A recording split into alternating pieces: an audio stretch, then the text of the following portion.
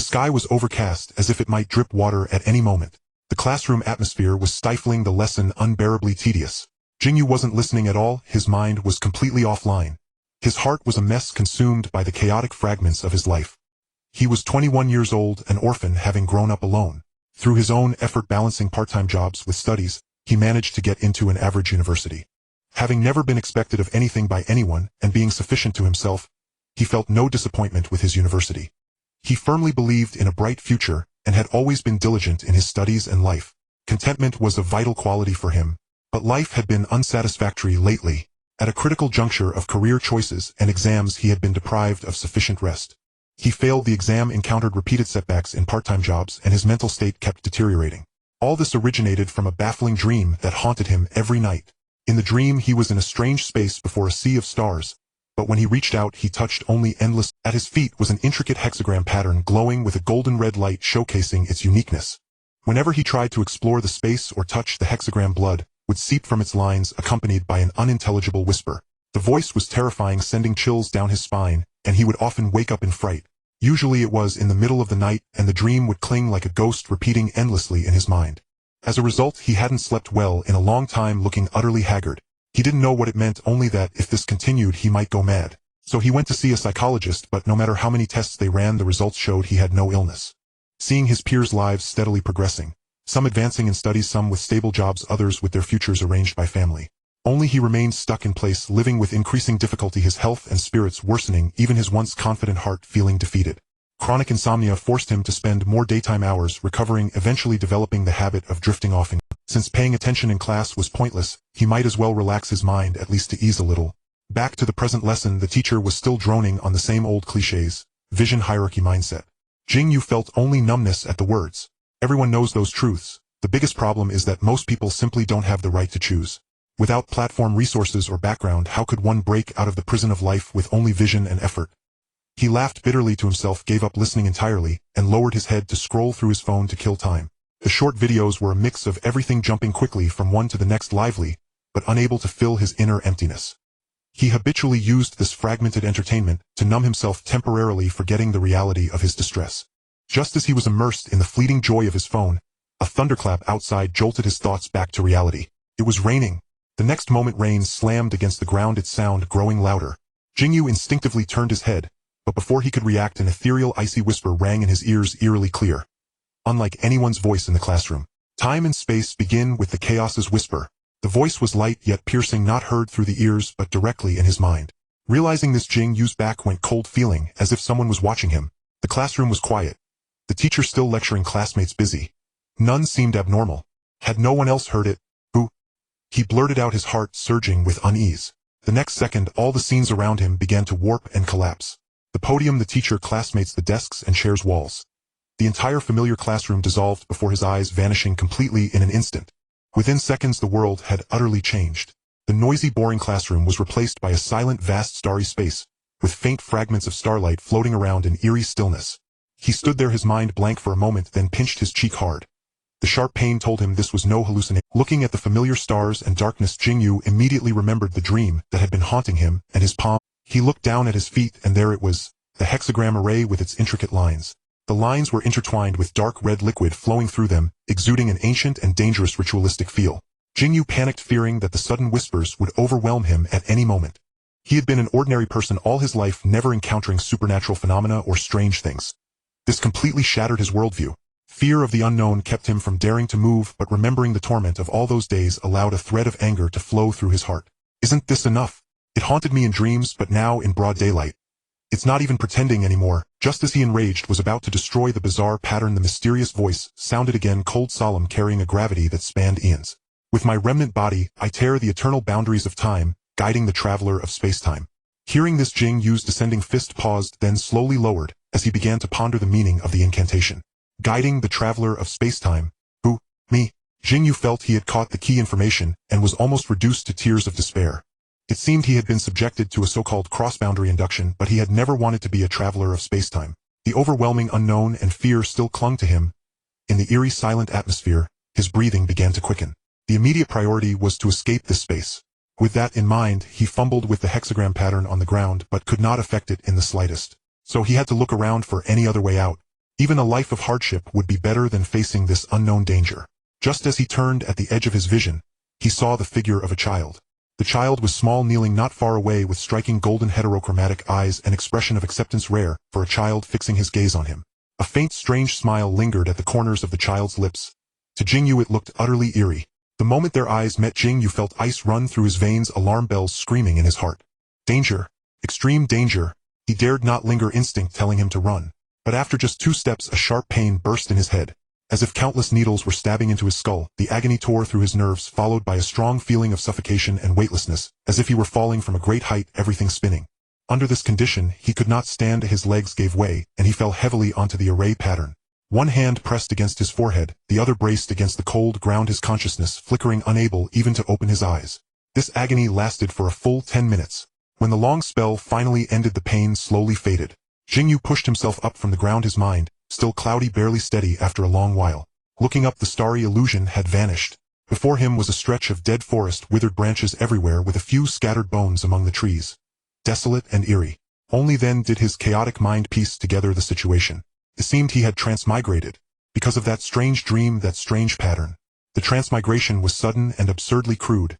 Jing Yu leaned against a withered tree trunk, feeling a mix of emotions. Helpless and absurd. As the fragmented information flooded into his mind, the more he saw, the colder his heart grew. Transmigration was bad enough. He had anticipated it in the space. But the opening was nothing short of hell. The original owner of this body not only was in a miserable plight, being a wanted fugitive of the entire Siddhanti kingdom, but was also a defenseless child. From the looks of it, he had no money or food, and even his clothes were full of holes. He examined the bloodstains on his robe and the hexagram on the ground, and a guess formed in his mind.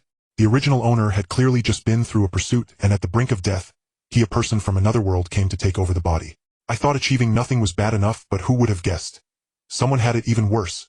And now the even sadder part is that I have become him. Jing Yu, still unwilling to accept it, was about to study the return method, when countless scattered memory fragments surged madly into his mind. The original's despair at death, the sensation of blood gushing, and the dizziness of his soul merging into this body. All intertwined into fragmented scenes slowly surfacing in his consciousness. The salty, pungent sea wind howled past, carrying the moisture of the waves to beat against the town houses by the port, causing wooden window frames to creak. The usual tranquility of Kair Port was thus stirred into ripples. As the second largest port of the Siddhanti kingdom, it was the core hub of the kingdom's waterway transport, bustling with merchants and travelers year-round. Merchants from north and south, adventurers roaming everywhere, and travelers passing through, all chose to stop here briefly. At the docks, ships came and went continuously. The streets were crowded with a mixed populace, lively yet full of diverse characters. For this very reason, this port town became the best hiding place for those with nowhere else to go. On the bluish-gray flagstone rode a young boy with golden hair and golden eyes, walked alone, his clothes ragged and old, covered in dust and dried bloodstains. He always walked close to the wall base, not daring to be too conspicuous. Every few steps he would subconsciously look back, constantly alert to any movement behind him. Although only 8 years old, an age of innocence and naivety, his eyes were filled with deep restraint and wariness, hiding a trace of unknown pain and unease far removed from the childishness of his peers. His name was Kasilan Leviki. Though still young, he was already an officially recognized wanted criminal of the Siddhanti kingdom, living a fugitive's life. Facing powerful pursuers, he could only scuttle like a rat, seeking a sliver of survival in the cracks. But just a few days ago, he had been a noble scion of honored status, born into the powerful Leviki family. This was an ancient magical lineage of the kingdom, with a long heritage and profound foundation. Within the clan, strong practitioners abounded. The 3 7th-rank spatial mages stationed at the family's fief alone were enough to intimidate any force. With such a family as his support, Kasilan grew up without worries about food or clothing, meticulously cared for by his parents, living a stable and smooth life. At the same time, he was the special hope of the entire Leviki family, the only talented one in a century to awaken time magic. The talent for time magic was extremely rare, with immeasurable potential. Thus, from the moment his talent awakened, the family focused on cultivating him. Day after day, he studied magical theory, sensed the flow of elements between heaven and earth, tempered his foundation, and finally, through diligent cultivation, successfully mastered the first complete time magic in his life.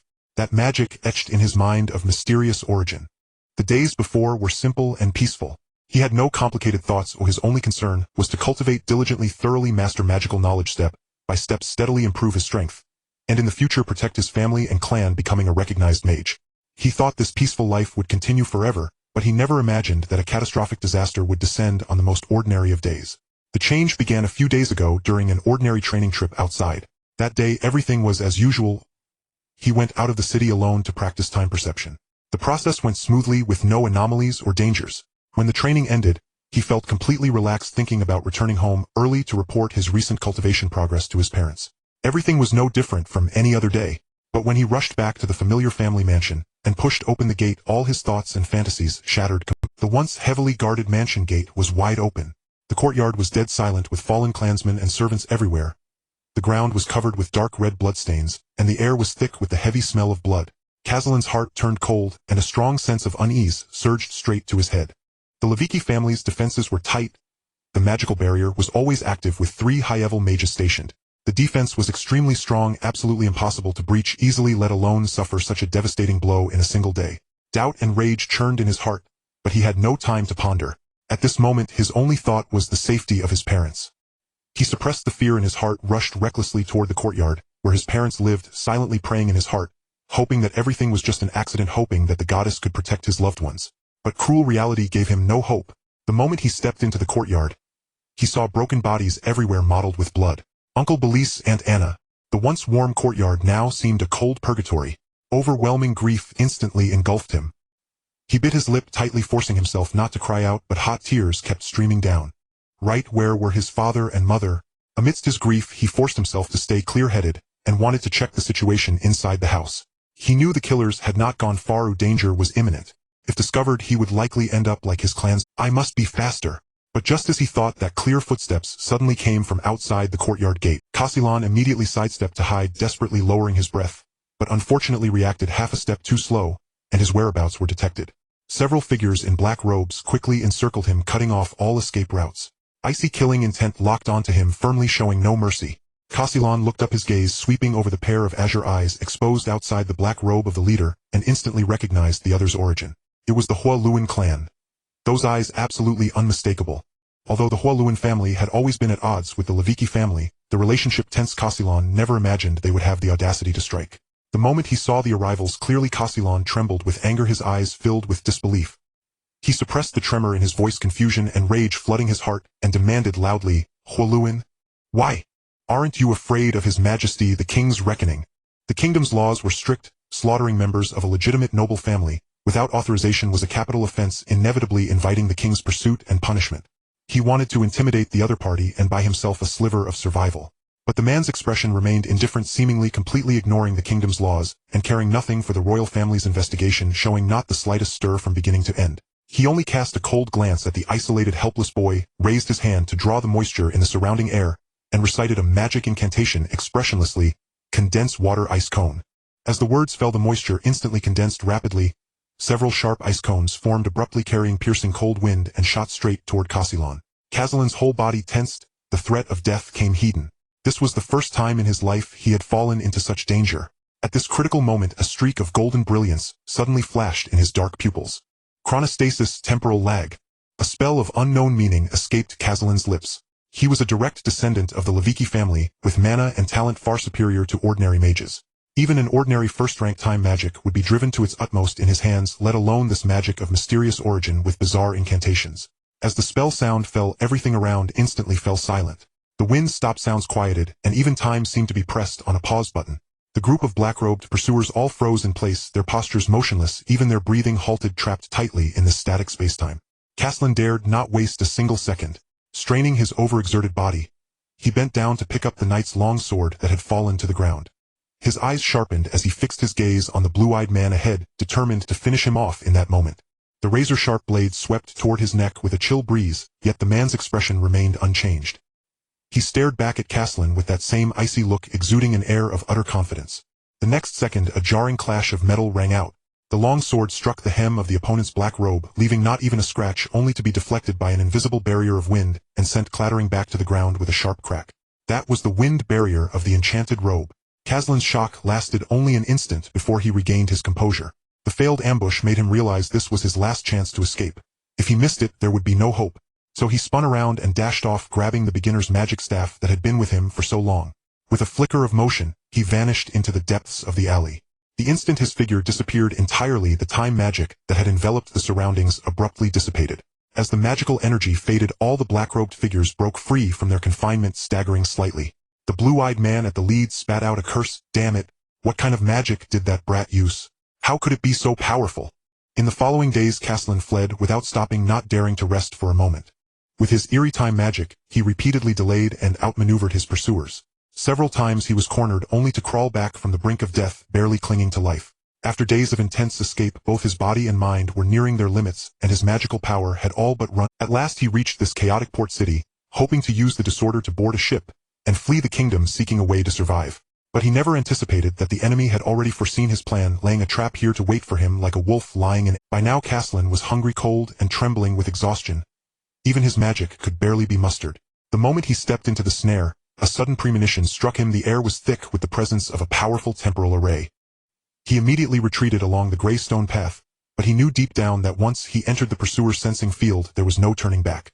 Gazing at the dense forest ahead and the closing enemies behind, he gritted his teeth and strode into the woods. High above, a black crow circled incessantly, its piercing cries shattering the dead silence, as if carrying some message. A black-robed figure hurried over to the blue-eyed man, bent low, and whispered, "Commander Logan, the brat has run deep." Logan's eyes were icy, his heart held no ripple as he uttered a single word: pursue. All the world knew that the Lavasai family had passed down their legacy, for nearly 1,000 years, their foundations unfathomably profound. As one of the kingdom's top magical noble houses, they possessed the most complete theories of time-space magic and forbidden arts never shared outside. They also held countless ancient artifacts of terrifying power and mysterious dangerous arrays, earning them renown as a magical dynasty across the continent. Now, as Caslin Lavasai plunged into the forest, he had already foreseen his fate. Everything inside him was hollow, his magical power was spent, and his body verged on collapse. He knew clearly that escape was no longer possible. There was no way out, no chance of life, so he gradually slowed his steps and stopped running.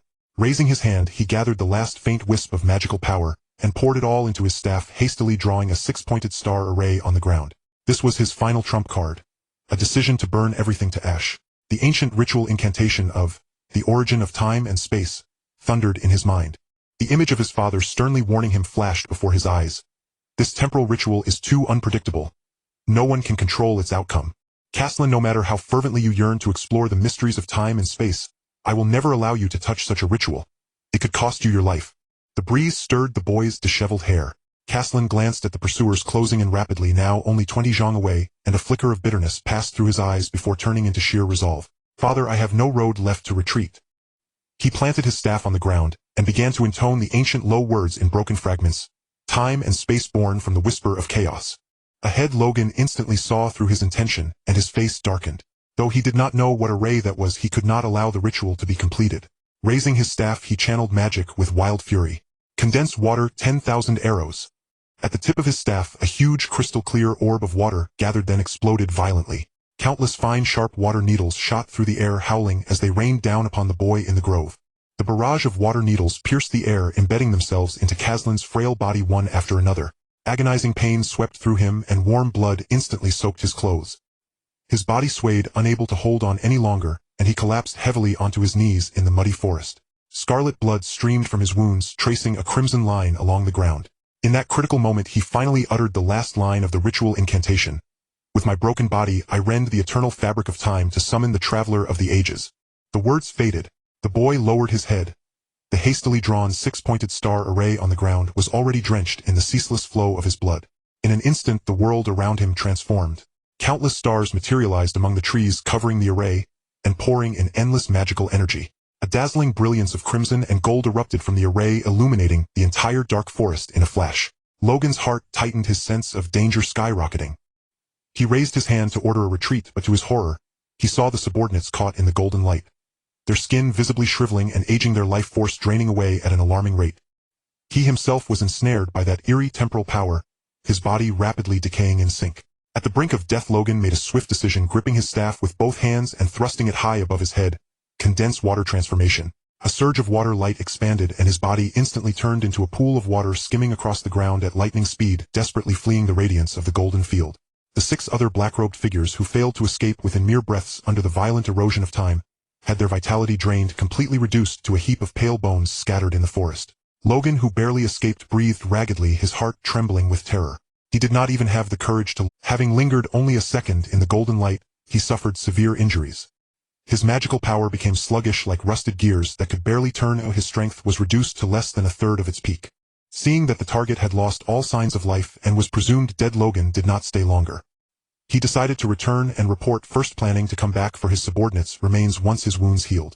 Meanwhile, in the center of the forest, the golden-red glow gradually softened. On the verge of death, Kaslan's consciousness was already hazy and fading. He had witnessed the terror of the forbidden temporal ritual, and a faint resigned smile slowly spread across his pale lips. What a pity! This vibrant, lively, and fascinating world, with all its powerful and intriguing magic. Was he never to— His heart was filled with reluctance and unwillingness. The anger and hatred in his eyes dissolved into despair, mist gathering in his golden irises. A helpless, powerless sorrow. Mustering the last of his strength, he lifted his eyes with difficulty. Those usually bright, clear, burnished gold pupils gazed at the resplendent starry sky brought forth by the ritual. In the next instant, his movement froze, and a look of intense surprise flooded his gaze. Beneath the vast sea of stars, a young man with black hair and silver eyes stood there calmly, his gaze quiet and steady, meeting Kaslan's dying eyes from afar. At that moment, Kaslan seemed to understand. So this was the fated one brought by the ritual. Seeing this, Kaslan's eyes cleared, a slow smile spread across his lips, and a look of contentment filled his gaze, as if he had glimpsed the most fundamental truth of the world. Then his hand slipped from the staff he had been leaning on, and a pure, blissful smile froze forever on the boy's face. Those dazzling, burnished gold eyes went completely dark, the last glimmer of light fading slowly beneath the overcast sky. My friend who does not belong to this world, please take another good look at this world for me. So that's how it is. Kaslan paced slowly to the creek, the chaotic fragments of memories in his mind gradually settling, coalescing, and fully merging into his consciousness. He let out a soft sigh in his heart, a hint of helplessness tugging at the corners of his mouth.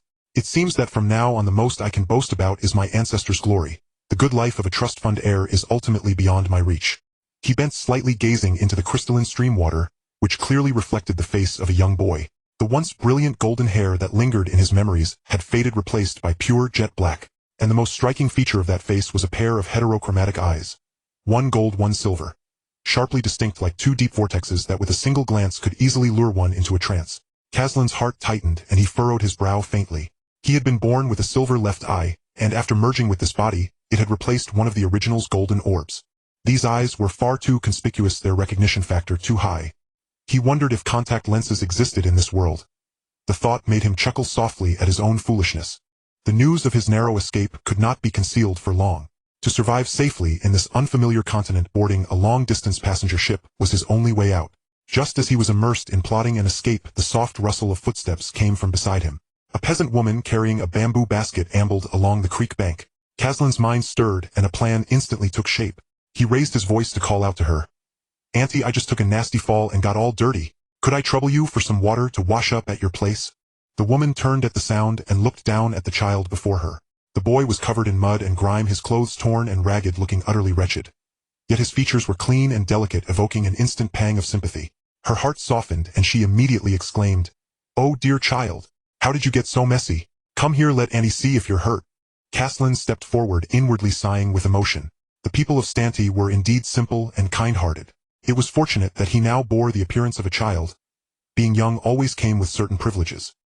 He carefully waded through the shallow stream, approaching the woman, his tone carrying a hint of meekness and probing. "Auntie, is your home far from here? I'd also like to borrow a clean set of clothes." Not far at all. Just ahead." Aunt Belinda nodded repeatedly. Seeing this boy alone in the desolate wilderness by the stream, her heart brimmed with curiosity, as she began to question him incessantly. "Child, why are you wandering to such a remote place all by yourself? It's not safe here. Where is your family? What's your name? Oh, and just call me Aunt Belinda." Facing the barrage of questions, Kaslan feared that talking too much might lead to mistakes, so he quickly seized the chance to fabricate a solid story. "My name is Kaslan Jing Yu. My parents work at a harbor town. Today the rain made the path slippery, and I accidentally fell into the creek. My clothes were all torn on the rocks. If I go back looking this ragged, I'll definitely be punished at home. So I wanted to borrow a decent set of clothes, at least to escape a few scoldings." After saying this, afraid she might grow suspicious, he quickly added earnestly, "Aunt Belinda, don't worry. When I get home, I'll repay you with my own allowance. I absolutely won't take your things for free." Belinda was amused by his serious expression and waved her hand gently. "It's just an ordinary homespun dress, not worth much. Why would I need a child to repay me? You're a sincere one, child." Kaslan looked at her kind face and sighed inwardly. Little did Auntie know that in his former life such petty expenses were beneath his notice. If his former clan had not fallen, he would have been a genuine heir of a noble house. As he rifled through the original Bodis memories, he couldn't help but be astonished. In the past, the original owner had casually purchased a basic magic wand for 10 sun gold coins. a sum that an ordinary commoner might not earn in an entire year. The currency system of this continent was unified and stable. For millennia it had been jointly issued and controlled by the Adventurers Guild and the Holy Church of Light. No kingdom dared to mint its own coins. The circulating currency was divided into 4 ranks from low to high: copper star coins, silver moon coins, sun gold coins, and the highest holy radiance coins, exchanged at a rate of 100 per tier, circulating throughout the entire human realm under a rule none dared transgress. Aunt Belinda's home was indeed close. Only a quarter of an hour's walk along the path before they reached a simple peasant courtyard. Once inside, Belinda busied herself lighting a fire to heat water, inviting Caslin to sit and rest at ease. Caslin, not overly restrained, took a seat to recuperate. During the brief solitude, he quietly adjusted his breathing to slowly restore his depleted mana and calm his troubled mind, while simultaneously attempting to touch the mysterious ancient tome that had dwelt in his mind since his transmigration. The origin of time and space. According to the lingering memories of the original body, this origin of time and space had taken root in the depths of his mind the very first moment he used mana. It required no physical object, no incantation. Merely channeling his internal mana allowed him to turn its pages intangibly. From the age of 5, when he first formally touched magic, until the fall of his family at 8. 3 full years of study. The original owner, despite exhausting every means, could only barely flip open 3 pages. The spell ritual he had ultimately used to fight for his life and escape from that desperate situation originated from those scant 3 pages. The script on the pages was obscure and eerie, utterly incomprehensible to the original owner, indistinguishable from a celestial codex. He had never been able to decipher the meaning of the text. Relying solely on the intricate patterns and totems sketched on the pages, he could recognize it as a complete magical ritual. Yet strangely, the esoteric incantations that accompanied the ritual seemed to be etched into his very soul. A single glance sufficed for him to recite them fluently without any need for deliberate memorization or study. After 3 years of exploration through consultation of ancient texts, he had roughly grasped the meaning of the incantations, though still imprecisely. The original owner had once presented this unnamed ritual to his father, a 7th-tier mage, hoping for answers. Yet even that continent-spanning top-tier spatial-time specialist was utterly baffled by the bizarre ritual, ultimately gaining nothing, unable to penetrate its mystery. If there had been any other way out back then, the original owner would never have dared to rashly touch this unknown, unsolvable time-space ritual. It was precisely the desperation of having no path left that forced out this final thread of hope. Though the soul had changed, at least the body and name remained right. Now Caslin suppressed his lingering thoughts, and with a mix of apprehension and anticipation slowly mobilized the restored mana.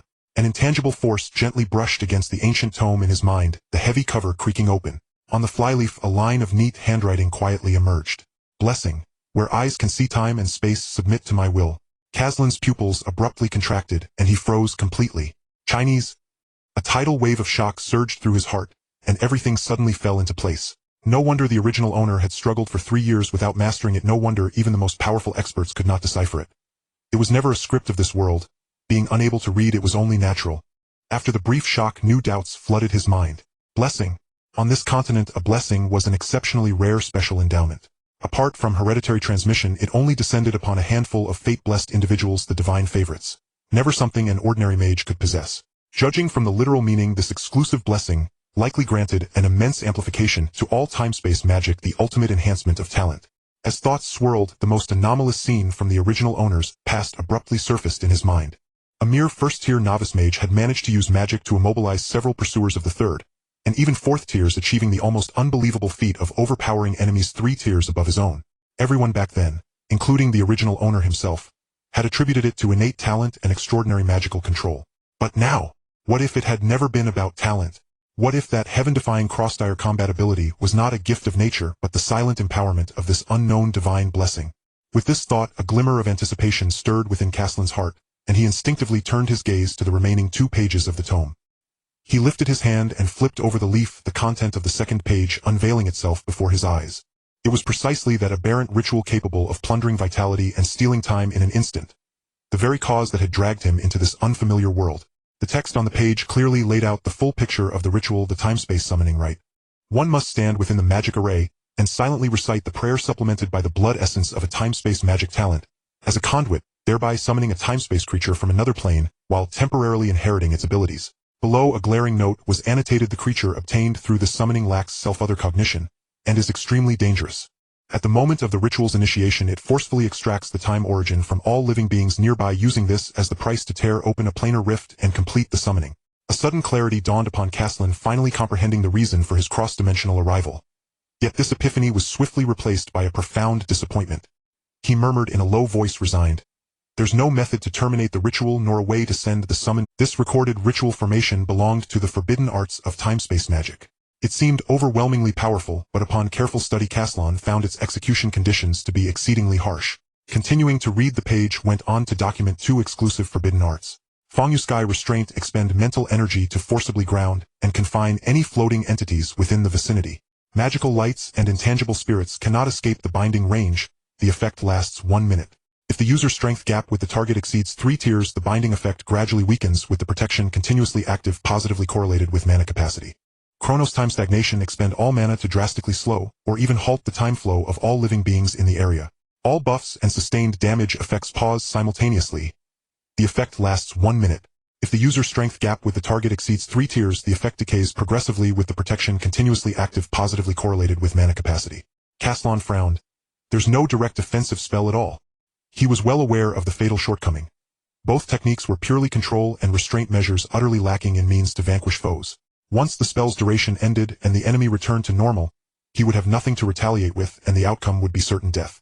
Gazing at the sky restraint technique, he suddenly recalled his own anomaly. According to the ancient records of the Levicki family, his naturally silver eyes bore a striking resemblance to the legendary Eye of the Void. Yet to this day he had never sensed any trace of spatial magic fluctuations within those eyes, as if they were merely ordinary heterochromatic pupils. It's quite normal after all, since I come from Earth. But that still doesn't explain why I was summoned as a time-space. Suppressing the confusion and doubts in his heart, Caslon withdrew his thoughts and continued flipping through the pages. At the center of the 3rd page was a simple illustration of an ancient wooden chest. Beside it was a brief annotation: void chest. When activated by mana, it can contain all things, store all phenomena. Caslon paused, slightly taken aback. I know this. Able to encompass everything, isn't this just a storage pouch? With the intent to verify, he slowly mobilized the mana within him and channeled it into the page. The next moment the magic staff clutched in his hand vanished into thin air, and within the blank chest illustration the complete outline of the staff precisely emerged. Truly miraculous. As a man from Earth, Caslon had never witnessed such wonder. The magic and magical items seen in memories were merely others' recollections, far less breathtaking than experiencing it firsthand. Having witnessed the marvel of the origin of time and space, he was eager to see what remained. Just as he was about to turn the page to see if there were more abilities and records in the book, Aunt Belinda's voice came from behind. Caslon, the water is ready. Wearing wet clothes for too long will make you sick. Go take a wash quickly. Aunt Belinda handed him a set of loose clothes while speaking. These are my son's clothes, he's at school. This is the smallest set he has. See if you can wear it. Caslon promptly thanked her. A bit larger is fine. Thank you, Aunt. Belinda said no more and led him directly to the bathroom. Wash quickly. It's cold and the hot water. Caslon nodded in response, entered the bathroom, climbed into the wooden tub, and tossed his mud-stained, worn-out, wet clothes onto the pile of firewood. The warm water enveloped his body, a soothing current flowing through him, relaxing his tense nerves from days of fleeing, and washing away the accumulated fatigue. Caslon now had the energy to contemplate his next move.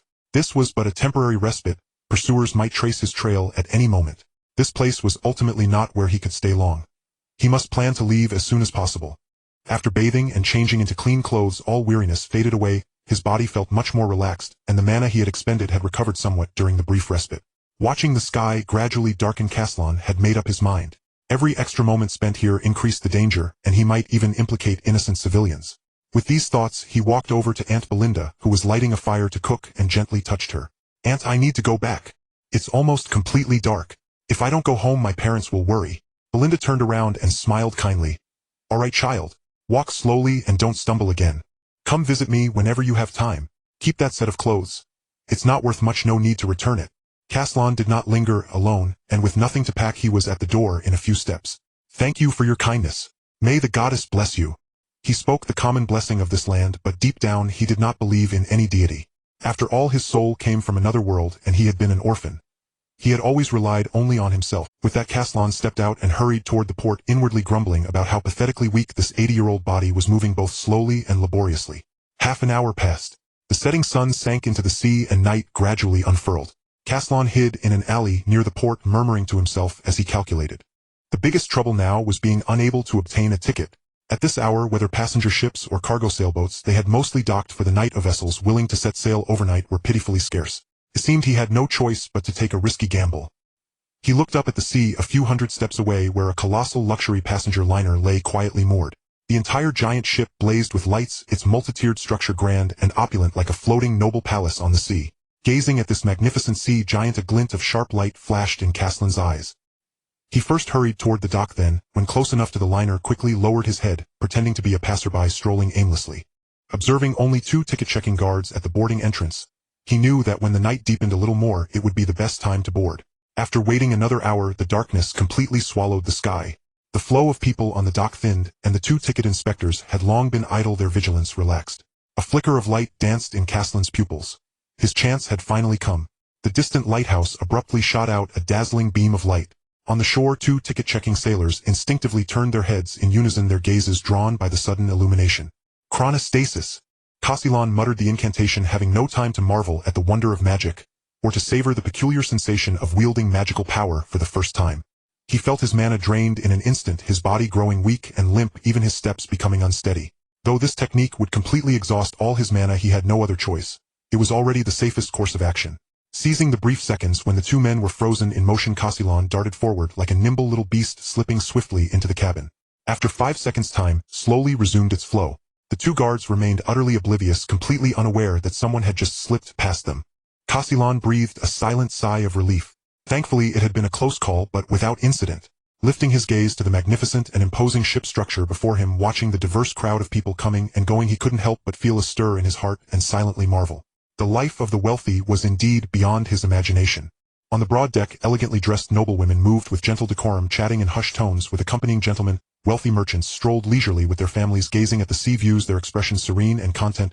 Servants and attendants bustled back and forth, carrying trays of drinks and pastries, silently maintaining the order of the deck. His plain coarse clothing stood out starkly among this crowd of respectable people. He had to find a hidden refuge as soon as possible. An idea struck him, and he immediately thought of the cargo hold at the bottom. No better place for a stowaway to hide. So Caslan lightened his steps and crept cautiously toward the lower cargo hold. Fortunately, the vessel's security focus was on the upper-class residential areas. Otherwise, given his shabby appearance, he would have long been tossed out like a wandering beggar. After careful trekking, he finally reached the outside of the cargo hold, but the tightly shut wooden door dashed his hopes like a bucket of cold water. The door was made of ordinary solid wood, but it was securely fastened from inside with a wooden bolt. With the strength of an 80-year-old child, he couldn't possibly pry it open. He silently regretted. If only he had walked the path of a knight proficient in physical strength, he wouldn't be stumped by a wooden door now. But then he shook his head with a self-deprecating smile. Had he been a knight, his actions would have been conspicuous, and it was unlikely he would have boarded the ship so smoothly. The adventurers of this continent followed 4 cultivation paths: divine spellcasters, archers, knights, and mages. Divine spellcasters were divided into 2 types: priests, who specialized in healing and enhancement buffs, responsible for treating wounds and providing protection, and clerics, who commanded purification and holy attacks, specifically tasked with suppressing evil and delivering divine punishment. Archers similarly had 2 major branches: scouts, who excelled in stealth tracking and intelligence gathering, and assassins, who lurked in the shadows, specializing in ranged ambushes and precision kills. Knights had numerous schools: holy light knights, elf knights, war knights, each with their own specialties, all uniformly formidable in close combat, forming the main force on the battlefield. Mages alongside knights were the mainstream of the continent, yet they placed extreme importance in inborn talent. Without the corresponding elemental affinity, no amount of diligent training would avail. At this moment, Caslan huddled in the shadow of the wall, silently watching the cargo hold door, patiently waiting for the right opportunity. Before long, the ship trembled slightly, and the entire passenger liner slowly departed the harbor, formally preparing to set sail. A guard in uniform walked to the cargo hold door, pulled out a key, unlocked it, pushed the door open, and went inside. Caslan's heart sank. His mana was depleted and had not yet recovered. The chronostasis magic was completely unusable, and he had no chance to slip in. After all, it was the folly of his original self that was to blame. Born into a great family with access to the family treasury and vast resources for 3 whole years, he did not pursue proper cultivation, instead burying himself in studying the obscure origin of time and space, only to master this single chronostasis technique that drained all his mana. Had he earlier practiced a low-level time magic like Time Devour, he could have briefly intercepted the time when the door was open, released it after the guard left, and sneaked into the cargo hold unnoticed, rather than being as passive as he was now. All he could do was watch the guard finish the inspection, close the door again, and fasten the bolt. Caslan sighed softly. With no other option, he had to suppress his thoughts and wait for an opportunity tomorrow. And the problem of shelter unresolved. His stomach then began to protest, rumbling audibly. He was well aware that all proper meals on this passenger liner probably required payment. Only third-class passengers could claim a free portion of coarse bread with their dedicated tickets. As a stowaway, he had no ticket, so naturally he didn't have that privilege. He would just have to wait and see. With so many passengers on board, every meal would leave leftovers and scraps. He could always find a chance to barely fill his stomach. His original self had been on the run for days, not having eaten properly for 3 or 4 days. Fortunately, after his consciousness took over this body, its condition was reset. Now, having fasted for just 1 day, he could still grit his teeth and endure. Night faded and the sky broke into dawn. Castellan, pretending to be a commoner, had spent the night among the piles of debris on the lower deck. The sea wind at night was like a bone-scraping knife, leaving him curled up in a shivering ball, his teeth chattering incessantly. Having endured the bitter night, Castellan's gaze grew resolute. He silently vowed today, no matter what, he had to get into the cargo hold and hide. Then, using his insignificant child's appearance, he moved inconspicuously among the regular passengers and busy deckhands, quietly gathering information about the route, and finally discovered the destination of this passenger liner. According to the sailors, the ship would sail far away, ending at the port of Misruir in the kingdom of Valencia, and the entire voyage would take 2 full weeks. Upon hearing this news, Castellan's spirits soared. Heaven never seals off all exits. The original self's desperate escape had been aimed precisely at the kingdom of Valencia. There, the Levicki family had a branch lineage. Though not particularly powerful or influential, it had long managed a medium-sized merchant association with deep roots in the local city, enough to become his safest foothold for now. From half a day of observation, he noted that at the stern of the ship were stacked barrels holding leftover food from most passengers. That area was remote and sparsely visited, with almost no guards present. Such an act was certainly humiliating, but for now it was the safest option. After all, he couldn't go without food, could he? His sense of action had always been top-notch. Once he had an idea, he acted on it immediately. He quietly walked to the stern, lifted the wooden lid of a leftover bucket, and was about to engage in that undignified act when a clear, childish female voice suddenly sounded from behind, freezing his movements in place. "You can't eat what's in there. My father told me that eating such things will make you sick, and it will be hard to recover your health afterwards." Castellan's body stiffened, and he inwardly smiled bitterly. If he had any choice at all, why would he ever touch these filthy leftovers? The thought that someone had witnessed this act filled him with embarrassment. He wished he could bury his head in the ground. But more importantly, would this draw attention and get him thrown off the ship? Castellan turned half his face, eyeing the newcomer warily, silently calculating an escape route. Behind him, the young girl Linnea stared fixedly at his right eye that shimmered with a pale golden luster, a clear flicker of surprise passing through her gaze. "Your eyes are really beautiful. Thank you for the compliment." "I think so too." Castellan remained on full alert, his tone cautious and probing. "What if I said I was just curious about what's in the bucket? Would you believe me?" Linnea tilted her head, looking at him with puzzled eyes, then gently shook her head, extended her palm, and offered a small box of exquisitely packaged biscuits. "I have some biscuits here. I'll share them with you." Though cautious, Castellan found himself relaxing a bit upon seeing the girl's innocent, unblemished eyes. The girl still held out the biscuits, waiting for Castellan's response. Her sincere expression did not seem feigned, and his heart trembled slightly. Look. How could this be some pampered young miss ignorant of worldly suffering? She was clearly an angel descended upon the mortal realm. Having been hungry for nearly 2 days now, he no longer feigned hesitation. He quickly stepped up to the girl and took the box of delicately scented fine biscuits from her hand. After a hearty devouring, Castellan mumbled to the girl before him, "Who are you? Why did you come to the stern? Surely you aren't curious about what's in the barrels like I was." The girl laughed at his nearslip, stepping half a pace closer to Castellan. Watching the boy wolf down the biscuits, a subtle satisfaction welled up in her heart. She gently patted his back and said softly, "Eat slowly or you'll choke. My name is Linnea Selvina. You can call me Linnea." She paused, then patiently explained to Castellan, "I live in the upper cabins. The conversations of those gentlemen and ladies up there were so tedious that I sneaked out for some air. Don't worry, I won't tell anyone about you eating leftovers. Father said a gentleman's dignity must always, though you are just a boy, I suppose the same applies to you." Castellan looked astonished, silently thanking the unseen gentleman in his heart. But he quickly recovered and retorted, "I wasn't stealing. I was just curious, you know." Linnea blinked, her big eyes gaining deeper insight into the boy's pride. "Right, you were just curious," the girl echoed calmly again. Seeing the boy still looking awkward on the verge of sulking, she quickly added, "Consider this my compensation for misunderstanding you. How about I take you to a feast tonight?" Castellan hadn't truly been angry, just embarrassed by her flat, perfunctory echo. But at the promise of a feast, his unease vanished instantly. He asked incredulously, "Really?" The girl replied seriously, "Of course it is. A generous gentleman is hosting a ball tonight, and he's covering all the food. He'll bring you in, what do you say?" Castellan couldn't help but wonder, why was this stranger girl being so kind to him? Was it because he was exceptionally handsome, or did she have some other motive? The thought struck him, and he tensed instantly, asking casually, "Have we met, or have we seen each other somewhere?" Linnea looked puzzled and shook her head lightly. "Today should be our first meeting." "Then why are you helping a stranger like me?" Because Linnea stammered, unable to form a complete sentence. Could it be that you find me good-looking and want to be friends? As soon as the words left his mouth, Caslin felt something off. Why had he blurted out his inner thought? To his surprise, the girl's cheeks flushed slightly, and she asked nervously, "Then, would you mind?" Seeing her flushed face, Caslin felt as if struck, and his words stumbled. "No, I don't mind.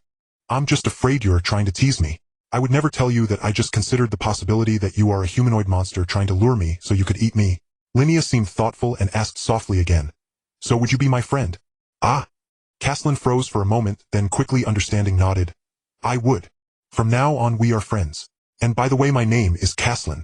Out of caution, he deliberately concealed his surname Ravitch. Linnea didn't mind at all, her slightly drooping lips suddenly curved into a bright smile. "Wonderful, Caslin. From now on you are my first friend." As she said this, the girl, usually indifferent, had an unusually earnest and determined look in her eyes. Caslin, seeing her solemnity, also restrained his casual manner, becoming more serious. "Miss Linnea, it is my honor to be your friend." Linnea stepped forward, took his left hand, and pulled him toward the upper deck. Caslin froze, instinctively trying to withdraw his hand and stop. "Linnea, we can't go up. The upper deck is for the rich. The guards will throw me out." Linnea didn't stop, her tone firm with a hint of pride. "No one will stop us. This ship is my father." Caslin was taken aback, silently marveling. So she was a rich young lady. No way was he, at such a young age, about to be kept by a wealthy girl. He couldn't help but laugh inwardly. A thought he had never realized in his past life had come true at 8 years old. Forcing down the wild thoughts in his mind, Caslin was already being led by Linnea to the guard checkpoint on the upper deck. The guard straightened up at the sight of Linnea and bowed respectfully. "Greetings, young lady. All clear in this area, no suspicious persons." Before finishing, he noticed Caslin following behind her. This strange little boy seemed off. Bound by duty, the guard mustered the courage to ask, "Young lady, if I may ask, who is this?"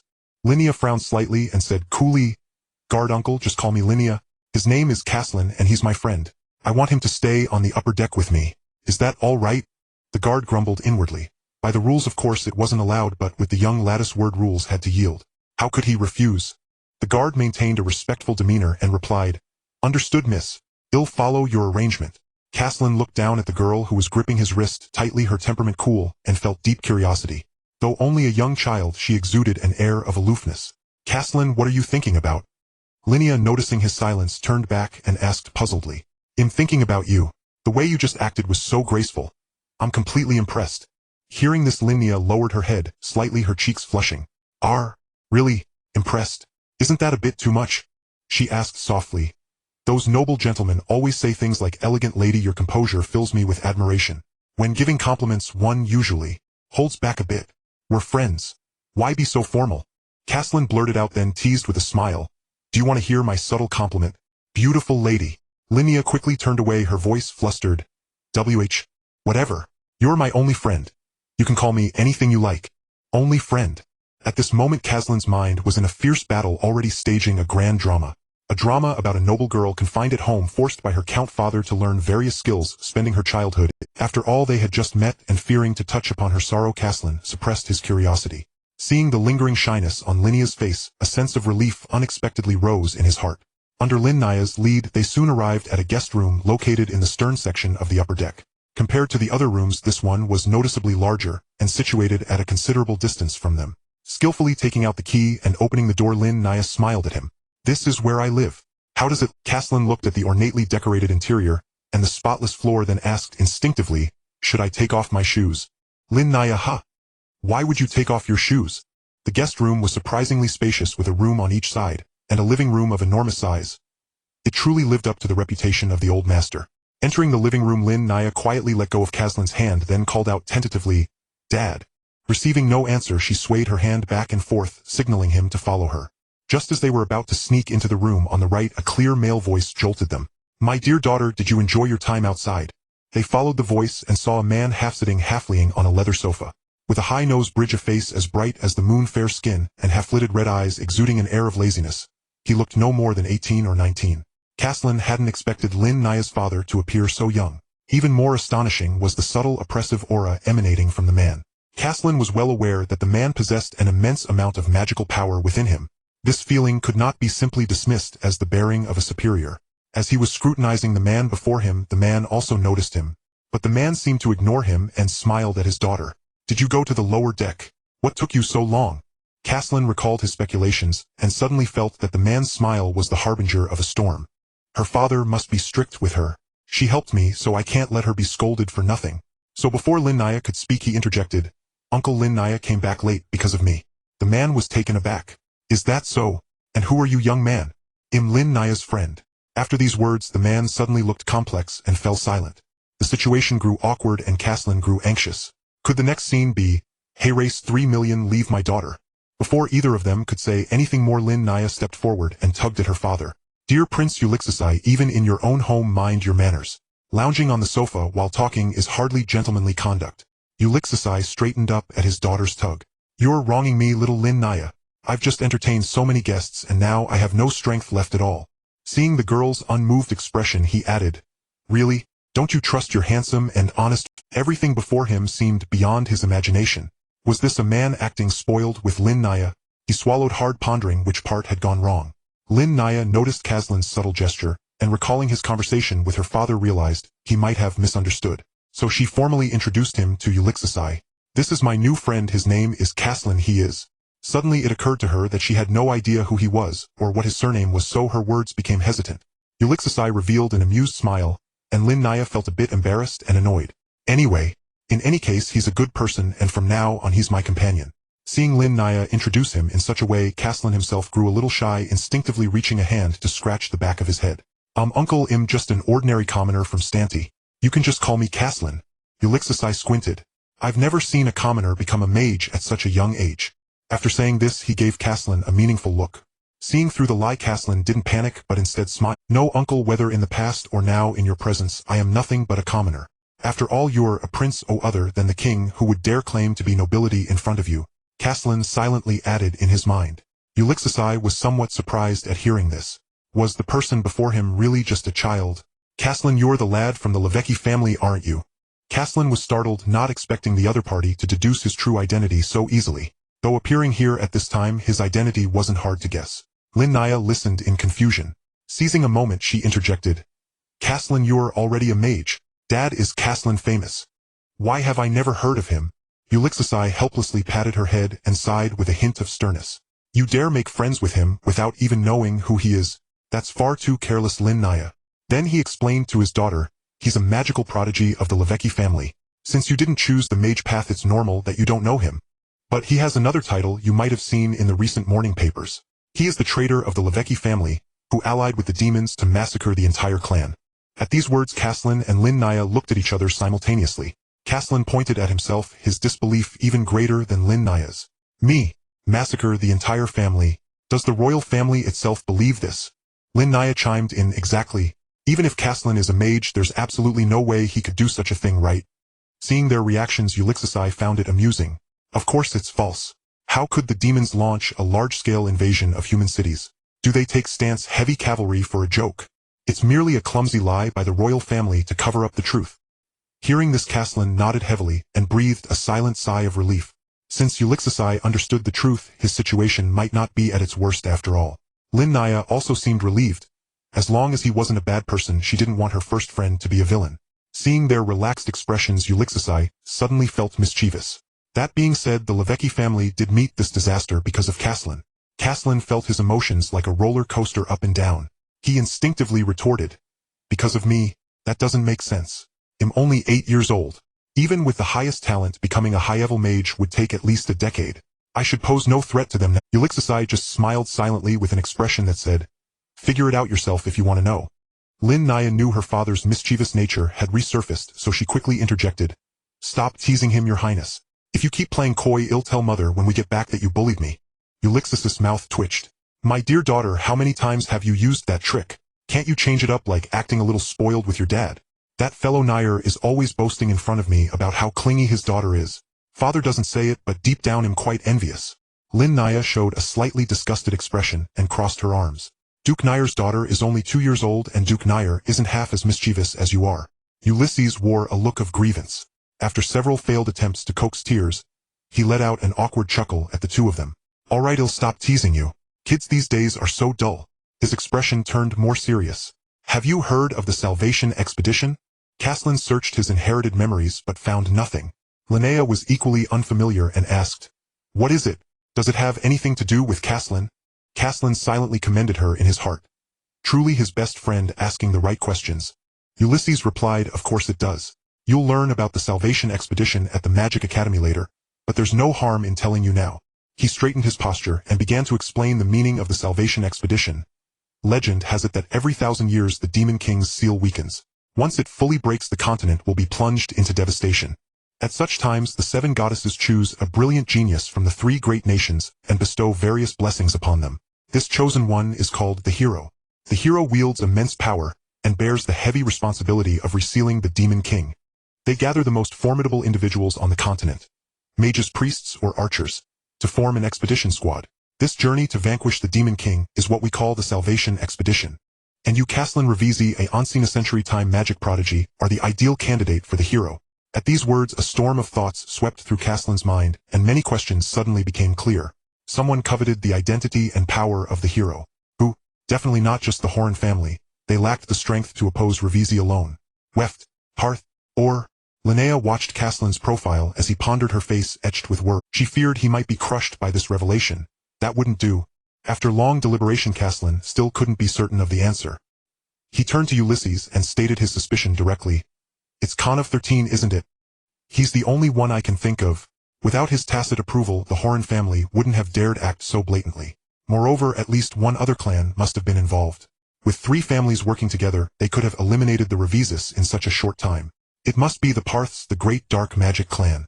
With their help that massacre happened without a trace. Clever. Ulysses couldn't help but praise. At just 8 years old you can piece together so much. I suppose it's no wonder even the Stantor royalty fears your genius. Linnea, he's too shrewd. You should keep your distance. I'm afraid he'll be a bad influence. Linnea puffed her cheeks. Dad, are you calling me dumb? Then she let out a sigh of relief. So he was just lost in thought earlier. Faced with his daughter's deadly question, Ulysses gave an awkward chuckle and offered no reply. Upon hearing Ulysses' confirmation, Caslin rubbed his nose. After all, he was only 8 in body, and exaggerated praise made him feel a twinge of guilt. Then another doubt arose. How did Ulysses know all these truths?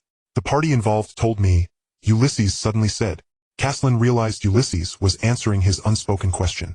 Startled, his heart leaped into his throat. You can read my thoughts. Ulysses shook his head. You wear your questions all over your face. How could I not know what you're thinking?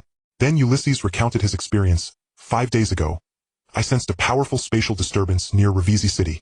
Out of curiosity, I went to take a look and happened to witness the Revisi elders being besieged.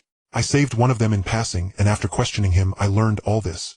Caslin didn't know what in passing meant, but learning that some of his clan had survived filled him with joy. Don't ask me. I have no idea where he went. As if anticipating Caslin's next question, Ulysses spoke preemptively. He eyed Caslin curiously and asked, according to rumors, the Revisi family's eyes are always gold or silver. Why are yours one gold and one silver? And your hair is wrong too. So black. Is it camouflage? Hearing this, Caslin broke into a cold sweat, but maintained his composure. After a moment's thought, he said, I used a family secret technique to escape, and my hair and eyes might have been affected. He said this partly because it was true. A mix of truth and falsehood was more believable, and partly because there were surviving witnesses, so lying was risky. At that thought, the image of that Horn family member surfaced in his mind. No doubt they would soon discover his corpse had vanished, but by then he would likely have left Stantor's territory. No matter how strong they were, they couldn't kill him from such a distance, could they? Back to the present, after Caslin gave his explanation, Linnea's eyes lit up. So what did you look like before? Blonde hair and golden eyes. Caslin answered the girl's curiosity calmly. She looked a bit disappointed, as if saddened not to have seen his original appearance. He saw through her thoughts and smiled at her. It wasn't that impressive anyway. Maybe you'll see it someday. Besides, I still look good now, don't I? Hearing his consolation, Linnea felt less disappointed and nodded in agreement. Ulysses watched them quietly for a while before speaking. Linnea, could you excuse us? I have some other things to discuss with young Caslin. Linnea seemed reluctant, but seeing her father's serious expression, she smiled at Caslin and quickly returned to her room. Once Linnea's door closed, Ulysses patted the sofa beside him and uttered a single word, sit. Caslin obeyed, silently wondering what he wanted to say. Was he going to force him to stay away from Linnea again? He just wanted a free meal, that's all. Before his wandering thoughts could finish, Ulysses said slowly, You know you're Linnea's only friend so far. She probably told you that. Did she explain why? Caslin was speechless. They had only known each other for 3 hours. No. Suppressing his urge to complain, he replied calmly. Even if you haven't known each other long, you must have felt her sincerity, right? Caslin grew more puzzled but answered honestly, of course. Linnea is sincere. The purest girl I've ever met. Of course in this life or the last I haven't met many girls. I would like to ask you to become Linnea's Knight Squire. Ulixasai sincerely requested. Before Castellan could respond he continued on his own. My wife Natasha Malayer is the sister of the current ruler of Walanxia Aogasiding III. 8 years ago I entered the hall of marriage with her, and that same month we had Linnea. It happened to be a time when the demon race was restless, attacking the northwestern corner of the kingdom. The northwestern corner had few subjects and the defending generals were no match for the attacking demons. My fiefdom was in the north, extremely close to the northwest. So they sent me a plea for help. The moment I received the distress message, I immediately set out to support them. But little did I expect that the attack on the northwestern corner was merely a decoy. The Lord of Shadow among the 4 demon generals led a squad of elite demon troops and launched an attack on my fiefdom Misruir. It mastered extremely powerful shadow magic. Under the surprise assault the city gates were easily breached. Natasha, as the strongest in the city, had no choice but to go into battle. The strength of a 7th rank knight was ultimately no match for the 4 demon generals, especially when her attendant was not by her side. Under the demon's full assault Natasha was forced back step by step. Sensing something was wrong, she immediately sent me a message through contract magic, and the moment I received the news I rushed back without stopping. But I was ultimately too late. In the battle Natasha was struck in the abdomen by the Lord of Shadow's attack. Seeing reinforcements arrive the Lord of Shadow temporarily fled, but Natasha was severely injured. After saying this Ulixas's face showed self-reproach. He took a drink of water before continuing. No one knew what the demon's purpose was in that attack. Natasha also recovered her health under the treatment of the priests as if things had passed. But all this was not over. The day Linnea was born was the beginning of the nightmare. I will never forget that day. Dark clouds gathered enormously in the sky. As soon as Linnea was born, demonic energy emanated from within her outward. Within a quarter of an hour, she was already on the verge of death, eroded by the demonic energy. The priests exhausted all methods but remained helpless. In my anxiety, I used the secret art of the Sayerwina family, exchanging 30 years of my lifespan for temporary stabilization of the demonic energy in her body. After that, I traveled between various churches and medical halls seeking a cure, but everyone told me she was incurable. Natasha was grief-stricken, and I gradually became utterly despondent.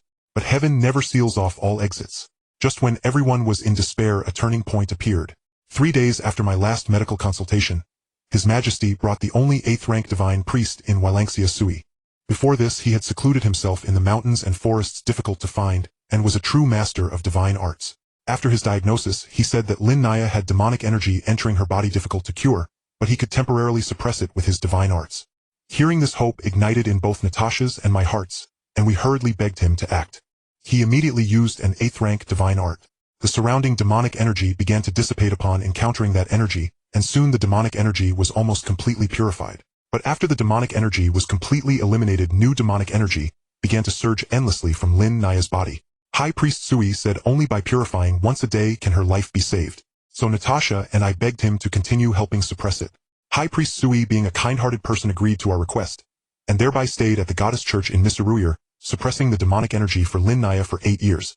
For 8 years Linnea suffered the erosion of demonic energy, every day bedridden. Despite the suppression of divine arts, her body grew weaker day by day. The high priest said that only the orb of life could constantly suppress this demonic energy and prevent Linnea's condition from worsening. But that was the fruit of the tree of life, which could only be found in the central part of the world on the territory of the elf race. It appeared extremely rarely in the human kingdoms. Over these years we have been searching for scattered orbs of life, and our coming to Sit-Anti this time is precisely for this. Heaven helps those who help themselves. We were fortunate. The fruit of the tree of life, which bears fruit once a century, actually appeared on the land of Sit-Anti. From the moment I obtained the orb of life, I knew that Linnea would also have the ordinary life of her peers, no longer wasting time in the boring church nor envying others' happiness from a cold bed. At this point Ulixasai revealed a bright smile, the happiness of a father who after many years could finally make up for his daughter's life to some extent. Castellan felt a bitter taste in his heart. So Linnea's life had been so tragic. No wonder she had no friends. Just surviving was already hard enough for her. Seeing Castellan silent, Ulixasai began to explain the meaning of Knight Squire. My family produces many with fire and earth magic talents, and Linnea's talent is outstanding even among the family. But she didn't want to follow the mage path because the mage cultivation path does not enhance one's physical constitution. And Linnea didn't want to return to that bedridden state.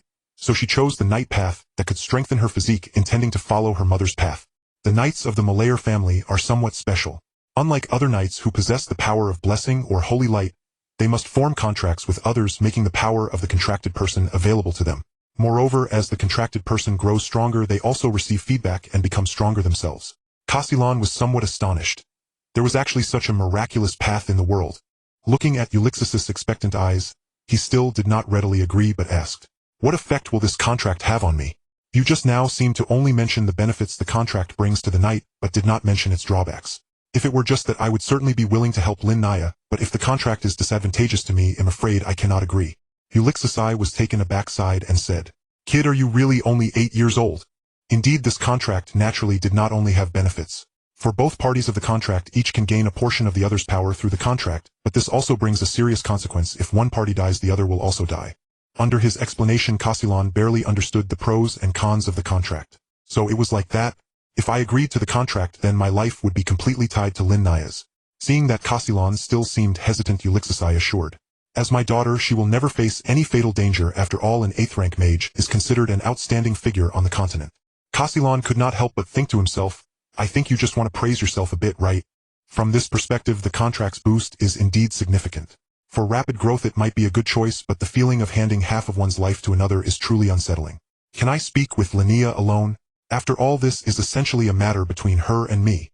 Ulixis smiled composedly. "Since you think so, then as you wish." With that, he rose from the leather sofa and slowly entered the room on the left. Castellan immediately knocked on the right door. "Hey Linnea, may I come in?" Startled Linnea, who had been dropping against the door, stumbled back several steps and replied softly, Hearing this, Castellan pushed the door open. The girl's room had no opulent decorations. Instead, it was surprisingly plain. Linnea sat upright, fidgeting with her fair little hands on the chair. "What did my father talk to you about? Why did it take so long?" "We talked about you." Castellan approached Linnea, leaning against the wall. "About your background, your experiences, and he invited me to become your knight attendant." Linnea showed no reaction to the first part, but when the latter part came, she lowered her head slightly. "Then, did you agree?" Castellan couldn't help but chuckle at the cautious girl. "Hey, for something like this, it's not valid if only I agree." The girl let out an "ah" and took a while to react before saying anxiously, "Of course I'm willing." Then she added, "After all, you're a magical prodigy. Contracting with you is a very wise choice." Yes, that's it. In his 21 years of life, Castellan had never felt such a fierce desire to protect a girl because of her immaculate innocence. Thinking that he himself was alone, having such a wealthy, powerful, adorable, and pure girl as a companion seemed. Seeing the girl desperately making excuses, a mischievous idea arose in Castellan's heart. "Then from now on, call me Big Brother, and I'll agree to the contract. How about that?" Linnea looked at him strangely. "Really? Of course. Then Big Brother, will you establish a contract with me?" Castellan secretly rejoiced. In his past life, he was an orphan, only watching others enjoy sibling harmony. Now, it was finally his turn. "Bind it right now, immediately, because helping my little sister fulfill her wish is my duty as her big brother." He was carried away by his triumph, deliberately emphasizing the words, "Big Brother," and "Little Sister." Linnea quickly said, "Not now. I've just started training and am not even a first-rank knight yet. After I become a true knight, then we'll form the contract, okay? Br. Big Brother." Castellan didn't care at all about when the contract would be bound, but Linnea's calling him Big Brother truly delighted him. "Then it's settled. I'll go explain to Prince Ulixis personally." "I'll go too." 3 minutes later, inside Ulixis' room. "What do you mean he became your brother? So he accepted your contract invitation?" Ulixis was now very... He had tried every persuasion, yet that brat hadn't agreed to the contract, but his daughter only called him Big Brother twice and got him. "Doesn't that make me seem useless? No, this kid just doesn't play by the rules, right?" After Linnea explained, Castellan told them his plan.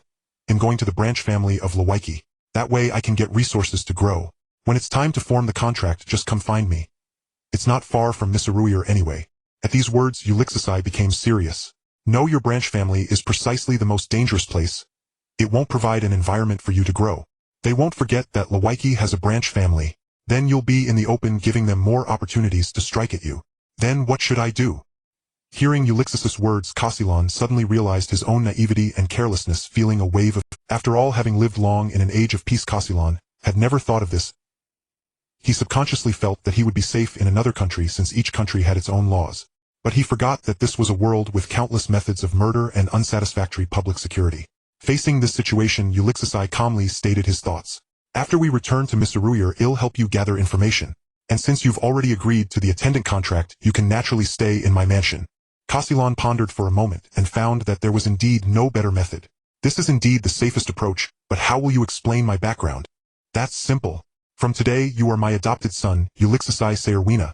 Just change your surname and no one will target you, for behind me stands the entire kingdom. Ulixisai had expected Casilon to agree eagerly, but instead he was silent for a long while. Such a good offer without any risk for you. What are you still hesitating about? Hearing this, Casilon said with some embarrassment, I don't want to call you father. Ulixisai was taken aback, seeming to be covered in black lines, yet he maintained a gentlemanly smile on his face. Of course, you only need to mention it when introducing yourself. The rest of the time you can just call me uncle. Watching Ulixis's nearly gritted teeth, Casilon finally agreed. Backed by a prince, even if Kangnafu 13 wanted to kill me, he would have to weigh the enormous risks. Not to mention that I'm only a hero candidate.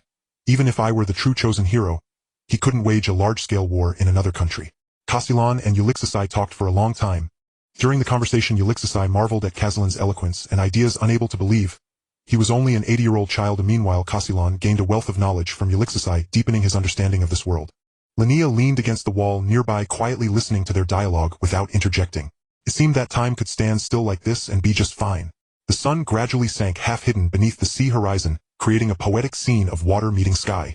The noise outside grew louder, and suddenly a knock came at the door connecting the living room to the outside.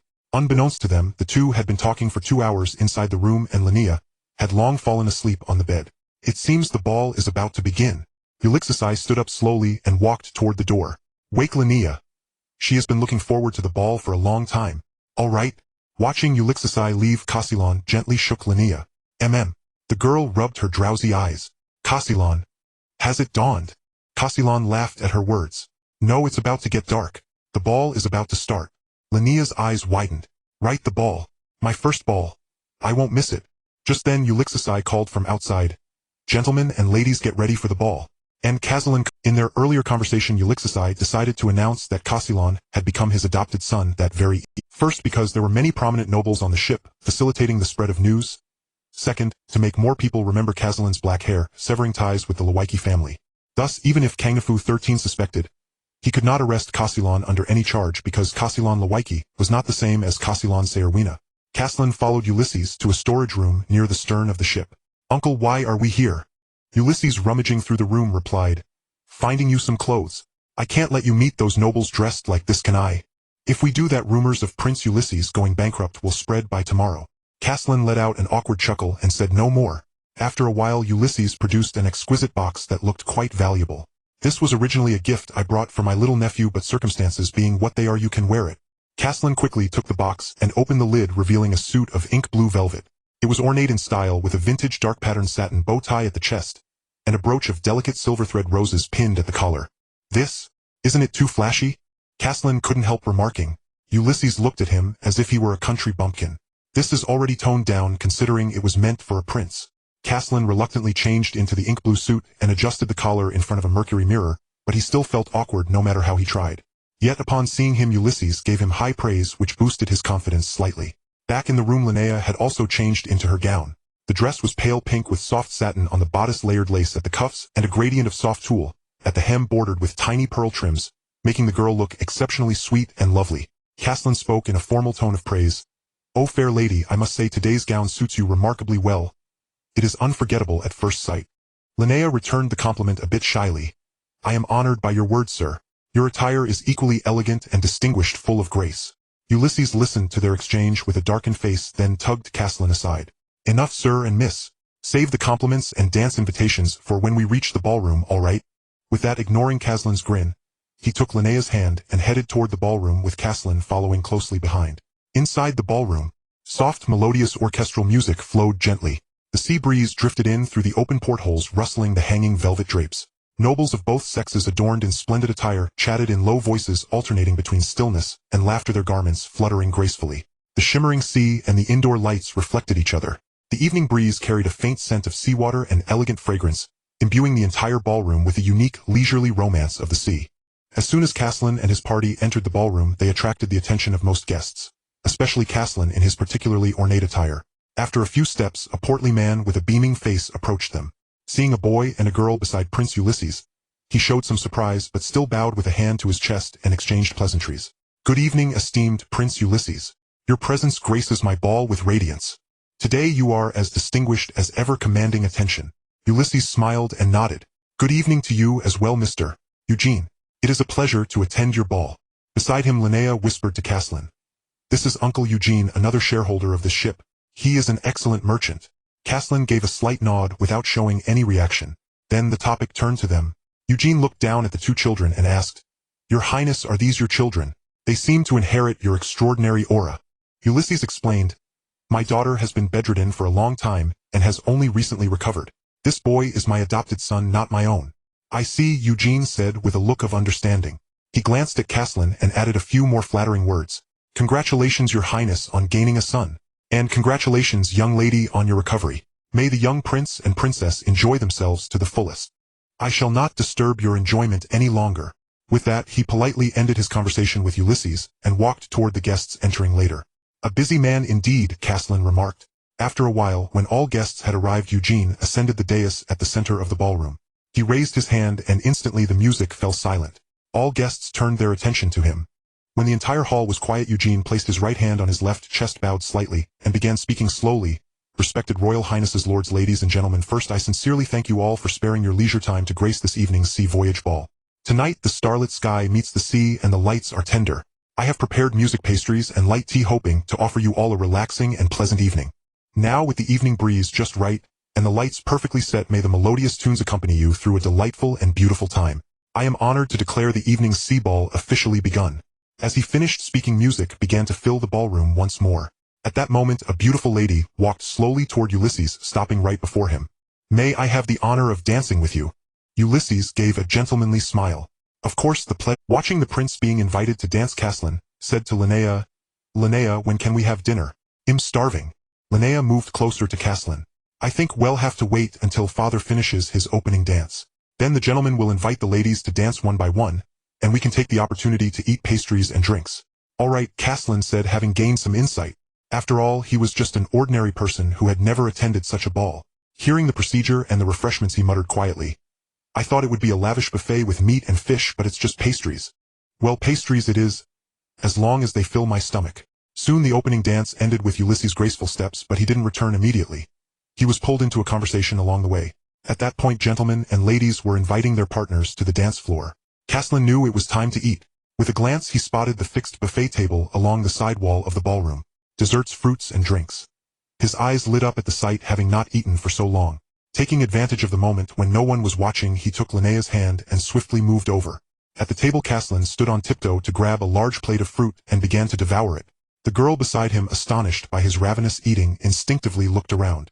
Noticing the other guests' gazes gradually converging on them, Linnea quickly nudged Caslin. Caslin, they're all staring at you. Caslin stopped chewing, looked up, and indeed saw the scrutiny.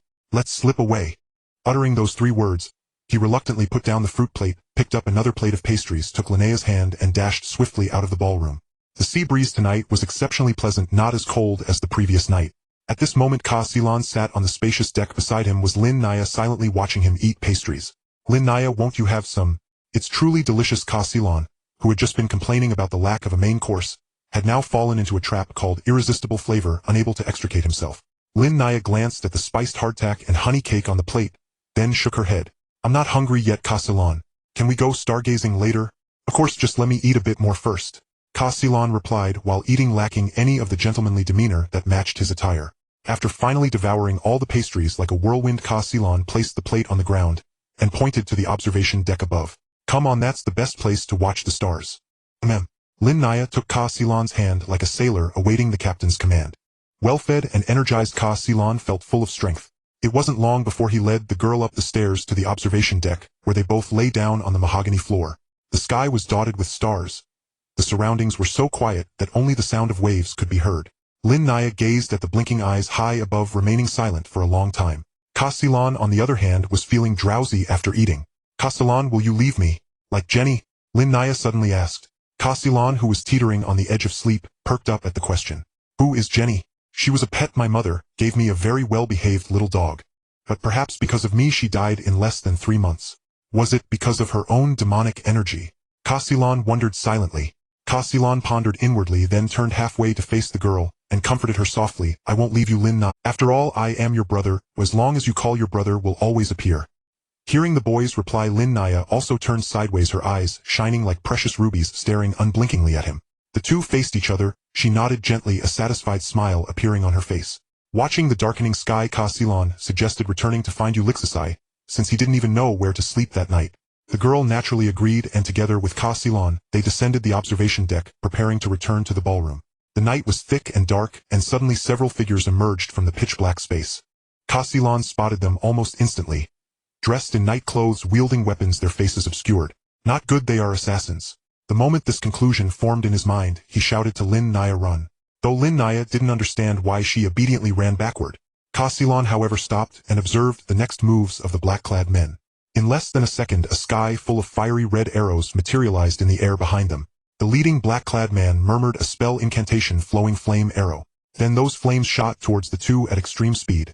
Ka Silon thought to himself sarcastically, it's always either ice cones or fire arrows. These people just changed the external form but not the substance. Nevertheless, seeing that these fire arrows were clearly stronger than the earlier fourth-tier ice magic, his heart still pounded with unease. Time stopped, temporal lag. With that, Ka Silon's golden pupils emitted a glow, and wherever his gaze fell, the fire arrows and the several black-clad men were all immobilized. However, he secretly sensed trouble. The difference in rank was too great.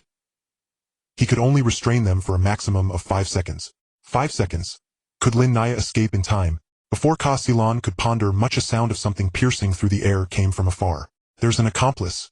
Ka Silon's heart skipped a beat as he sensed danger. 2 arrows were flying towards Ka Silon and Lin Naya separately. A whistling wind accompanied the arrows as they neared. At this distance, Ka Silon felt only despair, his overwhelming self-blame evident on his face. Why does it always come to this? Always a little short, always unable to find a way out. No matter which world, I can't even take care of myself, let alone others. As the attack drew nearer, the self-reproach in Ka Silon's heart transformed into fierce reluctance, and he glared at the incoming assault. The next second, however, the imagined attack did not arrive. In his eyes, which were now radiating a silver-white light, the arrows 2 meters away seemed to slow down tenfold. The pale light in his left eye grew stronger.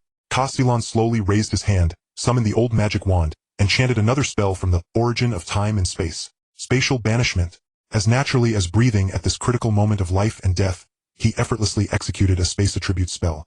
Immediately after, his mental strength collapsed instantly, as if he had been brutally beaten, leaving him powerless to move. Meanwhile, the 2 arrows just inches away fell vertically to the ground as if struck by a heavy blow. The assassin lurking in the distance widened his eyes in shock, seemingly not expecting such a young child to possess such a powerful ability capable of even deflecting a 5th-tier arrow. Seeing his attack fail, he was about to draw his bow again, but at that moment the surrounding air rippled like the surface of water, spreading layers of ripples. Then a tall figure suddenly appeared out of thin air in the center of the ripples with an expression of coldness, his brows giving off an anger that seemed ready to overflow. Ulixisai's half-bent hand snapped loudly, and the air exuded the aura of a spell. In the next moment, the assassin before him, still wearing a terrified expression, dissipated like ashes, leaving no trace behind. Ulixisai then looked at the group of black-clad men below, appearing before them in the blink of an eye. They too could not escape the fate of turning to ashes, vanishing into nothingness under Ulixisai's magic. Having quickly dealt with the trouble, Ulixisai immediately looked towards the frightened Lin Naya and the exhausted Ka Silon beside her. I'm sorry, Lin Naya, are you all right? You scared me to death. If anything had happened to you, I would never forgive myself in this lifetime. Ulixisai's face showed remorse and his voice trembled, a sign of being terrified beyond measure. Lin Naya, still somewhat shaken, tightly clutched the corner of Ka Silon's clothes. I'm fine, father. Ka Silon saved me. Ka Silon had already drained his last thread of spiritual energy. The moment he saw Ulixisai arriving, he fainted. A smile lingered on his face as he thought, before losing consciousness at last, he hadn't failed again, hadn't lost anything else. The ball continued. The commotion outside over 7 or 8 seconds did not cause much stir. Lin Naya did not rejoin the festivities. She just quietly watched over Ka Silon, who was lying in bed. Although her father said he had merely overexerted his spirit and magical power, and was only temporarily unconscious, Lin Naya's worry did not lessen in the slightest. She feared that Ka Silon would never wake up, just like Jenny, and she also feared that Ka Silon would be left with an incurable injury, losing the qualification to be an ordinary person just as she had. Ignoring Ulixisai's advice to return to her room and rest, she simply fell asleep, leaning over the edge of the bed. Lin Naya had a dream. In the dream, she kept advancing alongside Ka Silon. Endless fire arrows shot towards them from ahead, but Ka Silon shielded her with his body, blocking all of them, preventing even a single scratch. At the end of the dream, Ka Silon slowly turned his head and made a promise never to leave her. A ray of morning sunlight shone into the room. A soft call came to her ears. The girl slowly opened her eyes and saw Ka Silon close by, still savoring the taste of her dream. Caslin had a dream where he became a high-level mage with Lin Naya calling him brother behind him, but just as he was at his proudest, she pierced his heart with a sword. Hiss. Caslin suddenly woke up gasping heavily. After a night of rest, his spirit and magic power had recovered by half eye apart from feeling weak in body. He had no other sensations. Just as he was about to get up, he felt a warm grip on his hand. His hand was being held by the sleeping Lin Naya resting against her cheek. How adorable, Caslin thought to himself. How could such a cute girl possibly bear to harm me? Dreams are indeed the opposite, aren't they?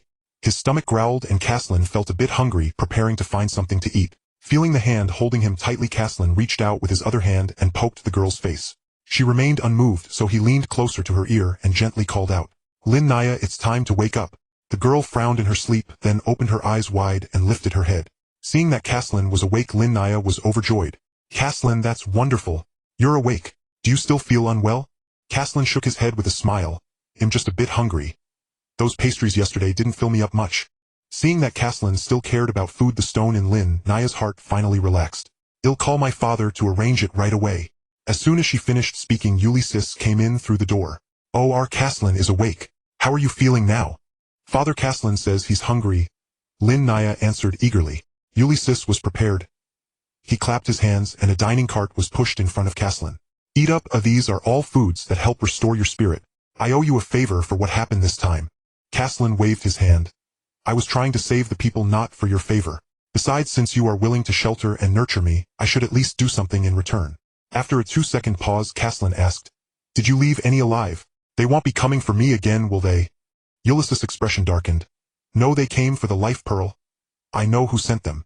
The world is bustling for profit and everyone is seeking gain. I thought my subordinates could escape this, but in the end they couldn't avoid the lure of profit." Caslin said no more and started eating the food voraciously. After a while, as if recalling something, he asked Ulysses, "By the way, Your Highness, do you have any attack magic related to the space element?" "All I know are control-type magic," he added. Ulysses smiled. "Of course I do. But you, with your dual-element talent fighting across 4 levels, you've been quite secretive." Caslin secretly clicked his tongue. He wouldn't tell you that I wasn't even sure I had dual-element talent until yesterday. After this incident, the sea was calm, and the passenger ship steadily made its way to the destination. Caslin spent day after day learning attack-based space magic, which was the spell Ulysses had taught him, named Void Break Sudden Pressure.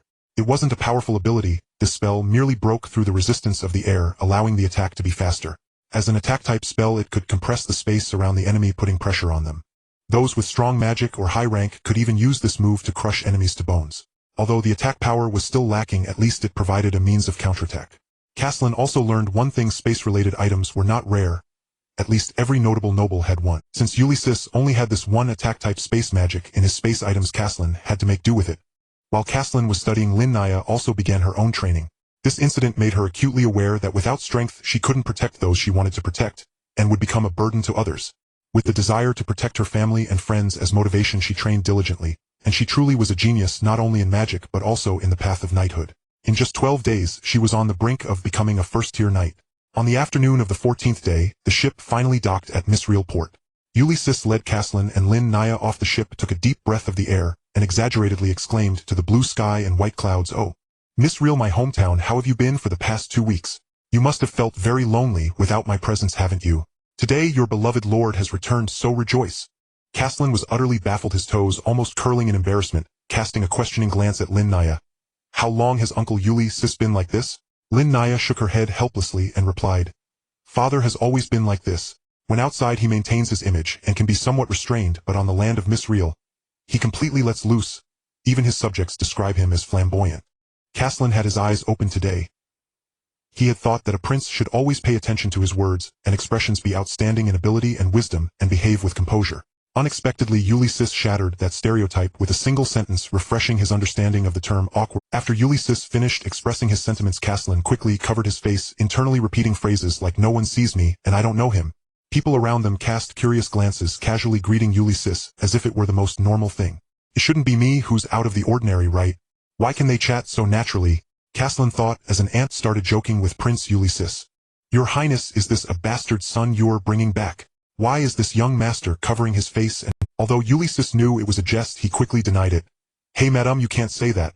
This kid is just my adopted son, not a bastard. My heart only beats for Natasha. There will absolutely be no such situation as a bastard. Everyone in Real can attest to that. Although Real port is not as large as K port, it appears to be much more lively." After navigating through the bustling crowd, Caslin and the others finally boarded the carriage back home at the street connecting the ports. It was Kaslin's first time riding in a carriage. Although it was on flat ground, the bumpy feeling was still unavoidable, leaving him with an extremely poor experience. In contrast, Ulysses and Lin Naya seemed completely unfazed, chatting leisurely. Peering out, watching the bustling street, Kaslin suddenly felt relaxed. Is this the place where I will be living in the future? Reflecting on the days since his transmigration, he felt a bit dazed. The prince's residence is built on the high ground to the south, situated in the core area of the inner-city aristocracy, far removed from the hustle and bustle of the marketplace's slums and docks, while the high-walled castle commands a view over the entire city. The carriage took nearly half an hour to reach the castle, standing on the high ground. Standing nearby, looking at such a magnificent and imposing castle, Kaslin's heart was filled with anticipation. Until the door was slowly opened and a middle-aged man walked out from the castle. He is Angus Fleming, the steward of this castle.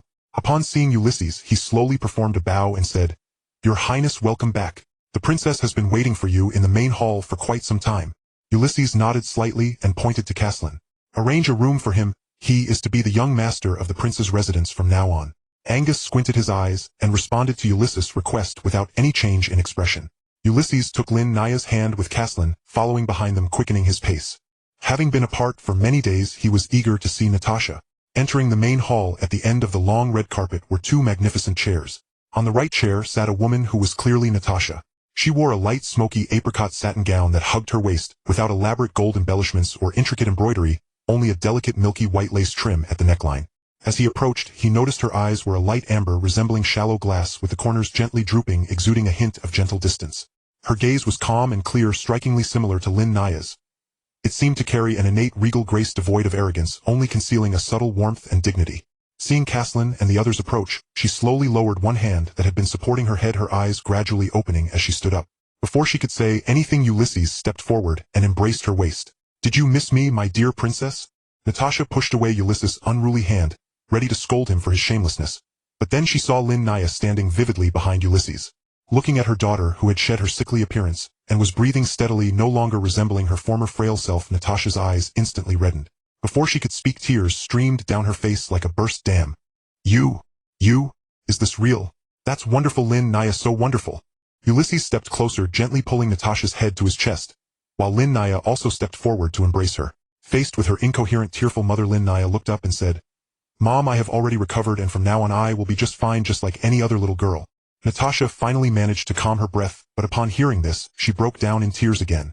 A quarter of an hour later, in the main hall, Lin Naya introduced Kaslin's background to Natasha and recounted the assassination attempt that had occurred. Although Lin Naya simplified the dangerous process she encountered, Natasha could easily discern the underlying peril. She looked at Kaslin, her brows softening as she gently said, "Child, thank you so much for saving Lin Naya.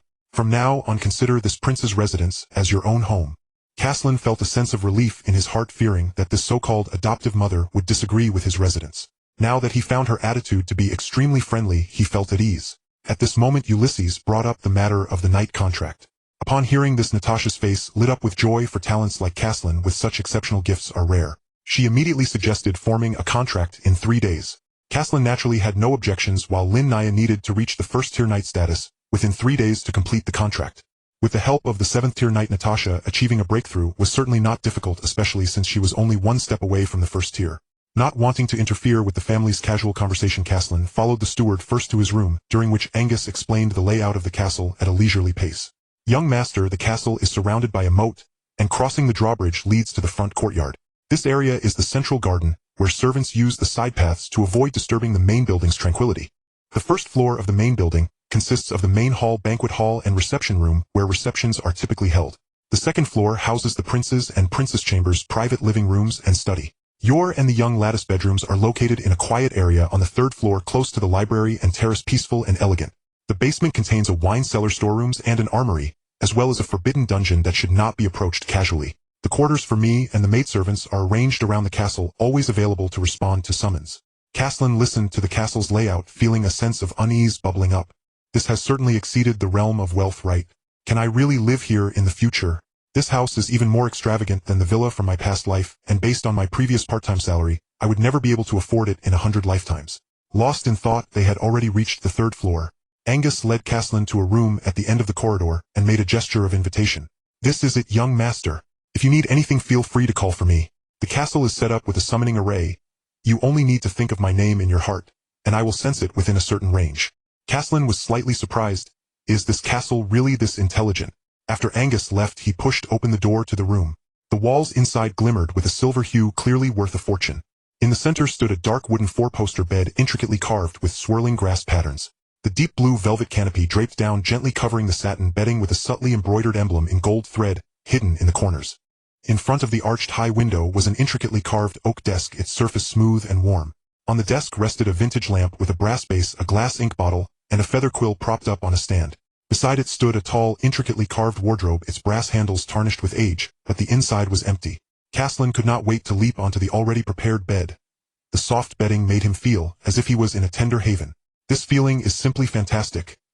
No wonder it is the prince's residence. If it weren't for the ever-looming dangers, living like this forever would be my lifelong pursuit. Thinking of this, Caslin felt a bit uneasy again. I wonder if Connor the 13th has discovered that I am still alive. 12 days ago at the Stant Palace, a man wearing a golden crown and a crimson gold robe sat at the end of the red carpet on a gigantic black stone-carved throne. Watching, the subordinate who had come to report Connor the 13th stroked the ring on his finger. Beneath the throne, Logan Horan, dressed in a black robe with blue eyes, knelt half-bowed to report. Your Majesty, I saw with my own eyes that Caslin Lavasai was severely injured and swallowed by the golden light ritual with no chance of survival. Connor the 13th maintained his motion, his mouth uttering another question. Then what about his corpse? Logan, do you really think this king can be deceived so easily? If it weren't for your father, I would have executed you long ago. Facing the pressure of the 8th-tier powerhouse, Logan Horan lowered his head, not daring to speak further, filled with frustration in his heart. That little brat was indeed hit by me, severely wounded, and it was almost impossible for him to survive, but why is the corpse missing? Caslin, who had barely survived, was now enjoying his dinner. The table was laden with lavish dishes, fish, meat, and delicacies of every kind dazzling his eyes. Ulysses sat at the head of the oval dining table with Natasha beside him. Natasha found herself growing fonder of Caslin with every glance. His adorable face, beautiful eyes, and gentle manners made her regret not having another son. She kept piling various dishes onto Caslin's plate, causing Ulysses beside her to pout. My princess, your beloved husband would also like some serving service. Natasha cast him a glance and continued serving Caslin. Basking in the affection, Caslin repeatedly thanked her. This was undoubtedly the best and most satisfying meal he had had since arriving in this world. After the hearty meal, night had fallen. Caslin returned to his room early, and Linnea, who had barely spoken to him all day, followed him upstairs. Watching Linnea follow him, Caslin asked, Are you tired too? Linnea shook her head. You haven't talked with me the whole day. That's not what friends do. Caslin joked half seriously. What do you want to talk about? The 10 Commandments of Knights. He simply regarded her as a child, never imagining she might have something important to discuss. Humph, I can tell. You're mocking me. Friends shouldn't act like this. Linnea pouted, looking genuinely upset. Caslin had never seen her like this. Feeling a bit apologetic, he said, I'm sorry, Linnea, I was only joking. Tell me whatever you want. I'll listen. Don't be angry. In a moment, unseen by Caslin, Linnea flashed a sly smile. Then, you have to promise me one thing. Caslin figured a child couldn't possibly ask for anything too outrageous, so he agreed readily. Little did he know this would become one of his few regrettable decisions. After receiving his answer, Linnea took Caslin's hand and led him into his room. My request is that I can come and go freely in Caslin's room from now on. Is that okay? Caslin sighed in relief. Of course, you're welcome anytime. They chatted a bit more about the contract, then returned to their respective rooms and drifted into sleep. 3 days passed in the blink of an eye. In the woodland of the manor outside the castle, Linnea stood holding a wooden sword facing off against Natasha, while Caslin watched her training from the side. Linnea raised her sword half facing Natasha and made an opening stance. Then came a series of strikes, blocks, sidesteps, and pivots, all executed with fluid grace. In that instant of completion, she seemed to grasp something critical. Her previously childish, erratic breathing instantly became long, and even her chest rising and falling steadily.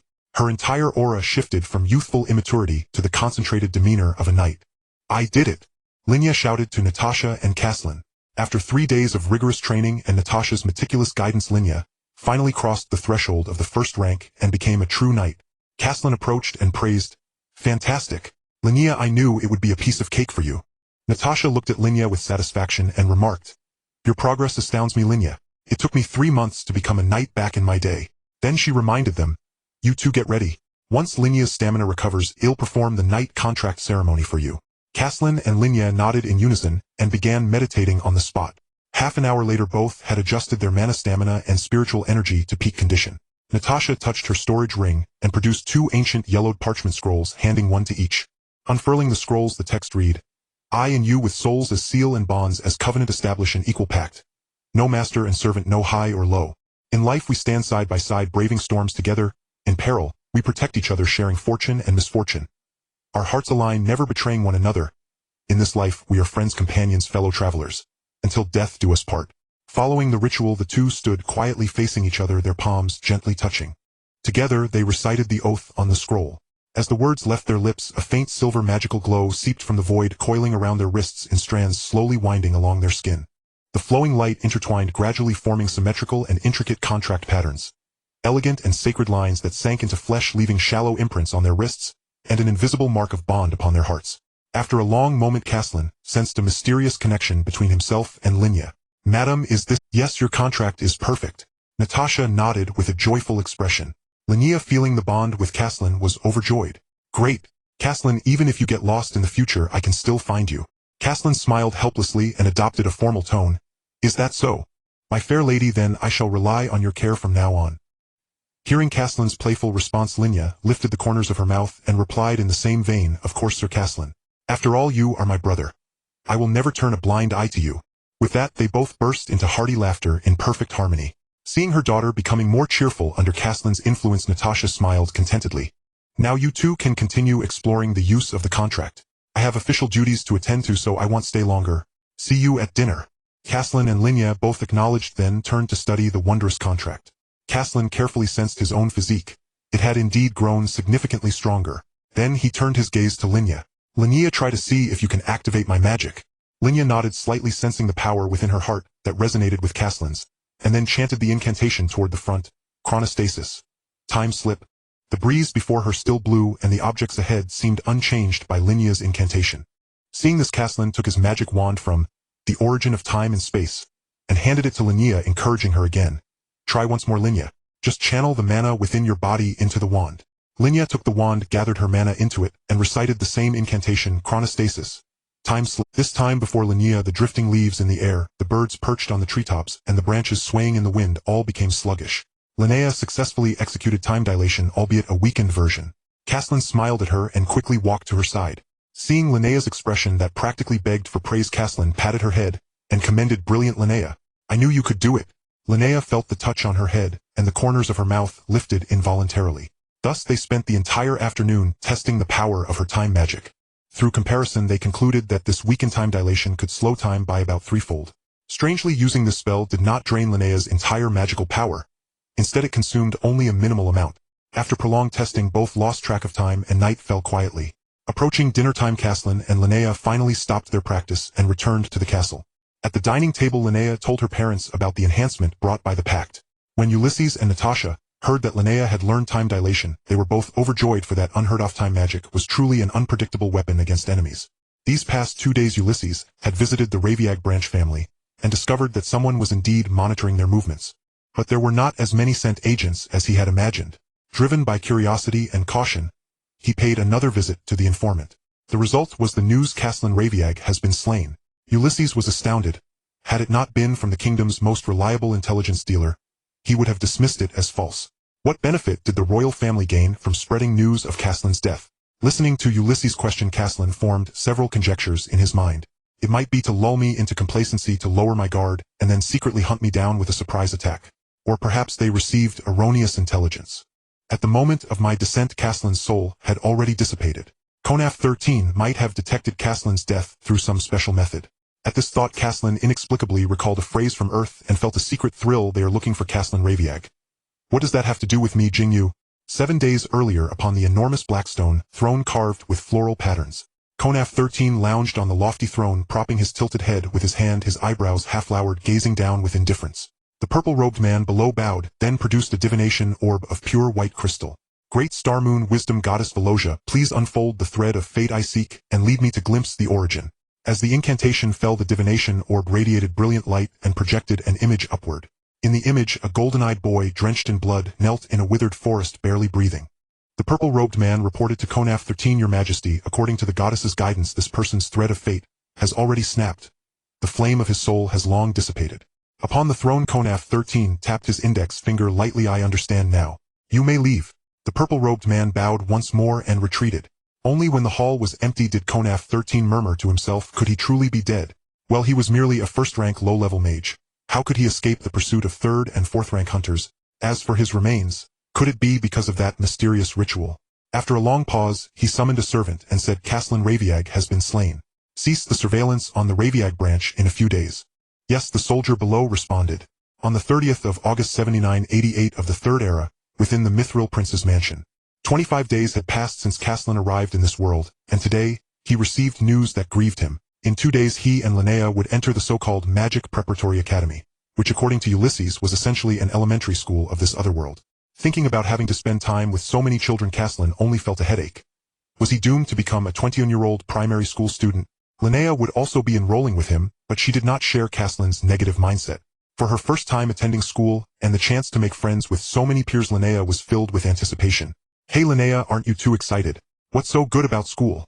Caslin said, helplessly watching Linnea meticulously picking out gifts. Linnea planned to prepare greeting gifts for her classmates. Since they were all meeting for the first time, she wanted to leave a good impression. Hearing Caslin's words, she replied in puzzlement, how do you know it's no good? You've never tried it. They're all kids our age. We'll surely make good friends. In this world, unlike his previous one, children normally started school at 8, entering either a magic preparatory academy or a knight preparatory academy. Some powerful families would have elders personally tutor their descendants. When the Raviag family fell, Caslin had not yet enrolled, so this would be his first time attending school in this world. What a tragedy! Having finally graduated in his past life only to be reborn and experience school life all over again, Caslin raged, inwardly loathing the prospect of school. Seeing Caslin silent, his head downcast, staring at his shoes, Linnea felt puzzled and uncertain, yet still drew close. At 8 years old, there was no exaggerated height difference between them. Only because Linnea had been bedridden for years was she 2 centimeters shorter than Caslin. She stepped before him, gently placed her hand on his head, and comforted him. Don't worry, Caslin. Even if I make many friends, you will always be my best friend. Startled by the sudden touch, Caslin then heard the girl's consoling words. He was at a loss between laughter and tears. I was only sighing over my miserable fate. What on earth did you misunderstand? Seeing that the girl was still staring at him fixedly, Caslin had to explain, I was just thinking about how to deal with those kids. It's not about being sad over you making friends. Linnea pouted, you're a kid yourself. Aren't you afraid that if I make new friends our bond will weaken? I thought you'd feel the same way I do. Worried that once you have new friends I might no longer be your best friend. Caslin let out an ah and quickly vowed, I swear no matter how many friends I make, Linnea will always be my best friend. Is that good enough? After taking the oath, he gave her a look that said, what am I going to do with you, and asked. The instant he finished, Linnea's expression cleared like a storm passing. You're the best, Caslin, the girl replied, stepping forward to give him a big hug. Watching the radiant smile on the girl's face, Caslin's foul mood over starting school instantly lifted. On September 1st, a year 7988 of the Third Epoch, at the gates of Mithril Magic Preparatory Academy, Natasha, clad in an elegant green gown, slowly descended from the carriage, followed by Linnea and Caslin. Natasha also placed great emphasis on Linnea and Caslin's first day of school, having applied meticulous makeup and donned appropriate attire to accompany them all the way to the academy. If you encounter any trouble, be sure to inform your teachers, and of course you can tell me when you return home. Caslin, you are quite astute. I ask that you look after Linnea at school and ensure no one bullies her. Linnea pouted, mother, what are you saying? Even without Caslin's help I would make plenty of friends. Who would possibly bully me? Caslin silently grumbled to himself, open your eyes, madam. She is already a first-rank knight. Punching another child would leave them crying for a long time. Shouldn't others be wary of her instead? Seeing Natasha about to ramble on, Caslin quickly interrupted, of course, Madam Natasha. I promise Linnea won't be bullied. Linnea, shall we head inside early to find our classroom? Linnea had long been yearning for school, and no longer wished to hear Natasha's endless reminders. Taking Caslin's hand, she uttered a single and led him briskly into the academy. Natasha watched them from outside for a long while until their figures disappeared from sight. Ah, these 2 children. They didn't even say goodbye. Mother will miss them so much. Stepping onto the campus, Caslin finally realized how different this place was from the elementary schools of his past life. What elementary school had children frantically practicing fireball throwing on the playground?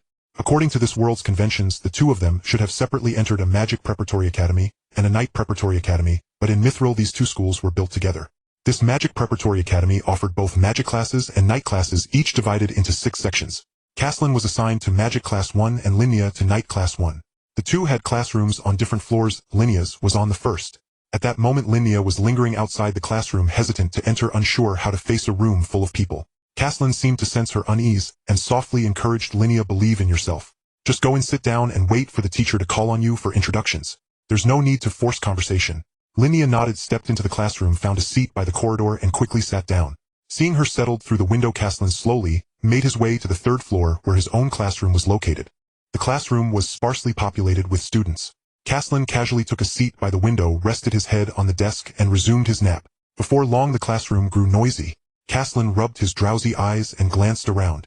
The room was now full, and the seat beside him was occupied by a dark-haired boy, who upon noticing Caslin lifting his head looked at him with a mixture of shyness and curiosity. The boy imitated the dignified gestures of adults, giving a slight nod, and then whispered to Caslin, "Hello, I'm Jay Howell. May I get to know you?" Caslin scratched his head, then extended a hand. "Hello, I'm Caslin Selvina. Pleased to meet you." Jay stared at the offered hand for a moment, then hesitantly reached out and gave it a gentle shake. Although he did not understand why a noble would use a commoner's gesture, he bravely reciprocated the handshake, accepting the form of courtesy. Caslin seized the opportunity to ask Jay, "Do you know how our classes are assigned?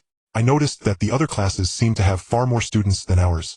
Jay nodded and answered his question. "Magic Class 1 accepts only the descendants of nobles. My father told me it's because noble offspring have stronger magical talent, and placing them in other classes would not provide education suited to them." Caslin gave a slight nod, surprised to find himself in an elite class. The two quickly became acquainted, chatting about many topics. Caslin wanted to probe for information, and as he listened to Jay's speech, he could not help but be inwardly amazed. He had to admit that the children of this world reached mental maturity much earlier than those in his past life. After a while, a female teacher walked in. She appeared to be in her early 20s with golden hair pinned into a neat bun, her figure upright and dignified. She wore a tastefully cut dark ink-colored noblewoman's long dress with a modest silver family crest embroidered at the collar. Jay immediately whispered to Caslin, "Look at her crest. That's the symbol of the Ravage family, a major clan in the Stan Kingdom. But I heard that recently during a demon invasion the family was wiped out. Judging by her attire, she is probably a member of a branch family." Caslin was startled. Both because the world was so small that he would encounter a member of the Ravage family here, and because he was impressed by Jay's insight, gleaning so much information from just a crest. To avoid seeming odd, Caslin followed up on Jay's words. "How can you tell from her outfit that she's from a branch?" Jay, now completely shed of his earlier shyness on such matters, answered in a low voice. "First, the main family's crest is gold, while the branch family's is silver. Second, the main family often embroiders the crest on armbands, whereas branch members place it on the collar." Hearing this reply, Caslin almost couldn't resist applauding Jay. Truly, children raised under elite noble education had such broad knowledge.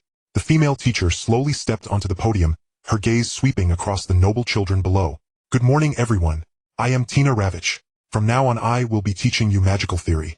I will also serve as your homeroom teacher, responsible for overseeing your studies and daily conduct." On the first day, teachers generally did not give lessons, similar to his past life. After Tutor Tina finished the necessary announcements, she launched into the self-introduction session, a tradition unavoidable in any world. A smiling girl stepped lightly onto the podium first. "Hello, classmates. I'm Maureen Hale, born into an ordinary noble family. I enjoy reading travelogues of the continent and legendary adventure stories. I look forward to studying magic with all of you. Please take care of me." As her words ended, the students in the classroom raised their hands, offering a neat and polite round of applause. Caslin joined in silently, once again struck by emotion. At the same age in his past life, he was still babbling infantile nonsense, yet here she could introduce herself so fluently. The refinement and quality of noble children were evident in her speech.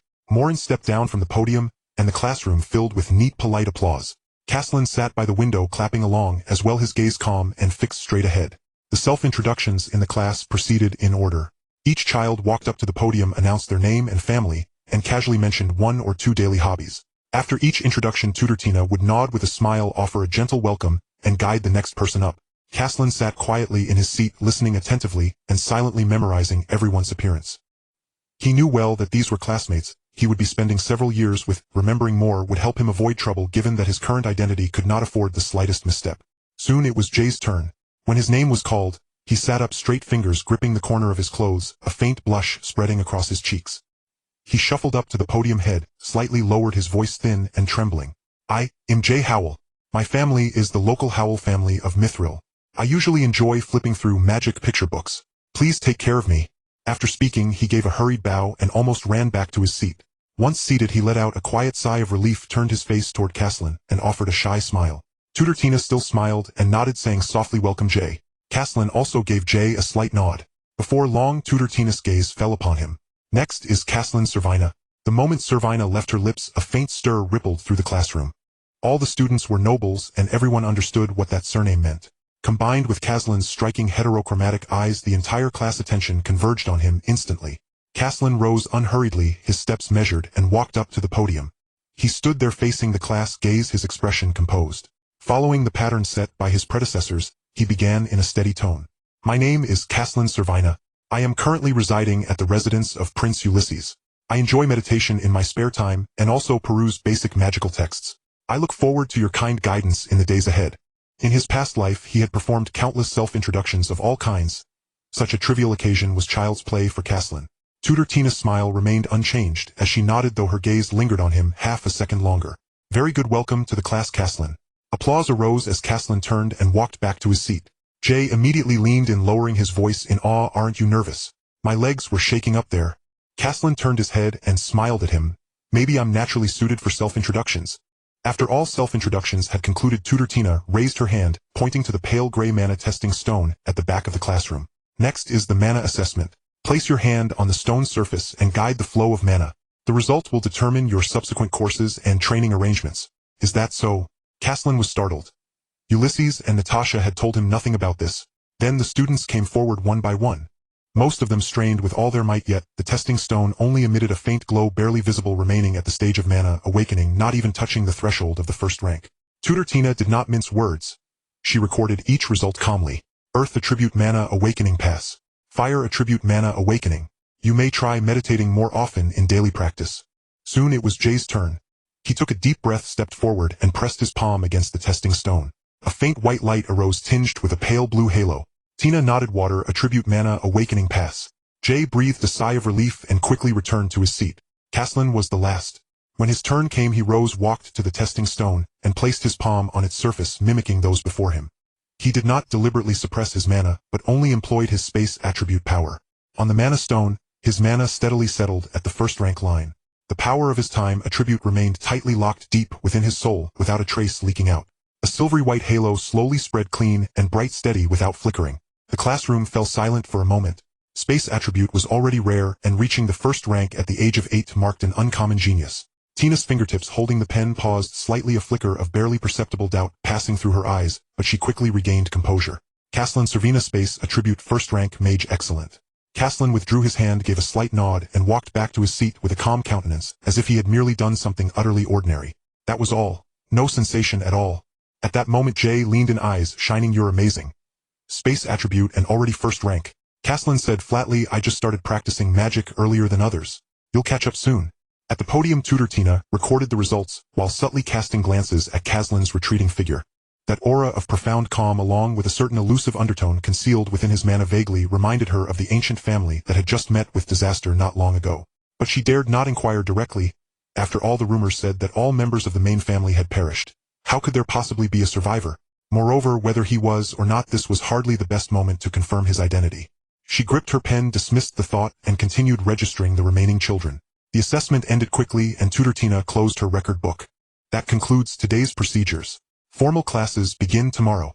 The children rose and filed out of the classroom, one after another, their chatter spreading along the corridor. Caslin slowly gathered his belongings, slipping the newly issued basic magic tome into his backpack, and left the classroom with unhurried motions. After bidding farewell to Jay, Caslin headed straight toward the night class on the first floor. At that moment, the night class had just been dismissed and children were spilling out in groups.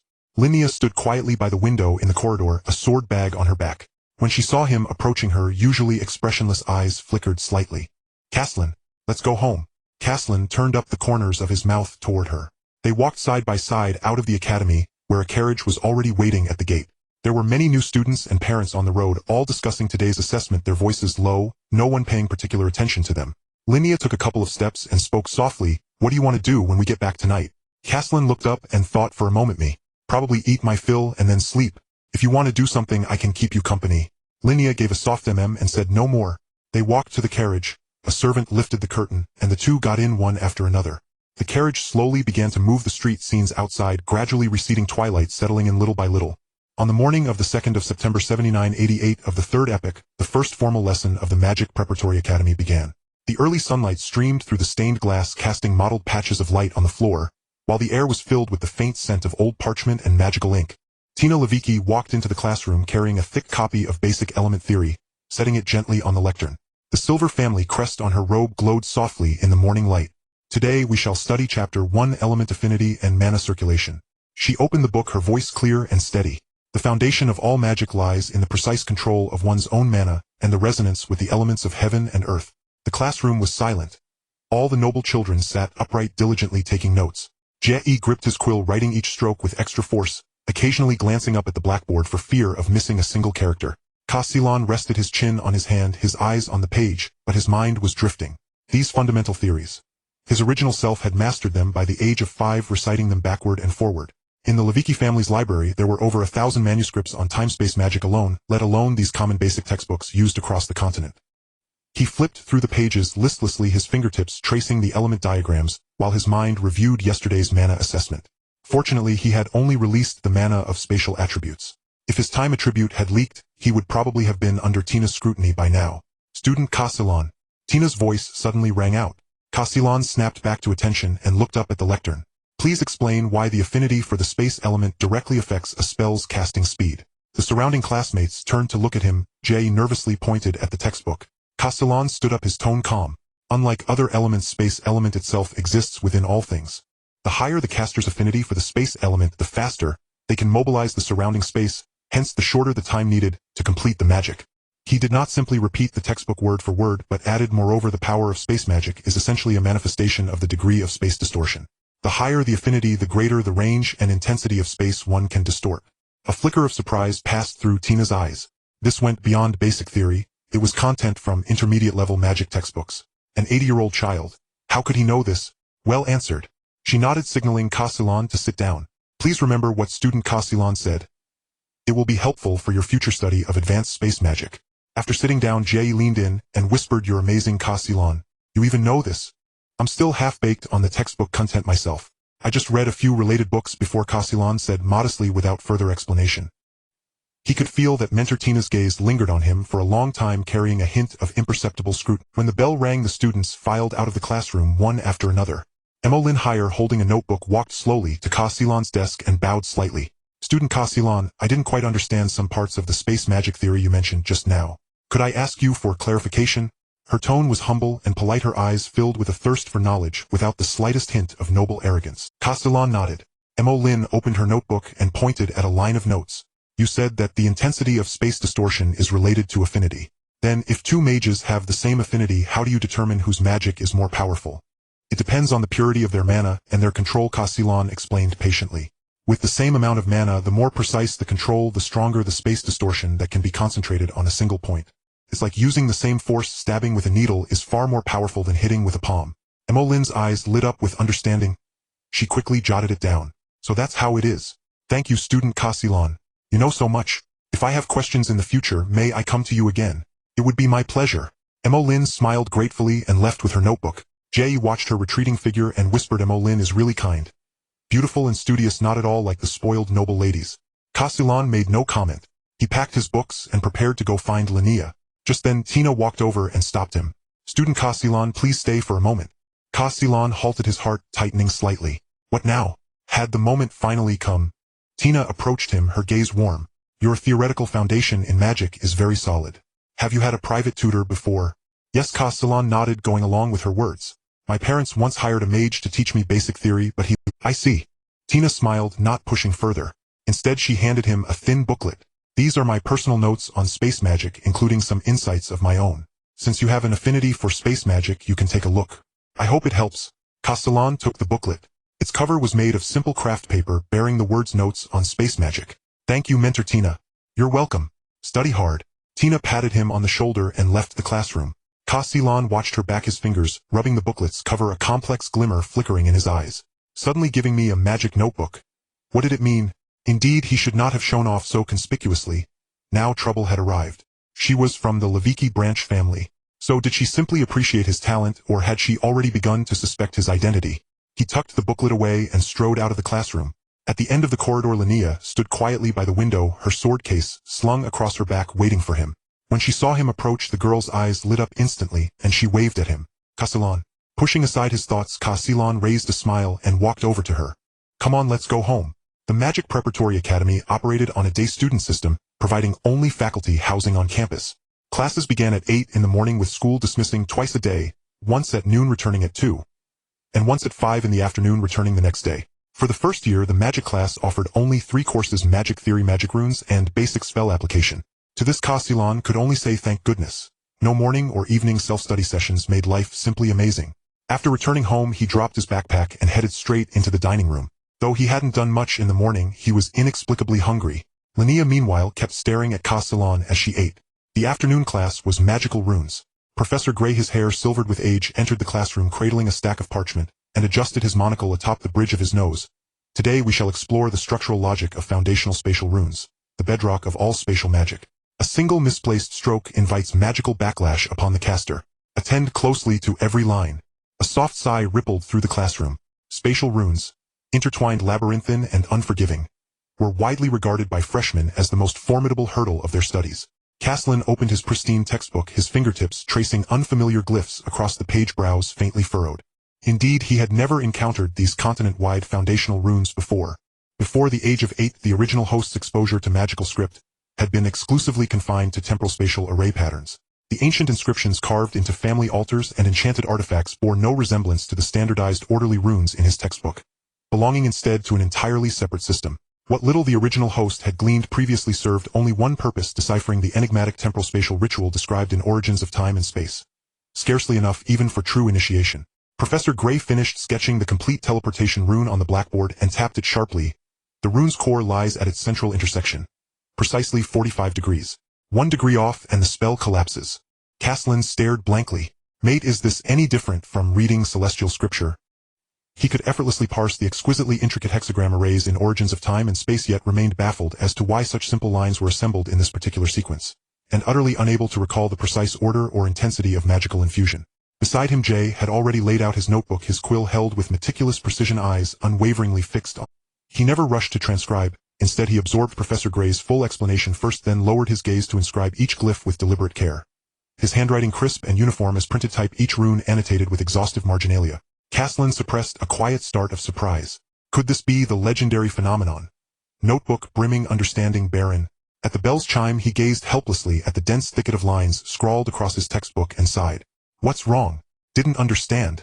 Jay leaned over, instantly grasping the situation upon seeing Castellan's untouched pages. He slid his notebook forward. I've deconstructed today's structural logic into 3 sequential steps, each annotated with infusion strength and timing. Take a look, it should clarify things. Castellan glanced down. The complex teleportation rune had been elegantly partitioned into 3 simplified, incorrect and correct versions stood side by side in stark contrast, with thoughtfully rendered arrows tracing the flow of magical energy. Clearer even than the professor's own lecture. Thank you, Jay, Castellan said sincerely. I've never studied runes before. I'm finding it rather no trouble at all. I've loved studying them since childhood. My home is stacked with rune-related texts. Jay scratched his head, smiling bashfully. Ask me anything you don't understand. I'll teach you gladly, though I'm hopeless in practical application. Then you'll have to guide me, won't you? Morin joined them, grinning. Same here. The 3 of us complement each other perfectly. Castellan met their earnest smiles, a gentle warmth stirring within him. The unadorned crystalline sincerity of childhood friendship. He studied runes not to pass examinations, but to reverse engineer the arcane temporal spatial ritual from Origins of Time and Space, using foundational logic as a key to unlock its principles. Perhaps in doing so he might discover a way back, or finally comprehend why that text was written entirely in Chinese. At worst, he could mitigate the ritual's inherent dangers, transforming it into a hidden trump card. As the dismissal bell rang, Castellan bid farewell to Jay and Morin and stepped out of the classroom. Linnea still wore her compact knight's sword pouch, leaning against the corridor railing and idly kicking pebbles. Spotting him, her eyes lit up, and she dashed over. Castellan. She bounded before him, bubbling with delight. Today in night training I learned lateral step parrying, and my instructor said my footwork is exceptionally steady. Excellent. Castellan smiled, ruffling her hair, then slipped Jay's notebook into his satchel. I'll study a bit more tonight. Would you mind eating dinner on your own after practice? Of course. Linnea nodded obediently. I'll save you a slice of honey cake. Hand in hand, they left the academy and boarded the prince's mansion carriage. Back home, Linnea headed straight to the rear courtyard for sword practice, while Castellan retreated to his chamber and retrieved notes on spatial magic, the volume given to him earlier that day by instructor Tina. Let's see what your intentions truly are. He read with intense focus. Most entries covered fundamental spells, yet his finger froze upon turning to the final page. In the bottom margin, rendered in faint gold ink no larger than a thumbnail, sat a 6-pointed star. exquisitely intricate, its design echoing the central sigil of the summoning array in Origins of Time and Space. The original host had seen this mark before, not once but repeatedly. It was the private seal of House Lavasai's patriarch, a mark known only to direct bloodline heirs. Caslin's expression darkened. He closed the book and placed it inside his storage ring. Clearly Tina was no mere collateral family member. Her ties to the main house ran deep. But what purpose did she serve in showing him this? Was it a test? Just then the door eased open, and Linnea entered bearing a slice of honey cake. "Caslin, I saved you a piece." "Thank you." Caslin set aside his thoughts and accepted the cake, taking a bite. The rich, sweet honey dissolved on his tongue, softening the weight in his chest. "What are you reading?" Linnea leaned in curiously, tilting her head at the cover notes on spatial magic. "Looks terribly difficult." "It is, though mastery will strengthen me, granting the power to protect you all." Her eyes sparkled instantly. "Then I'll train even harder, and protect everyone with you." Watching her fierce, guileless resolve, Caslin's heart melted entirely. No matter whether he ever returned, or how many perils lay ahead, he would safeguard this rare, hard-won warmth. "By the way, have you made new friends yet?" "You never mentioned it, so I didn't dare ask." Linnea stammered, flustered, saying nothing for a long moment. Caslin's smile stiffened. "Were you ostracized?" "No, it's just, well, they seem afraid to speak with me." Her cheeks flushed crimson. "Oh, why?" Her expression dimmed. "I want to make friends, but I'm the only girl in my class. The boys appear terrified of me. Every time I try to approach, they scatter." Caslin rubbed his temples, weary. So even this world wrestles with gender role socialization. Damn psychology. It's chasing me across dimensions. "Don't worry. You can always play with me, and I'll introduce you to my friends." Linnea's despondency vanished instantly. She gazed at him, rapt and unblinking. "Really?" Caslin gently pinched her cheek. "Absolutely. I'll introduce you to them too. So please don't be sad." Linnea murmured her assent, her face breaking into a radiant, sunlit smile. After another day of study, Caslin decided to visit Ulysses to inquire about Lavish's situation, for Tina's sudden behavior had unsettled him. In the corridor he happened upon Angus. "Young master," the butler inclined his head slightly. "His Highness the Prince is in the study. He said to come see him when you return." "Understood." Caslin's face betrayed no particular emotion as he turned and walked toward the study. The door to the second-floor study was ajar, and Ulysses' voice drifted out. "Caslin, come in." "Close the door." "Is it something important?" Caslin closed the door, seated himself in the chair opposite the desk, and asked casually. Ulysses, instead of lounging in his chair, as usual, rested his chin on interlaced fingers, his expression unusually serious. "News from Stant." Caslin remained impassive, merely lifting his chin slightly to indicate he was listening. "Conaf 13 has officially declared the Lavish massacre case closed. Caslin Lavish was killed in the woods outside Kair Port. His corpse was destroyed by temporal magic backlash. Those involved have received their rewards. As for the Branch family, all surveillance has been withdrawn. No remains left." Caslin repeated flatly, the corner of his mouth twitching. "That's a convenient explanation, saves them from inventing a follow-up. Aren't you going to ask who was involved?" Ulysses watched his expression. "Logan Horan." Caslin uttered the name in a tone as if mentioning a stranger utterly irrelevant to him. "He was the one pursuing me. Naturally the credit goes to him." Ulysses raised an eyebrow. He didn't ask why Caslin remembered the name. An 80-year-old recalling his pursuer's name after days of being hunted was hardly surprising. "So from today onward no one in Stant will come looking for Caslin Lavish," Ulysses said. "The person they were searching for is dead." Caslin understood his meaning. This wasn't a statement of fact. It was an offer of choice. From now on he could focus solely on being Caslin Selvina. "This is good," said Caslin. Ulysses studied him for a few seconds, then leaned back, resuming his usual, "That's all then. Go eat. Natasha is cooking tonight. Don't be late." Caslin rose and paused at the door. "Uncle." Thank you." Ulysses waved a hand without speaking. Caslin left the study and walked back along the corridor. The castle windows were tall, evening light streamed in, casting long shadows across the floor. He walked through them, his pace neither rushed nor slow. Matters in Stant were fully settled now, but Tina's notes still lay in his drawer. The intelligence from Chapter 17 had come from an informant and was of dubious truth, but this time it was from the newspapers, public information. The name Lavish could be erased, but the silver eyes could not be altered. As long as he used time magic, as long as he revealed those eyes before others, someone would recognize him. Was Tina's note a one-time probe, or the start of sustained attention? He couldn't yet tell. But one thing was certain: if he encountered other enemies who recognized the Lavish legacy, the danger would be great. He needed a way to make those eyes less conspicuous. Light footsteps sounded from the third floor. Linnea poked her head around the stairwell, evidently having heard his steps. What did father want? Nothing major. Caslin wiped the contemplative look from his face and put on a relaxed expression. Mrs. Natasha is cooking tonight. Let's go down quickly. Linnea blinked but didn't press further. Yet, as she descended the stairs her steps slowed, falling in beside him, and she stole a glance at him. Caslin didn't notice as his mind was still on that problem, not only Tina but anyone who might recognize the silver eyes in the future. He needed a contingency plan. But there was no rush. Today was a good day. Knowing Stant would no longer pursue him gave him at least one definite answer. As for the rest, one step at a time. Mrs. Natasha's cooking was indeed excellent. Both Caslin and Ulysses ate and praised it. After dinner he took a bath, and by then it was 10 o'clock. Caslin returned to his room, lay on his back on the bed, trying to fall asleep while pondering his next steps. First he needed to talk to Tina. He had no attachment to the lavish name. If she reported his information to the Branch family, he would face endless harassment. At the same time he must conceal his temporal eyes, otherwise it would only be a temporary fix. Then there was the selection of the hero, the destiny of the Salvation Campaign. Only 12 years remained until the next millennium. Though the criteria for becoming the hero were unknown, he had to prepare for the worst.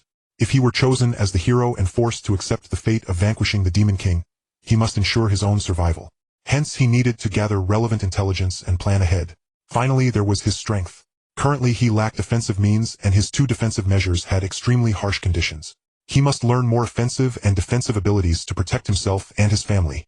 Oh, and there was also the origin of time and space. To unlock more pages, he would need greater power, and the later pages would surely grant him even greater advantages.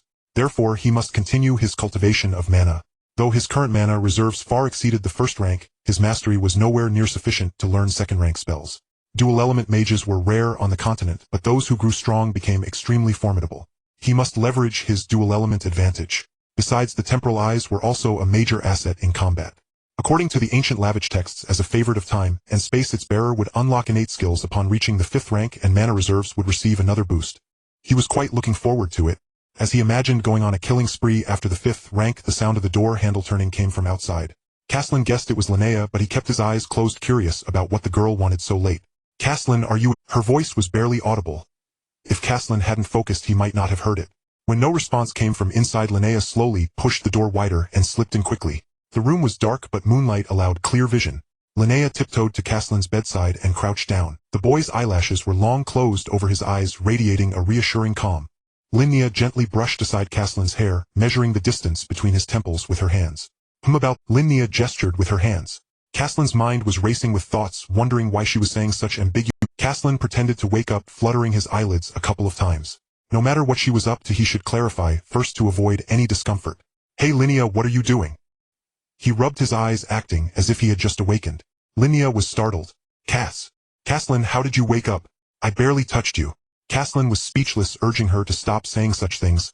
"Oh, I dreamt that a little cat was scratching me, so I woke up." "Wait, isn't it me who should be asking you now? Why did you come to my room in the middle of the night?" Linnea said with a look of grievance, speaking softly. "I called you, but you didn't hear me, and besides you said I could come into your room whenever I wanted." Caslin thought carefully. Why was she the one feeling wronged? He was the one who had been intruded upon. However, the moment he saw her look of grievance, his expression softened. "I'm not blaming you. I just want to know why you can't tell me something during the day and have to sneak in to do it." Linnea was starting to panic. I can't tell you that. Please don't ask, okay?" Caslin was filled with questions, wondering what she was planning to do that she couldn't let him ask. It seemed too unreasonable. "No, if you don't tell me, I won't let you touch me anymore." Linnea felt a lightness in her heart, thinking that since she had done what she needed to do, she didn't need to stay any longer. So she quickly replied, "All right then, I'll leave now." After saying that, she fled Caslin's room like a startled bird, leaving Caslin half sitting on the bed, maintaining a disheveled expression. "Hey, what does it mean to just run off mid-sentence? I was just talking, why are you running?" Caslin thought to himself and comforted himself. Forget it, this girl probably won't have any bad intentions. If she doesn't want to say it, then she doesn't have to. He then lay back on the bed, gradually calming his breathing and falling asleep. The next day Caslin was still nestled in his blankets, holding onto the quilt, unwilling to let go. Linnea came in and nudged him, and he slowly started to wake up. Is it time to eat?" Linnea seemed accustomed to this, leaning close to Caslin's ear. "No, it's time to go to school. If you don't get up now, the croissants and butter pancakes I saved for you will get cold." As soon as Caslin heard about food, he perked up immediately. "Linnea, wait for me in the carriage? It'll be there soon." Linnea replied and left the room. For nobles, eating on the road is considered quite unrefined, but Caslin simply couldn't manage to get up for breakfast at 7, so he had to prepare to eat in the carriage on the way to school. Caslin often felt more like a wealthy young master because even Linnea, a genuine noble lady, had to prepare breakfast for him, though she did so willingly. After a hurried wash-up, they finally boarded the carriage for school. Caslin had already decided to test Tina's attitude today to see if she truly recognized him. To be honest, most people who know the family head's personal seal are those he has encountered before, but he had no memory of. In the carriage, Linnea seemed to have completely forgotten about last night's intrusion into Caslin's room, and as usual looked at him with a smile while he ate breakfast. The school wasn't far and the carriage arrived quickly. At the school gate, Caslin and Linnea happened to run into Morin. Remembering his promise to help Linnea make friends, Caslin took the initiative to greet her. "Good morning, Morin." Upon hearing Caslin's voice, Morin turned her head, her lips curving into a bright smile. "Good morning, Caslin." Then she noticed the figure behind Caslin and asked with some confusion, "Who is this?" It seemed she hadn't seen Linnea before. At that moment, Linnea tightly held onto Caslin's hand, peeking out from behind him to quietly size up Morin. Caslin slightly pulled her forward, speaking calmly. "This is my sister Linnea Selvina. She studies in class night 1. Morin smiled graciously and performed a flawless, noble curtsy. "Hello, Linnea. It's a pleasure." Linnea, feeling overwhelmed by Morin's formality, hurriedly replied, "Hello, Morin. I'm just a bit nervous. I didn't mean to be scared of you." Morin maintained her cheerful smile.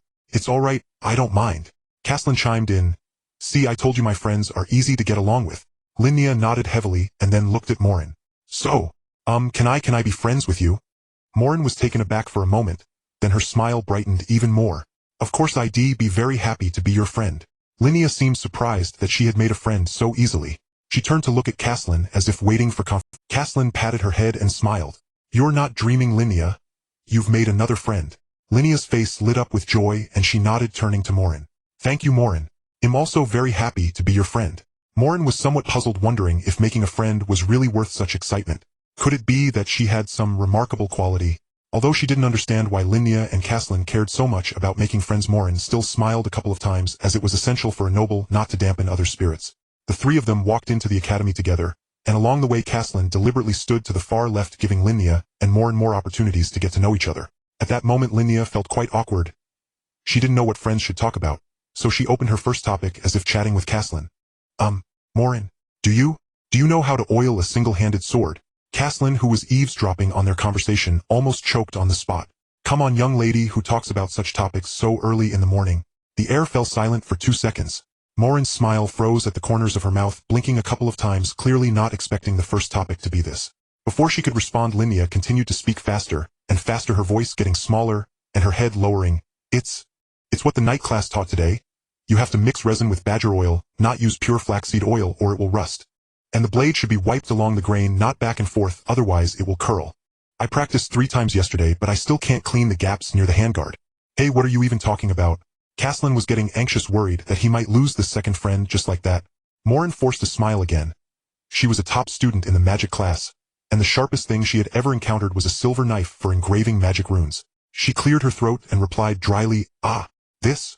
I don't really understand, but it sounds quite interesting." Linnea seemed to realize she had said the wrong thing, wishing she could shrink into the ground. Caslin discreetly raised his hand to rub his forehead, the corner of his mouth twitching slightly. He knew that relying on Linnea to find a topic would inevitably lead to a one-sided lecture on weapon maintenance. Caslin realized he had to do something, or otherwise Linnea's plan to make friends might end before it even began. So he cleared his throat and interjected at the right moment, speaking as naturally as if nothing had happened. "Speaking of which, Morin, didn't you say yesterday that the pastry shop outside the school has new honey muffins? Linnea loves sweets. We can go get some after class." Morin exclaimed, then quickly responded. The three of them chatted awkwardly for a while, before finally parting ways at the foot of the teaching building and entering their respective classrooms. The morning hours always seemed to drag on, but today's classes were quite captivating for Caslin. In the magic theory class, Tina began discussing the differences and distributions between demon races and magical creatures. Demon races are humanoid beings vastly different from magical creatures. The core distinction is that magical creatures are slaves to demonic energy, while demon races are its masters. Low-level magical creatures lack intelligence, resembling typical slimes, gargoyles, etc. Of course, there are also humanoid magical creatures such as goblins.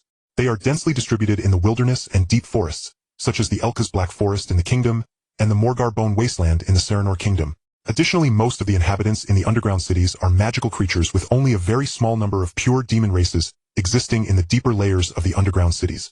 Caslin was eager for this kind of knowledge, as it would help him avoid many unnecessary dangers. Tina paused for a moment and reminded the students to turn to a certain page before continuing. There are many resources on magical creatures, and most adventurers rely on selling these for a living. Demon races reside in the far south where they have their own kingdoms and territories, led by a demon king, who commands 4 demon generals under which are numerous types of mid- and low-level demonic soldiers. When the demon king has not yet awakened, the demon race will not launch large-scale attacks against us, but they are greedy. Once the demon king awakens, they will undoubtedly lead the demon race to plunder the prosperous human city-states. The territory of the demon race is extremely dangerous, and only high-level adventurer teams can barely traverse it. Demon races are inherently powerful, and they often consider themselves to be superior beings compared to humans. The purer the bloodline, the more deeply rooted this belief becomes. Low-level demonic soldiers are roughly from levels 1 to 3, mid-level is 4 to 6, while ordinary demon generals are at level 7, and the 4 demon generals are the strongest among them all at level 8. So does that mean the demon king is at level 9? I wonder if there are still level 9 powerhouses among humans, or what the necessary conditions are to reach level 9. Caslin thought, silently regretting that he had fainted the last time Uncle Ulysses acted otherwise. He could have inferred the strength of a level 9. As the class passed, Caslin suddenly felt that this education was quite meaningful. At least it helped him fill in these common knowledge and survival skills. Caslin called out to Tina just as she was about to leave the classroom. "Tina, I have finished reading your space magic notebook, and it has been very helpful to me." Tina smiled kindly. "Is that so? I'm glad it was helpful to you." Caslin then asked, "Tina, there are still some parts in this notebook that I don't understand. Could you help me clarify them?" Tina remained calm and took the notebook. Caslin decided to go straight for the jugular. "I noticed a strange pattern at the end of the notebook, but there was no explanation for it. I am quite curious about this pattern. It looks very mysterious." Tina's pupils contracted for a moment, but she quickly regained her composure, feeling a significant ripple in her heart. Did he really recognize it? The familiar gaze and magical aura, along with the sudden inquiry about the family crest, led Tina to almost conclusively determine that Caslin was related to Lavasai. The main and branch families of Lavasai had not been in contact for a long time due to a fallout between the branch family leader and the clan head, so she knew almost nothing about the subsequent generations of the main family. But she found the name Caslin quite familiar. Wasn't he the culprit behind the downfall of the Lavasai family, as reported by Stant? Coming back to her senses, Tina leaned down and whispered in Caslin's ear, "Of course you are curious. As a traitor, the sudden appearance of the Lavasai clan leader's private seal must make you feel quite uneasy, right? Caslin Lavasai." Caslin had anticipated that Tina would guess his identity, and appeared quite calm. Tina was somewhat surprised at facing such a targeted probe. He had not revealed a single flaw. Could it be that she was mistaken? But as soon as this thought crossed her mind, she dismissed it. How could there be so many coincidences surrounding one? At that moment, Caslin no longer wished to deny anything. After all, the name Caslin was too obvious. When he decided not to change his name, he had already anticipated the risk of being recognized. However, in order to carry on the wishes of his original self, and retain the last trace that proved his existence, he still kept the name Caslin. "Yes, as you said, I feel quite uneasy. But it is not because I am a traitor. Rather it is because I fear that troubles will come one after another." Looking at Caslin saying these words with an expressionless face, Tina had an epiphany. "You aren't the murderer, are you? I've always found it strange. How could the Lavasai family possibly fall due to a child and some magical creatures?" Caslin revealed a pure smile and reminded her, "Teacher, discussing such matters here seems inappropriate, wouldn't you agree?" Tina was startled, realizing her oversight, so she beckoned for Caslin to follow her. Soon they arrived at Tina's office area. Tina took out a spherical object, then infused it with magical energy, and placed it on the table. "This is a soundproof sphere. What we are about to discuss will not be known to a third person." Caslin nodded and slowly recounted the truth about Lavasai that Ulysses had told him. The more Tina listened, the quieter she became, and only when she learned that there might still be surviving members in the clan did her expression slightly improve. Tina did not immediately believe Caslin, but instead inquired how he managed to escape the pursuit. Caslin did not conceal the process, simply attributing the mysterious time-space ritual and time delay to family secret techniques. The Lavasai family possessed numerous secret techniques, and Tina naturally accepted this explanation. After hearing the entire story, Tina couldn't help but wipe the sweat from her brow. Looking at the boy's still calm eyes, she asked, "So what are your plans moving forward? Do you seek revenge?" Caslin shook his head. "Not to mention that I do not wish to be entangled in these grievances, as it would affect my current family. Even if I had the desire for revenge, my strength is far from sufficient. In fact, it is because I am not the true Caslin Lavasai and feel no sense of belonging to Lavasai," Caslin silently added in his heart. Tina nodded, seemingly in agreement with Caslin's decision. "I will not disclose your existence to others, and you need not worry about whether I will suddenly turn against you. After all, the truth you have shared is very persuasive." Upon hearing Tina's words, a heavy stone seemed to fall in Caslin's heart, relieved that a trouble had finally. Tina then reminded him, "You should hide your time-space dual pupils quickly. There are quite a few people who..." Caslin paused in his steps, turning to ask, Tina, do you know of any methods to conceal them? To be honest, I am quite troubled by this as well. Tina pondered for a moment before finally uttering 4 words. Unicorn crystal essence. Unicorn crystal marrow. Caslin had never heard of such a term. Seeing the confusion in Caslin's eyes, Tina explained, Unicorn crystal marrow is a rare material that possesses the property of concealing one's original appearance, even hiding traces of magical power. However, unicorn crystal marrow is extremely hard to obtain. It is formed from the naturally shed horn of an adult unicorn, and unicorns generally reside in the Elven Kingdom, which is the World Tree region at the heart of the continent. Caslin wasn't sure if he could acquire this material, but he still made a mental note. Tina added, Actually, there are other materials, but they are even more difficult to obtain than unicorn crystal marrow. For instance, dragon crystal tears can only be found in dragon lairs, and abyss ink crystal located deep within demon territory is precious even to demons. Caslin was slightly astonished. So many ways to conceal one's eye color. It seemed he would have to ask Uncle Ulysses about this. 2 weeks later, at the prince's mansion, Caslin was lying in the shade trying to inscribe runes while reading a book, and not far away Linnea was practicing swordplay. After what seemed like a long session of sword practice, Linnea approached. Caslin patted the ground beside him, and Linnea understood, sitting down. Seeing that Caslin was still reading, Linnea made small talk. Caslin, when is your birthday? You've never met. Caslin had always been alone and never cared about birthdays. In past years, even having a decent meal was an extreme luxury. Meeting the girl's curious gaze, Caslin smiled and said, Next week, September 28th. What are you going to throw a party for me? Caslin didn't lie to Linnea, or in his past life, his birthday had indeed been on that day. Linnea nodded seriously. Don't you want one? Caslin scratched the back of his head, showing a rare hint of embarrassment. It's not that. I've just never really celebrated. I'm fine with anything. Linnea, however, said sternly, How can we just go with anything? This is the first birthday we're spending together, and the first time I'm celebrating a friend's birthday. All right, I'll leave it to you then, Caslin said helplessly. Only then did Linnea drop her serious expression and said somewhat cheerfully, I'll give you a surprise. Caslin patted her head, a trace of joy on his face. Good, I'll wait for your surprise. During this time, Caslin had been searching for materials that could conceal his eye color, but had found nothing. Ulysses only told him to wait, but never confirmed whether he had them, which left him puzzled. 2 weeks passed, and still no news at all, so he had started focusing on runes. He intended to find runes that could achieve a similar effect, but most concealment runes only covered the surface and couldn't block the flow of magical power.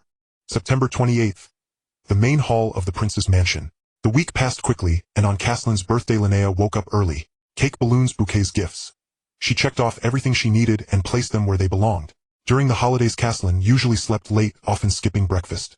So when he woke up and saw the decorations in the main hall, he couldn't help but be astonished. There was a long carpet made of various flowers, expensive glowing magical balloons filling the ceiling above the hall, and at the end of the carpet stood a long table laden with countless pastries and foods. Linnea suddenly tapped him from behind. What do you think? I picked everything myself. Caslin pointed at the decorations, a smile in his eyes. If Linnea chose them, then of course it's good. But why are the foods set out so early? Linnea gave him, This is for you. It's just lunch. I'll prepare new ones in the evening. Until this moment, Caslin had never sensed any aristocratic air from Linnea, not until she displayed her wealth. Though he felt it was a bit wasteful, he was still deeply moved. This was the first time someone had prepared a birthday for him. Evening soon arrived, and Ulysses and Natasha returned to the main hall. Ulysses carried a box while Natasha held a bouquet of flowers as she approached Caslin. Natasha handed over the flowers. Happy birthday, little Caslin. If I'd known Linnea had prepared so many flowers, I wouldn't have bothered with extra. Ulysses also handed over the box, a smile on his face, and for once gave a proper blessing. Happy birthday, our little Caslin. I believe you will become an excellent mage, so I've prepared a new magic wand for you. Before Caslin could say anything, Linnea pulled him away to cut the cake. It was a 3-tier cake with his name written crookedly on it, and 9 blue flame candles. Make a wish and blow out the candles. Caslin closed his eyes, thought for a moment, and then blew out the candles in one breath. Ulysses handed him the knife. You cut the first slice. Caslin quickly cut and divided the cake. Linnea took a big bite. I told the chef to add extra strawberry jam. It's quite sweet. At that moment, looking at the warm yellow lights filling the room, the softly glowing balloons floating in the air, the gifts on the table, and the 3 smiling faces before him, he suddenly felt a sting in his nose. Could it be that I finally have a family? After all the clamor, the time approached 11.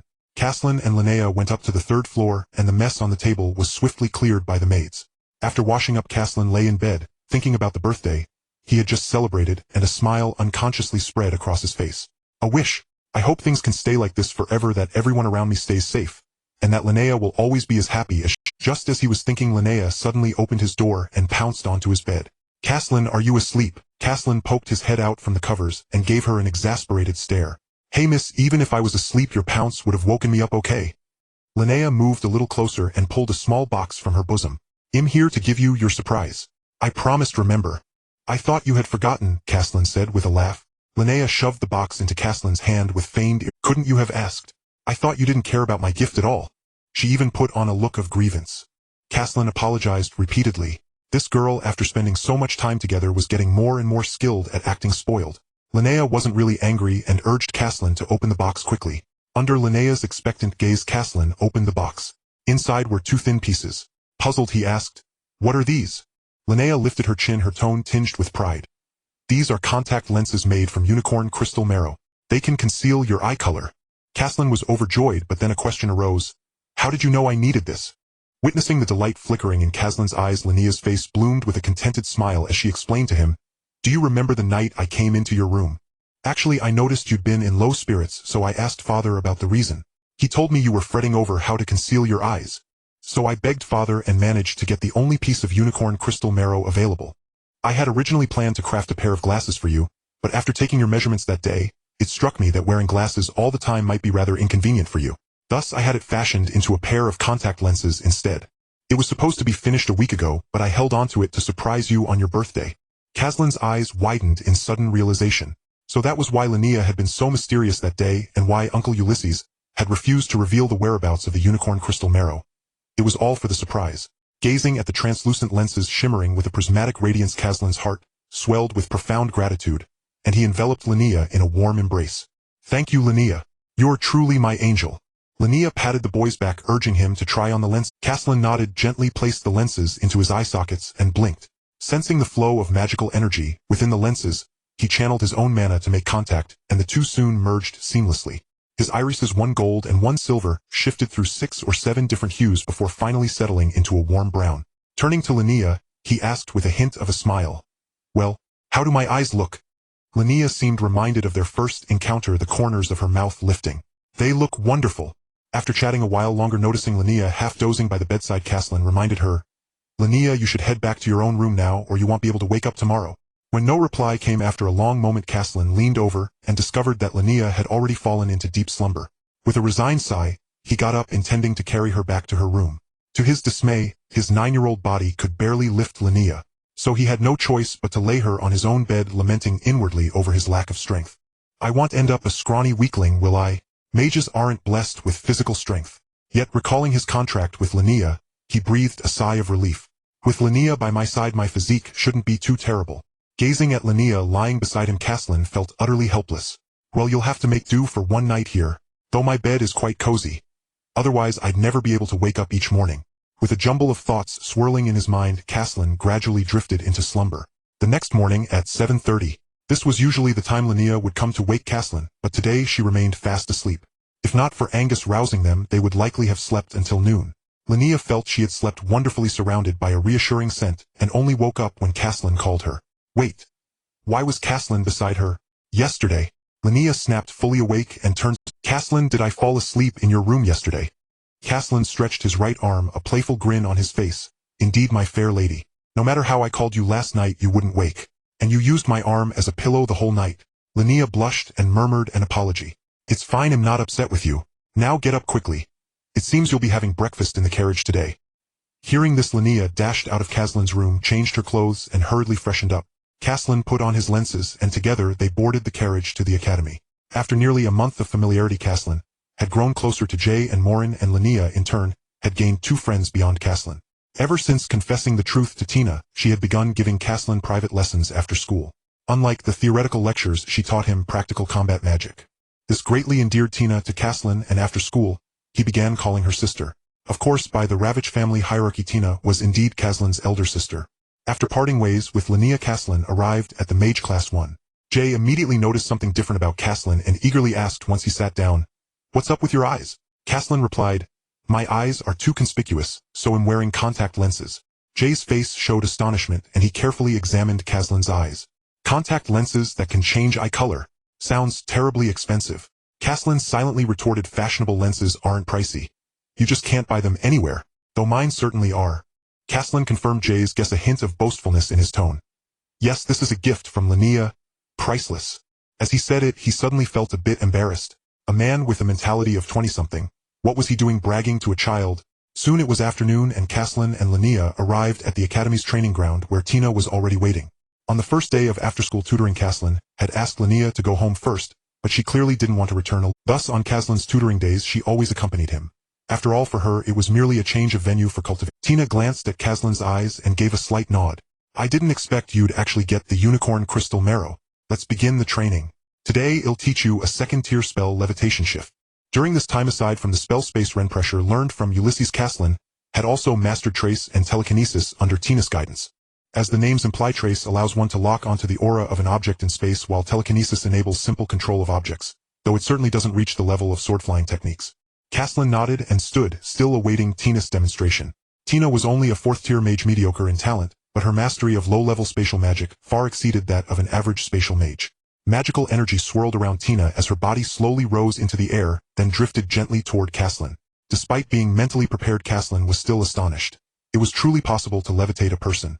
Tina explained at that moment, actually this is similar in principle to telekinesis, only the mana is applied to oneself. It's one of the easiest spells among second-tier magic. Caslin listened attentively, wondering inwardly, if he mastered a second-tier spell, would that make him a second-tier? 5 years passed like pages swept away by the wind. The sword training ground behind the castle was etched with countless marks. The magic books in the study were worn at the edges. Caslin had shot up to 165 centimeters in height, and Linnea had grown to reach his shoulder. Jay's notebooks piled up like small mountains, and Maureen's cheerful smile was forever on her face. And every evening Dina would wait for Caslin at the training ground until the setting sun stretched their shadows long, and only then would he contentedly board the carriage home. Time truly flew by so fast that sometimes when Caslin woke up in the morning and stared at the ceiling, he still thought he was that newly transmigrated poor child who had to live in fear and flee from pursuit. But when he turned his head, he saw a girl who had grown to his shoulder standing by the bed, tiptoeing to pull up the blanket that had fallen to the floor. The girl's eyes were still like rubies, just like when she was little. Seeing he was awake, they curved, and she called softly, "Brother, you're awake. There's the assessment today. If we don't get up soon, we'll be late." Linnea had changed a lot. She had learned to communicate well with people, and had become much more harmonious with the class. Compared to before, she was now more lively, but also more clingy toward Caslin. Yet, in some ways, she remained unchanged. For instance, even though she was now a knight who could split a half-man-high rock with a single hand, she would still secretly pinch Caslin's shirt corner when nervous. Ever since Caslin's 9th birthday, when she had slept in his room, Linnea often found excuses to enter his room again. Although Caslin strictly forbade it every time, he could never withstand Linnea, who had learned to act spoiled. A single call of brother would make it impossible for him to keep a straight face. Thinking they were still young, Caslin dismissed it as his overthinking. "I understand." He rubbed his face and sat up, casually tucking the stray hairs on her forehead behind her ear. "Did you sneak into my room again last night? I've told you countless times, but you never listen. If Uncle Ulysses sees us, he'll nag us again." Linnea's ears immediately reddened. She tightened her grip on his shirt corner, and whispered in defense, "Too had a nightmare." "All right, since you're awake, go wash up quickly," Caslin said helplessly. Over the years, Caslin had made great progress and become a 4th-rank mage. He had learned numerous spatial magic spells. Besides the basic everyday spatial magic, he had also delved into 3rd-rank spells such as Spatial Rift Seal Boundary, which tears space in a designated 3-meter radius to form a semi-transparent sealed space cage for control, and Spatial Turbulence Chaos Flow, which creates chaotic space currents in a 5-meter radius to restrict enemy speed and reduce their accuracy as an interference spell. In secret, he was also studying time magic, but lacking a teacher's guidance, he had only barely reached the 3rd rank and learned a single 3rd-rank spell called Time Mark Overprint. Could imprint an invisible time mark on a single target. Within the next 30 seconds, all damage dealt to that target would be completely recorded by the time magic. The caster could actively detonate the mark at any moment before it disappeared, causing all recorded damage to burst forth at once. It was a spell well suited for ambushes, as its activation had no cast time. After washing up, Caslin and Linnea boarded the carriage together. The carriage wheels rolled over the bluestone road, the sound of water splashing crisp beneath them. Caslin unconsciously ran his fingers over the contract pattern on his wrist. A faint silver mark that shimmered in the sunlight, identical to the one on Linnea's wrist. 5 years had honed an 80-year-old child into a sharpied youth, and turned the little girl who could barely speak into a knight who could stand by his side with a sword. "Caslin, are you nervous?" Linnea tilted her head to look at him, a white rose she had picked from the garden that morning tucked into her hair. "Teacher Dina said your strength has long reached the 4th rank. The assessment will definitely be fine." "Of course I'm not nervous." Caslin withdrew his gaze and reached out to straighten her crooked sword belt. "I'm more worried about you. Don't go all out in the practical assessment later. Just stop when you've made your point. If you get hurt, Mrs. Natasha will nag me about not looking after you. Linnea stuck out her tongue and secretly pinched his shirt corner. A little habit she couldn't break when nervous. I won't get hurt. Don't forget I'm your knight, Castellan said with exasperation, and I'm still your brother. The carriage stopped at the academy gate where Jie and Emolyn were already waiting. 5 years later Jie had shed his former shyness. A pair of silver-rimmed glasses sat on his nose, and he still carried thick notebooks in his arms, but his eyes now held a greater steadiness.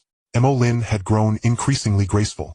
Her fiery red hair was tied in a high ponytail, and she held an exquisite fire magic staff with a pigeon-blooded magic crystal embedded at its head. You're finally here. Jie stepped forward and pushed up his glasses. There are so few guards today. I saw several teachers running outside earlier. They said some monsters escaped from the dungeon in the west of the city. Castellan felt a twinge of doubt. What happened in the dungeon that even the academy teachers had been summoned?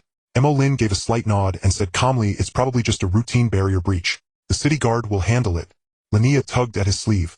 Don't just stand here. Let's go in quickly or we'll be late for the theory assessment. Castellan nodded. Let's go. Entering the academy they headed straight to the registration desk in the central square. At a few makeshift wooden tables only 2 teachers were registering and the line in front of them was short. Why are there so few people? Linnea muttered. Most people registered long ago, Jie said, hugging his notebook tighter. I came by yesterday and the line stretched all the way to the school gate. When it was their turn the registration teacher didn't even look up, his quill flying across the paper. Name, class, assessment category. Jie Howell Mage Class 1 Mage Assessment. Emolyn Hire Mage Class 1 Mage Assessment. Castellan Sirvina Mage Class 1 Mage Assessment. Linnea Sirvina Knight Class 1 Knight Assessment. The teacher filled out 4 forms in a flurry, tore them off, and handed them over with an impatient tone. We're short-staffed these days, so all assessments have been compressed into one day. Mage theory and mana tests are in the East Building, practical in the East Field. All night assessments are in the North Field. Keep your number tags, don't be late. The 4 took their number tags, said thanks, and turned to separate. I'm off to the night field to report, Linnea waved. They'll find you after the assessment. Be careful.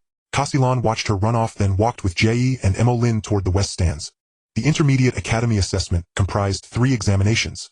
The first was a test of magical rank. The magic testing chamber was located on the first floor of the East Wing. Castellan along with the other 2 arrived there shortly. Upon entering the chamber they saw a waist-high black evaluation stone at the center, larger than the one used in the initial test. Beside it stood an elderly teacher with graying hair who appeared quite strict. Proceed in order. Place your hand upon the stone and channel your magical energy at full force, the old teacher said, rapping the table. 2nd rank constitutes a pass, 3rd rank is meritorious, and 4th rank is excellent. Do not hold back. Any inaccuracy is your own responsibility. The line began to shuffle forward slowly. Jay, first in line, took a deep breath and pressed his hand against the evaluation stone.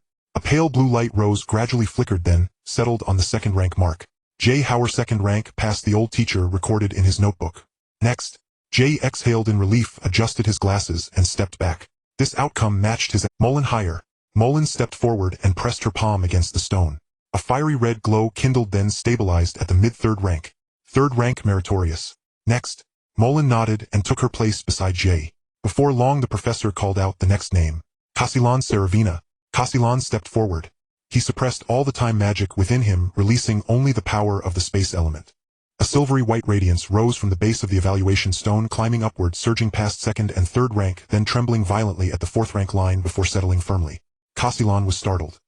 The evaluation stone had nearly drawn out his time magic as well, almost causing it to surface alongside.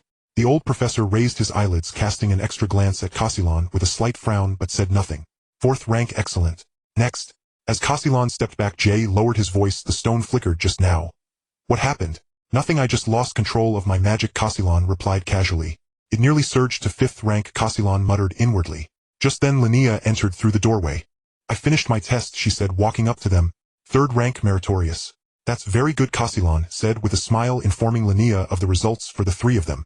After exchanging a few words, Jay checked his watch. The magical theory exam starts in 20 minutes. Let's head to the examination hall and wait. Linnea glanced at Castellan. I should be going as well. See everyone later. The 2nd examination hall was on the 2nd floor. Inside the hall 30 desks were arranged neatly, each bearing a parchment test paper and a quill pen. The examination lasts 1 Shurchen, the proctor announced as he distributed the papers. No whispering. You may submit once finished. The practical combat is this afternoon. Castellan opened the test paper. All the questions were basic, simpler than he had anticipated. He wrote slowly with the quill, occasionally glancing up at the window. Jay sat ahead of him, back ramrod straight, his quill racing across the paper, but when he reached the last question the nib lingered for a long time. Molin sat to his right, her handwriting meticulous, each question answered clearly. Half a shurchen later Castellan set down his quill. He reviewed the paper, once confirmed there were no obvious mistakes, then rose to submit it. Shortly after Molin also submitted hers. The two waited under the shade of a tree downstairs. A quarter of an hour later Linnea came running down as well. The night theory was way too easy, she said, leaning against the tree. All sword fundamentals and monster lore. I finished it in half a shurchen. Jay still isn't out yet, Molin remarked, looking upstairs. He seems to have been stuck on one question for ages. It wasn't until the last minute of the exam that Jay hastily submitted his paper and came to the other three. He wiped the sweat from his brow and adjusted his glasses. That last rune problem was quite tricky. I almost didn't finish it. Castellan nodded. Based on inherited subconscious experience, he generally skipped the last question. Molin also breathed a sigh of relief. See, usually you ace the theory portion. How could you almost fail? Before long, the results were posted on the bulletin board. At the top stood Jay with a perfect score of 100, and below, after several names, came Molin with 90, Linnea with 87. One excellent, one meritorious. Castellan frantically searched for his name, a sense of dread creeping in. No way. I really thought it wasn't hard. Finally, after more than 10 names, he found his. Castellan 78 pass. Phew, he let out a long breath. Thank the exam goddess I didn't fail. Now it all comes down to the practical combat. Seeing Castellan's relieved expression, and his exaggerated words, the other three couldn't help but laugh. The practical combat exercise was scheduled for the afternoon, so the four parted ways for now. Castellan and Linnea planned to go home for a meal and a nap to keep their energy up. Back at the prince's residence, Castellan looked at the empty courtyard and felt something was off. It was understandable that Uncle Ulixisai was not around, but why was Lady Natasha also missing? They found Angici, who told them two dungeons, one in the southern suburb and one near the northern harbor, had suffered varying degrees of uprising.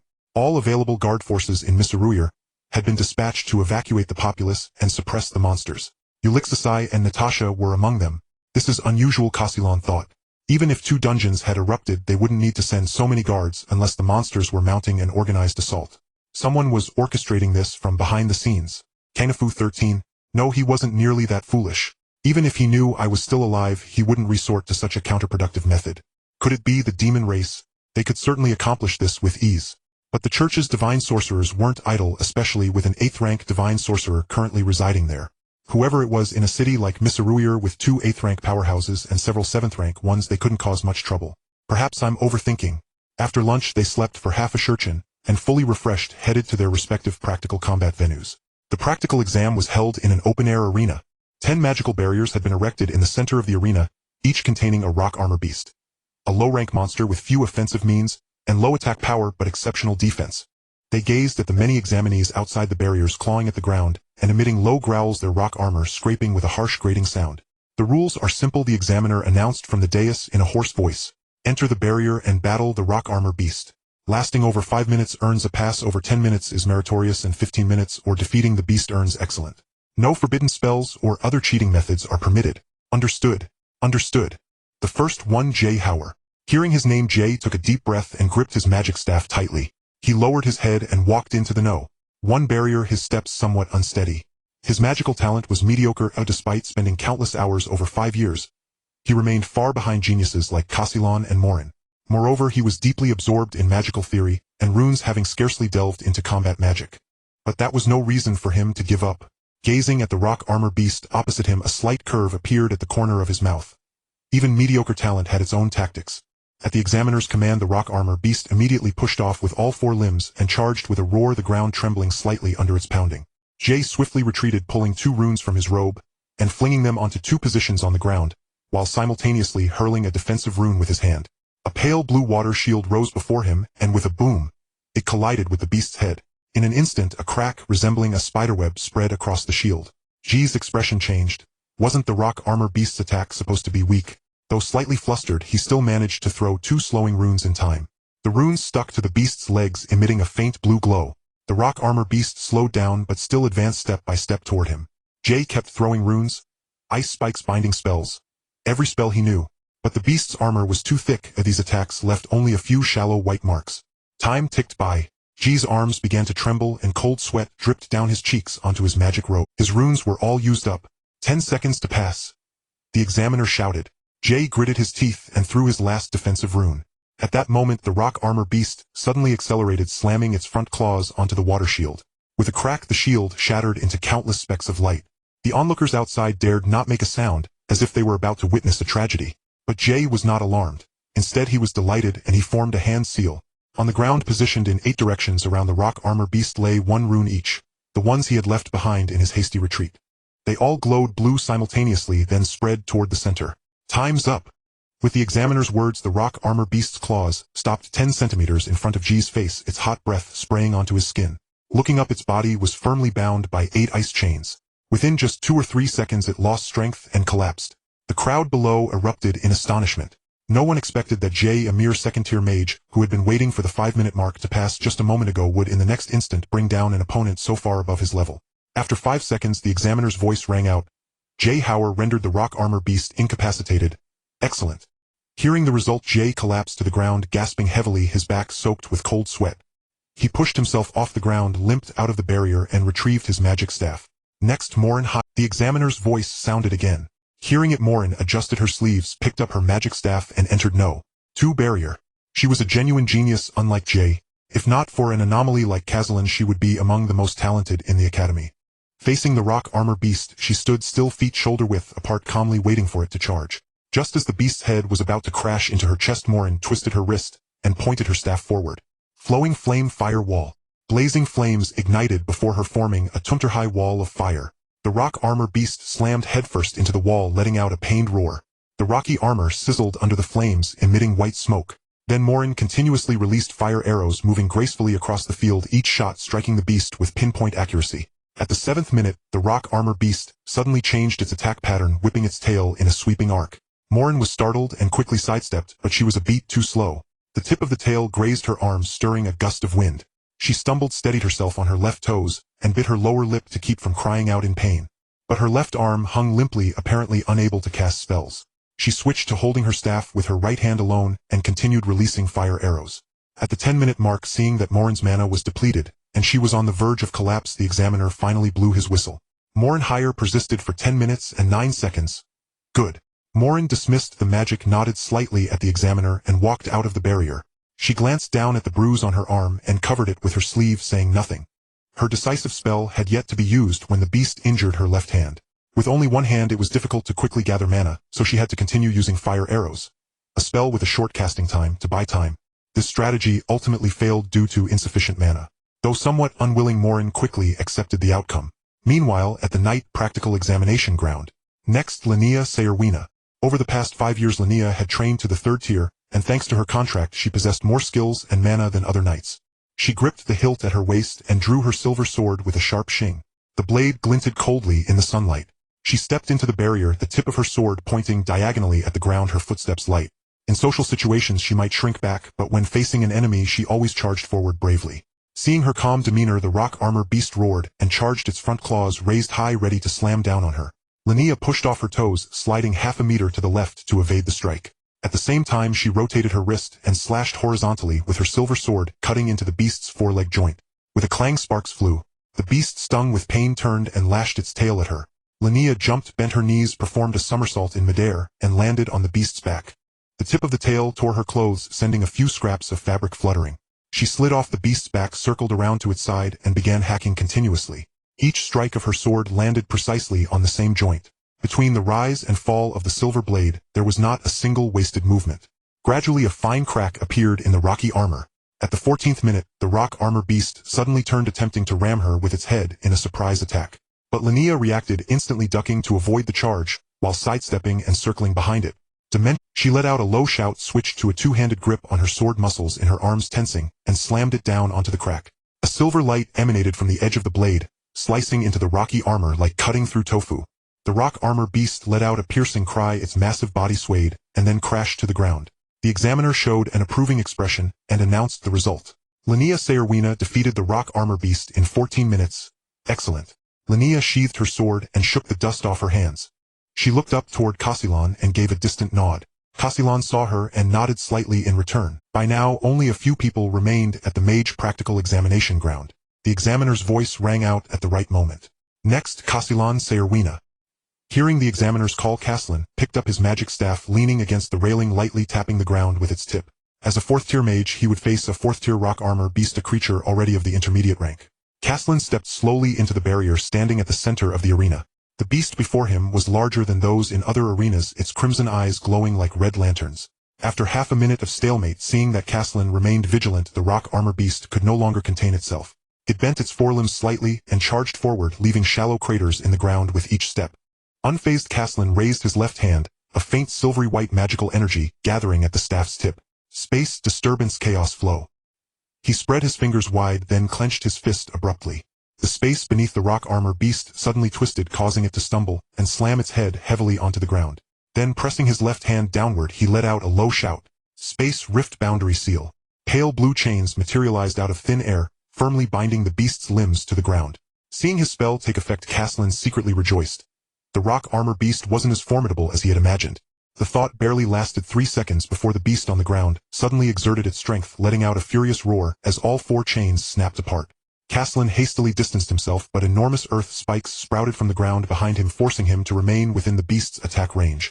Caslin could only dodge relentlessly, soon backed into a corner.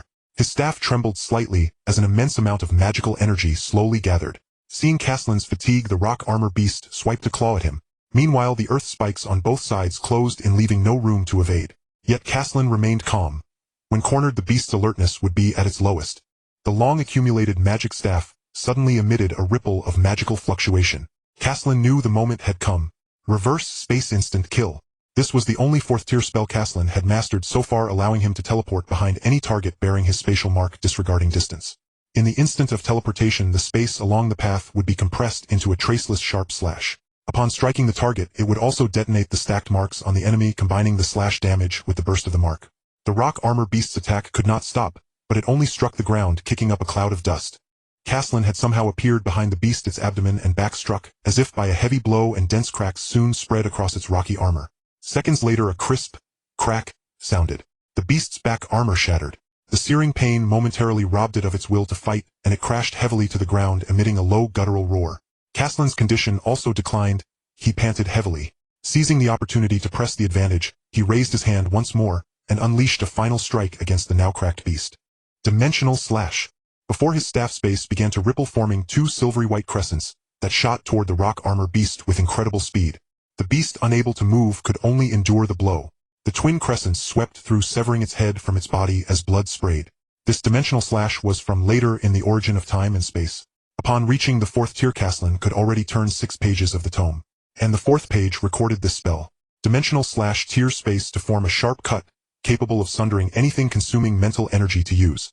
Though not as formidable as Spacelock or Time Freeze, it was exactly the powerful offensive means he needed. Moreover, after Lin Naya advanced to the 3rd tier, she had also learned this technique through their contract, greatly enhancing her abilities, far surpassing the boost from Spacelock or Time Freeze. Seconds after Caslin defeated the rock armor beast, exclamations erupted from the audience. The examiner slowly announced the result. Caslin Servina, 12 minutes to defeat the rock armor beast. Excellent. Caslin took a breath, stepped out of the barrier, and propped his staff on his shoulder. Though his victory seemed effortless, his mana and mental energy had been considerably drained. Outside the arena, Lin Naya had been waiting. Seeing Caslin emerge, she handed him a handkerchief. Thanks. Caslin took it, wiped the dust off his hands, folded the handkerchief, and returned it to her. Jie and Mo Lin also approached. Jie was still rubbing his sore backside, and Mo Lin had her left arm in a sling hanging around her neck. Great, we all passed. Jie wiped his face, his voice still shaky. I almost became the rock armor beast snack. Caslin laughed. I didn't see you back down at all. That huge reversal of yours shocked us all. And here we were anxiously watching. You handled it with ease. Mo Lin had already put her results behind her and regained her spirits. Smiling, she suggested, how about celebrating at the pastry shop near the school gate? For us newly promoted intermediate mages. The others readily agreed, and after a short preparation they headed out of the academy. On the way, the wind suddenly turned cold, swirling fallen leaves in spirals. The birds in the trees had vanished without a trace. An eerie silence fell. Even the usually noisy students were nowhere to be seen. Only the sound of wind rustling through the corridors in the distance reached them. Caslin stopped. No. The air was thick with a powerful magical aura. As a spatial mage, Caslin was acutely sensitive to the magical density in the air, especially such a pronounced change. What's wrong? Seeing Caslin standing still with a grave expression, Lin Naya asked, her hand instinctively gripping her sword hilt. Mo Lin and Jie also halted, turning to look at Caslin. Caslin said nothing. He stared at the empty corridor in the distance, elevating his perception to its peak. The other three sensed something amiss and followed his gaze, assuming defensive stances. Just then a piercing shriek rang out from afar. It was followed by a cacophony of screams and the roar of magical explosions. Caslin grabbed Jie Yi's arm. His magic staff blazed with intense light without warning, and he shouted back to Mo Lin and Lin Naya, "Head for open space." Lin Naya understood, instantly scooping up Mo Lin horizontally and dashing over 10 meters in a flash. Caslin carried Jie Yi into the air using levitation translocation. The next moment the teaching building corridors and a large swath of structures collapsed amid a violent explosion. An icy evil energy wafted on the wind, thick with the smell of blood. Caslin looked toward the ruins. A classmate with his lower body crushed was wailing loudly. Severed limbs and broken bodies lay scattered among the rubble, blood staining everything a deep crimson. He had never witnessed such a horrific scene firsthand. He stood frozen, only regaining his wits after a dozen seconds. Save them. They could still be saved. Seeing several students pinned beneath the debris, Caslin and the others exchanged no words but moved in unison, drawing closer to begin rescue efforts. The group quickly arrived at the ruins. Casilon raised his hand, channeling magic into the pile of rubble. The space slightly distorted as the stone slab resting on top began to slowly rise. Linnea rushed forward, immediately dragging out the girl whose leg had been crushed. "There are 3 more. Over there." Jay pointed to a nearby broken wall, and then pressed a healing rune onto the injured girl's severed leg. Morin held her magic wand, vigilantly scanning the surroundings as crimson magic flickered at the tip of her staff. The scent of blood in the wind grew stronger, mingling with a foul, putrid magical aura. At that moment the sky suddenly darkened. Casilon sensed something and looked up. A massive black octagonal formation was slowly taking shape above Miss Real City. Dark red liquid flowed within the formation, emanating a suffocating magical aura. At the same time, beams of solid dark black and purple light descended to the ground. "Be careful!" Morin suddenly shouted as a wall of fire erupted behind them. 3 clawed demons crashed into the fire wall, letting out a chilling scream, their bodies engulfed in flames. These were the demons that had crawled out from a beam that had fallen nearby. Casilon realized the danger. A Misreal must have been attacked by someone. The demons were rampaging, and the octagonal formation made Casilon think of a certain term, making him increasingly uneasy. Although it was clearly daytime, a red and black atmosphere had already enveloped the surroundings. In the blink of an eye, more shadows emerged from the black beams. With greenish-black skin, sharp claws, and hollow eyes, they were all the lowest-tier corpse demons, numbering too many to count. "Save the people first." Casilon pushed the girl toward Jay. "You guys take her and go first. He'll hold them off." "No. What about you?" Jay helped the girl to the wall and threw out a stack of attack runes, saying, "I'll stay here to help you." In just a few moments the corpse demons had already charged forward. Casilon smashed the head of the foremost demon with his staff, splattering black blood all over him. Beside him Linnea unsheathed her silver sword, and in a flash the heads of 3 corpse demons fell simultaneously. Morin's fire wall continuously extended, keeping the oncoming corpse demons at bay. However, the glow of the fire wall began to dim, and with her injuries her magic was depleted within moments. "I can't hold on any longer," Morin shouted as the fire wall collapsed with a loud bang. The corpse demons surged in like a tide. Casilon raised his hand and unleashed several gusts of air, crushing the demons blocking their path. Linnea protected Jay and the injured girl, her silver sword forming an impenetrable wall of light, slicing any corpse demons that dared to approach in half. "Run that way." Casilon pointed behind him. "There's a back door there." Upon hearing this, the other 3 did not hesitate. Protecting the girl, they retreated alongside Casilon. The corpse demons kept appearing, relentlessly pursuing from behind, stepping over their fallen comrades, and emitting sickening chewing sounds. Just as they were about to reach the iron door, 3 shadows descended from the sky, landing in front of them. Dressed in black robes, wearing bronze masks, and embroidered with silver mandalas on their chests. Casilon's expression turned grave. It was indeed them, the reincarnation cult. Mentor Tina had mentioned them before, and their characteristics matched exactly what she had said. Tina had said they were a bunch of lunatics wandering the world solely to resurrect the Demon King. Most of their members harbored hatred towards the world, believing only the Demon King could lead them to salvation. The cult was divided into gray, black, blue, and red members.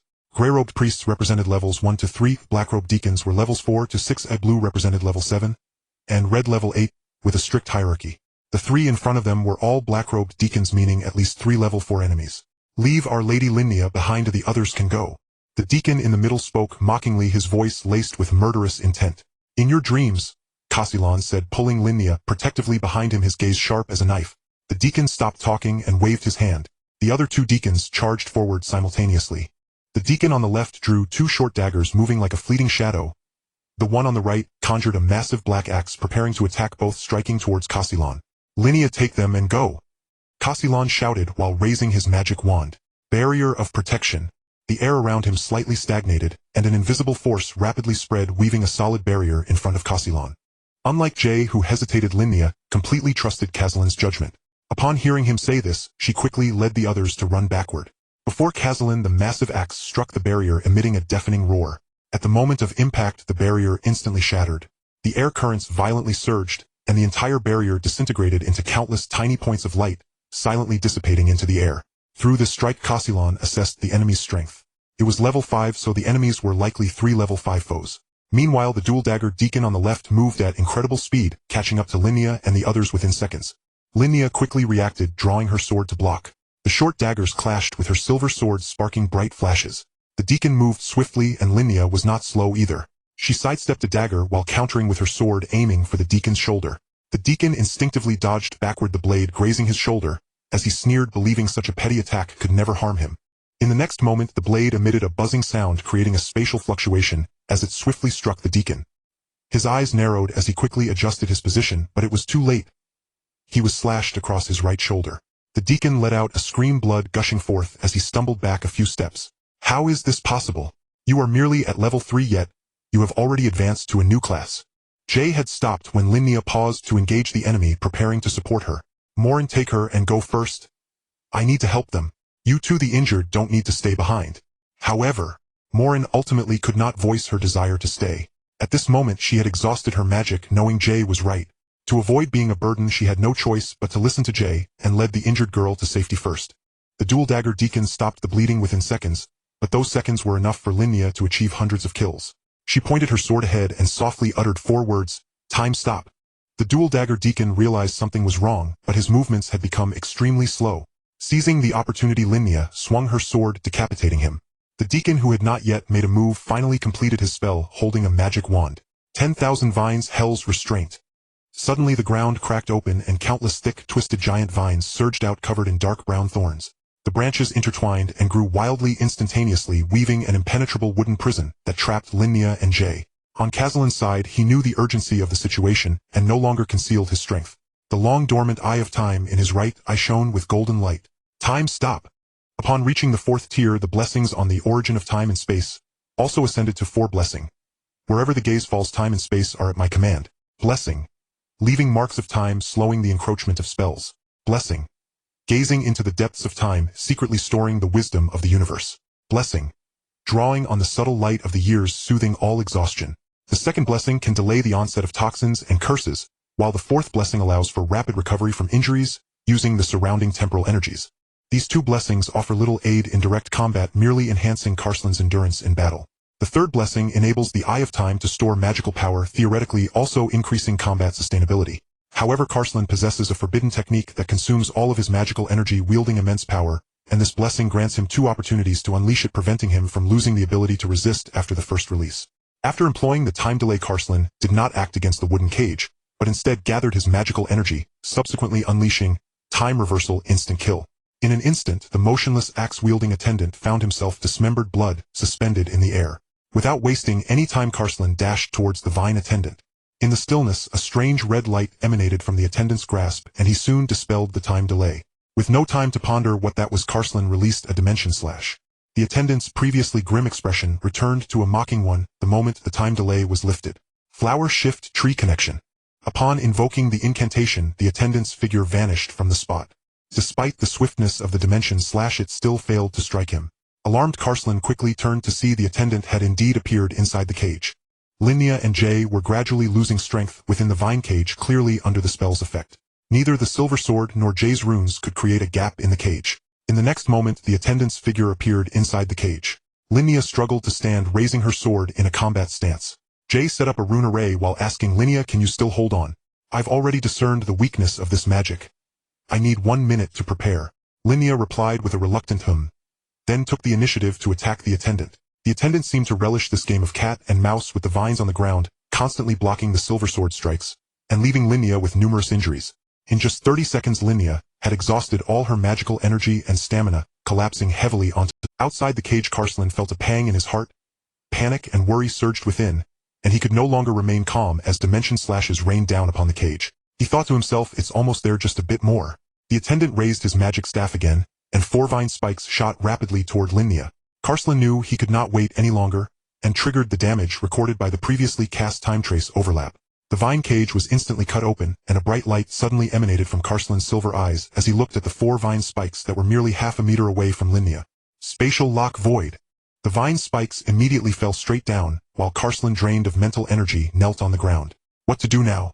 As he anticipated the next strike from the forbidden magic attendant, would come soon, despair welled up within him, as he realized neither he nor Linnea nor Jay had any capacity to act.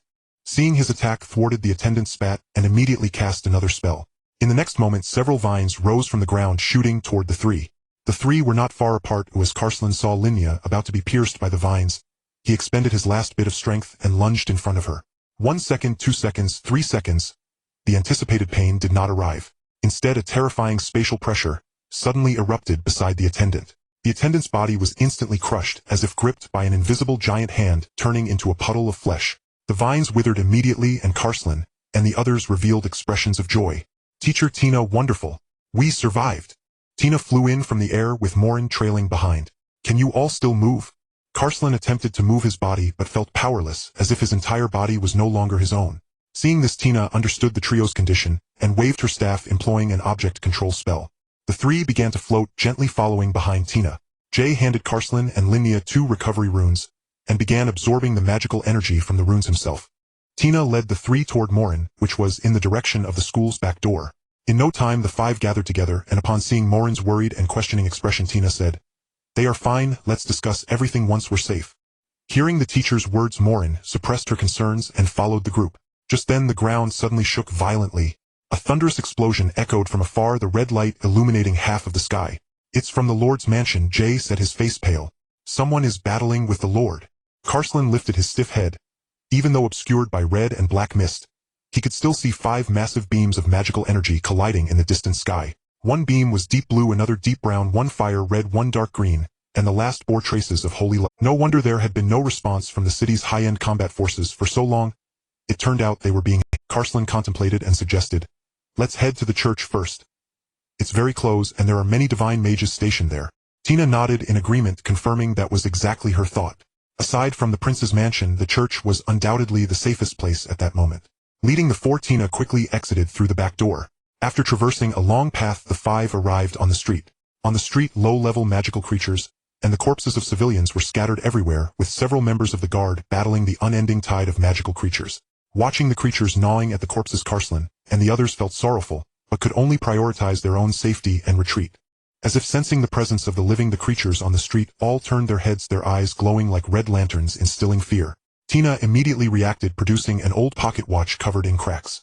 Though reluctant, Tina infused it with magical energy and activated it. In the next moment, the low-level magical creatures on the street slowed down. Karslan immediately thought of the time delay and asked aloud, "Teacher Tina, what kind of magical artifact is this?"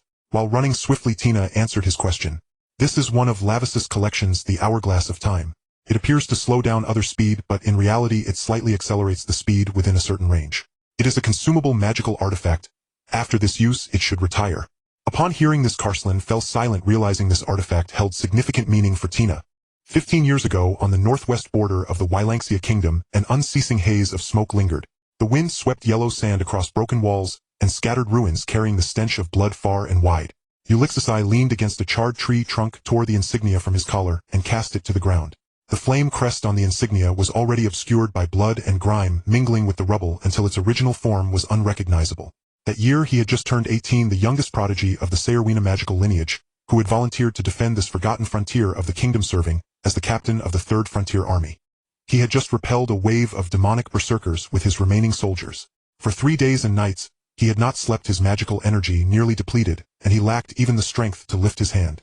On the distant horizon, a dark purple glow gathered, a sign of demonic energy converging, heralding the next invasion at any moment. "Captain, 3 squads on the left flank are trapped in the river valley and request reinforcements." The messenger's voice carried a sob. His arm was wrapped in blood-soaked bandages. "We have no more troops to Ulixisai closed his eyes. The 3,000 elite soldiers he had brought were now fewer than 800. The royal reinforcements were perpetually delayed, and the church's priests only guarded their own territory, leaving the civilians outside the city to be slaughtered by the demons. He had long known this invasion would be like this. Within the decayed bureaucracy, no one truly cared about the border's survival. "I'll go." He picked up his magic staff from the ground. The magic fire crystal at its tip still radiated a faint warmth. Tell the remaining men to hold the line and wait for my return. The sounds of slaughter in the river valley were growing weaker. Ulixusai walked forward over the corpses strewn, across the ground fire element, swirling around him, incinerating the approaching corpse demons to ash. Rounding a bend, he suddenly saw a youth clad in tattered armor fighting alone against 3 claw demons. The youth was as young as he was wielding the most ordinary oak magic staff. Water element coalesced around him into thin ice shields. Each time, the claw demons struck a crack appeared in the shield, yet he always dodged a split second before the shield shattered simultaneously, hurling ice spikes at the monster's eyes. His movements were steady, his expression completely unruffled. Though he had sustained several wounds and his magical energy was clearly nearly spent, the rhythm of his staff remained unbroken. Ulixusai raised an eyebrow.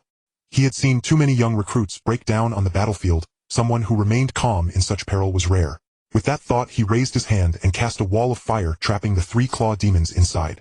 The moment the flames surged, the youth spun around, sharply, wariness in his eyes, his magic staff still pointing forward. Ulixusai Sayerwina. Ulixusai announced his name as he casually finished off the last struggling claw demon. What is your name? Yalakizi Galuin. The youth put away his magic staff and gave a slight bow. His voice was a little hoarse. Thank you for your aid, my lord. Don't thank me. Ulixusai studied him. You wield water magic quite well. Which unit are you from? A reserve mage of the 7th Infantry Battalion.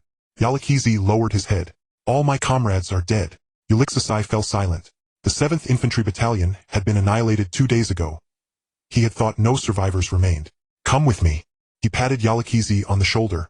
If you stay here, you won't make it through the night. Yalakizi lifted his gaze to meet Ulixus's eyes. In those crimson irises there was no arrogance of nobility, only a weariness born of war and genuine sincerity. He nodded and followed behind Ulixusai. That day the setting sun stretched their shadows long across the valley. The wind still blew thick with the heavy scent of blood. No one imagined that this chance encounter would become the beginning of a bond that would last 13 years. After returning to the battlefield, Ulixusai transferred Yalakizi to his personal guard. He soon discovered that this youth possessed not only outstanding magical talent, but also an exceptionally clear mind. Every time they devised battle plans, Yalakizi would offer the most precise suggestions, predicting the demons' attack routes. Once the unit was trapped in a valley by a horde of gargoyles. Everyone believed they were doomed, but Yalakizi proposed using the valley's terrain to channel a mountain torrent and disperse the demon swarm. Ulixusai adopted his suggestion and ultimately led everyone to break through the encirclement. After the battle, Ulixusai sat by the campfire and handed Yalakizi a flask of wine. You have great talent, he said. Staying in the frontier forces is a waste. I can recommend you to the Royal Academy of Magic. Yalakizi took the flask, drank a mouthful, and coughed as the harsh liquor burned his throat. He shook his head and returned the flask. I don't want to go to the academy, he said. I want to follow you. Why? Ulixusai was somewhat surprised. The Royal Academy of Magic was a dream destination for most mages in the Wylanxia Kingdom. Countless people would kill for a place there. Because you are different from them. Yalakizi stared at the fire, its light dancing across his face. Those nobles and priests hide behind the lines, sending us commoners to die. But you charge with us, you personally enter the river valley to save 3 ordinary soldiers. Ulixusai smiled and took another drink. You are too idealistic, Yalakizi, he said. I am just an ordinary person. I can't change anything. You can. Yalakiz's gaze was resolute. I believe in you. One day you will change this rotten world. Ulixusai remained silent. He watched the flickering campfire in the distance, a ripple stirring within him. He had once harbored such ideals, to overthrow the unjust order and let everyone live in peace. But reality had doused his hopes time and again, gradually numbing him. That night the two talked for a long time. From the frontier wars to the corruption of the royal family to the hypocrisy of the church. They found their thoughts astonishingly alike, both dissatisfied with the world's current state, both yearning for change. The invasion lasted a full half-year. Ulixusai and Yalakizi fought side by side, enduring countless trials of life and death. They slept among heaps of dead, shared the last piece of bread, and escaped alive from demonic sieges. Their bond solidified in the flames of war, becoming unbreakable.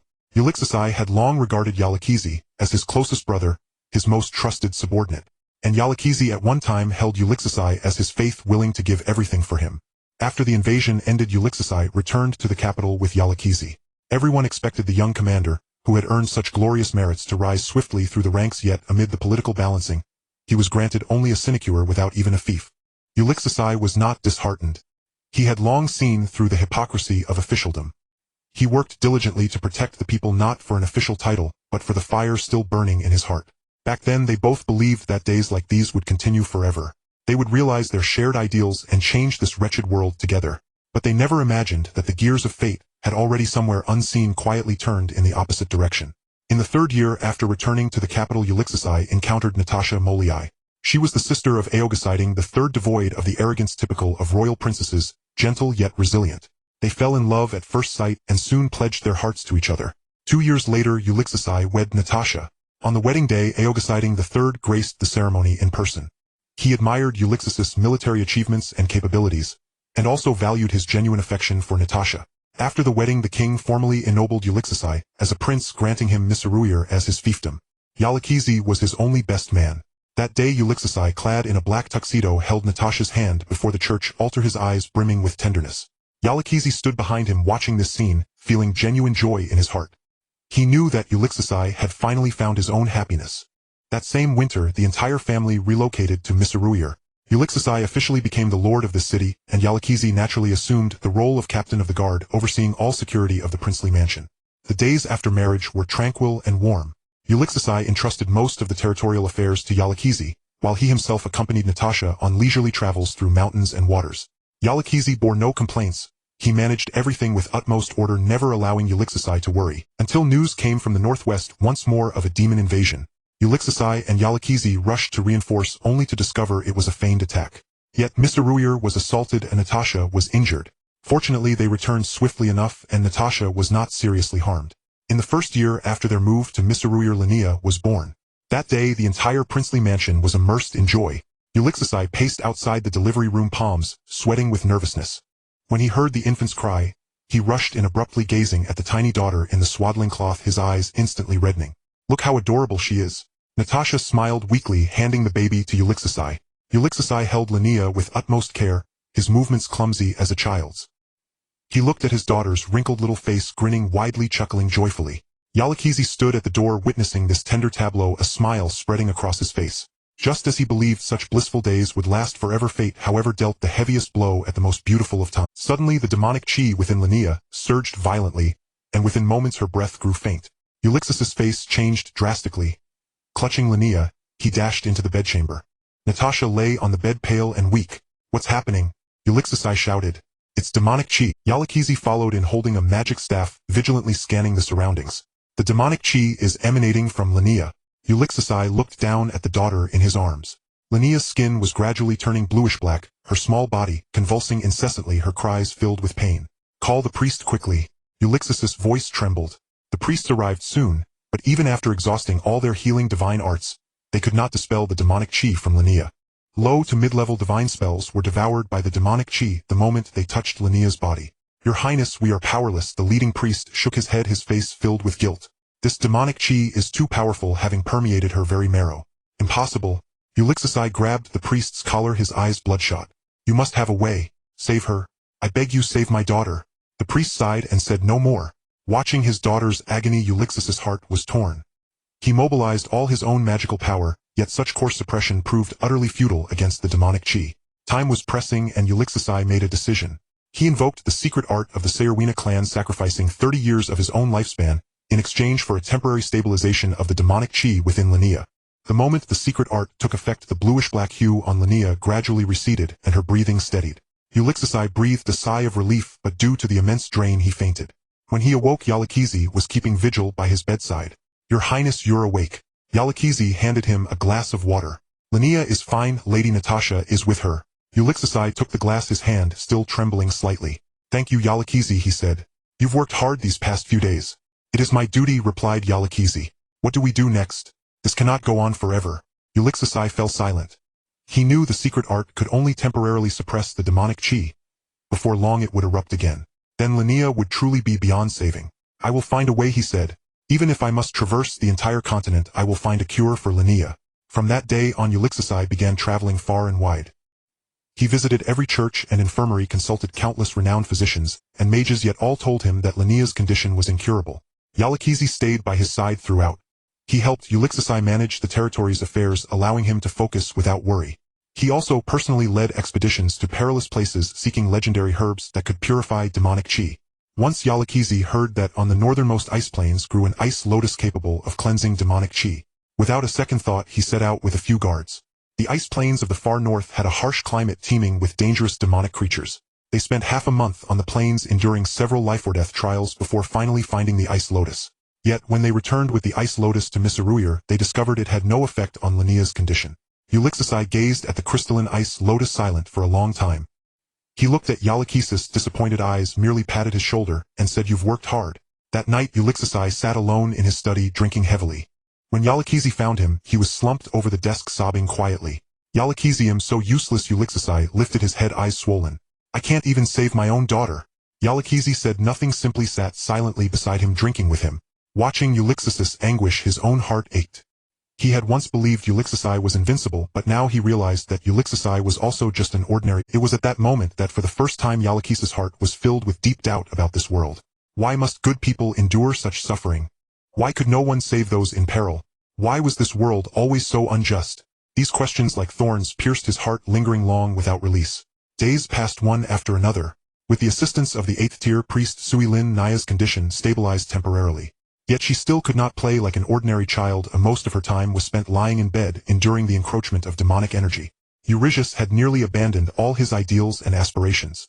He no longer cared about the battles at the borders or the royal disputes. All his thoughts were focused on Lin Naya. His only wish was for his daughter to grow up healthy and happy. Alex watched the changes in Eurystheus. He understood Eurystheus' pain, but he also felt that Eurystheus had changed. The once spirited youth who aspired to change the world had vanished.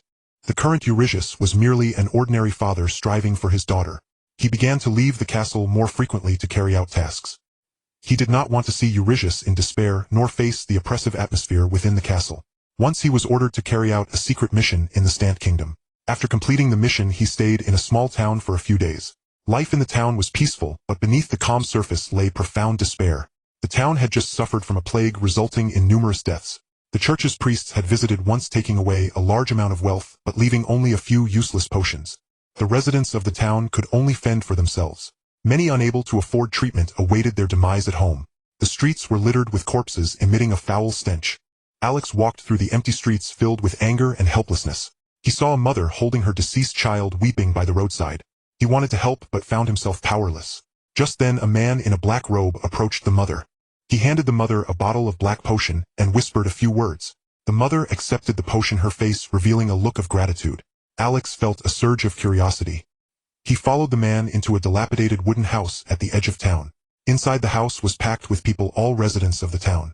The man in the black robe stood in the center distributing potions to everyone. His movements were gentle and his eyes filled with compassion. "The gods have abandoned us."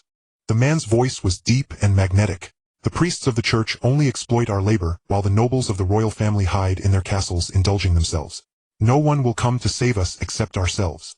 "Then what should we do?" a resident asked. "Wait for the arrival of the Demon King." The man in the black robe said, "The Demon King will shatter this decaying order, punish those who do evil, and bring us true equality and freedom." The residents nodded in agreement, their eyes filled with fervor. Alex stood at the door, his heart stirred by the tumultuous emotions. He realized these people were followers of the Demon Revival sect. The Demon Revival sect was a mysterious cult on the continent worshipping the Demon King, believing that only he could save the world. Previously, Alex had always thought of them as a group of lunatics. However, now looking at these desperate residents and the light in their eyes, he began to doubt.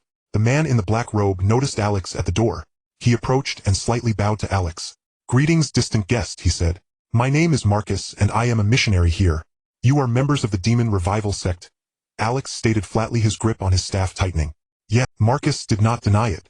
"You need not be anxious. We will not harm you. We only wish to help these unfortunate souls." "Help them? Using the power of the Demon King?" Alex scoffed. "The Demon King will only bring destruction and death." "Is that truly the case?" Marcus looked at him and countered. "Hasn't the church and the nobles brought destruction and death? With the invasions and wars at the borders, how many have died because of their inaction? At least the Demon King will not deceive us nor exploit our labor." Alex fell silent. He could not refute Marcus' words. He had seen too many perish due to the inaction of the church, and the powerful of his own family had died in a civil war instigated by the royal family. "Come and see for yourself," Marcus said. "Look at what we are doing, and it won't be too late to draw conclusions." Alex hesitated for a moment but ultimately nodded. In the following days, Alex followed Marcus, traversing every corner of the town. He saw the Demon Revival sect members treating residents for free, distributing food and clothing. He witnessed the once desperate residents reigniting their hope for life with the help of the demon revival sect. He also engaged in many conversations with Marcus. Marcus showed him important materials and principles of the demon revival sect while revealing the truth about the world. He informed Alex that the 7 goddesses were not true gods. They were merely thieves who had stolen the world's power, establishing the current order only to superficially enslave humanity. The Demon King, however, was the true savior who would shatter the shackles of the 7 goddesses and grant humanity genuine freedom. With the compelling evidence from the demon revival sect, Alex's worldview began to crumble. Everything he once firmly believed started to blur. When leaving the town, Marcus handed him a black badge. "If you come to a realization, you can bring this to find me," Marcus said. "The doors of the demon revival sect will always be open for you." Alex accepted the badge and placed it in his pocket. He said nothing and turned to leave the town. After returning to Miss Real, Alex changed. He became more taciturn, and there was an indescribable quality in his gaze. He began to secretly read the texts of the demon revival sect, gradually aligning himself with their ideology. He started to feel that Eurystheus had given up on ideals, and perhaps the demon revival sect could realize the changes. Perhaps the revival of the Demon King could truly shatter this decaying world, sparing children like Lin Naya and the countless impoverished who suffered from the ravages of war from such misery. Thus he began to use his position to relay information to the demon revival sect. One thing led to another. He gradually disclosed vital information about key officials and military forces within the kingdom. Each time he completed these tasks, he felt a deep sense of guilt. He knew he was betraying Eurystheus, the one who had saved his life and treated him like a brother. Yet he felt he was not in the wrong. He was fighting for a greater ideal to save more people. Personal relationships in the face of world-changing events were utterly insignificant. Eurystheus noticed the changes in Alex. He found that Alex often went out late at night, returning with a faint scent of blood. He also discovered that some confidential documents from the castle had inexplicably leaked out. Yet he never suspected that his best brother would betray him. He even approached Alex, wanting to have a serious conversation and asking if he was too tired. But each time Alex deflected with various excuses. The brothers who once shared everything had now become distant. The warm sunlight in the castle gradually became enveloped in shadows. "Marcus, can we really change the world like this?" During another meeting, Alex was filled with strong doubts about his actions. Marcus, clad in a blue robe, smiled at his words. "What are you hesitating about, Alex? As long as the Demon Lord awakens, everything in this world, whether the corrupt bureaucracy or the useless church, will vanish and the poor will welcome a new hope. But you've been gathering information about the kingdom without ever telling me how to awaken the Demon Lord." Alex felt somewhat disheartened. "The Orb of Life." Marcus calmly uttered the term. "It is not only a powerful magical artifact, but also the key to the Demon Lord's awakening." "The Orb of Life," Alex murmured to himself. "I understand, Marcus. I will try to find." Wasn't this the item that High Priest Sawyer mentioned could solve Linnea's demonic energy problem? Alex was puzzled but did not say a word. 2 months later, Ulysses brought news he had obtained the exact location of an Orb of Life. It was hidden in the death swamp of Stant, where the tomb and legacy of a first-generation great elf lay buried. He also shared this information with Alex, for he was one of the few people he absolutely trusted.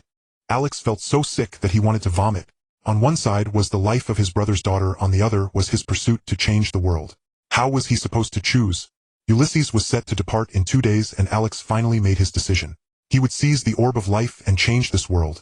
He never wanted to witness another tragedy like the Black Stone Mine, never wanted to see children lose their parents, never wanted to see families broken.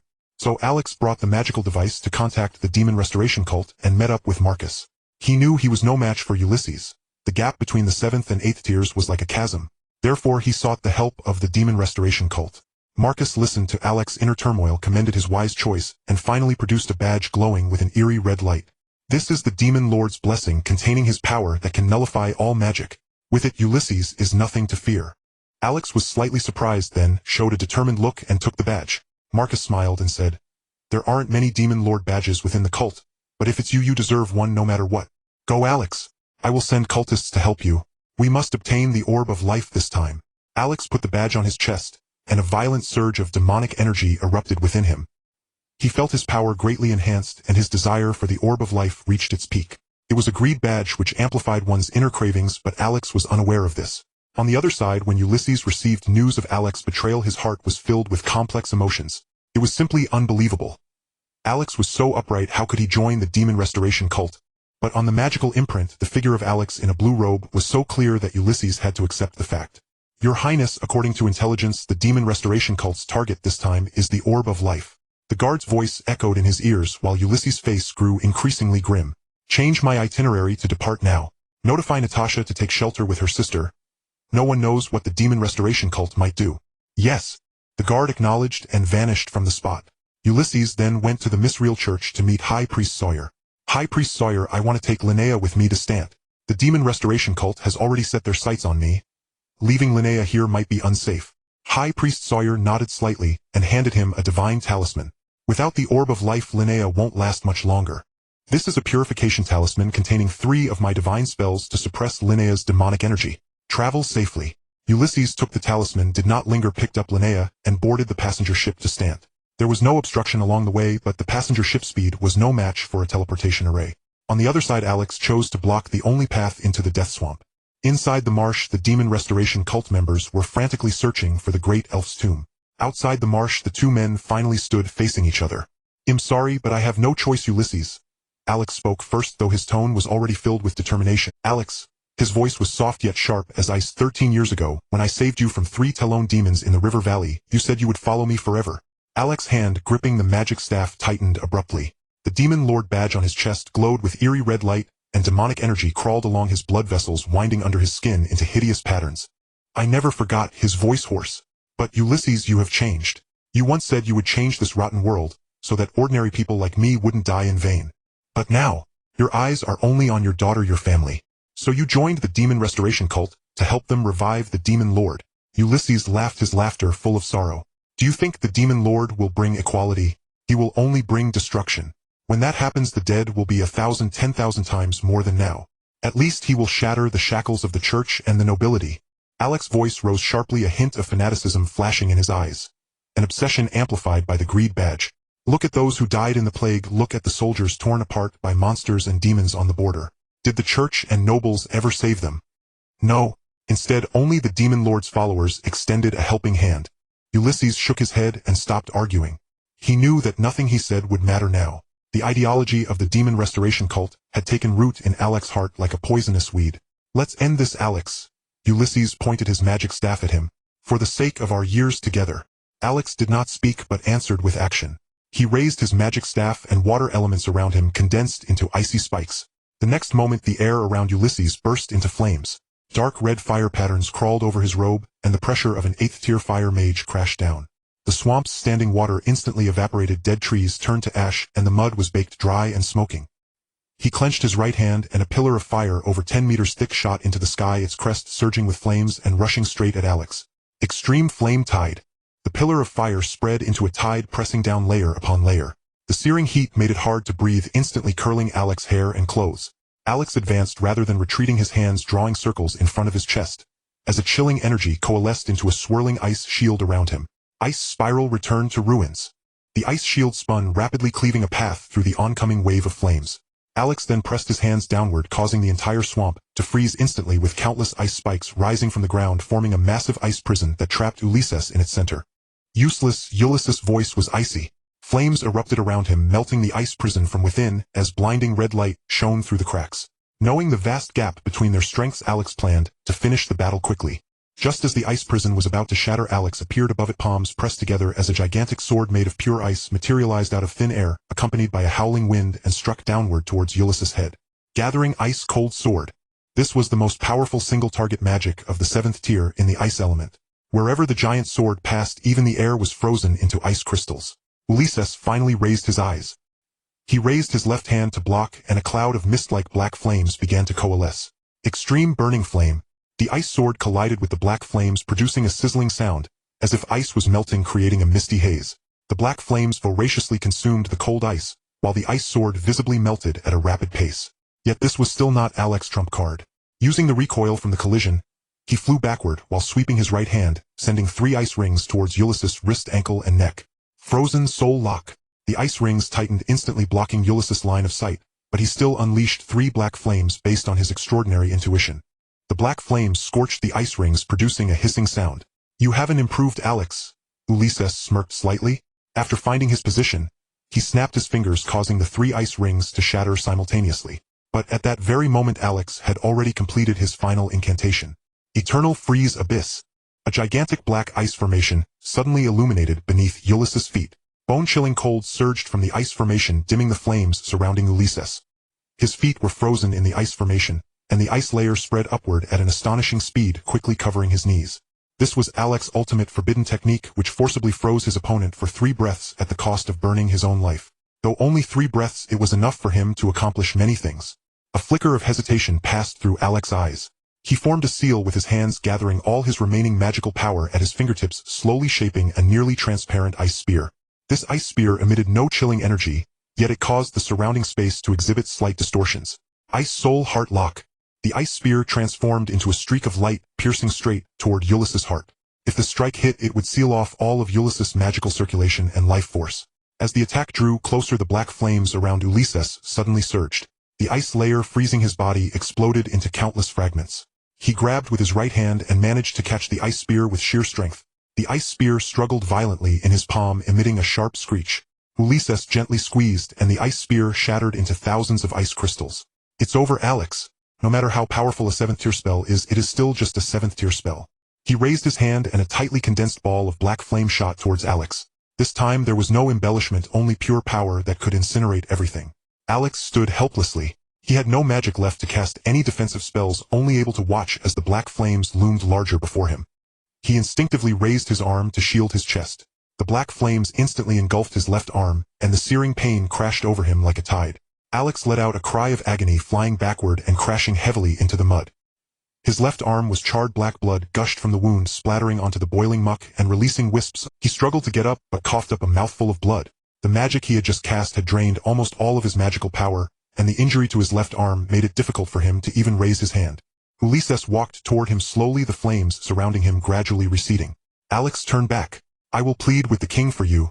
Alex forced a bitter smile, looking at Ulysses with unfamiliar eyes. No, Ulysses, I can't go back. To lose my freedom and spend the rest of my life in prison, you might as well kill me. Seeing that persuasion was futile, Ulysses' eyes showed a trace of reluctance, and he ultimately resorted to magic.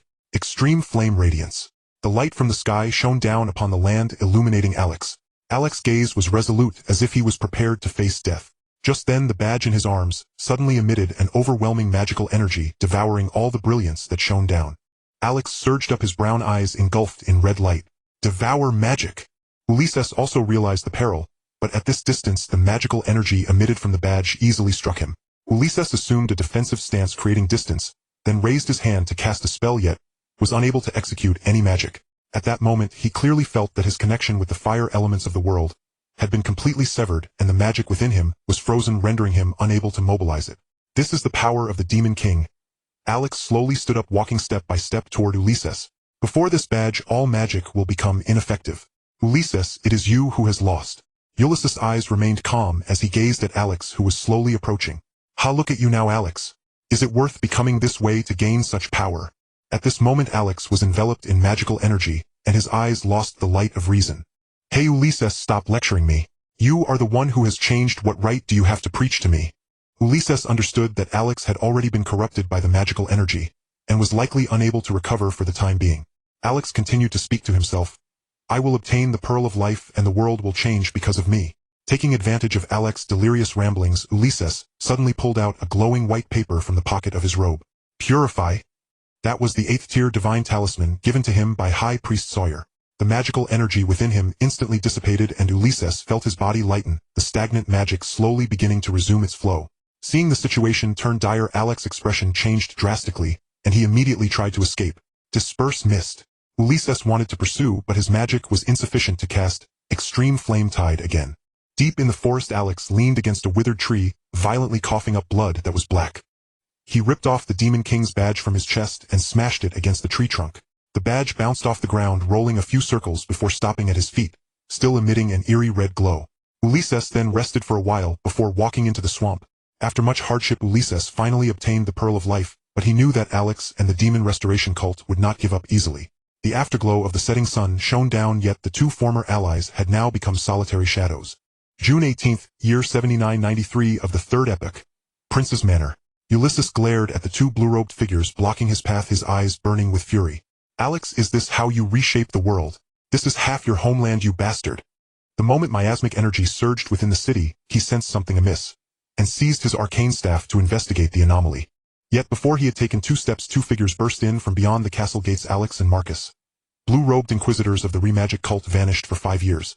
Alex's eyes held none of their former luster. Facing Ulysses's accusation, he remained as still and unruffled as a windless lake. Ulysses, I told you, we will claim the pearl of life no matter the cost.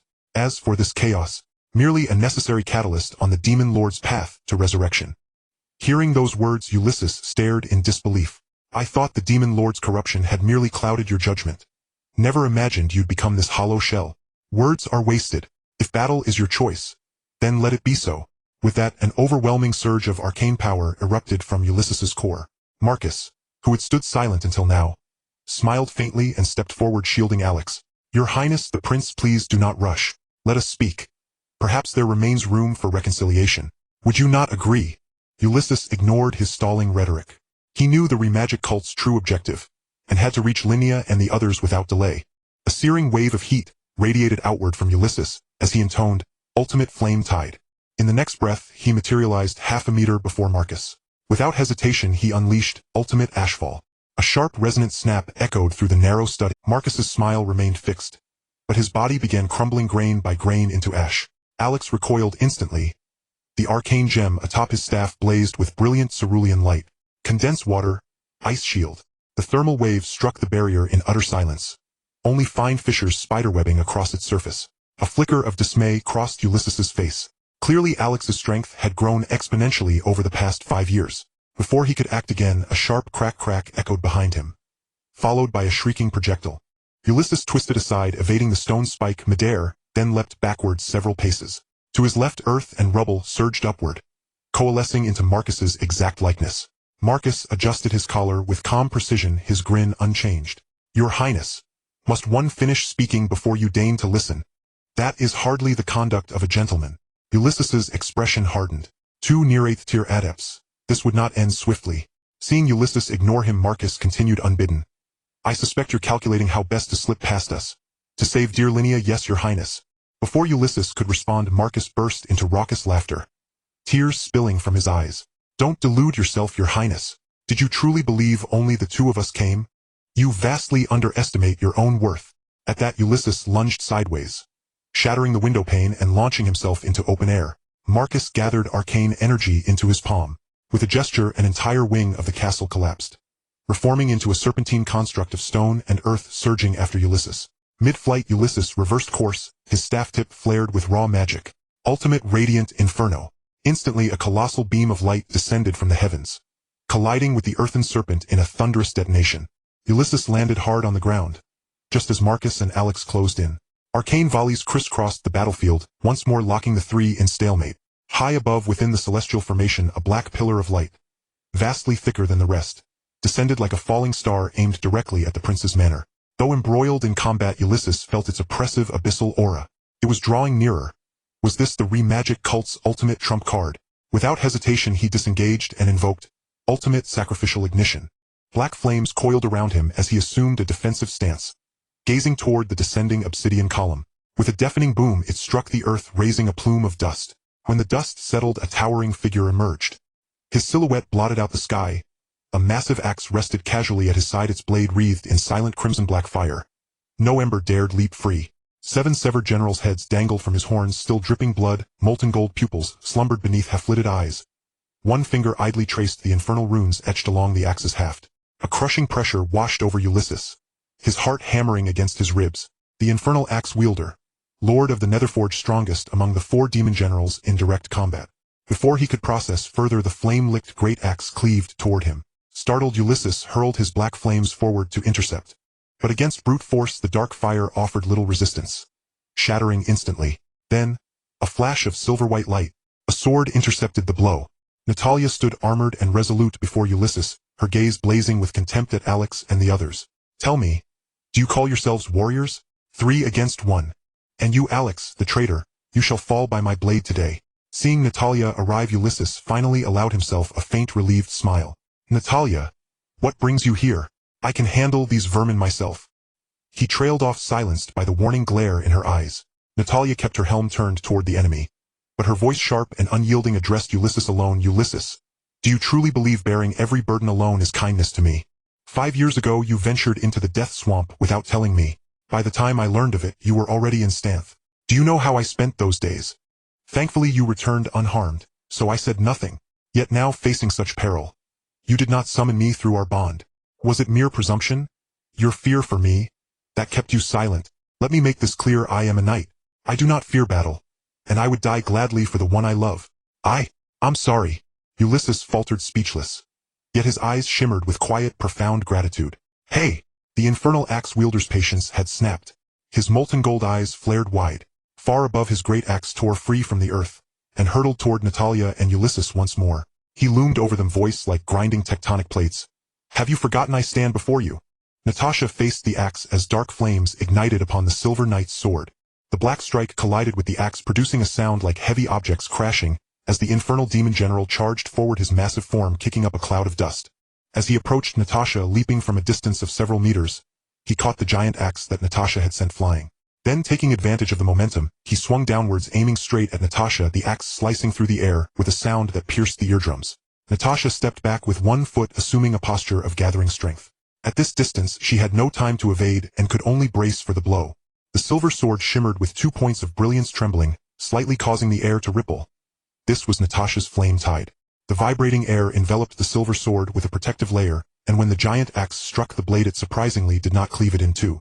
A tremendous pressure descended, causing the ground beneath Natasha's feet to sink several centimeters as sand was lifted and blown to the sides by the wind generated by the axe. The clashing sounds of gold and silver resonated, while Natasha clearly found herself at a disadvantage against the 8th-tier infernal demon general. Meanwhile, Ulysses faced off against Alex and Marcus once more. With the pressure of the infernal demon general lifted, Ulysses drove the two back relentlessly, but Marcus continuously utilized his strange stone's clones, preventing him from quickly subduing them.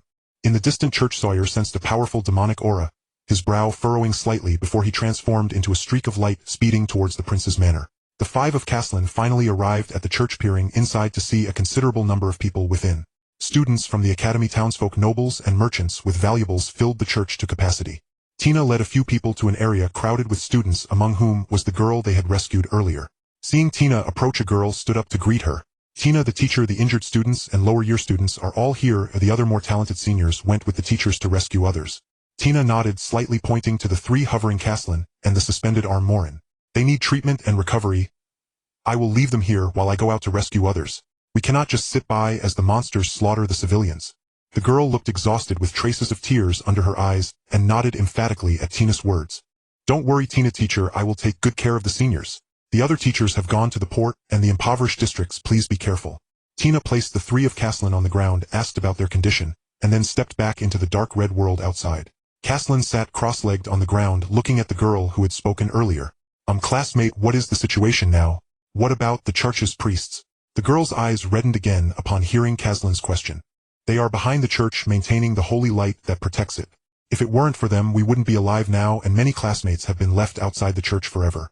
Seeing the expressions of her and the other students, Caslin understood they must have suffered a tremendous blow.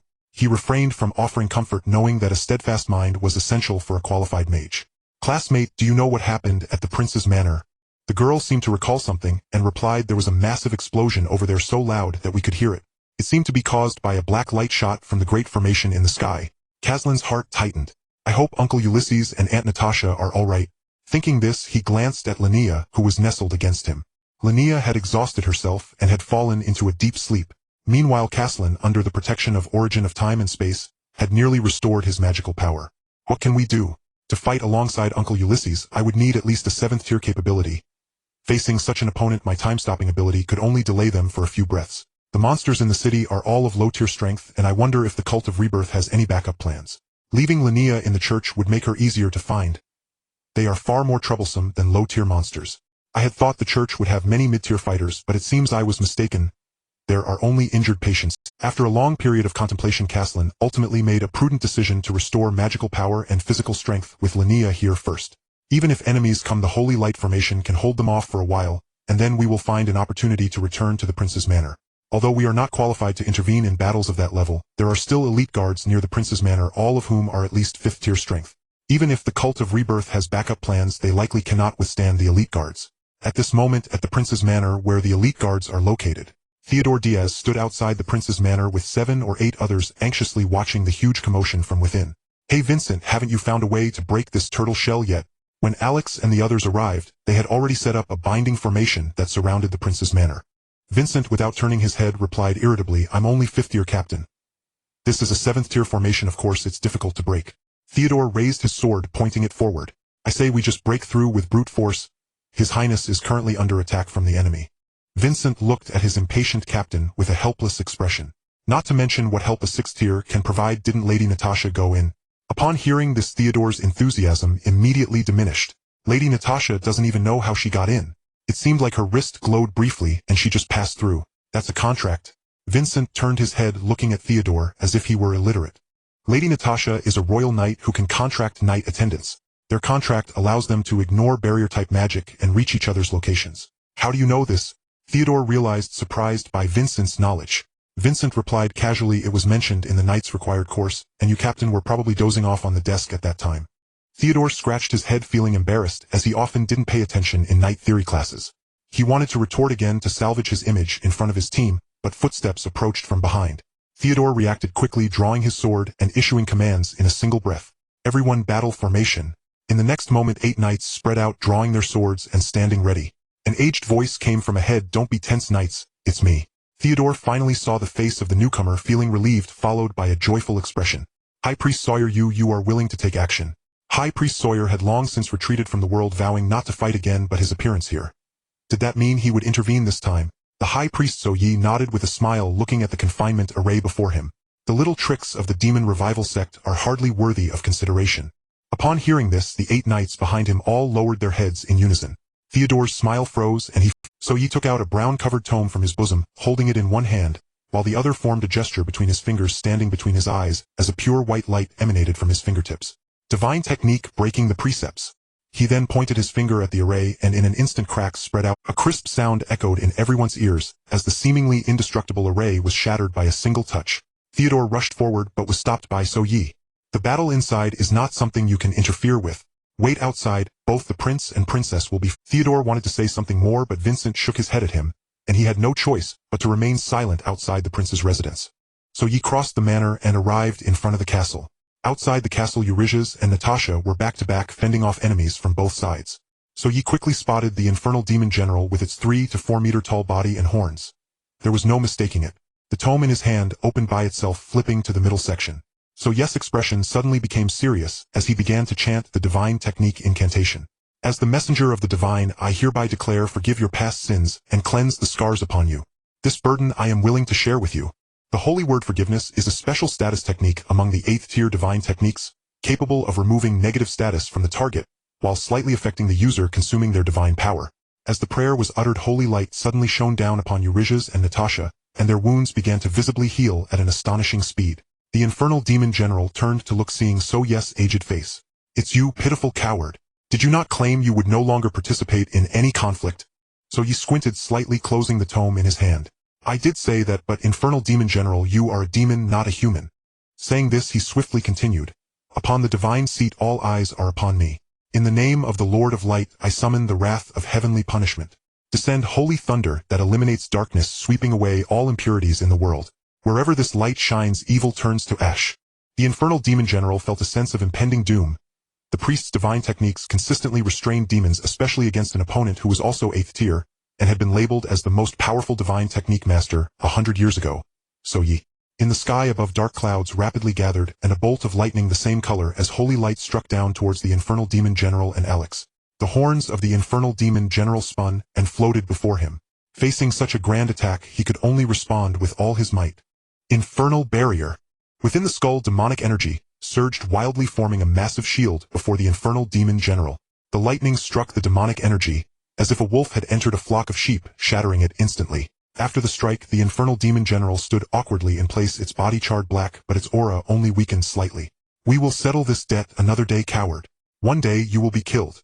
After saying this, he transformed into demonic energy and vanished in the blink of an eye.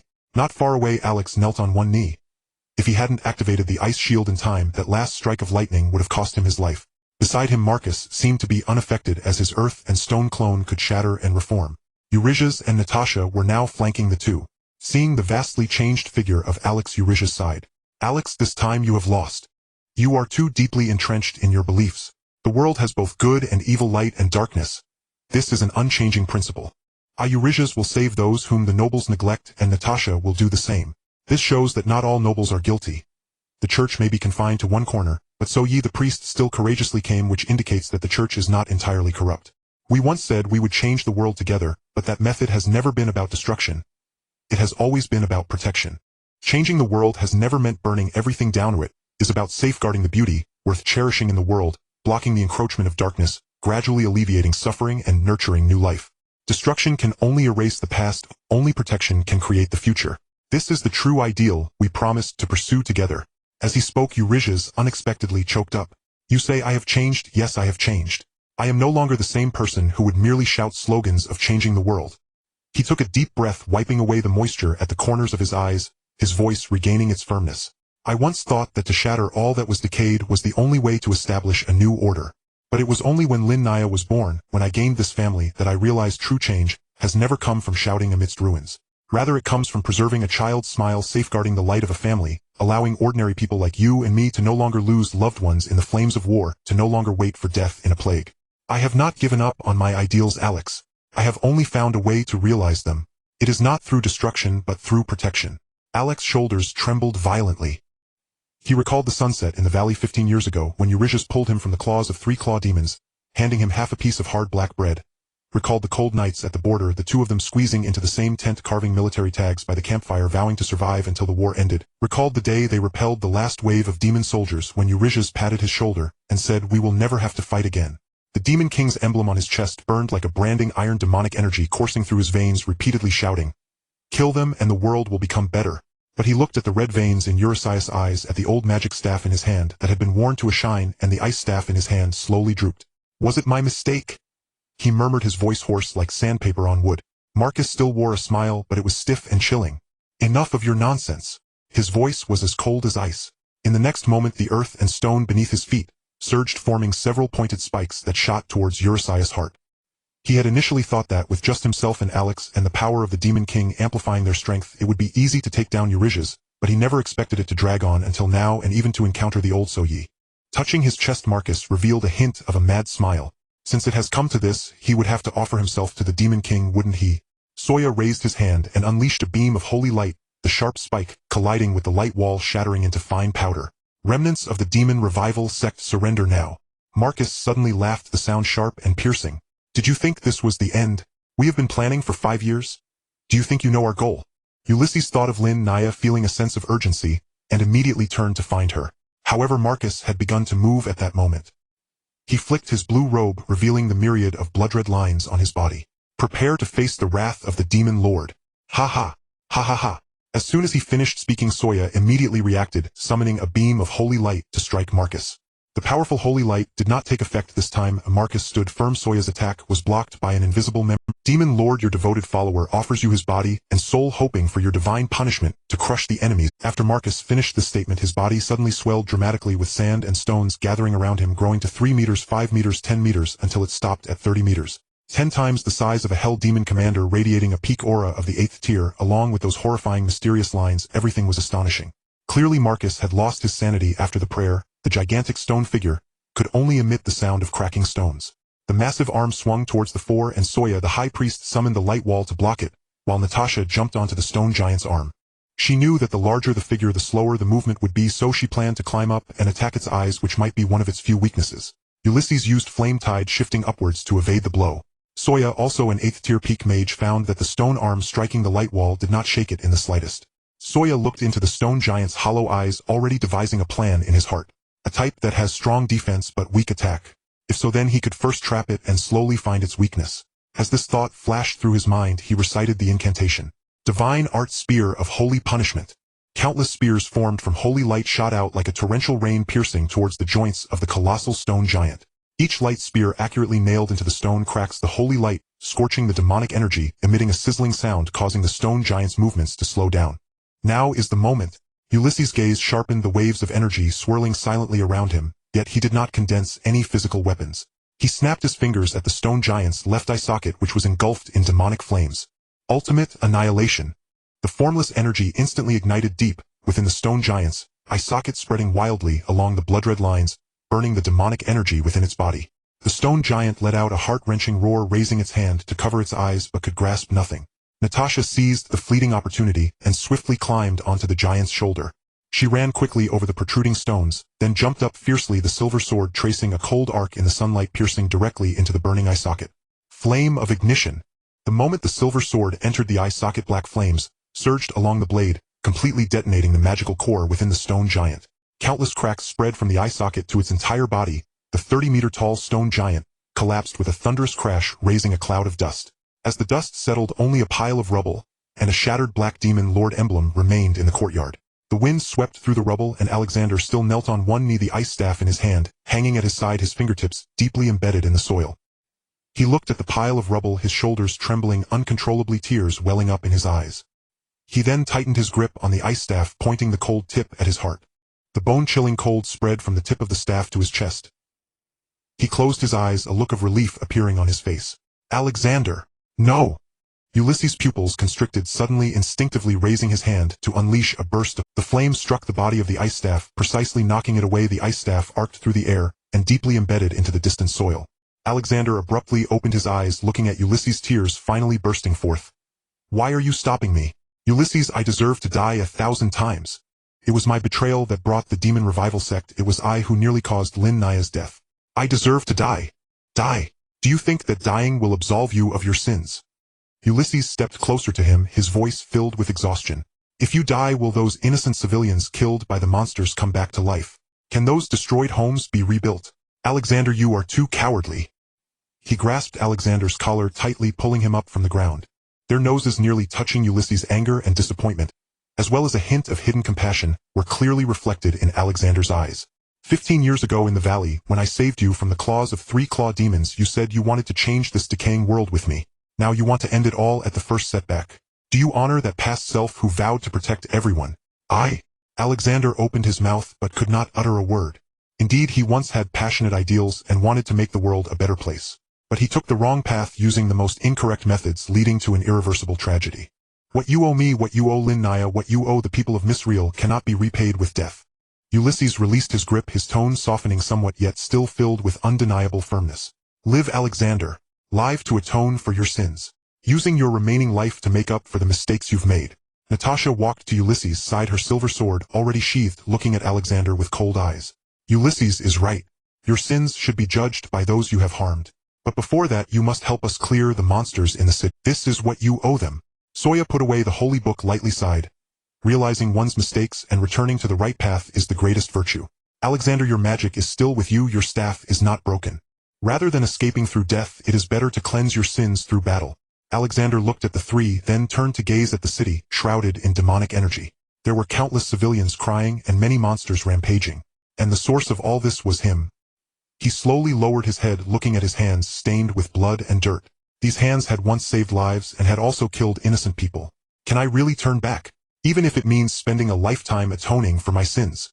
Ulysses nodded, saying nothing more. He looked up at the sky. The black formation enveloping the city was beginning to dissipate, a ray of sunlight breaking through the clouds and falling into the shattered courtyard. Let's go. Ulysses turned and walked towards the city gate first. There are many monsters waiting for us to clear. The civilians need us. Natasha and Soya followed. Alexander gripped the ice staff, still standing up to walk last. He truly deserved to die 1,000 times. After this, he would use his life to atone. And now he would pay the first price for his absurd actions. In the distance within the Misrael Cathedral, Lin Naya's voice rang in Kaslin's ears. Kaslin, are you awake? He looked down to see the girl had opened her eyes at some point and was gazing at him. Yes, I'm almost recovered. Kaslin replied, stretching his shoulders. How about you? I had a nap and feel much better now, she said. Lin Naya sat up straight and looked around. Is this the cathedral? Yes, Master Tina brought us here, Kaslin confirmed. Lin Naya nodded and fell silent. More and more people were gathering in the cathedral. Refugees poured in through the doors. Women holding children, elderly people supporting each other, and injured students crowded, together, their cries mingling with prayers, creating a disheartening atmosphere. Kaslin leaned against the wall, watching the wounded being carried in. Having spent 5 years in this world, he couldn't say he had any deep feelings for it. Yet looking at those injuries and hearing the cries of the children made him uneasy. Jay approached and sat down beside him. The number of monsters outside is increasing. Jay lowered his voice. I just looked from the window. The entire street is filled with them, at least 100. Can the cathedral's barrier hold? Kaslin asked. It should be fine. Jay adjusted his glasses. The priests are maintaining the barrier at the back. As long as they are alright, the monsters can't get in. As soon as he finished speaking, chaos erupted outside the cathedral. It wasn't the roar of monsters, but the shouts of people mixed with footsteps and the clinking of metal. Caslin immediately stood up. The cathedral doors burst open and several figures rushed in. Leading them was a knight clad in silver armor covered in blood, dragging a severely injured companion. Upon entering, he shouted, "There are people from the revival sect outside." "They are?" Before he could finish, a black arrow shot in from the outside, striking him in the back. The knight let out a muffled groan and collapsed to the ground, his long sword clattering down. The cathedral was filled with gasps and confusion. Caslin looked toward the source of the arrow. 3 figures in black robes stood on the steps, silver mandalas embroidered on their chests. Their 3 pairs of eyes scanned the cathedral, ultimately landing on Lin Naya. "Found you." The middle figure spoke, his voice low but clear to Caslin and the others. Lin Naya tensed up, instinctively grabbing Caslin's sleeve. Caslin positioned himself in front of her, his mind racing. 3 black-robed clerics, at least 4th tier. His magical power had fully recovered and all 4 of his protective barriers were active, but Lin Naya had yet to recover and Jay and Morin couldn't offer much help. The cathedral was filled with injured people and there were few who could fight. The priests were at the back maintaining the barrier and couldn't spare anyone. It was a troublesome situation. "Hand over the pearl of life." The middle black-robed cleric stepped into the cathedral, his tone indifferent. "We only want the item, not to kill anyone." 2 others followed him inside, one carrying a short sword and the other a staff. Caslin didn't move, hoping to buy some more time with words. "Ha, if you aren't going to kill, then how did the monsters rampaging through the city come to be?" The 3 black-robed figures did not explain, continuing to approach Caslin step by step. He knew the Pearl of Life was with Lin Naya, and he absolutely could not let them get it, otherwise she would be ensnared by demonic energy again. "The pearl is not with us," Caslin continued, trying to delay their advance. The middle black-robed cleric glanced at him and smiled. "Kid, stop pretending. Without the Pearl of Life, she would have long been turned into a dry corpse by the demonic energy." He pointed at Lin Naya. "What pure life energy? I am a dark sorcerer, how could I not sense it? It should be offered to the Dark Lord, allowing him to return to the world." Lin Naya instinctively took a half-step back, her hand pressed against her chest, clearly where the Pearl of Life was. The black-robed cleric noticed her gesture, his smile deepening. "Since you know where it is, don't waste time," he said, gathering black light in his palm, while the one with the staff began to charge energy. Caslin tightened his grip on the magic staff, his right eye glowing slightly. The cathedral was filled with civilians. He couldn't fight here. He needed to lure them outside. Just as he was about to speak, a powerful wave of holy light surged from the back of the cathedral. The entire cathedral's white light surged violently, blindingly bright. The 3 black-robed clerics instinctively took a step back. The priests were fully activating the barrier. They did not come out, but raised the barrier's power to its maximum, forcibly pushing the 3 of them back and isolating them outside the barrier. The black-robed clerics furrowed their brows, and the middle one muttered a curse. "Annoying turtle shell." He glanced at Lin Naya, then at Caslin, hesitating. The one with the staff whispered, "My lord, the barrier's suppression is too strong. If we force our way in, it could be very troublesome." "I know," the middle one gritted his teeth.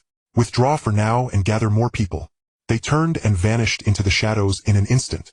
The cathedral fell silent for a few seconds before suppressed cries resumed. Caslin did not relax. He knew these people would not leave. They were just waiting for the barrier to weaken or for more people to arrive. Jay leaned over. "Did they just leave like that?" "They've only temporarily retreated," Caslin replied. "They will return." He turned to Lin Naya, whose complexion was still pale, her hand pressed against her chest. "It's fine," Caslin said with a confident smile. "Don't worry, Lin Naya, no matter what happens, I will protect you." Lin Naya nodded, her expression easing somewhat, but her grip on his sleeve tightened. Caslin was still contemplating how to extricate himself without endangering innocent people. However, the revival sect did not give him much time. Just 15 minutes later, they returned with a vengeance. The leading black-robed cleric was still that dark sorcerer, now accompanied by 5 others. At this point, his arrogance was even greater. A wave of dark energy struck the holy light barrier, creating a thunderous sound. "Hey people inside, let's play a game." A cruel smile appeared on his lips as he continued. "Hand over Lin Naya Selwina and you can live. If you refuse to hand her over, when we come in, you will all die." Caslin watched his crazed expression and words, feeling an ominous premonition. The hardest thing to predict throughout history has always been the human heart, especially when it comes to choosing between the lives of others and oneself. The surrounding people did not seem frightened by his words, still observing from their places. Seeing this, the black-robed sorcerer fanned the flames, inciting, "This entire disaster was caused by Lin Naya. You are merely ordinary people with families and friends. Why should you endanger your lives for a noble lady you have never met? She alone has brought forth this calamity, yet you all must bear the consequences with your lives. Are you willing? Seeing that there was still no movement in the church, the black-robed deacon's expression darkened, and he gestured behind him. The wizards and archers behind understood and began to bombard the holy light barrier. The holy light barrier was far from as sturdy as those inside the church had imagined, and after a round of attacks it dimmed significantly. At this moment panic erupted within the church. The voice of the black-robed deacon was like a poisoned ice pick slowly prying open the tense nerves of those in the church. I will say it again, you have 3 minutes to hand over Lin Naya or you will die. The deacon's voice was not loud, but it was like a stone thrown into water, instantly stirring chaos in the church. Why should we die for her? That's right, she is the one who brought this disaster. Hand her over. We have families to take care of. Whispers gradually grew louder, crashing in like a tidal wave. The civilians who had been huddled in the corners trembling now had light ignited in their eyes, a manifestation of the primal fear within humanity fueled by the instinct for survival. Caslin listened to these words, feeling not anger but only sorrow. You all. Lin Naya tightened her grip on his sleeve, wanting to explain something, but in the end, she couldn't utter a single word. She looked at Caslin, her eyes reddening yet stubbornly holding back her tears. Brother, no foolish talk aloud. Caslin interrupted her, guessing she was about to say something about sacrificing herself for others. As long as I am here, such a thing will never be allowed. He turned around facing the crowd that was gradually closing in from within the church, while the predatory gaze of the deacon of the revival church awaited them outside the barrier. Lin Naya buried her face in Caslin's back, his words formed a wall isolating her from the voices around them. The girl's shoulders trembled lightly, yet she never loosened her grip. Have you said enough? Caslin's voice was not loud, but it was especially clear in the noisy church. He surveyed the surroundings, his gaze calm, unlike that of a 13 or 14-year-old boy. Do you really think that if you hand over Lin Naya they will spare you? A middle-aged man shouted defiantly. It's better than dying together. Is that so? Caslin raised his hand and pointed outside the barrier. Those black-robed individuals bear the silver mandala on their chests, the mark of the revival church. Do you not know their modus operandi? A silence fell over the church. No one answered his question because the answer was already understood in everyone's hearts. Let me tell you. Caslin's voice gradually grew cold. The revival church never leaves survivors. They act ruthlessly. Even if they obtain the pearl of life, they will not spare a single person present. Hasn't this occurred many times in history? The middle-aged man's face turned pale. No, it can't be. Can't it be? Caslin smirked coldly. Then go ask them if they will take the pearl and leave without killing anyone. All eyes turned to the black-robed deacon outside the barrier. The leading dark mage noticed the gaze from the crowd, and said nothing, only revealing a meaningful smile. That smile was anything but benign. The church fell silent, with only the moans of the injured and the cries of children breaking the stillness. Panic spread like a plague. No one shouted for Lin Naya's surrender anymore because they realized that from the beginning they had. Outside the barrier, the patience of the black-robed deacon had clearly run out. Time's up. He raised his hand, a dense black mist coalescing in his palm. Since you do not cherish this opportunity, then you shall die together. The black mist slammed into the barrier, emitting a piercing, sizzling sound. The already dim, holy light barrier trembled violently, the cracks spreading like a spiderweb. We can't hold it any longer. At the back of the church, the priests maintaining the barrier turned pale, and some had already collapsed to the ground. Crack! The barrier ultimately shattered. Pieces of holy light flew in the air like a rain of light, beautiful yet deadly. The black-robed deacon, accompanied by 5 others, stepped into the church. The pearl of life. He extended his hand towards Lin Naya. Hand it over and I will grant you a swift death. Caslin shielded Lin Naya behind him, his wand held out in front. Lin Naya, when the fight starts you take Jay and Morin, and fall back looking for an opportunity to escape through the back door. I won't run. Lin Naya bit her lip, gripping the sword hilt. I can't let you face this alone every time. Before she could finish her sentence, a commotion suddenly erupted in the courtyard outside. The sounds of hooves, clashing armor, and magical explosions mixed together, growing closer. Who goes there? The black-robed deacon spun around. Outside the church, several figures broke through the mist and rushed forward.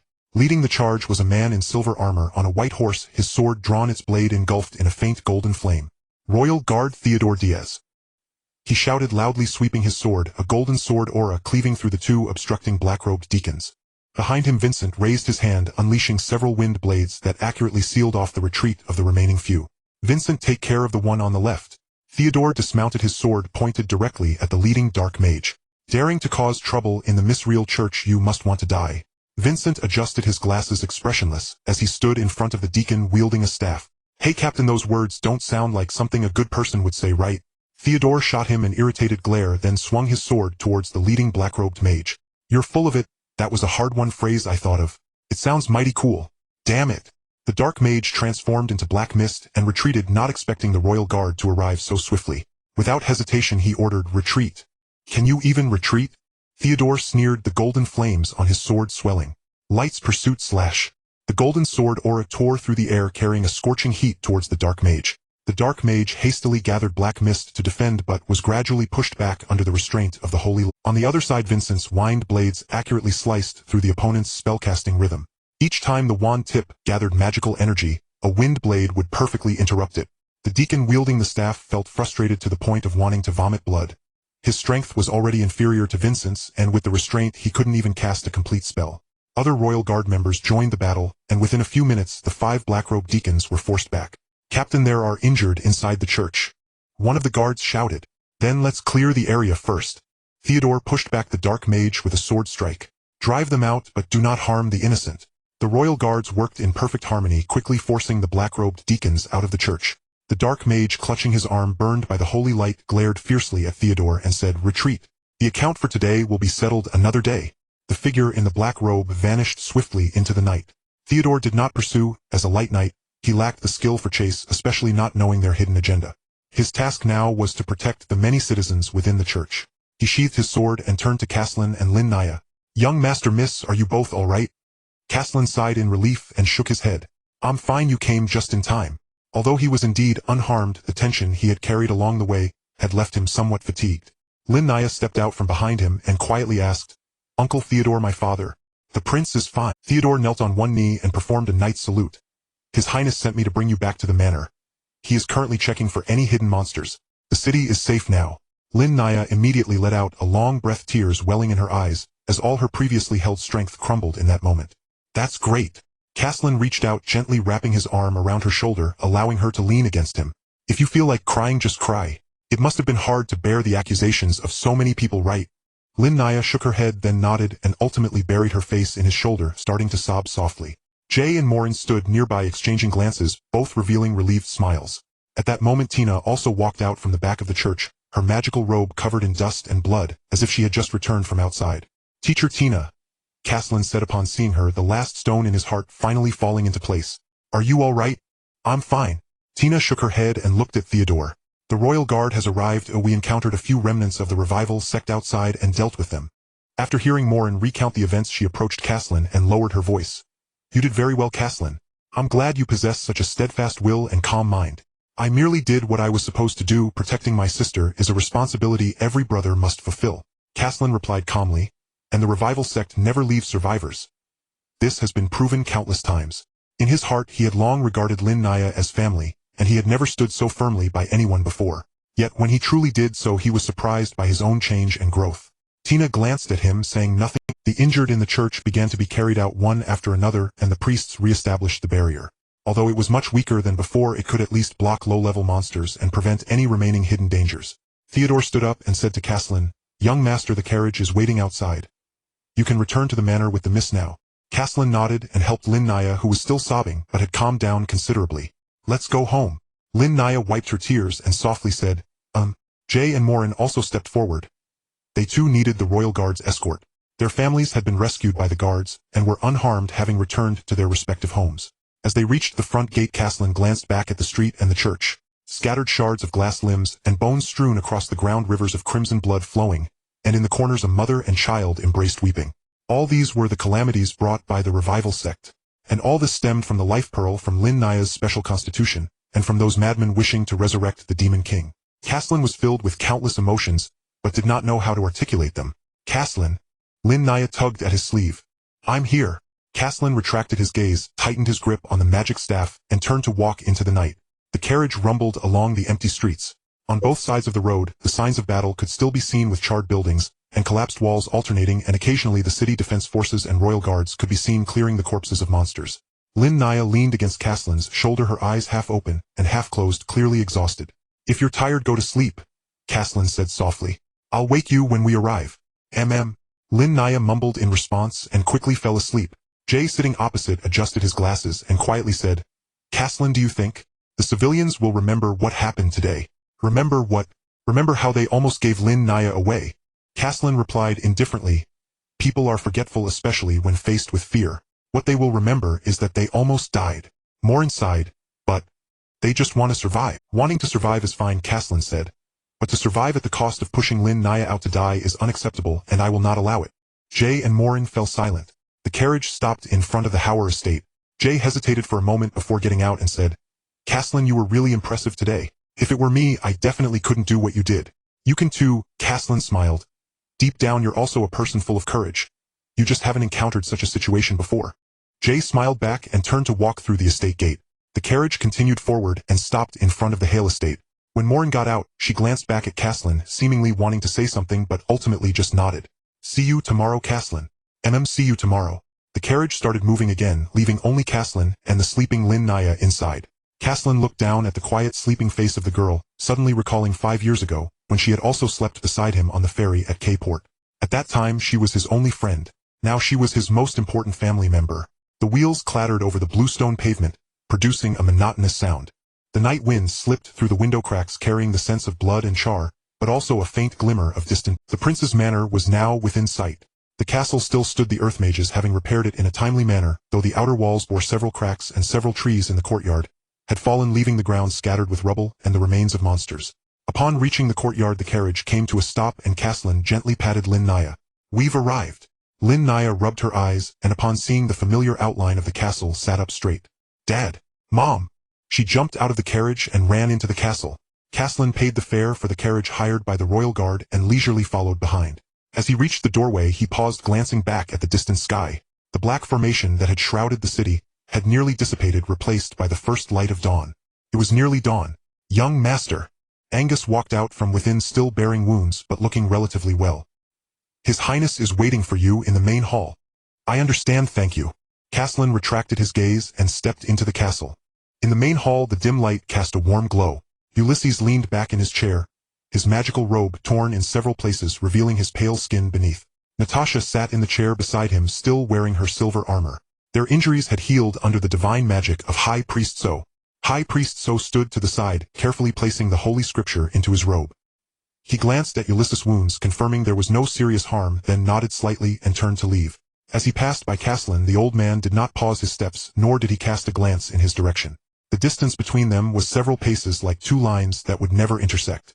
Caslin merely shifted aside to let him pass, remaining silent. So's figure quickly disappeared at the doorway. Lin Naya entered from outside her steps, hurried with red marks still visible around her eyes. Daddy, Mommy!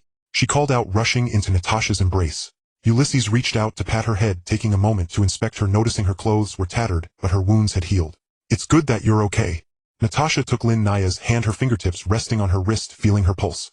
After a moment she released her grip, her expression softening slightly. Your magic has been overexerted. You should get some good rest later. Lin Naya responded. Ulysses pushed himself up from the chair, walking over to the long silent Caslin and looking down at him. I heard from Theodore that someone was making things difficult for you at the church. A few civilians were incited. Caslin said truthfully, his tone flat. But in the end no one acted. Ulysses remained silent for a few seconds, nodding in acknowledgement. You did well. He did not press for details. Some matters asking too much could make one uncomfortable. Caslin leaned his magic staff against the wall and sat down on the chair. He sank into the soft cushion, letting out a long sigh. The tension that had been strung tight all day finally began to ease.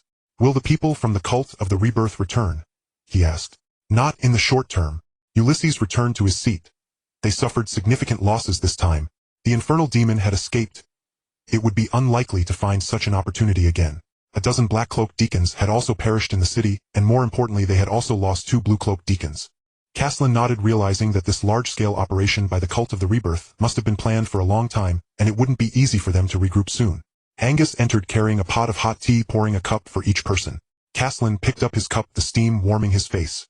Lin Naya stood beside Natasha, quietly sipping her tea, saying little. After a while Natasha stood up. I'll go check the kitchen for food. She returned shortly with a platter, bread, cheese, ham, and a pot of hot soup. The portions were ample. Lin Naya took the bread and began to eat slowly. Caslin, however, devoured his meal, having been hungry after the day's dangers. Once you're done, go rest our junior students. Seeing the two engrossed in their meal, Ulysses finally showed a hint of his usual playful smile. Before long Caslin set down his fork, propped himself on the table, and stood up. His plate was now cleaner than his face. Then I'll head up first. Today was still a bit taxing. Caslin said, getting up to leave, feeling genuinely tired today. Caslin. Ulysses called after him. Caslin turned back showing a puzzled expression. Ulysses looked at him and smiled saying, "When you wake up come find me. I have something to tell you." I understand. But if it's to thank me for protecting Lin Naya or something, let's skip that. After all, we're family, aren't we? After saying this, he picked up his magic staff and turned to walk towards the outside staircase. Hearing Caslin's words, Ulysses was momentarily taken aback, but then he broke into a hearty smile, as did Natasha. Seeing Caslin go upstairs, Lin Naya also put down her bread and followed him. "Daddy, Mommy, am going to rest too. Go ahead, I hope sweet dreams can help you forget everything from today," Ulysses said simply. The corridor on the third floor was very quiet. The footsteps of the two echoed softly one after the other on the stone floor. Arriving at the door, Caslin pushed it open and walked in. He was about to close the door when he noticed Lin Naya standing at the entrance unmoving. "What's wrong?" Lin Naya did not answer, simply squeezing past him. Caslin turned around and saw her already seated by the bedside. "Hey Lin Naya, aren't you supposed to be resting?" "Brother, I want to." Lin Naya said this without looking at him, fiddling with her fingers and speaking in a soft. Caslin looked at her somewhat helpless. "Come on, couldn't your intentions be any clearer?" "No." Lin Naya looked at him with pleading eyes, her expression showing her disappointment. "But I'm scared to sleep alone." Caslin was somewhat unconvinced. Too much had happened today. Being pointed out in the church by a group of people, anyone would feel something. Although Lin Naya didn't cry or fuss anymore, it didn't mean she wasn't afraid. Fine, just like usual, Caslin went through a fierce internal struggle and eventually relented. He sighed and then closed the door. "Just for tonight, don't let Uncle Ulysses know or he'll definitely get angry." Lin Naya nodded. "Daddy won't mind." "That was just what you thought." Caslin recalled the earlier scene of being caught. And although Ulysses was smiling, the look in his eyes clearly suggested he wanted to give me a good beating. After taking a shower and changing into pajamas, Caslin leaned his magic staff against the headboard and lay down on the other side of the bed. The two lay on either side, separated by an arm's length. The room was very quiet, and since a new day had arrived, Caslin pulled the curtains closed. After a while, Lin Naya turned over facing Caslin. "Caslin, was Miss Real really struck by disaster because of me?" Caslin turned to face Lin Naya, who had spoken. "You can't think that way," he said seriously, looking into Lin Naya's fiery eyes. "The attack on Miss Real was their doing, so the fault lies with them, not you. You did nothing wrong and have no reason to feel guilty." Lin Naya looked at Caslin's face, remaining silent for a while. "Caslin, will you always stay by my side? Just like today?" No matter what happens, I will be by your side. No enemy can harm my family." Having spent 5 years in this world, though he had not experienced the love of his biological parents, Ulysses' guidance, like that of a father and friend, Natasha's meticulous care, and Lin Naya's companionship, all made him feel a sense of family he had never experienced before. To him, Lin Naya and the couple Ulysses had already become indispensable figures in this world. Lin Naya seemed to find comfort in Caslin's words, breaking into a cheerful smile. "But what if the enemy is too strong to defeat? Then I will fight with all my might. Even if the ending is tragic, I will have no regrets." Lin Naya laughed again, chuckling twice, and then grabbed Caslin's arm. Caslin stiffened, feeling a bit frustrated. "Hey miss, you used to blush at these words. How come you've grown up, and your skin has thickened? Moreover, you used to wait until I was asleep to lean against me. Now you don't even pretend." After a while, Caslin felt the blanket being pulled. Lin Naya leaned in closer, resting her head on Caslin. "What now? Can I hold you while I sleep?" Caslin was taken aback for a second, a bit confused. "Hadn't you already done that?" "Yes." "Then can you hold me?" "Absolutely not." Lin Naya's words were not finished before Caslin firmly refused. He was still muttering in his heart, knowing that this girl had no good intentions. Lin Naya let out an "oh," but did not press further. Outside, the gentle chime of the castle spires and the soothing sounds of the flowing fountain created an atmosphere of serenity and tranquility. Before long, Caslin's breathing became steady. Lin Naya, listening to his breath, slowly closed her eyes. When Caslin woke up again, it was already afternoon. As he opened his eyes, he was met with Lin Naya's "Lin Naya, you're awake. Why aren't you getting up? By the way, what time is it?" Lin Naya smiled brightly at Caslin's rapid-fire questions. "I just woke up not long ago, so I don't know the time." Caslin gave her a puzzled glance, wondering if that smile meant she had done something strange to him. "What are you smiling about? Is there something on my face?" Lin Naya said nothing and turned her head away. "It's nothing, don't ask, I need to change clothes." Caslin did not pursue the matter further. After all, Lin Naya would not harm him. After she changed, they both went downstairs to eat. Caslin still remembered his agreement with Ulysses, so after finishing their meal, he headed to his temporary office. His previous office had been destroyed in the conflict with the revival cult, but in such a large prince's mansion there must be more than one study. Inside the study, Ulysses sat at the desk, a stack of documents laid before him. Caslin gently knocked on the door and Ulysses' crisp voice came from within. "Come in." Upon entering, Caslin saw Ulysses looking weary yet still working. As soon as Ulysses saw Caslin, he immediately broke into a smile and put down his feather quill. How was your rest? You seem to have slept well. Caslin ignored the teasing tone in his words, and asked straightforwardly, Uncle, what do you want to tell me? Ulysses gestured to the long bench beside him, indicating for Caslin to sit down. The area of the Misreal district is about 8 square kilometers with a registered population of 54,643. This sudden attack by the revival cult has resulted in 14,021 deaths, nearly 8,000 seriously injured, over 13,000 lightly injured, and nearly 60% of the buildings damaged. Although this disaster only occurred in the main city, it is still too heavy a burden for Misreal. Caslin listened in confusion, questioning why Ulysses was telling him all this. If only the civil engineering knowledge he learned in his past life could be of some use, but the problem was that he was just a literature student. Uncle Ulysses, when did you become so indirect? Just speak your mind. Ulysses chuckled innocently, at least that's how he saw it. I have requested emergency funds from the royal family, but as you know, there's no such thing as a free lunch in this world. Even though I am the brother-in-law of His Majesty, this is no exception. No, I did not know. As Ulysses continued with such a lengthy preamble, a sense of foreboding suddenly surged within Caslin. Seeing that Caslin was still listening seriously, Ulysses finally revealed the agreement with the royal family, or rather with Augustine. Isn't it the case that you and Lin Naya are about to head to the royal capital to enroll in the Royal Intermediate Academy? And in a few months you will also turn 14. According to the kingdom's laws, boys aged 14 to 18 can get engaged, so I promised His Majesty to let you meet Princess Lillian. Caslin's expression darkened the more he listened, and he rubbed his forehead with one hand. So, dear Prince Ulysses, are you saying that you sold your nominal son to the royal family? Ulysses quickly denied it, saying, how can this be called selling? Not to mention that this is a necessary sacrifice for Misreal. I only promised to let you meet Lillian, and did not directly agree to an engagement. That was because I still had 3 or 4 months before turning 14, you idiot. At this moment Caslin had already cursed Ulysses from head to toe in his mind. Seeing Caslin's face turn as dark as the bottom of a pot, staring silently at the ground, Ulysses added, this is just one of my strategies. Think about it, Natasha and I need to stay in Misreal, which means that you and Lin Naya's safety in the royal capital would be compromised. By doing this, the royal family will look after you, at least you won't be bullied in the academy. Caslin became even angrier at these words, and directly retorted, Uncle Ulysses, when I formed a contract with Lin Naya, you promised me that she wouldn't encounter any danger. Yet every time there was danger, you were not there. How can you ensure our safety? Ulysses turned pale at his words, his expression turning pained. It is indeed my fault. I have not fulfilled my responsibilities and failed to arrive in critical moments. I am not a good father. As Ulysses continued to speak heavily, Caslin felt a bit awkward. Well, it can't be said that way. You are still quite competent in your role as a father. Ulysses did not stop his self-judgment because of Caslin. No, Caslin, I am not a good father, nor am I a good lord. I should not impose my will upon you. I will discuss this again with the royal family, and as for the large sum of disaster relief and reconstruction funds, I will find another way. Looking at his increasingly exaggerated acting and words, the slight guilt Caslin felt for having spoken too harshly disappeared completely. All right, Uncle Ulysses, I understand. Please stop your dramatic performance. I will meet Princess Lillian. However, as for the engagement, it is unlikely to happen. Besides, she is of noble status and probably wouldn't look at me. Ulysses finally smiled and handed over a magical image. This is what she looks like.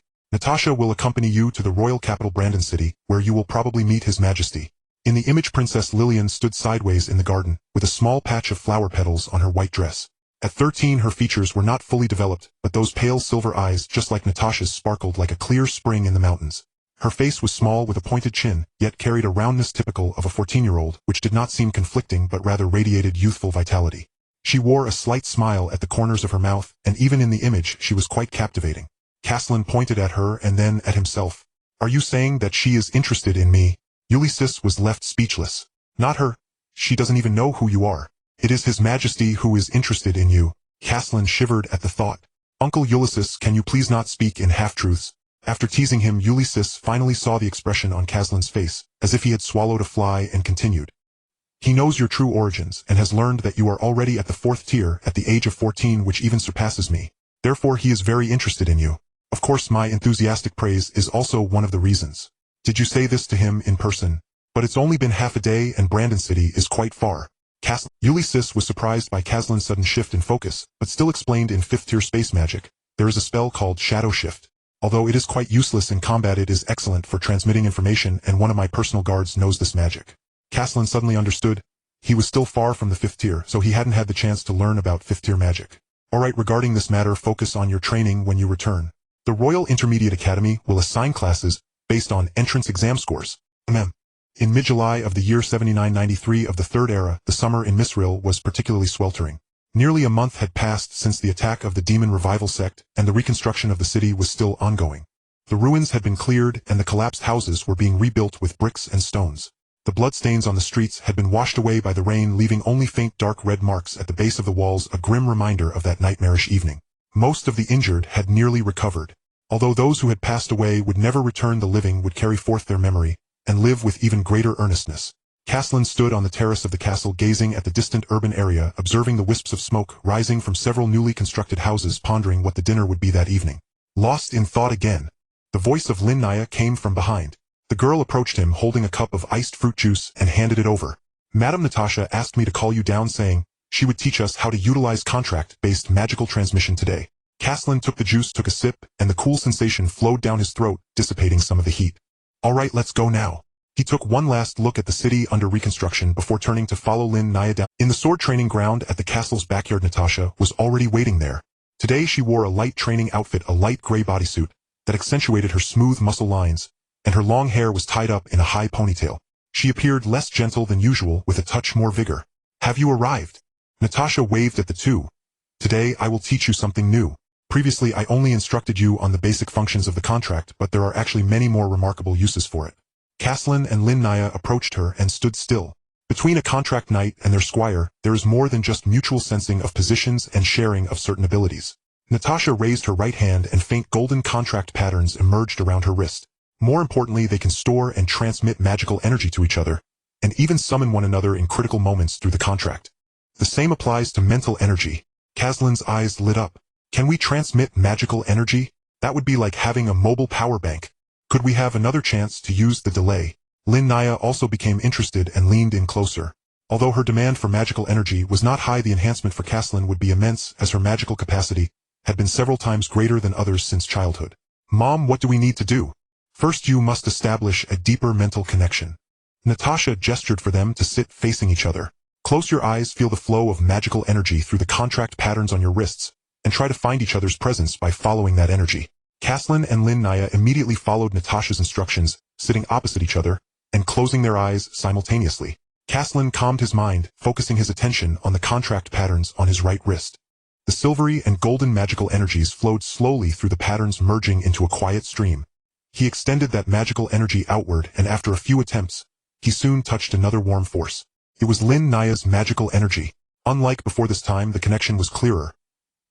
He could feel the rhythm of Lin Naya's heartbeat, the frequency of her breath, and even vaguely sense her emotions at that moment. He felt a bit nervous, but more than that, he was excited. I think I can feel it. Caslin opened his eyes.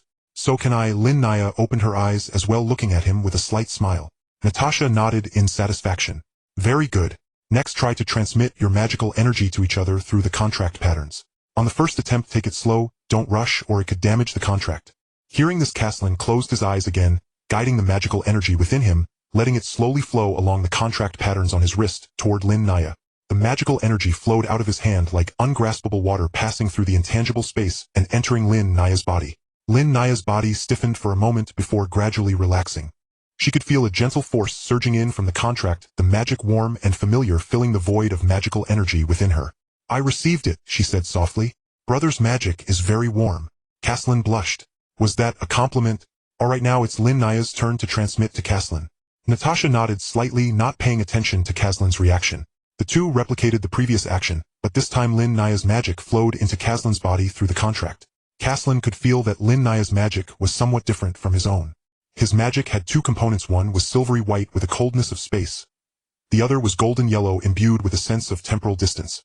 In contrast, Lin Naya's magic was dark red, carrying the unique heat and resilience of a knight. The two magical energies converged within him, not repelling each other, but rather merging harmoniously, like two streams flowing into a river. It was astonishing. Caslin thought it felt as intuitive as using his own magic. This is the beauty of the... Natasha explained. The magical energies of two individuals can complement each other, providing timely support when needed.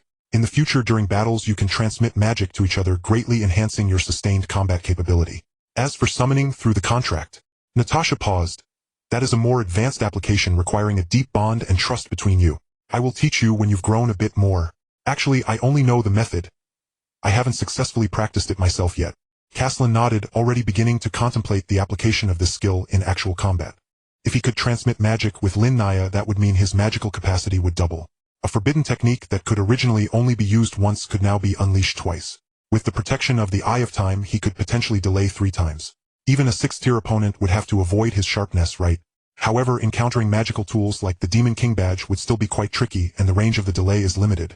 Currently, with his 4th-tier strength, 8 meters is already the maximum. Afterwards, they practiced another 7 or 8 times, feeling somewhat exhausted. Although this seemed merely a transmission of magical energy, it actually demanded strict control over mental energy and Let's call it a day here. Natasha clapped her hands. Go back and rest. We will continue tomorrow. Hearing Natasha's words, the two stood up, stretching their stiff legs in preparation to leave. By the way, Natasha called them back. Regarding the matter of the Intermediate Academy, I assume Ulysses has already informed you. Caslin paused his steps and nodded. The entrance requirements are quite strict, Natasha reminded them. Candidates must achieve at least one subject with excellent results in the graduation assessment, while the other 2 subjects must be passing or above. You both meet these requirements. However, once you reach the capital, the competition during the entrance exams will be even more intense, which will determine the environment of your class for the next 3 years, so you need to prepare in advance. I understand. I will study diligently for the exams. Remembering the exam, Caslin couldn't help but rub his forehead. Who would have thought that even in another world, he couldn't escape the fate of endless exams? After bidding farewell to Natasha, they stepped out of the backyard, and Lin Naya tugged at Caslin's sleeve. Caslin, do you know how Uncle Alex is doing? Dad never tells me. Caslin was taken aback. Uncle Ulysses seemed to be avoiding the topic. After all, letting the person who once wanted to kill his own daughter go free must be a heavy burden to bear. Let alone mentioning it in front of Lin Naya, as that would only deepen his guilt. When he heard Uncle Ulysses' story about Alex, he fell silent for a long time, realizing that deep-seated obsessions are not good, and that one must accept their own mediocrity and insignificance. He thought about how to phrase it, ultimately apologizing in his heart to Ulysses before revealing the truth. I heard from Uncle Ulysses that he has been sent to the northwest border. The northwest border? Lin Naya blinked. Isn't that very dangerous? Caslin nodded. There are frequent incursions by the demon race there. It's one of the most arduous places in the kingdom. Uncle Ulysses said this was both a punishment for him and an opportunity for atonement, allowing him to use his strength to protect those in need. Lin Naya lowered her head, remaining silent for a long time. Her feelings for Alex were complicated. In her childhood, Alex often played with her, told her stories, and taught her to read. Back then, Alex always wore a gentle smile, his eyes clean and bright. Yet this person who had once treated her so well nearly destroyed her home and the entire Miss Rill. Will he turn over a new leaf? Lin Naya asked softly. I don't know, Caslin replied honestly. Uncle Ulysses is willing to give him a chance, which means he believes Alex can still be redeemed. If you ask me what I think, I cannot answer. I do not have the deep feelings for him that Uncle Ulysses does. Anyone can forgive him, but no one can replace the 14,000 Miss Rill citizens who have died and forgive him. Lin Naya nodded, reflecting on Caslin's words, and did not ask further.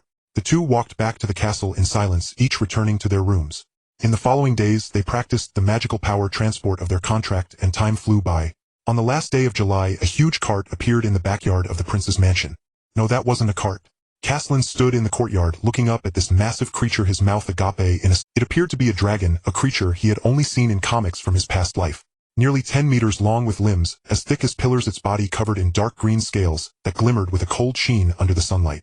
A cockpit made of fine iron was fixed on its back, capable of accommodating 7 to 8 people, with small windows on either side that could be opened. This is... Caslin swallowed. Earth Dragon, Natasha said, patting the Earth Dragon's sturdy foreleg. My mount named Ian.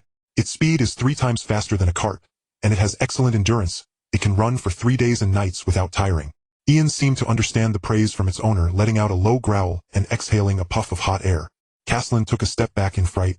Although he was already a 4th-tier magician, facing such a prehistoric beast still made him uneasy. Don't be afraid. Lin Naya walked up to Ian, reaching out to stroke its scales. Ian is very gentle and never harms anyone. When I couldn't move before, it was the one that occasionally took me out to feel the wind. Ian lowered its head, rubbing against Lin Naya's palm, letting out a deep purring sound, as if it were being affectionate. Caslin, alright, you are all dragon tamers, while I am just an ordinary person. This earth dragon looks far more terrifying than that rock-armored beast. Ready to depart. Without further idle chatter, Natasha opened the cockpit door. Theodore, Vincent, load the luggage inside. Theodore and Vincent responded and began to move the luggage into the cockpit. Caslin walked to the side of the cockpit and peeked inside. The space inside was not large, but it was arranged comfortably. There were soft cushion seats on both sides, a fixed low table in the middle, and blankets and pillows in the corner. Where are Jay and Maureen? Caslin asked. They left 5 days ago, Natasha said. Traveling by cart is slow, so they set out early. By the time we reach the royal capital, they should be arriving as well.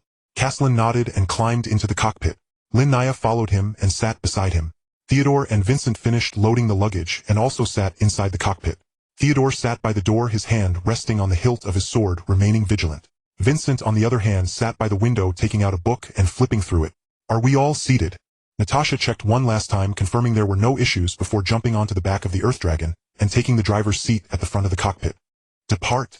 The Earth Dragon let out a deafening roar, striding forward with its robust limbs towards the royal. The speed of the Earth Dragon was indeed fast. The scenery around them flew by, and the wind caused the curtains on either side of the cockpit to flap loudly. Caslin leaned back in his seat, watching the fields and forests rush by outside the window, suddenly feeling a strange sensation in his heart. 5 years ago he escaped from Stant to Miss Rill alone, and penniless, not even knowing where his next meal would come from. 5 years later he sat in the Earth Dragon's cockpit of the prince's mansion, surrounded by family, friends, and trustworthy companions, heading towards the royal capital to embark on a new journey. "What are you thinking about?" Lin Naya tilted her head to look at him. "I was thinking." Caslin paused, a slight smile creeping to his lips. "I was wondering if the pastries in the royal capital are delicious." "You only think about eating," Lin Naya said with a smile. "Food is the essence of life." Theodore, overhearing their conversation, couldn't help but interject. "Young master, there's a pastry shop in the royal capital of Brandon City that makes the best honey muffins in Valencia. They're soft and not greasy. They'll take you to try them when we get there." "Really?" Caslin's eyes lit up. "Then it's a promise. We'll go as soon as we arrive." Vincent lifted his head from behind the book and adjusted his glasses. "Captain, we are going on a protective mission, not for a vacation." "A mission and enjoying some snacks are not mutually exclusive," Theodore argued confidently. "Besides, it's rare for the young master to visit the royal capital. He shouldn't have to miss out on a good meal, right?" Vincent shook his head, returning his attention to the book, uninterested in further debate. The cockpit fell silent, with only the sound of the Earth Dragon's footsteps and the wind howling past. Lin Naya leaned against Caslin's shoulder, slowly closing her eyes. Caslin glanced at her, where the girl's eyelashes were long, casting a small shadow on her eyelids. Her breathing was light and even clearly having fallen asleep. He reached for the blanket in the corner, gently covering her with it, and then closed his eyes as well. It would take the Earth Dragon 3 days to run at full speed from Miss Rill to the royal capital of Brandon City. After 3 days, a brand new life, new challenges, and the Princess Lillian, whom he had only seen in magical images, awaited them. Well, Caslin was not looking forward to it, but since there was no way to avoid it, he would face it calmly. After all, no matter how bad it got, it couldn't be worse than when he had just crossed over. Outside the cockpit, the sun was just right, and the sky was high with sparse clouds. The Earth Dragon carried them, heading southeast towards the distant royal capital. As the Earth Dragon entered the southern gate of Brandon City, Caslin lifted the curtain of the cabin. The streets of the royal capital were more than twice as wide as those in Miss Rill. The century-old cobblestones shone with a warm luster from the wear of carriages, with shops crammed tightly on both sides, their gilded signs dazzling under the afternoon sun. The ground shook with the rumble of horse-drawn carriages, and pedestrians bustled about the figures of griffin knights weaving between the buildings. The cacophony surged like the tide, each wave crashing and ringing in the ears. What a lively scene! Lin Naya leaned over the window ledge, her ruby-like eyes filled with the throngs in the street. After all, this is the royal capital. Caslin retracted his gaze, silently comparing the prosperity here to that of first-tier cities in his past life, thinking to himself, Miss Rill is merely a county town by comparison. Lin Naya did not understand what county town meant and did not ask further. The Earth Dragon came to a steady stop at the city gate. The royal capital had strict rules. No mounts were allowed in the inner city, not even for princes. Natasha leaped down from the Earth Dragon, patted Ian's head, and signaled for it to follow the attendant to the beast corral. Theodore and Vincent began unloading luggage, while Caslin and Lin Naya also disembarked, standing by the roadside to take in the unfamiliar city. "Madame, the Salvina family's residence is on High 1 Street in the Eastern District." Vincent folded up the map in his hand and adjusted his glasses. "It's about a 15-minute walk." Natasha nodded, taking the luggage from Vincent's hands. "Theodore, take Caslin and Lin Naya to the honey cake shop you mentioned for a look. They are here for the first time. Let's let them try something new. Vincent and I will head back to the residence to settle in first." Theodore's eyes lit up as he straightened his back. "Yes, madam." The Sweet Dream Pavilion is right at the corner of East Market, with a sign depicting a golden honeybee easily visible from afar. Vincent glanced at him, but remained silent, picking up the remaining luggage to follow Natasha. Natasha took a few steps out, then turned back to add, "Don't linger too long, come back early." "Understood," Caslin replied. Natasha and Vincent's figures quickly disappeared around the street corner. Theodore rubbed his hands together, unable to contain his excitement. "Young master, miss, let's go. The honey muffins at Sweet Dream Pavilion are unique to Valencia. If we go late, the line could stretch to the end of the street." "Then let's hurry," Caslin said, already stepping forward, his mouth watering. Sweet Dream Pavilion was indeed easy to find. From a distance one could see the 2-story wooden building hung with a golden honeybee sign, with a long line forming at the entrance, the air filled with the sweet scent of butter, mixed with honey, making one's stomach growl. Caslin took a deep breath, his stomach growling even louder. Lin Naya heard it and quietly curved her lips into a smile. After waiting a solid 15 minutes, Theodore finally emerged with a plate of freshly baked muffins. The muffins were baked to a golden crisp, their surfaces brushed with glossy honey, and sprinkled with crushed almonds, the steam carrying the sweet aroma straight to their faces. Caslin took a big bite, the crispy outer shell cracking open, revealing a soft interior like clouds. The sweetness of the honey was just right, neither overwhelming nor too subtle, perfectly coating his tongue. How is it? Theodore stared at him eagerly like a student awaiting a teacher's score. Caslin gave a thumbs up, his mouth stuffed full, mumbling indistinctly, "It's amazing." Lin Naya took small bites as well, nodding along. Theodore immediately sighed in relief, flashing a grin that revealed a row of white teeth. The three squatted on the stone steps at the shop's entrance, each holding a piece of muffin, their hands sticky with honey. Noble ladies passing by cast surprised glances, but Caslin paid no mind. As long as it tasted good, he didn't care what others thought. "Theodore, what other delicious foods are there in the royal capital?" Caslin licked the honey off his fingers, his eyes shining like stars. "Oh, there are plenty." Theodore began counting on his fingers. "There's a barbecue place in the southern part of town using the snowflake beef from the Cordo Plains grilled over charcoal that sizzles with the fat. A seafood restaurant in the west that brings in live fish from the harbor every morning, freshly killed and cooked. And a cheese fondue place in the north, perfect for winter and for the season. You can still eat it now." Caslin interjected decisively. "Well, go tomorrow." Wait, what strange dish had slipped in? What was cheese fondue, a dark culinary creation? Hearing Caslin's enthusiasm for food, Theodore nodded repeatedly, looking as if he had found a kindred spirit. Lin Naya quietly listened from the side, occasionally chiming in with, "I want to eat that too," before lowering her head to continue nibbling on her muffin. After finishing their muffins, the three walked along the streets of the Eastern Market towards Highwind Street. Theodore led the way, still chattering about the various delicacies in the royal capital, going from roasted pigeon to braised lamb shank, from creamy mushroom soup to apple pie, making Caslin start planning his meal schedule for the next month. As they passed a narrow alley, a sudden commotion erupted from within. Caslin paused in his tracks. The acute senses of a mage alerted him to the presence of magical fluctuations inside. "Help! Is anyone there? Help!" The voice suddenly cut off, clearly muffled by someone's hand. Theodore's expression darkened, his hand resting on the hilt of his sword. Caslin looked towards the source of the voice. It was a deadened alley flanked by high walls with no sunlight penetrating. He could only see a few shifting dark shadows. "I'll go take a look," Theodore whispered. Caslin stopped him, shaking his head. "Not so fast, let's assess the situation first." The three of them lightened their footsteps, slowly inching towards the alley's mouth. Inside the alley, 3 or 4 men in coarse short shirts cornered a young girl against the wall. The girl appeared to be around 13 or 14, with deep chestnut hair cascading over her shoulders, and her light purple skirt embroidered with silver lightning patterns, clearly of noble birth. She gripped a small wand in her hand, its tip flickering with tiny flashes of lightning, but due to her immense nervousness the sparks flickered twice and then fell silent. Her face was pale, her lips trembling, yet she held her wand high, unwilling to lower it. "Little lady, obediently hand over your money, and we won't make things difficult for you." The leading man spat vile words, reaching out to grab the girl's arm. She shrank back, her back pressed against the wall with no way to retreat. Caslin sighed. Such scum, it seemed, existed in every world. Just as he was about to intervene, a figure suddenly flipped over the wall at the other end of the alley. The person moved with agility, landing without a sound. It was a boy of about 15 or 16, wearing a faded gray short shirt, a sword at his waist, looking very capable. His gaze was sharp like a wolf in the wild. The three thugs had not yet reacted when the boy had already rushed to the front. He was barehanded, weaponless, and without any magical fluctuations, not even making unnecessary movements. He punched the nearest man in the nose, blood spraying. Following that, he elbowed the second, and his knee collided into the abdomen of the third. His movements were crisp and decisive, as if he were performing the most ordinary of actions. In just 3 or 4 seconds, 3 of them were already on the ground, clutching their wounds and groaning. The last thug, terrified, turned to flee, only to be kicked in the rear by the boy, sending him flying face down to the ground, eating a mouthful of dirt. The alley fell silent in an instant. The girl widened her eyes, still holding her staff aloft, but the lightning had long vanished. The boy brushed the dust off his hands, turned to the girl, and said with a smile, "This lovely young lady, you are safe now." "Lovely young lady? Me? Oh." The girl took 2 seconds to regain her composure, hurriedly stowing her staff, her hands clasped before her, as she performed a flawless, noble curtsy. "Thank you for your assistance. I am Fiona Lorraine, the legitimate daughter of the Lorraine family. May I ask your name? I will surely come to express my gratitude on another day." Upon hearing the words Lorraine, the boy's eyes brightened momentarily.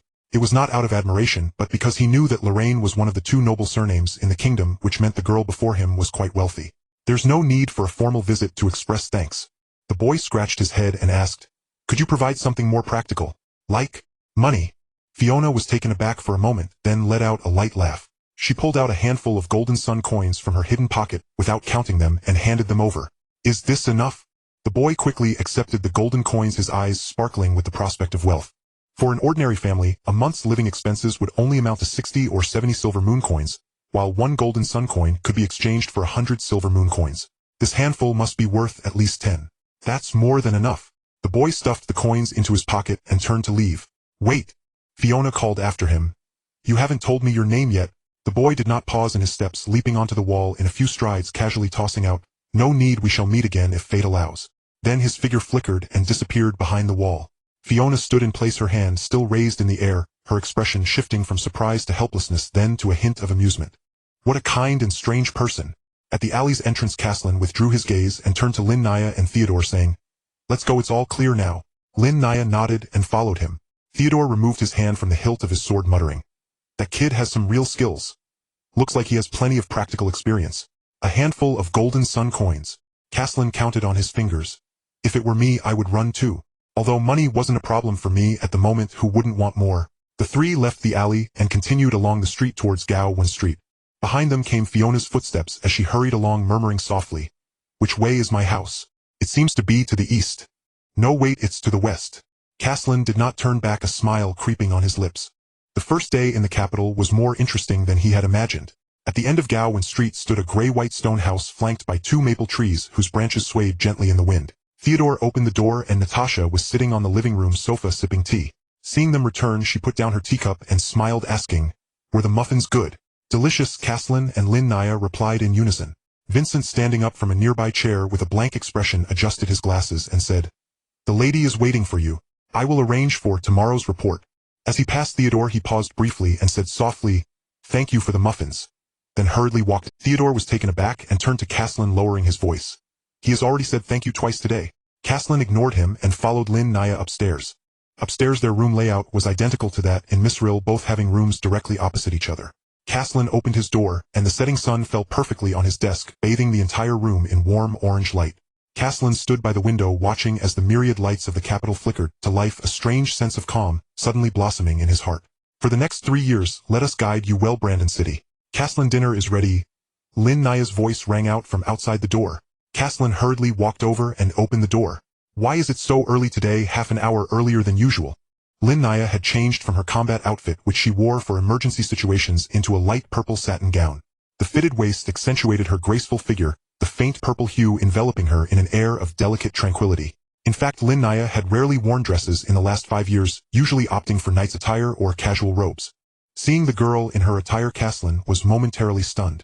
Lin Naya smiled at the corner of her eyes and turned in a circle to match Caslin's gaze. "So what do you think? Does it look good?" Caslin swallowed hard, his eyes widening. "Yes, it looks great, Lin Naya." She smiled even more broadly at his words, but did not forget the matter at hand. "Today was too rushed. I didn't have time to hire a chef, and the maids were unaware of our arrival, so we will be dining out tonight." "Is that so? All right then, I'll change into another outfit. Please wait for me a moment." Caslin turned back into his room. After rummaging through his luggage for a while, he finally found a light-colored linen long shirt. "Forget it, this will do. After all, it's just dinner." After muttering to himself, Caslin began to remove his clothes, revealing his pale, flawless skin. His shoulders and back were smoothly contoured, his skin clean, and even lacking any rugged muscle, but still exuding a sense of strength. Just as Caslin was about to put on his shirt and rush out for dinner, he heard a noise behind him. Turning around, he saw Lin Naya standing in the room, her hands covering her face, peeking at him through the gaps between her. "Hey, Lin Naya, when did you come in?" Caslin exclaimed in panic, quickly donning his long shirt. I didn't see anything."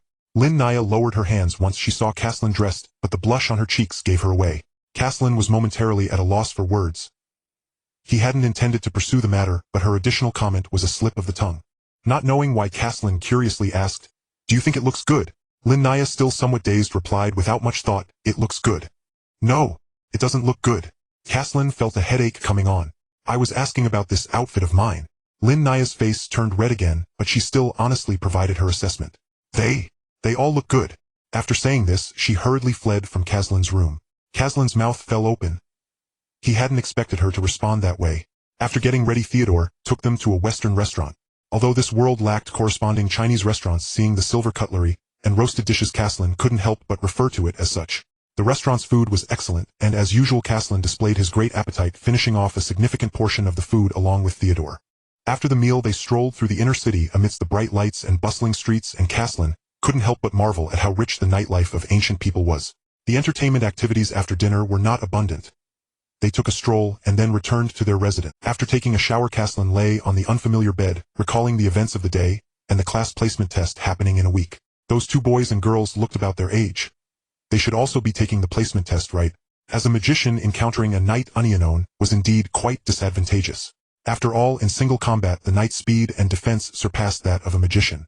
Moreover, this placement exam did not separate the two. Oh, and there are archers too. Just as he was lost in thought, his consciousness began to sink deeper, and suddenly a series of knocks sounded at the door. Caslin rubbed his eyes and quickly got up to open the door, only to see Linnea standing outside puffing her cheeks. It's already 11 o'clock. Let's discuss this tomorrow. At that moment he was feeling quite drowsy and did not notice Linnea's expression. Seeing the door open, Linnea hopped in like a rabbit. Eh? Caslin woke up a bit, seemingly guessing her intention, and after a moment of confusion he closed the door. Linnea, we are not children anymore. I can get engaged in a couple of months. Even though we are family, we should maintain some distance between men and women. Upon hearing this, Linnea walked even faster towards Caslin's bed. Nevertheless, Caslin continued to, and you promised me last time that that would be the last time, right? Seeing Caslin approach, she turned her head away, pretending she did not hear and did not want to hear. Caslin turned to the other side of the bed and finally noticed Linnea's sullen face. What's wrong? You seem unhappy. Linnea did not answer him, still lying on his bed. Caslin's mind raced. Is she angry with me? I haven't done anything. I only mentioned being mindful of distance, right? Then you can stay here today. I allow it. Is that okay? You won't be cute if you stay angry. Caslin asked tentatively. Linnea said nothing but covered her face with the blanket. Perhaps that's not it. What else could have happened?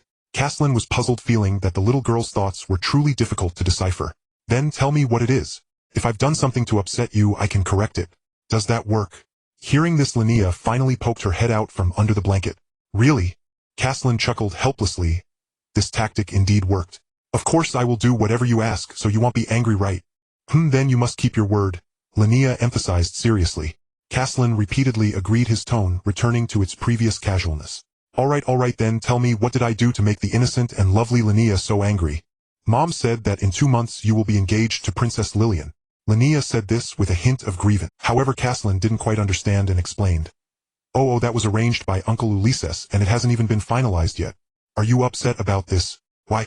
Upon hearing it was arranged by Ulysses, Linnea's expression darkened further, and when faced with Caslin's subsequent question, she didn't know how to respond for a moment and could only deflect with another question.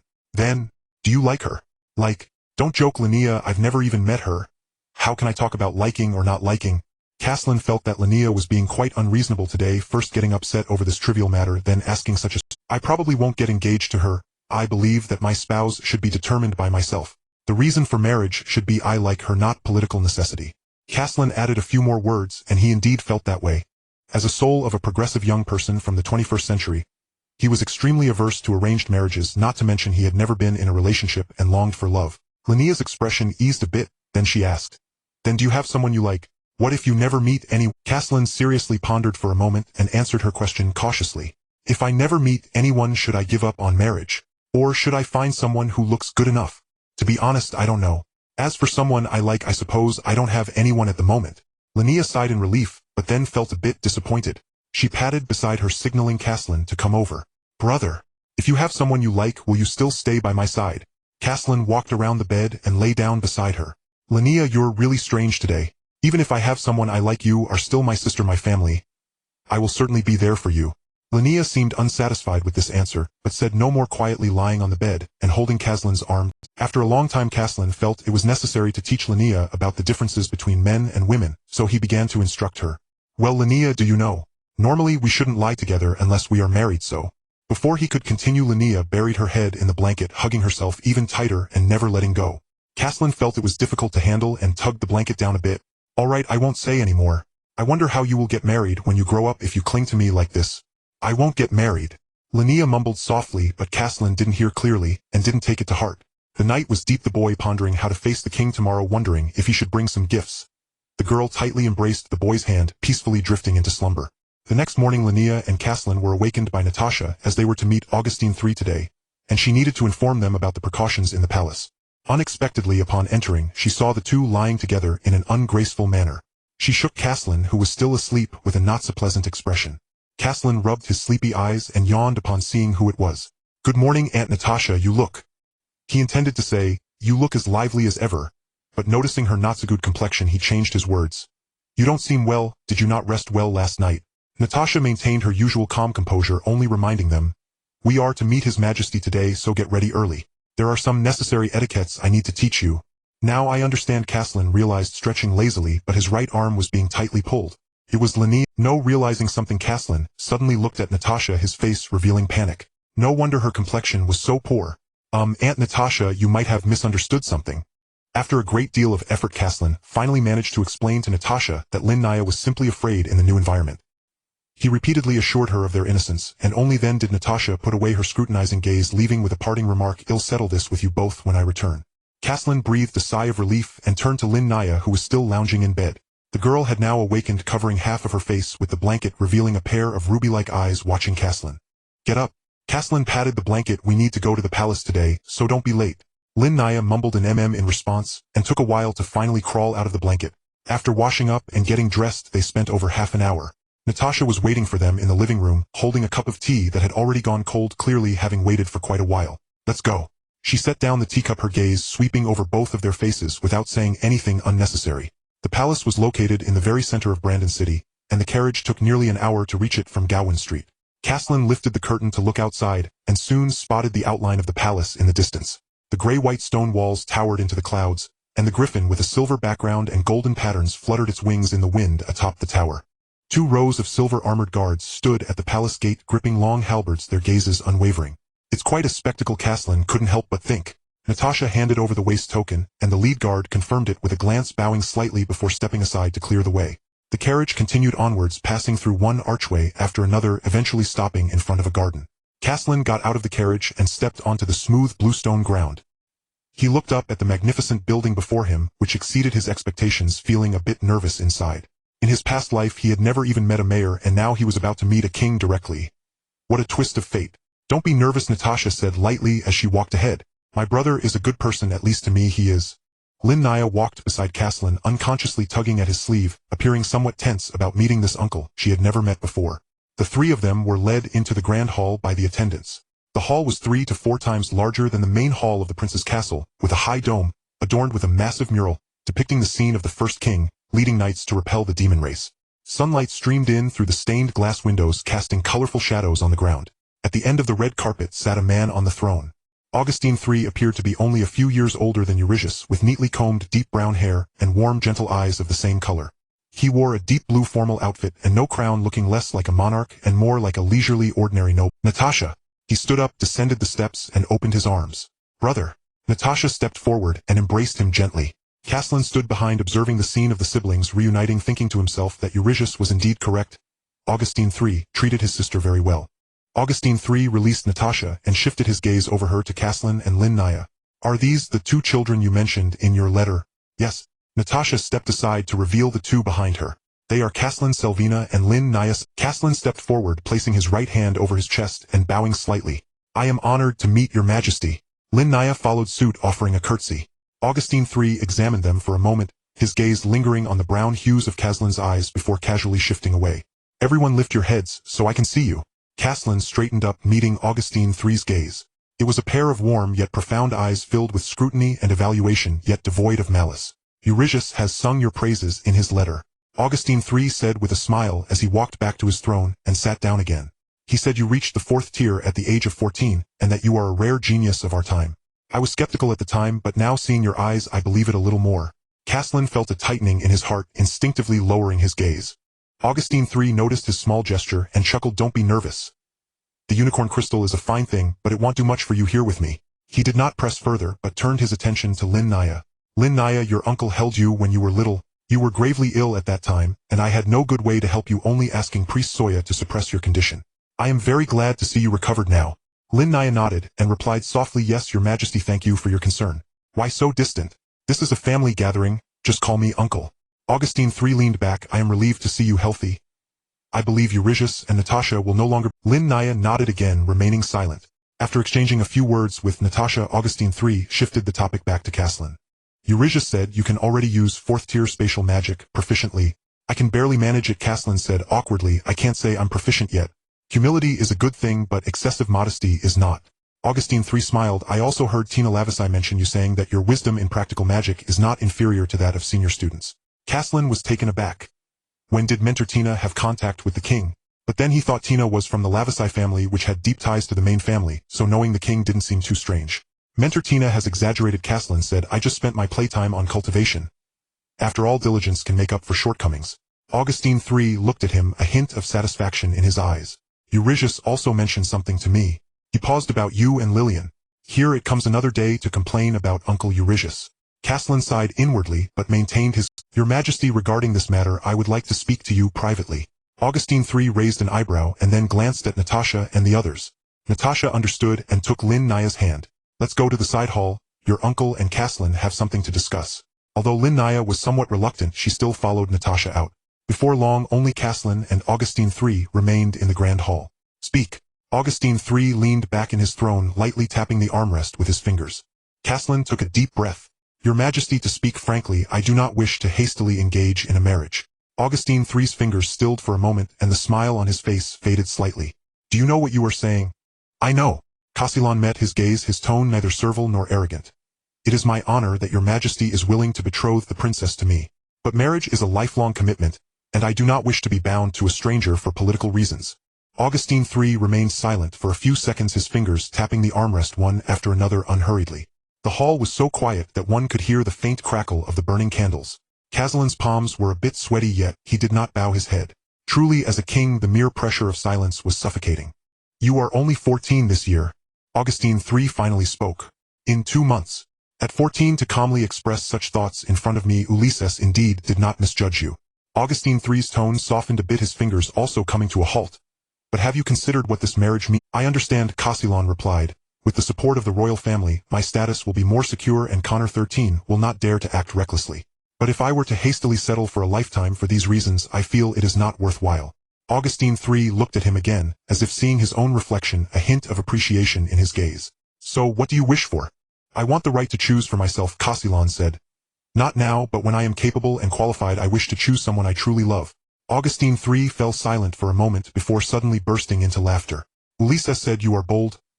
I didn't believe it, but now it seems you do have some courage, and you indeed appeal to me. He stood up from the throne and approached Caslin, looking down at him. How about this? I will give you an Caslin looked up at him.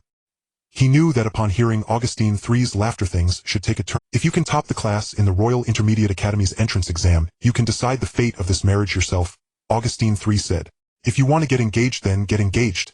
If you don't want to, then don't. I won't force you. Caslin breathed a sigh of relief, but a hint of vigilance soon arose.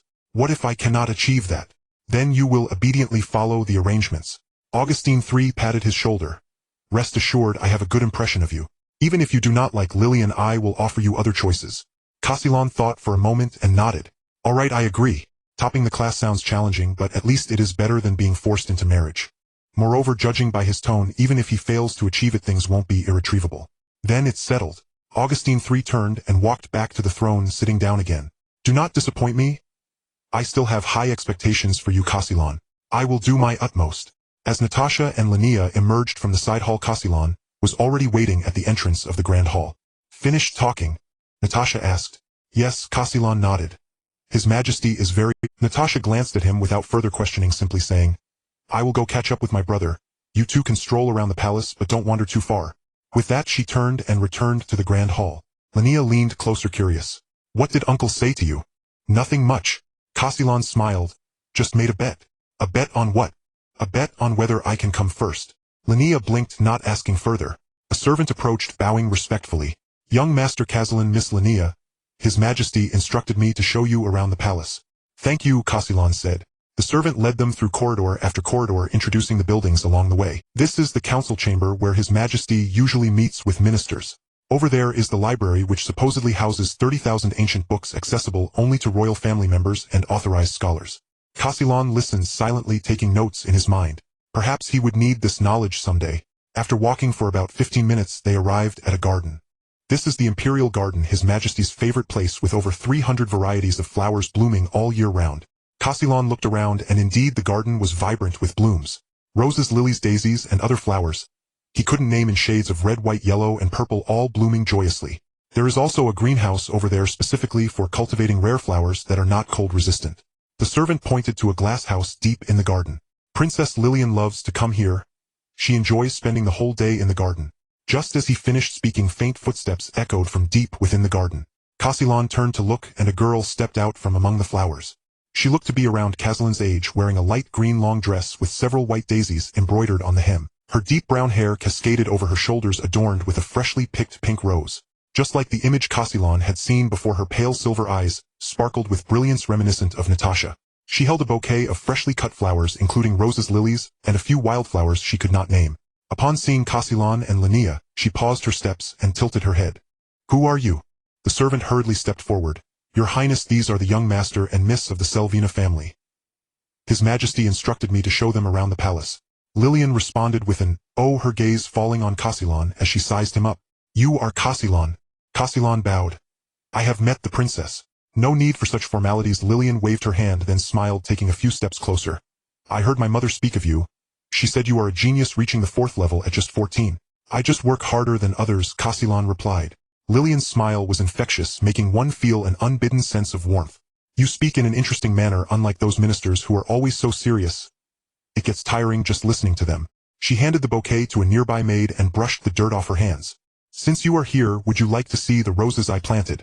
Over there is a new variety cultivated this year, with flowers blooming in blue gold, the only one of its kind in the entire Valencia." Castellan looked at Linnea, who seemed a bit interested, so he nodded. "Then it would trouble you, princess." "Don't call me princess, just call me Lillian." Lillian turned and walked towards the greenhouse with a light butterfly-like step. "Calling me princess is too distant. Since you are family of my aunt, you are also my family." Castellan followed her, watching her lively figure bounce ahead, feeling a sense of emotion in his heart. This princess seemed to greatly deviate from his preconceived notions of a somewhat willful, spoiled girl accustomed to being pampered. The greenhouse was not large, filled with various flower pots. The temperature inside was notably higher than outside, and the fragrance of flowers mingled with the scent of soil, creating a very pleasant atmosphere. Lillian walked to the corner, pointing at a rose blooming with blue and golden flowers, her voice filled with joy and a hint of pride. "Look, it's this one. How beautiful is it?" The rose's petals were a soft blue edged with a touch of gold shimmering gently in the sunlight. "It truly is beautiful," Castellan said sincerely. "Do you like flowers?" Lillian tilted her head to look at him. "If I had to say, I suppose I do. But am not very good at taking care of them. Back in Miss Real, the flowers in the backyard were managed by the gardener." "Is that so? If you want to learn, I can teach you." Lillian squatted down, gently touching the petals of the blue and golden rose. "Flowers have a spirit. If you treat them well, they will bloom the most beautiful flowers in return." Linnea stood by, watching Lillian's focused demeanor, her lips pressed together, remaining silent. Lillian continued to introduce them to several kinds of flowers, naming each one, and sharing their origins. She spoke with delight, her smile unwavering. Castellan listened, occasionally chiming in. He realized this girl truly loved flowers, not in a superficial way but with a genuine passion. After touring the greenhouse, Lillian escorted them to the garden gate. "We'll still see each other during the class division exam," Lillian explained. "He'll be attending the Royal Intermediate Academy, so we might end up in the same class. Then please take care of me when that time comes." Castellan responded with a smile. Lillian chuckled, waved her hand, and turned back into the garden. Castellan and Linnea continued to follow the attendant back, and as they passed through the corridor, Linnea suddenly spoke up. "She's very pretty." Castellan was taken aback, somewhat confused, and turned to look at her. Was this a strange sense of competition among the little girls? Did Linnea actually care about appearances? At that moment, Linnea looked down, concealing her expression. "She is quite good-looking." Castellan responded honestly, a slight smile curling at the corners of his mouth, and leaned closer to Linnea, adding, "But she can't compare to you, beautiful Miss Linnea." As an older brother providing necessary emotional support for his sister, was his duty, Castellan thought, unhesitatingly satisfying the so-called competitive spirit of his sister. Linnea looked up at him, her lips twitching, feeling a surge of joy inside, yet she said nothing more. After walking for a while, the attendant led them back to the main hall where Natasha was already waiting. "Did you finish your tour?" "Yes," Castellan nodded. "I also met Princess Lillian." "How was she?" Natasha asked, continuing his words. "She's quite nice and really loves flowers. She's interesting to talk to and doesn't have the airs of a princess." Natasha smiled but said no more. The three soon exited the palace gates and boarded the carriage to head back. Castellan leaned against the back of the seat, closing his eyes, as he recalled the conversation he had just had with Augustus III. Class division exam, first place. He silently recited this goal again in his mind. It sounded easy, but accomplishing it was another matter. There would undoubtedly be many talents in the capital. Even if he was exceptionally gifted, securing first place among so many outstanding individuals would likely not be possible without relying on forbidden techniques. He needed to work a little harder and learn some other fourth-tier magic. As it stood, he was too lacking in diverse means of combat, relying solely on spatial magic. Caslin.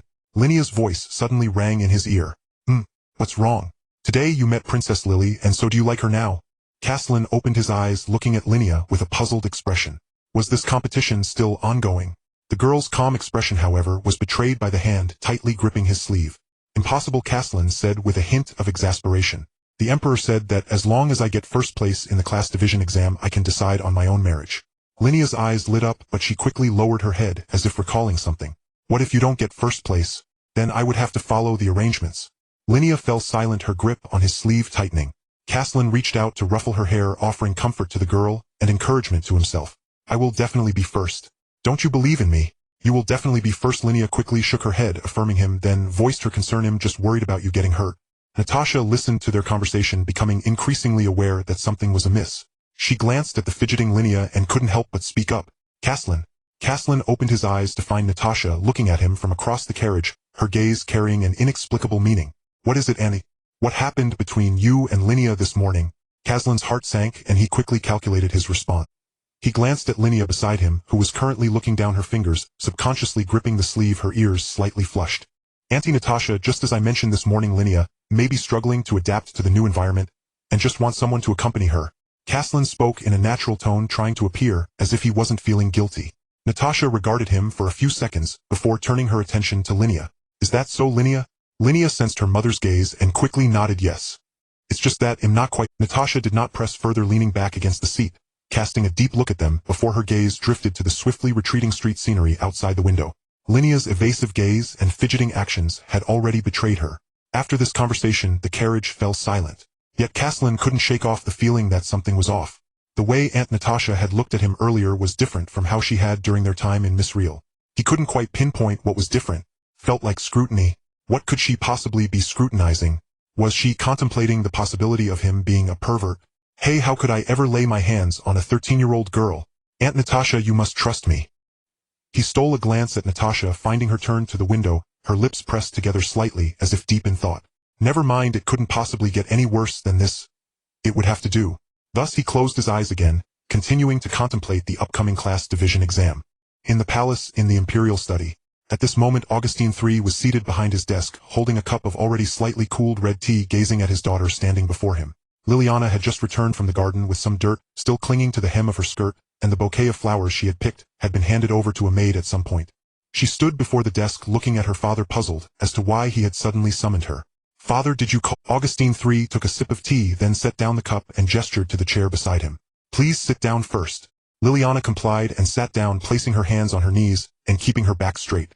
This was the etiquette she had been taught since childhood. One must maintain poise in any situation. Did you meet the two children from your aunt's family today? Augustine III inquired.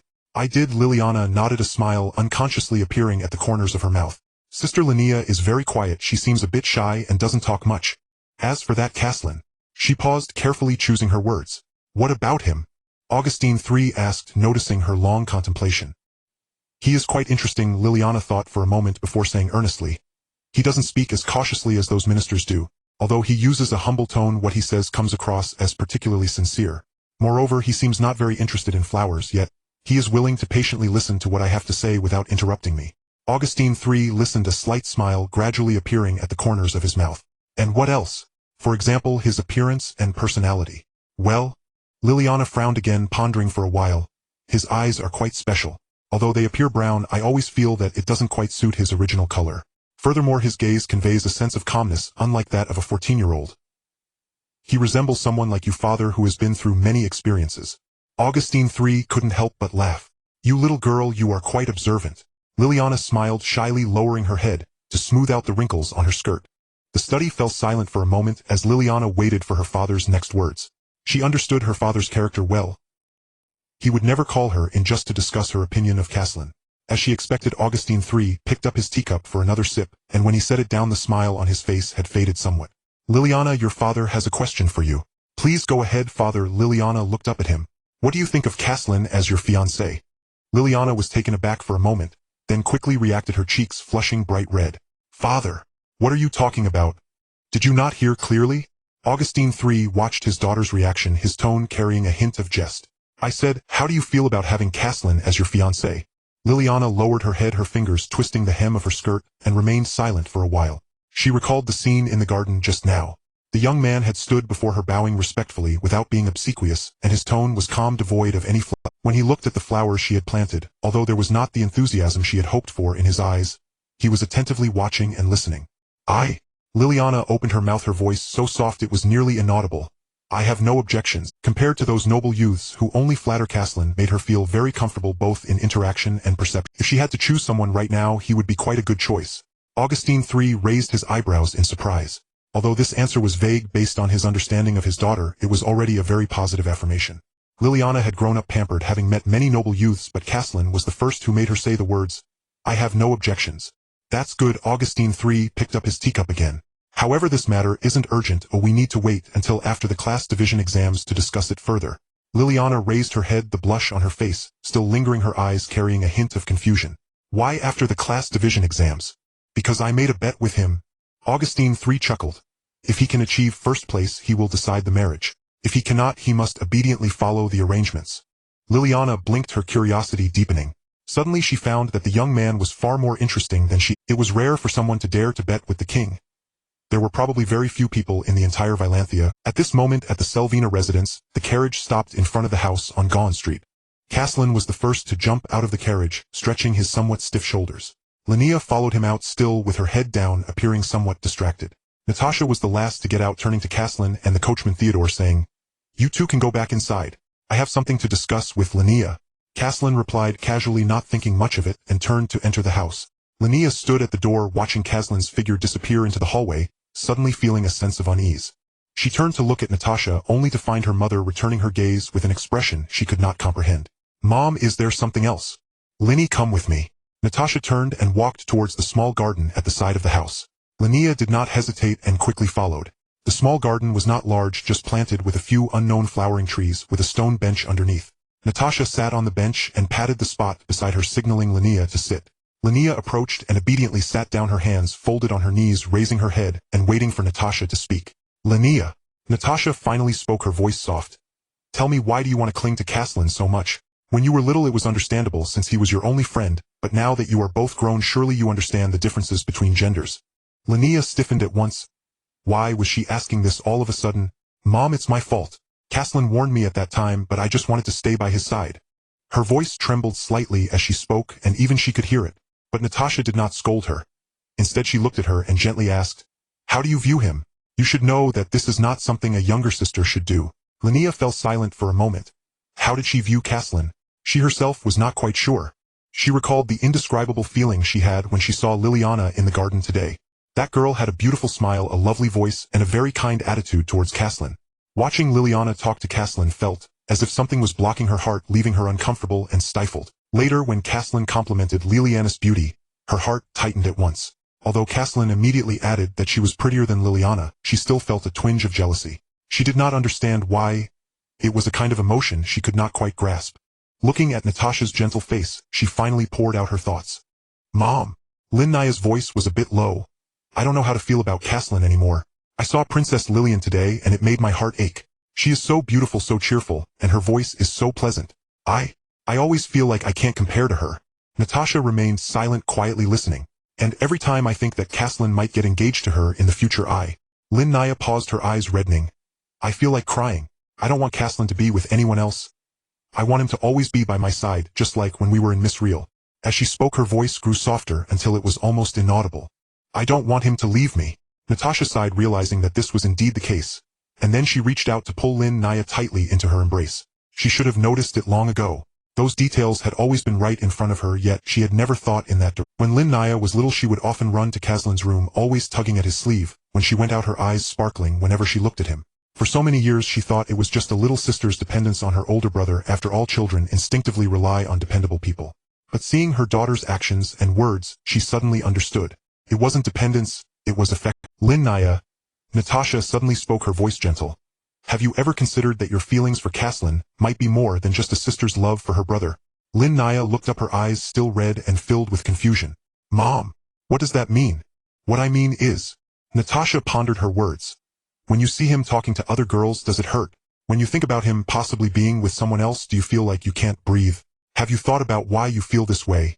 Lin Naya opened her mouth wanting to say something but found herself unable to speak. Of course she had thought about it. When they were in Miss Real, whenever Caslin talked to Morin for too long, she would unconsciously walk over and stand beside them. In the church, when Lillian smiled and talked to Caslin, it felt like something was blocking her heart.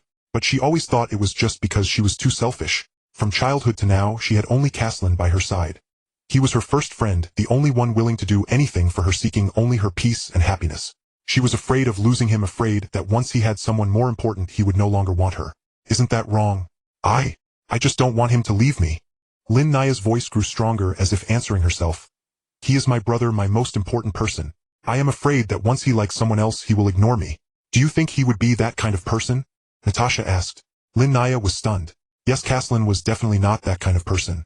He never broke his promises, and he said he would always be by her side, so he would definitely do it. Even if he really had someone he liked, he wouldn't ignore her because of that. So why was she still feeling so miserable? Look, Natasha said, observing her daughter's expression, her tone becoming gentler. You understand that your distress is not because he will leave you. Lin Naya lowered her head again, her fingers tightly gripping her skirt. She remembered how she felt today in the garden when Caslin praised Lillian's beauty. A sour feeling surged within her. It wasn't the fear of losing him, it was that she didn't want Caslin to think anyone was better than her. She wanted Caslin to believe that she was the best. The moment that thought emerged, Lin Naya's face instantly turned hot. Mom, think about it yourself. Natasha stood up, not pressing further. I can't think this through for you. This kind of thing only counts if you understand it yourself. She turned and walked back into the house, stopping for a moment to glance back at Lin Naya. You can come find me once you've figured it out. I believe every girl has these worries. Thinking of her own past, Natasha couldn't help but smile. Then she walked into the house without looking back. Lin Naya sat alone on the stone bench, her mind in chaos. The wind swept through the garden, the branches and leaves of the flowering trees gently swaying, and a few petals fell, landing on her skirt. She looked down at the petals, but her thoughts were completely elsewhere. Was it that she liked Caslin? Not the kind of affection a sister has for her brother, but a different kind. She recalled how Caslin's eyes would curve when he smiled with that golden eye, particularly stunning under the sunlight. He always ate quickly, as if afraid someone would snatch food from him, and his eyes would light up when he tasted something delicious. He was serious when fighting, so much so that it captivated onlookers. Every time he ruffled her hair, her heart would leap with joy. Were these feelings affection? Lin Naya placed her hand on her chest, feeling the rhythm of her heartbeat. It seemed to be beating much faster than usual. She recalled last night when she accidentally saw his back while he was changing clothes. At that moment she had hurriedly run outside, her heart racing, as if it would leap out of her throat. At that time she thought it was shyness, feeling embarrassed. But now she thought that if it was just her brother seeing him, shouldn't have elicited such a strong reaction, right? With that thought, Lin Naya buried her face in her knees, her ears burning, as if they could fry an egg. It's over. She seemed to have truly fallen for Caslin, and it had started long ago. In the house at that moment, Caslin was unaware of what was happening in the small garden outside. After returning to his room, he took out his magic wand and began practicing magic. Guardian Barrier. A silvery white magical power spread out in front of him, forming a semi-transparent shield. He poked it with his wand. The shield slightly dented but did not shatter. The defense was still insufficient. How could he make it withstand heavier attacks? Perhaps he could try compressing it, reducing its area. Would it then be able to endure greater strength? He tried again, this time pouring the same amount of magical energy into the shield, but compressing its area by half. The shield's color visibly deepened, and a faint sheen appeared on its surface. After repeated testing, Caslin found that while this method reduced the defense area, it did indeed increase the shield's hardness. Void break, sudden pressure. Magical energy gathered in the center of the room. The air emitted a slight, buzzing sound as if being compressed by something. After reaching the 4th tier, this move's power increased significantly, but it still fell short of his expectations. If he could reduce the compressed area further, the power should multiply, but this required more precise control of magical energy, something that couldn't be achieved overnight. Caslin put down his magic wand and stretched his wrist. There was less than a week until the class division exam, and time was tight, but it was enough for him to refine his existing magic. He walked to the window, opened it, and let the evening breeze flow in. The street was becoming less crowded, and in the distance, he could see the spire of the palace tower glimmering with a golden light under the sunset. To avoid being arranged into a marriage, to have the right to choose, and the freedom this first place was something he must obtain. The sound of a door opening came from downstairs. Lin Naya had returned. Caslin turned and walked out of his room, standing at the top of the stairs looking down. Lin Naya was walking in from the porch, still bearing a hint of lingering redness on her face, her eyes a bit puffy, as if she had been crying. Lin Naya. Caslin hurried down the stairs. What happened? What did Auntie say to you? Could it be about last night? Well, after all, it was a feudal society, and the ideologies of separation between men and women must be deeply rooted. Lin Naya looked up at him, her gaze lingering on his face for a few seconds before quickly moving away. It's nothing, she said, her voice a bit hoarse. Mom just asked me if I'm getting used to it here. Caslin looked at her helplessly, thinking, do I look so easy to fool? Then why are your eyes red? It was the wind. Lin Naya lowered her head, quickly walked past him, and hurried upstairs. Caslin stood at the top of the stairs, watching her disappear at the end of the corridor, filled with confusion. The wind? What wind? Could it be that the wind missing you blew all the way to Brandon City? This girl, even if I don't laugh at her, why does she tell such an obvious lie? For the past 3 days Caslin felt that Linnea was acting strangely. During meals she sat across from him instead of next to him as usual. Whenever their eyes met, she would quickly look away as if she had done something shameful. Caslin didn't pay much attention, thinking she was just in a bad mood after being scolded by Aunt Natasha a few days ago. He had been busy practicing the new magic he had learned with the class examination just around the corner. This was the first time he had worked so hard in this world. After all, it concerned his lifelong matters, and he had to give it his all. The micro-shift was a 4th-tier spatial magic he had just mastered 2 days ago. This spell was much more versatile than backtracking. Instant kill, consumed less mana, had a very short cooldown, and was convenient for short-distance movement. He had practiced it dozens of times in the backyard over the past few days, and finally got the hang of it. Although he could only control the distance within 10 meters, it was still sufficient. After finishing his practice, he put away his staff and went through a few commonly used spells. He cast the Chaos Stream, Void Seal, and Guardian's Veil one after another until he exhausted his mana. Aunt Natasha had said that there were many geniuses in the royal capital, and one could not rely solely on talent to secure first place. On the 3rd evening, after taking a shower, he found a note stuffed under the door. He picked it up and saw it said, "Go to bed early." It was Linnea's handwriting. Caslin smiled, placed the note on the table, and lay down on his bed, realizing that the girl had regained her spirits. Meanwhile, Linnea was thinking about something else. After pondering for 3 days, she finally decided to seek out Natasha. That afternoon, Natasha was reading in the living room on the 2nd floor. Linnea stood at the door for a while, tapping her fingers on the doorframe, hesitating. "Come in," Natasha said without looking up. Linnea shuffled inside and sat down in the chair opposite Natasha. She lowered her head, placing her hands on her knees, seemingly a bit nervous, fiddling with her skirt. Natasha put down her book and quietly waited for her to speak. The living room fell silent for a while. Mom, Linnea finally spoke up, her voice soft. "I have something to tell you." Natasha was not surprised. The little girl's thoughts were too easy to guess. Linnea paused, her ears turning bright red. "I think I might have developed feelings for Caslin." After saying this, she fell silent again, unable to meet Natasha's gaze. Natasha knew she wasn't done and waited for her to continue. "It's not the kind of feelings a sister has for her brother." Linnea's voice grew smaller, almost inaudible. "It's just like..." Natasha broke into a broad smile. This child had finally realized it. She had suspected it ever since their conversation in the little garden. Hearing her daughter say it out loud stirred mixed feelings in her heart, but she was still very pleased to hear her speak. So when did you start liking him?" she asked. Linnea shook her head, indicating she couldn't explain it. Perhaps it was a long time ago, or maybe it was when she saw Lillian in the garden that day, or even earlier. "Your father is truly something else," Natasha suddenly complained, pushing Caslin towards the royal family for no good reason. Linnea remained silent, her fingers twisting the hem of her skirt. Natasha glanced at her, her tone softening. "This matter also depends on you. No one knows what Caslin... If he has the same feelings when you turn 14 next year, I can take charge and arrange for your engagement." Linnea looked up, her eyes brightening. "But before that, focus on your exams," Natasha said. "Caslin still has a bet to fulfill." Linnea nodded, feeling much more relaxed after voicing her thoughts. After chatting for a while, she returned to her room and sat on the edge of her bed in a daze. Her mind was a jumble, sometimes filled with Caslin's face, sometimes with Lillian's smile, and at other times with Natasha's words, "You can get engaged at 14. She took a deep breath, pushed those chaotic thoughts aside, and began to think about serious matters. Caslin needed to take first place. This was his bet with the king, and if he couldn't achieve it, he would have to accept an arranged engagement.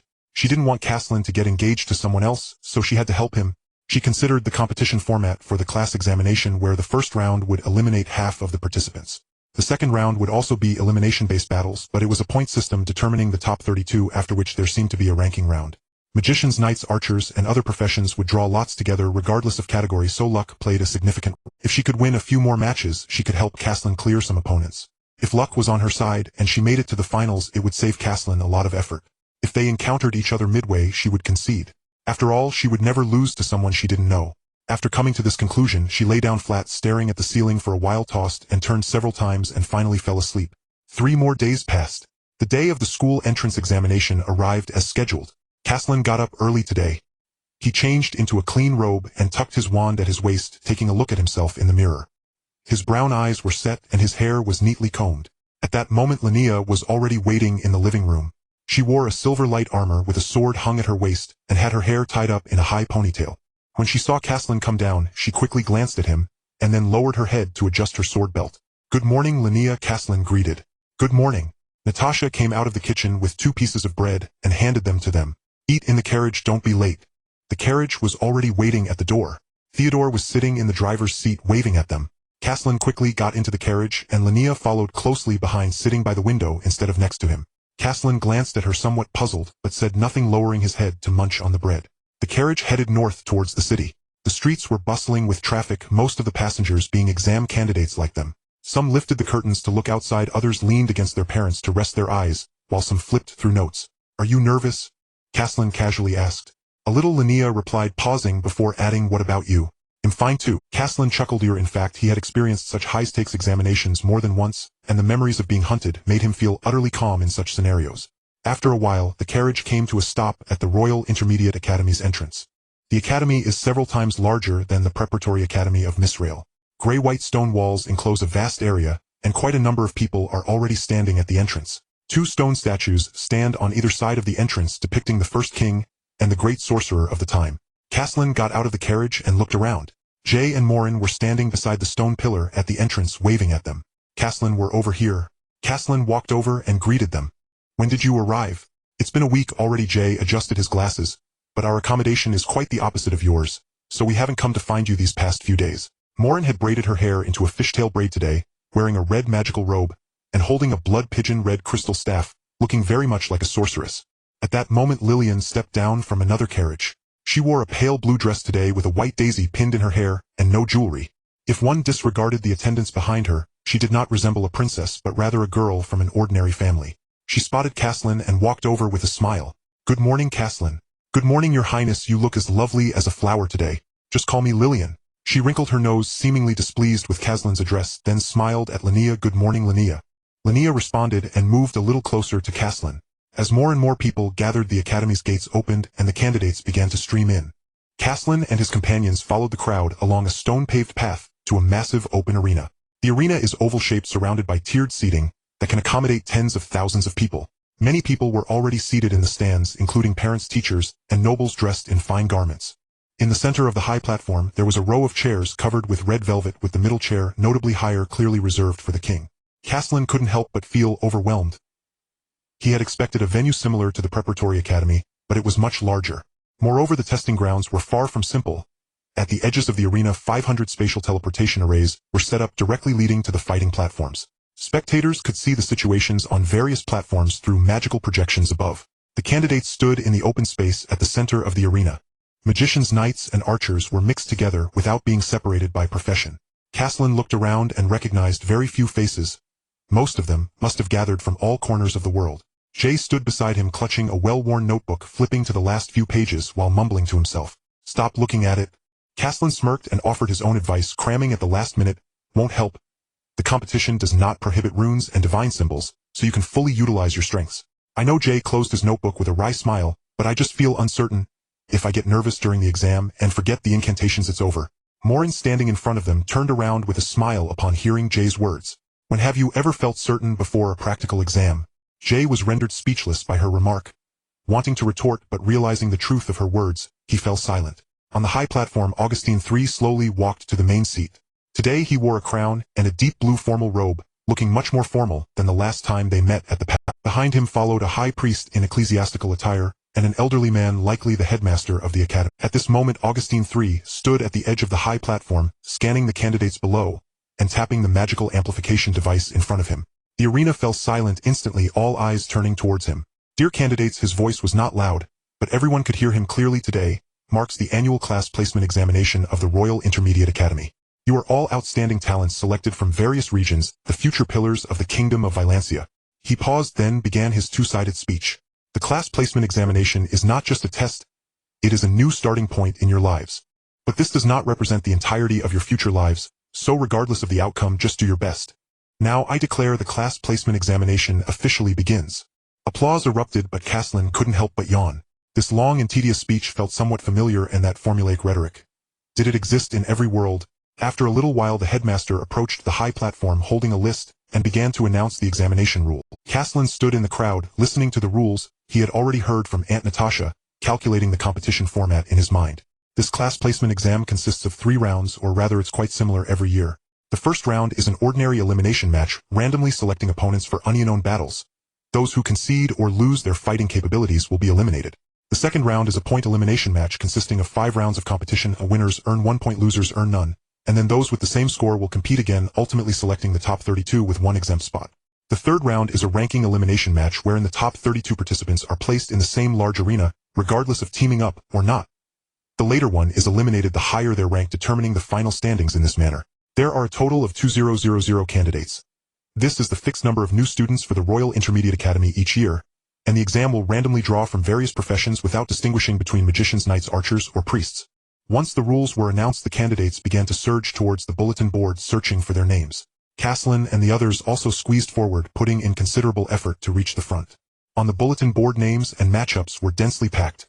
After searching for a long time, he finally found himself in the 4th match of the 3rd arena. His opponent in the first round is named Conrad Faulkner.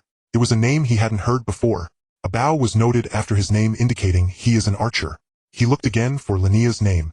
She was in the 2nd match of the 2nd arena facing a magician. Jay and Morin also found their respective matches and dispersed to different platforms. After a while, Linnea walked over from the crowd and stopped beside Caslin. "I'm in the 2nd arena." Caslin replied and reminded her, "Your opponent is a magician, so be careful. Although knights have a significant advantage against magicians, don't underestimate them." Linnea glanced at him a few times, her lips moved, and finally she only said, "You too," before turning to leave. Caslin watched her back, feeling something was off, but he had no time to ponder. Matches on the various platforms had already begun, and he needed to enter his own arena to see what the fighting platform looked. Upon entering the spatial teleportation array, Caslin felt his body suddenly become extremely light, as if floating in water. This sensation lasted for about 10 seconds, after which everything around him changed drastically. The vast arena and the crowd vanished without a trace, leaving only the cylindrical platform before him, and some candidates waiting around it.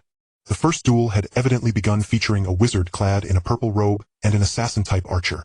The battle was fierce. The purple-robed wizard was continuously unleashing earth spikes to hinder the archer's bow drawing, but the archer was nimble, evading several of the wizard's attacks.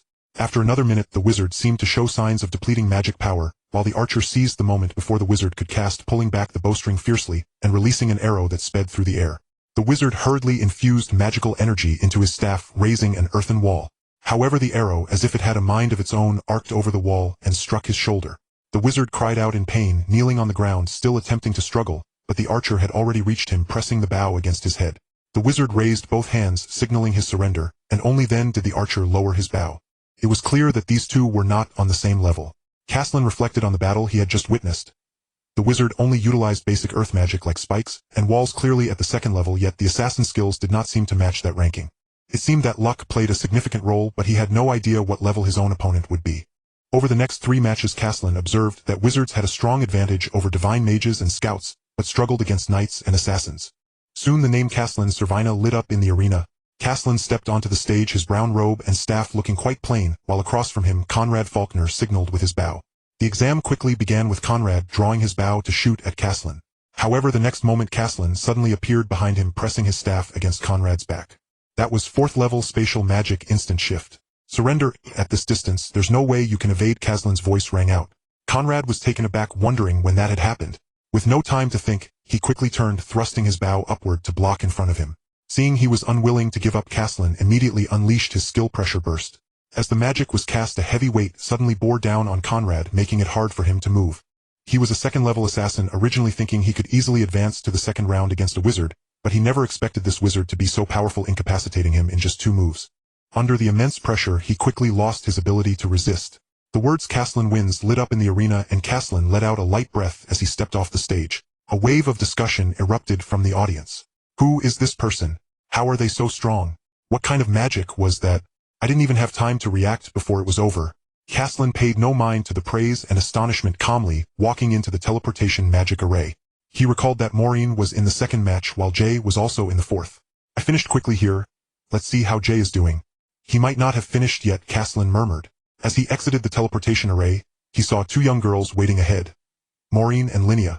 Caslin smiled. How did your battles go? Maureen joked with a hint of flattery. Well, it wasn't as smooth as facing a fourth-level wizard, but we managed to get through. Linnea also giggled, having watched Caslin's battle in the magical projection. Both of our opponents were only second level, and it was knights against wizards, wizards against scouts. We won without— That's good. Looking at Linnea, who had regained some spirit, Caslin's lips curled upwards. Now it's time to see how Jay does. At this moment, the fourth match was just beginning on the stage. Jay, clad in a dark blue robe, faced another wizard who wielded a magic orb instead of a staff. A divination-type wizard. Jay speculated, initiating a probing attack. Ice Spike. The black-robed wizard did not choose to evade the incoming attack, instead infusing magic into the magic orb. In the next instant, a massive magical barrier appeared out of thin air, effortlessly blocking the ice spike. The wizard smirked arrogantly as the magic orb emitted light once more. Falling fire rain. A powerful magical fluctuation emanated from above, startling Jay, who immediately threw out two ice wall runes. A torrential downpour of flames descended from the sky, melting the ice walls in mere seconds. Faced with such a vast area of magic, Jay could only throw out more runes for support. Simultaneously, Jay infused magic into his staff and thrust it fiercely into the ground.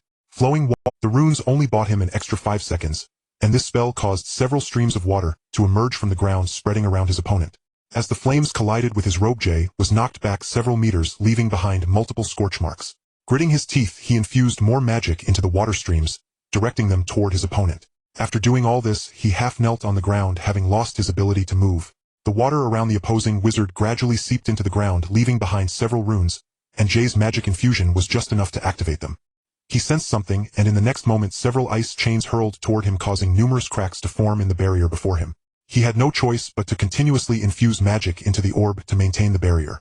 At the same time, a brilliant light shone in his eyes, a dark red glow emanating a chilling aura. Jay gritted his teeth, attempting to cast magic once more to conclude this battle, but due to his severe injuries, he could not succeed. 30 seconds later, the opposing wizard gave up maintaining the barrier, and the ice chains continued undeterred, aiming to ensnare him. Suddenly, the corner of his mouth curled into a slight arc as he forcefully pushed off the ground, propelling himself upward. The 8 ice chains collided due to inertia, and he focused intently, casting magic once again in midair. Flame Slash. A fervent and unadorned flame slash formed beside him, shooting downward at the moment the ice chains collided. As the ice and fire collided, a continuous sound of steam filled the air.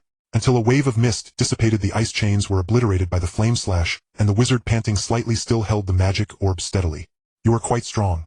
He revealed a confident smile, but the gap between us is still too vast. Perhaps after reaching the 3rd level you might have a chance to defeat me. As for now, it is utterly impossible. Jay could hardly hear what he was saying anymore. He was using all his willpower to stay upright, but at this moment he was already running on empty. Recalling the glow in his opponent's eyes, the last thought before he fainted crossed his mind. It was divination magic. He saw the trajectory of the ice chains. Morris Nolan looked at his opponent kneeling on one knee with his head bowed, revealing a friendly smile. Hey friend, my name is Morris Nolan. What is yours? At that moment Jay was still propped up by his magic staff, but he had already fainted. Noticing Jay's lack of response, Morris approached and realized his condition, lifting him up and heading down. The priest of the match was waiting below to provide emergency treatment. Caslin and the others were anxious outside, but without identification they could not enter and could only wait. After completing the match, Morris was teleported out, and upon seeing him, Caslin and the others immediately gathered around. How is Jay? He is the one who is your opponent. So his name is Jay, Morris said with an apologetic smile. I'm sorry for being a bit rough on your friend. The priest said it was just surface injuries and magical exhaustion, and he will recover soon. He is very strong.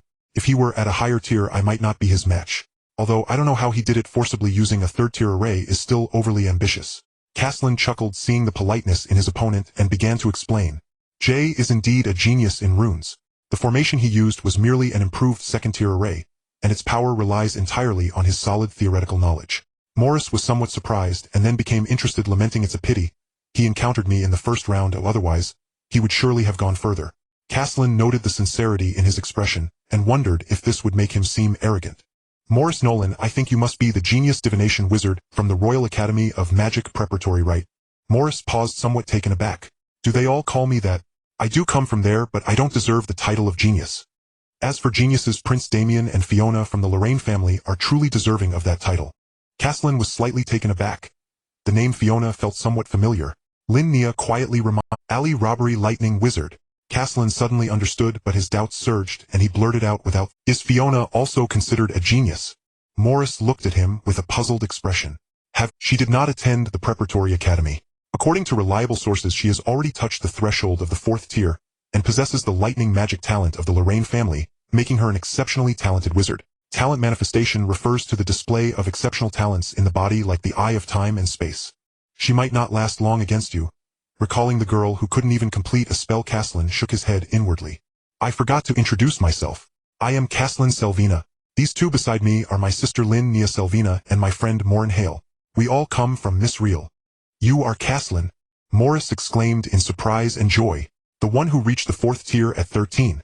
Caslin was also confused. "Who spread this information?" "Yes, that should be me, right?" Morris' eyes suddenly ignited with a desire that made Caslin feel uneasy. "I heard that Miss Real faced calamity recently and that you killed a 5th-tier official of the Reversal Church. Is that true? Who spread this news?" Caslin complained again, feeling helpless. He initially wanted to keep a low profile, but now everyone seemed to know his secrets. Meanwhile, far away in the study of the Prince of Miss Real, Ulysses suddenly sneezed. "Who is talking about me? It must be dear Natasha and Lin Nia. I wonder if the news of Caslin's achievements has spread in the royal capital." "Go ahead, Caslin, give those so-called geniuses in the capital a little shock."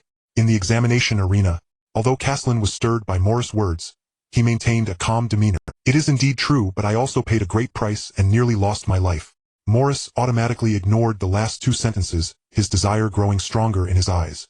"Then Caslin, can I be your friend?" Caslin looked puzzled. What was up with that shy? "Having Lin Nia around is enough, right?" Clearing his throat, Caslin said calmly, "Well, of course you can." Lin Nia looked at Morris warily and pulled Caslin's hand. Seeing Lin Nia's somewhat hostile gaze, Morris seemed to understand something and smiled calmly. "I think you might have misunderstood. I simply want to be friends with Caslin. In fact, I have never made a true friend in my life. According to the books, geniuses are the best candidates for friends." Lin Nia seemed to realize her reaction was a bit excessive, nodded, and then hid behind Caslin. At that moment, Jay slowly walked out of the teleportation array, his arms and knees heavily bandaged. Caslin offered Morris an apologetic smile, and quickly went to support Jay. "Jay, how are you feeling?" Jay first replied, "I'm fine." Then suddenly noticed Morris behind them. "Aren't you that divination?" "Thank you for being merciful. Although I realized you could divinate, I still couldn't respond well, and I lost thoroughly." Morris was in a good mood at this time, and hearing Jay's words, a smile slowly spread across his face. "You did quite well. Among the 2nd tiers, you are the only one who could force me to use divination." Jay did not feel anything wrong with this statement. Instead, he scratched his head awkwardly. Although he lost the match, he had long since mentally prepared for it. After all, he was only at the 2nd tier. Using runes against a mindless rock-armored beast was manageable, but it was challenging to face an intelligent wizard. Once everyone gathered and chatted for a while, Morin suggested going to a restaurant for a meal, since the 2nd round of the exam was tomorrow, and they hadn't gathered in a long time, so everyone agreed. At this point, Morris naturally joined the conversation without feeling awkward. "Then let me treat you all to this meal as a celebration for making 4 friends." The group did not decline. For nobles, rejecting someone's kindness is not considered polite.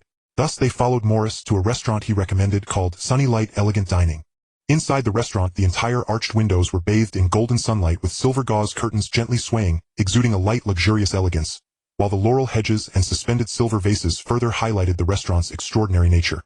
The restaurant was not crowded, with most tables occupied by 2 or 3 people. Upon seeing Morris and his companions enter, the waiter approached and naturally guided them to the 2nd floor. The 2nd floor was not as spacious as the first, with a door set at the end of the circular staircase, and the conical structure determined that the usable space would be limited. Jay couldn't help but feel puzzled. "Morris, why is it just us on the 2nd floor? Why are there no—" Morris pulled out a chair and replied, "Because the 2nd floor is small, with only 1 table, and this is my exclusive dining spot." Caslin secretly clicked his tongue. Could one have an exclusive table in such a restaurant? Was it again the power of money? "I despise the wealthy." The expressions of the others mirrored his inner thoughts, filled with confusion. Morris sensed they had misunderstood something and quickly explained. "It's not what you think. This restaurant is owned by my father, and the upper floor is specifically reserved for me.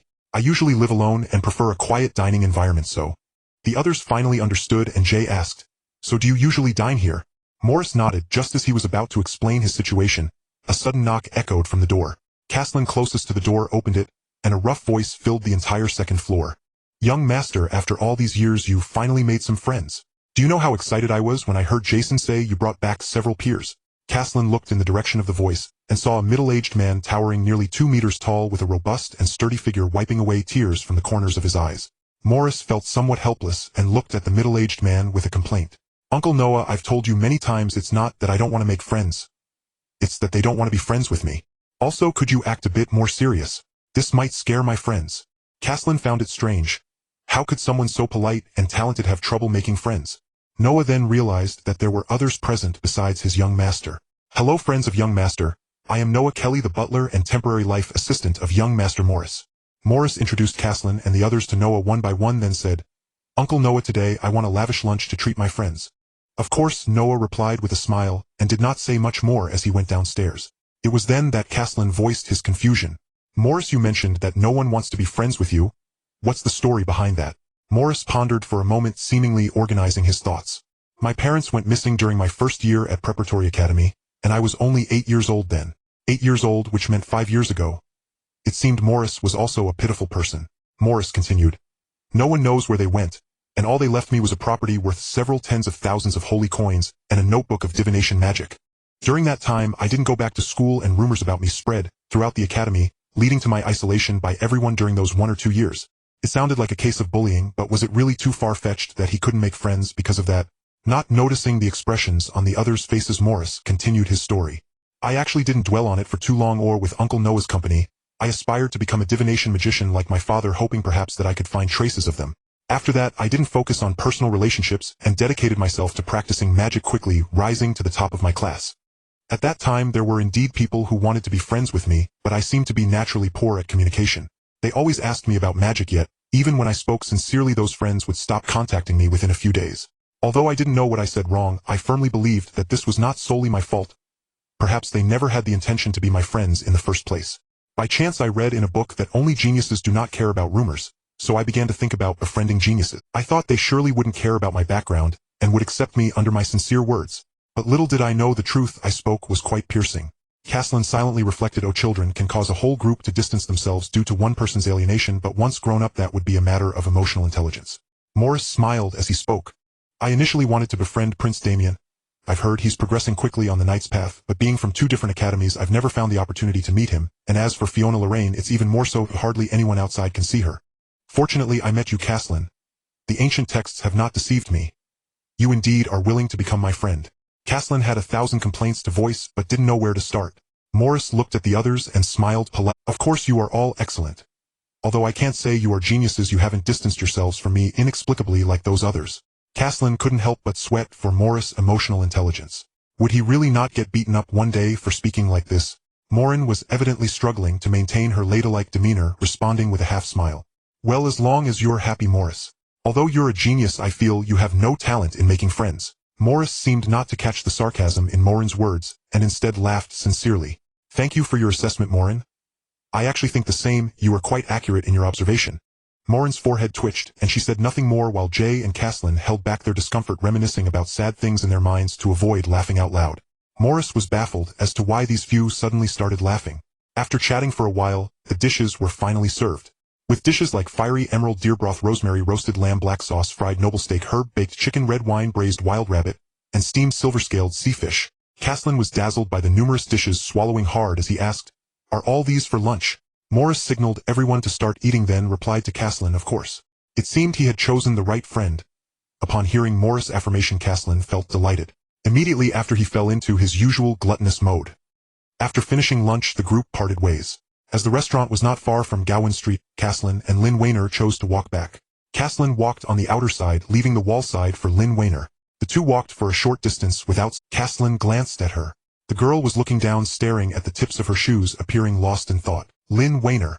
The girl came back to her senses, looking at Caslin with a puzzled expression. What did your aunt say to you the other day? You've been acting strange since that day. You said the same thing last time. Caslin chuckled. Last time you said your eyes were blown by the wind, and now you're trying to cover it up again. Do you think I would believe that? Lynn Wainer's head dropped at that moment, her mind in turmoil. Should she say it? Not now. What if Caslin refused? Caslin glanced at her again. The tips of the girl's ears turned slightly red, her lips pursed as if she were struggling with something. How about this? He thought for a moment and said in a tempting tone, if you tell me what your aunt said, I'll fulfill one of your requests. What do you think? Lynn Wainer lifted her head, her eyes momentarily brightening before lowering again. Any request. Of course, any request is fine. Caslin patted his chest. When have I ever lied to you? Lynn Wainer's thoughts began to waver again, her lips moved several times, each time wanting to speak but swallowing it back. If I say it, can I request? No, if Caslin is unwilling, even if I make a request, he certainly wouldn't agree. Caslin didn't rush her, leisurely walking beside her. Well? Lynn Wainer finally spoke up, her voice small. She just asked me why I'm always sticking to you. And then she said that we are not young anymore and should pay attention.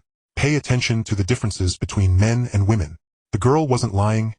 She just didn't say everything. That should do, right? Anyway, I will say it later, but I still have no idea about his attitude. Caslin nodded upon hearing this. This was about what he guessed. Aunt Natasha's expression that day clearly indicated she was thinking about this. Is that all? Lynn Wainer's eyes were firm as she nodded emphatically. Caslin felt she hadn't said everything, but seeing her ears so red, he didn't press further. All right then, after the assessment, just tell me any requests you have. As long as I can do it, I will certainly agree to you. Lynn Wainer nodded and looked down at her shoe tips again. The two walked for a while longer when Lynn Wainer suddenly spoke. Caslin.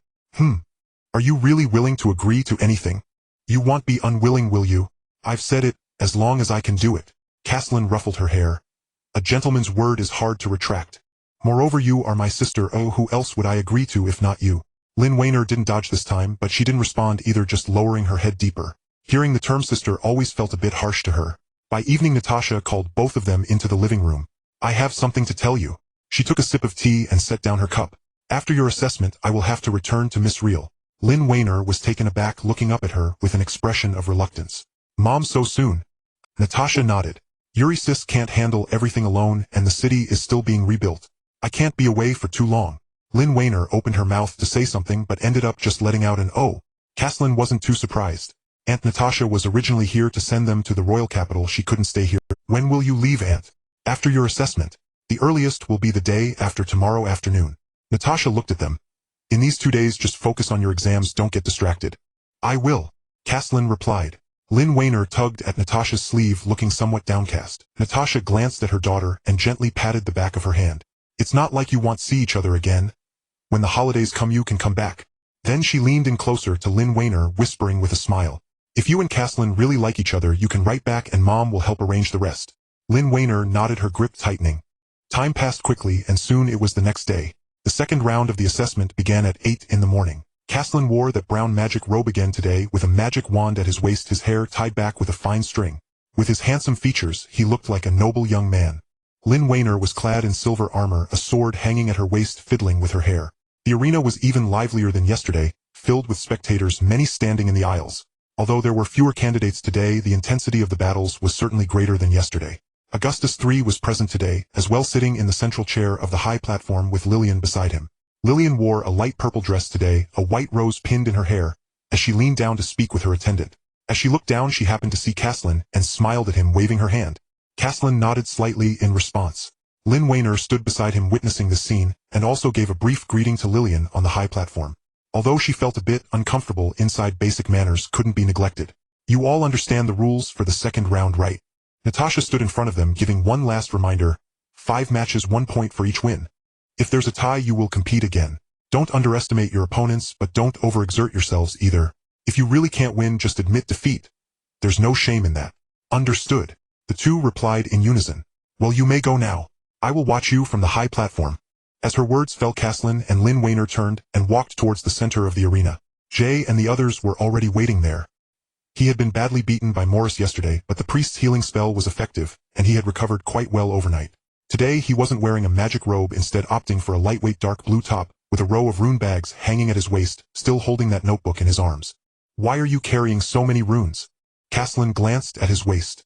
What if something urgent happens? Jay adjusted his glasses, his wise gaze somewhat piercing to Caslin. I brought everything that could be useful. Lynn walked over from the other side, holding a staff, her fiery red ponytail swaying behind her. She looked quite spirited today, perhaps due to the boost in morale from yesterday's competition. I practiced the fire cage a few more times after returning yesterday, she said as she approached Caslin. I almost faced dire consequences because of that move yesterday. I shouldn't make the same mistake today. Caslin smiled and encouraged her. You got this. With your strength, if you perform well, you will definitely make it to the third round. At that moment, Morris appeared out of nowhere, holding a magical orb radiating with magic, a smile on his face. "Everyone, we are opponents today." He paused. "But if I draw you guys, I will definitely show mercy." Mo Lin twitched the corner of her mouth. "Then you better not face me. I'm afraid I won't be able to resist turning." Morris didn't catch the implication in her words and nodded seriously. "Have you prepared powerful magic? Although I am also a fire mage, I will be careful." Mo Lin's temple twitched again and she fell silent. The competition soon began. The second round was a point elimination match with all candidates who passed the first round drawing lots. Each would battle 5 times and ultimately 32 individuals would emerge. Kaslin's first opponent was a third-tier archer of the scout type. He didn't have to exert much effort. Using a familiar technique, he teleported behind the opponent and unleashed a sudden pressure, causing the opponent to collapse to the ground. It took less than 10 seconds. As before, a gasp of astonishment arose from the audience. Kaslin stowed his staff and stepped down from the stage. The teacher responsible for recording glanced at him and marked a win on the sheet. In the second match, his opponent was a third-tier priest. Priests generally use divine spells for healing, and are at a disadvantage in such unknown battles, especially against a fourth-tier mage. Kaslin hardly lifted a finger and the opponent conceded. In the third match, his opponent was a third-tier fire mage. Are there really so many fire mages? Kaslin noticed that most of the mages he encountered were of the fire and earth attributes, which struck him as rather odd. On stage, that mage unleashed a fire dragon showing considerable force but lacking accuracy. Kaslin sidestepped to avoid it, first using void turbulence to distort the ground beneath the opponent's feet, causing him to stagger. Seizing the opportunity before the opponent could regain his footing, Kaslin teleported behind him and pressed his staff against the back of his head. Concede. The opponent felt the magical fluctuation at the back of his head and reluctantly lowered his staff. After 3 matches, Kaslin felt not a hint of fatigue. The mana he used was quickly restored under the protective enchantment. In the fourth match, Kaslin stepped onto the stage facing a knight clad in gray armor. The knight appeared to be around 14 or 15 years old, slightly taller than Kaslin with a stable build. He held a wide sword that was not sharpened, its blade dull and lacking any shine. An ordinary third-tier heavy sword knight, he clearly hadn't yet transitioned to a higher class. Ordinarily, knights can transition to a higher class at the 4th or 5th tier. As soon as the signal to start the match sounded, the knight charged forward. His footsteps echoed heavily on the stone platform, faster than Kaslin had anticipated. Kaslin did not rush to teleport. He raised his staff, first testing the waters with void turbulence. A flash of silver light shimmered at the staff's tip as the space beneath the knight's feet twisted violently. The knight's body swayed, his footing disrupted for a moment, but he managed to maintain his balance. The turbulence only hindered him for an instant. Then he slightly bent his knees, lowered his posture, and charged forward, raising the wide sword to his shoulder. Kaslin quickly retreated half a step to create distance while simultaneously unleashing a sudden pressure. An invisible force enveloped the knight, causing his shoulder to slump and his advance to noticeably slow, yet he continued to move forward. His wide sword had not yet swung. He was still waiting for the right moment. Kaslin added more mana. The knight's knees bent slightly and his boots scraped against the stone floor, producing a grating sound. He gritted his teeth and shouted, holding firm against the pressure without being overwhelmed. Kaslin gazed at the cracked ground beneath him, and a sudden spark of inspiration flashed in his mind, prompting him to withdraw the sudden pressure. The abrupt cessation of pressure caused the knight to feel lighter, and for a moment his balance faltered, leading him to stumble. Although he quickly regained his footing, it was precisely that moment of imbalance that allowed Kaslin to teleport to his side. How could he be so fast? The knight was filled with shock. Kaslin suddenly appeared in the gap to his right, his staff crossing over the tip, aimed at the unprotected armpit. The knight's response was not slow either. Though he couldn't turn in time, his combat instincts kicked in, and he swung the wide sword toward his side. The sword swished through the air, creating a whooshing sound. Kaslin took a step back to avoid the strike. The silver light at the tip of the staff had not yet had the chance to shine before he was interrupted in his spellcasting. The knight used the momentum from his sword swing to turn halfway around, facing Kaslin, once more the wide sword positioned in front of him, his breathing slightly more pronounced, but his gaze remained as focused as when the battle had just begun. Kaslin was somewhat taken aback. This person not only had solid fundamental skills but also responded. Generally, knights would retreat to create distance in such close encounters, but he chose to go against the grain, using offense as a means of defense, not allowing his opponent the chance to cast spells. He possessed some strength, Kaslin thought quietly to himself. The knight took a breath and charged forward again.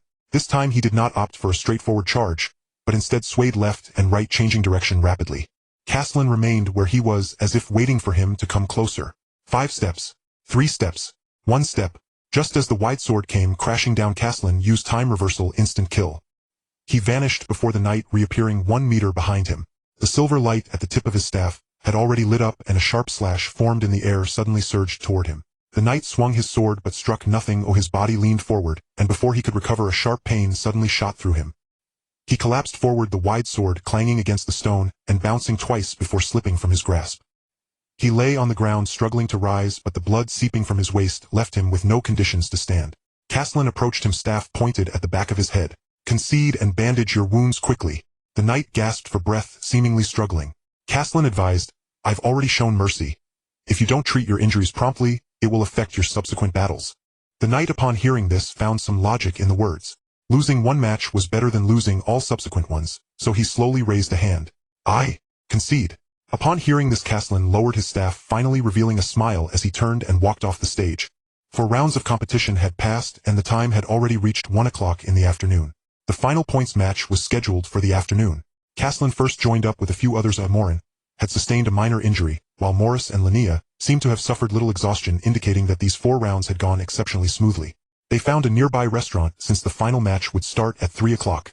At this moment Jay was chattering away in front of everyone, unable to stop. "Castellan, that last match was incredible. What was that spell? How did that knight get injured all of a sudden? And Linnea, those 2 rounds ended so quickly, truly worthy of the royal knight." Linnea smiled shyly, while Castellan explained the principles and effects of the void strike instant kill to him. They chatted and laughed all the way to the restaurant. The restaurant was packed, mostly filled with students taking the exam and their accompanying family members. The 5 of them casually found a recently vacated table and hastily finished their lunch. 3 o'clock in the afternoon quickly arrived. In Arena 2, Linnea faced her 5th opponent in the competition, a dark assassin with twin blades at his waist.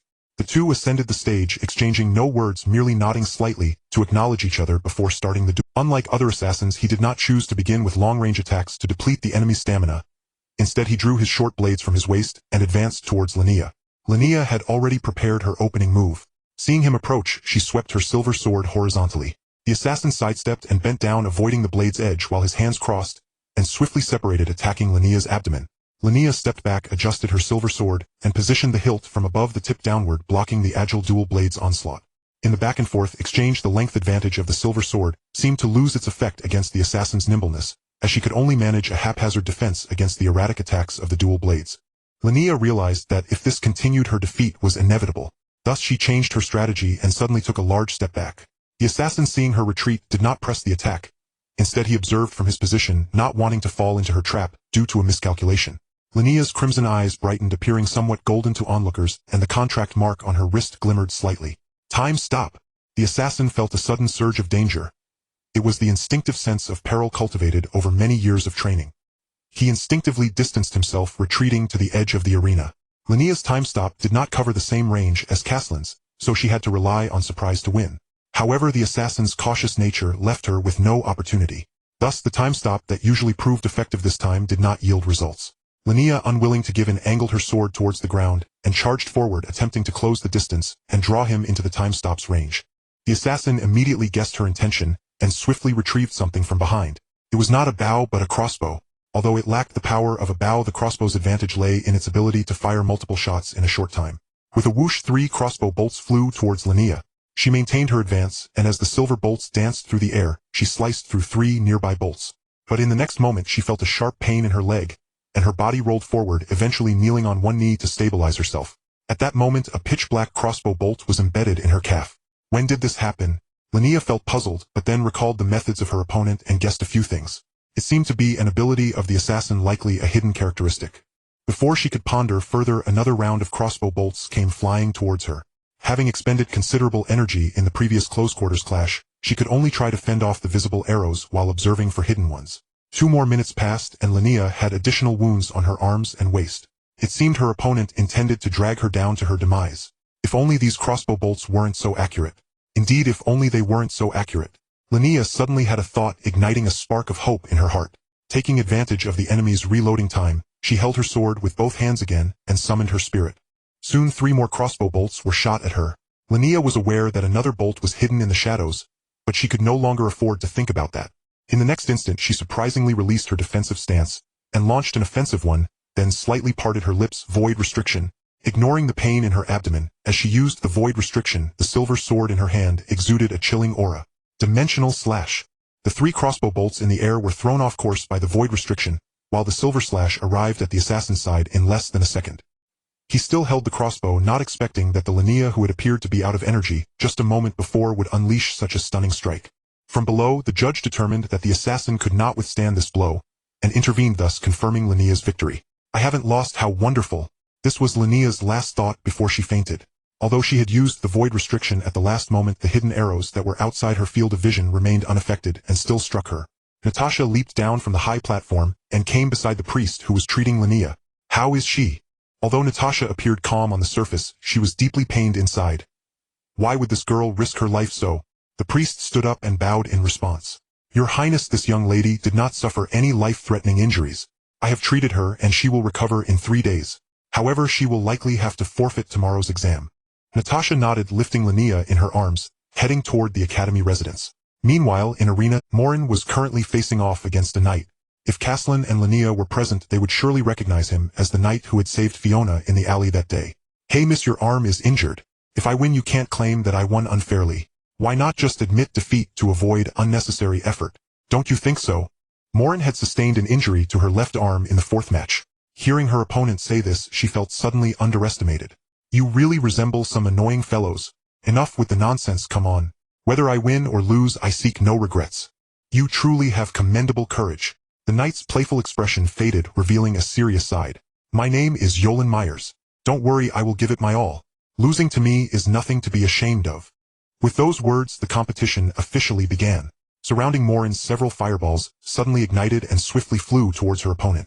However, the knight opposite her seemed to have no intention of dodging, a smirk appearing on his lips as he vanished from Morin's view in the next second. "No, it's behind me."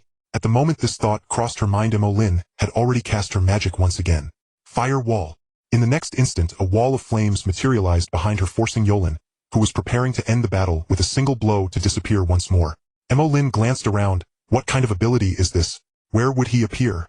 Yolan did not rush to show himself, intending to let Emolyn maintain the fire wall and consume her magic power. Emolyn quickly realized this. It seemed his trick required little effort, or else he wouldn't be hiding for so long. "I can't afford to drag this out with him." Thinking this, Emolyn's gaze sharpened, hoping his trick was merely an invisibility skill.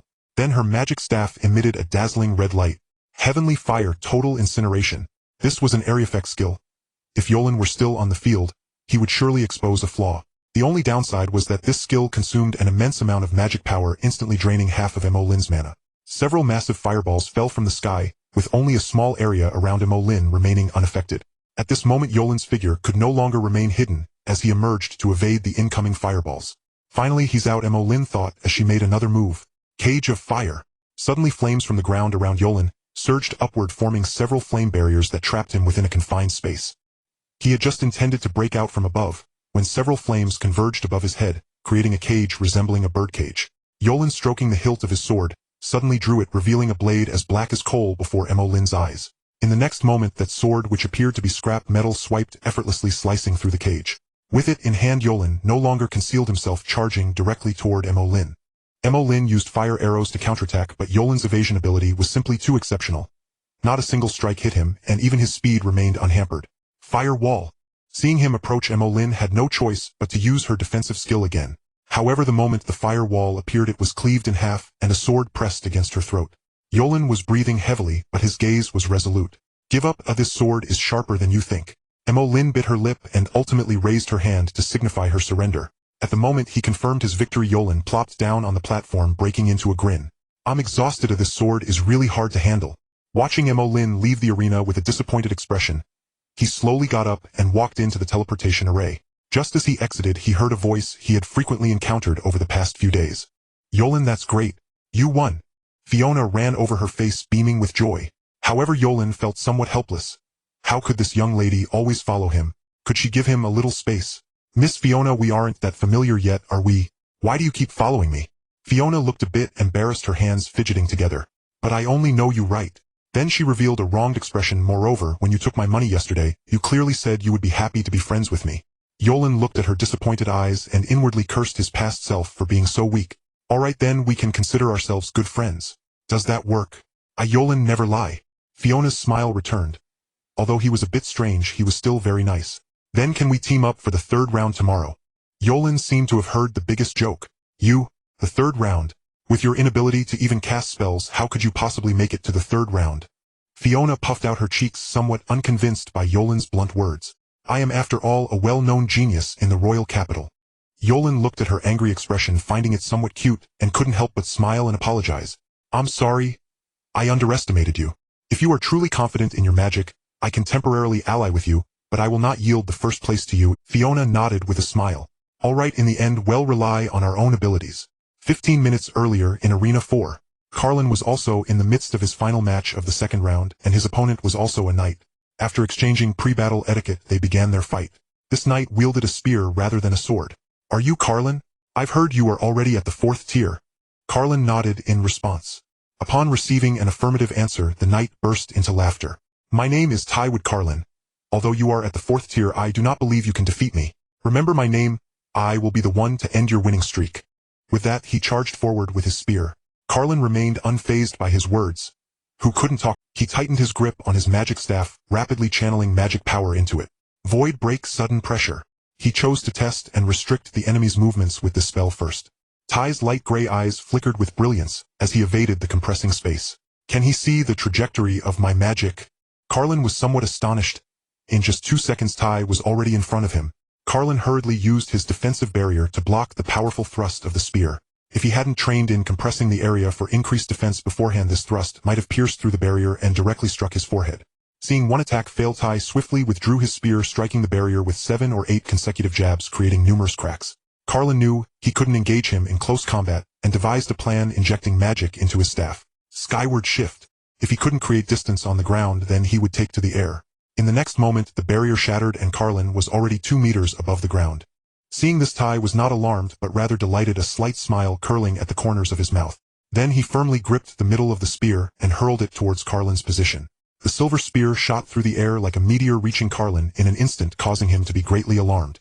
Without time to think, his left eye emitted a silvery light, focusing on the meteor-like silver spear. Dimensional slash. As he recited the spell, the silver spear seemed to encounter some obstruction in the air, plummeting straight down, while Carlin seized the opportunity, while Ty was unarmed, to gather his magic power again. 3 silver slashes shot through the air, heading straight for Ty, moving even faster than the silver spear from before. Ty crossed his armored arms over his chest, knowing he couldn't evade the strike with his speed. He could only brace himself. With a loud bang, dust flew into the air, and through the haze it could be seen that Ty still stood unyielding. He took 3 of my dimensional slashes and still remained standing. Carlin couldn't help but admire him inwardly. As the dust settled, Ty's armor was shattered, revealing 2 deep wounds that showed bone, and his abdomen was also struck, bleeding profusely. Give up. Castellan did not release his hovering stance. He spoke to him from the air. Ty barely opened his mouth to answer before a mouthful of blood spilled from his lips. It is not over yet. Castellan, you may rightly be called a genius, but I will not be defeated so easily. As he spoke, a surge of energy welled in his pale gray eyes and coursed through his body. Castellan did not know what it was, but he understood he could not stand idle. He probed his magic toward his wrist, and from the contract sigil, there came a spiritual force tinged with magical energy. He unleashed several more dimensional slashes, determined to shatter whatever lifeline Datai had left. This time the dimensional slashes did not behave as before. The moment they struck Datai, they lost momentum, transmuted into energy, and surged into his body. The wounds on Datai were not healed by it yet. He paid no heed to the pain and dashed for the spear planted in the ground, moving over 3 times faster than before. Castellan kept his composure. He knew that as long as Datai did not close to melee, there was still a chance to defeat him. Jinkong Nullspace consumed spiritual force far more than a dimensional slash. Even with the contract sigil's blessing and the spiritual power Linnea had stored within it, he could not cast Jinkong a second time.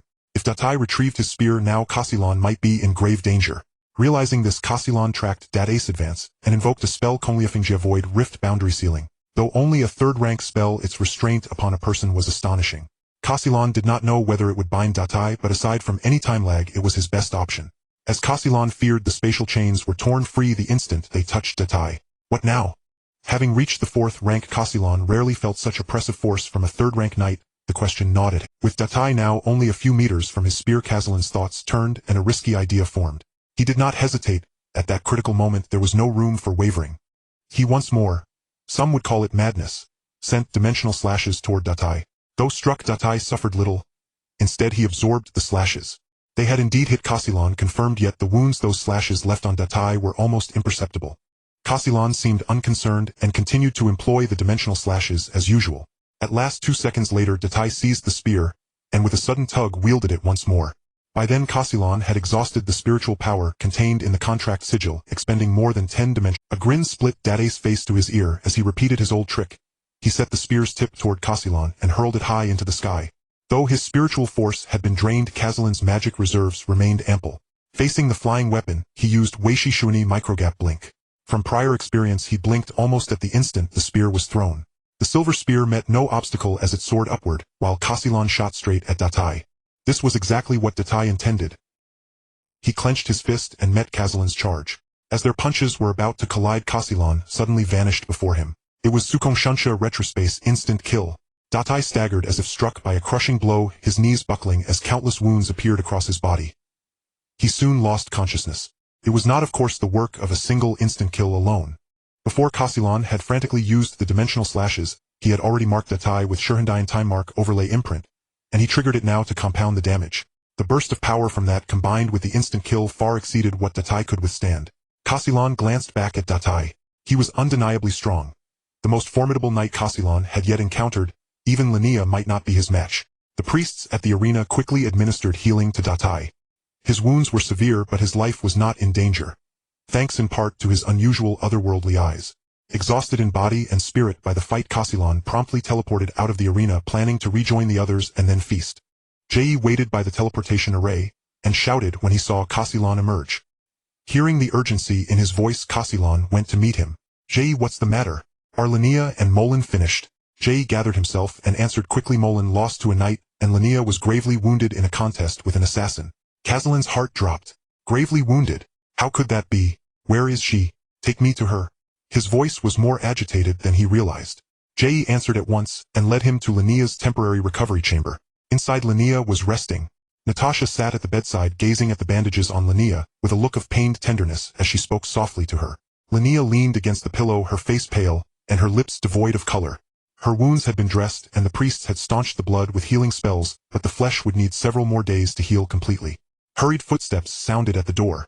Castellan pushed it open with Jei close behind. Both had come running, sweat beading on their foreheads. Relieved to see Linnea awake, Castellan exhaled, and then noticed the bandages on her arms and waist. His Adam's apple bobbed as if something had pierced his heart. "Linnea, how do you feel?" Jei asked, still short of breath. "Don't worry, Jei, I'm all right," she replied. Linnea's voice was a little hoarse. "The priest said 3 days and it'll be healed." 3 days. Jei muttered, straightening as he glanced at Castellan, and then back at Linnea. "What about your "I probably won't be able to participate," Linnea said calmly, though Castellan detected the disappointment beneath her words. Jei opened his mouth to offer comfort, but swallowed the words, afraid to press the wound of her sorrow. Natasha rose, smoothed an invisible speck from her skirt, and smiled at Castellan. "Since you are here, I'll leave Linnea in your care. I must return. The competition is not yet over, and I am the judge responsible for emergencies.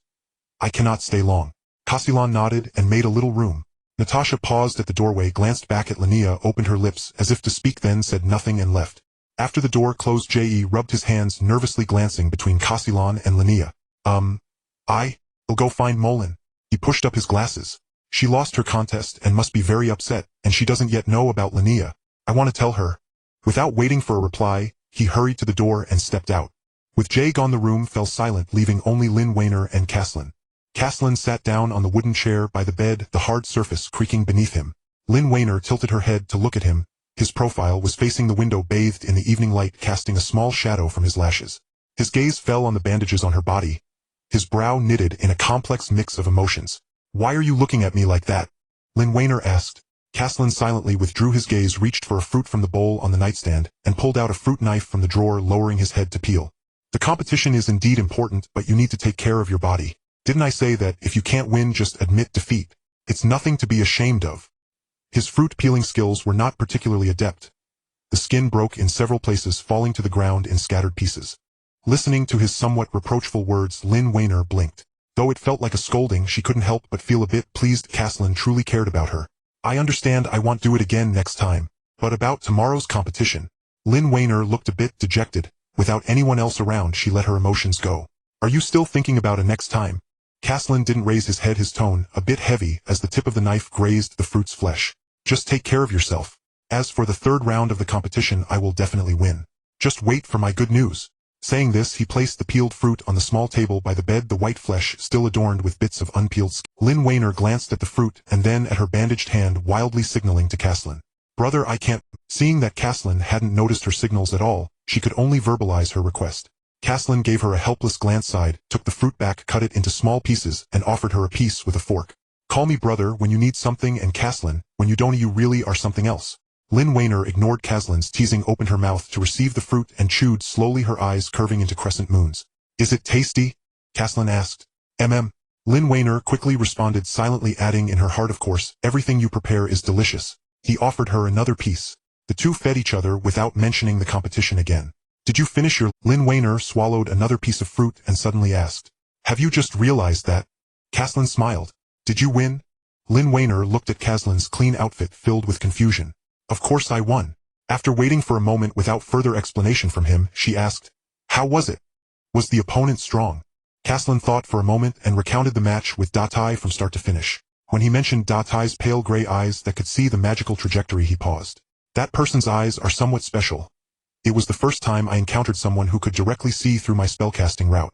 Moreover, he seemed to enter a peculiar state afterward, as if temporarily immune to damage, which should have something to do. Lynn Weiner listened quietly, her gaze fixed on Caslin's face. When he spoke, his brows would slightly raise, furrowing at the thrilling parts, while his mouth would curve up significantly when discussing his cleverness.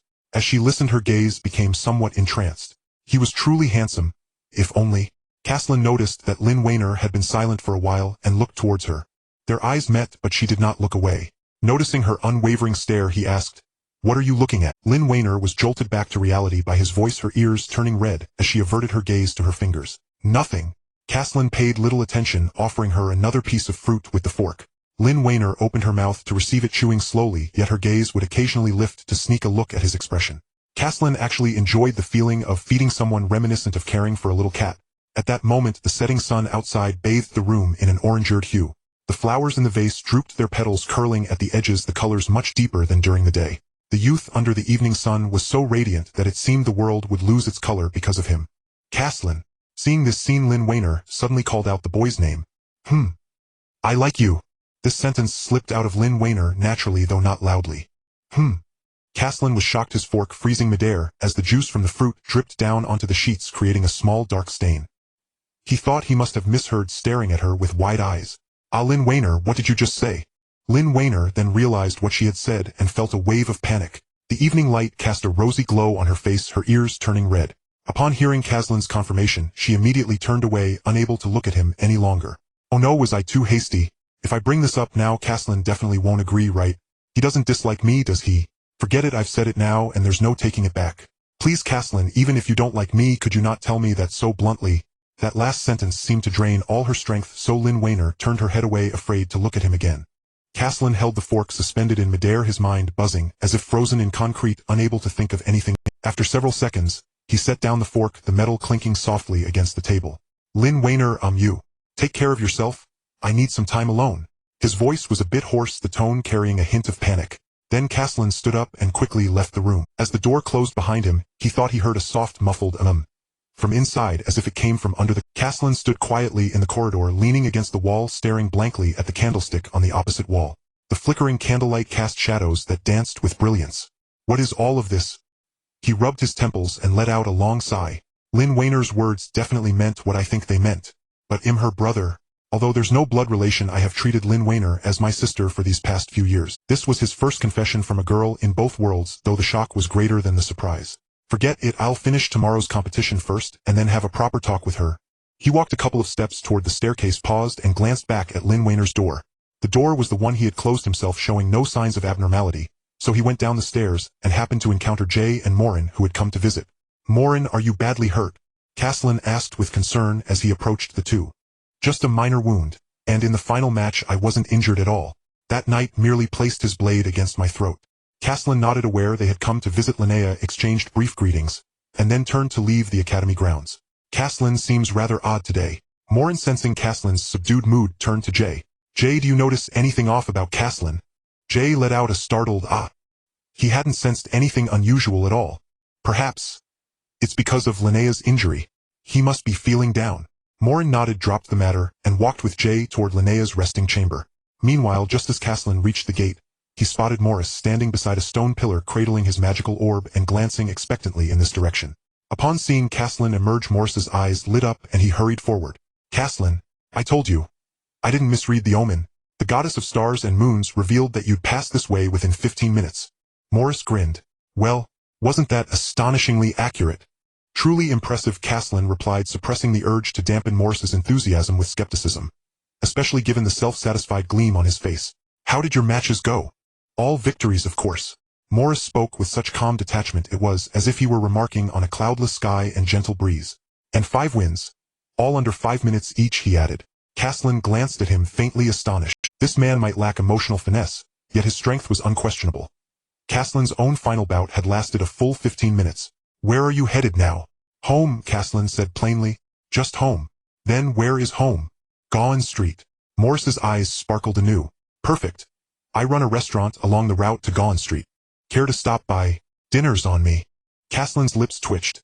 So desperate to prove your prediction, right, you'll resort to anything. Yet in the end he acquiesced. Linnea was in capable hands with Aunt Natasha, or at home only Theo and Vincent would be waiting.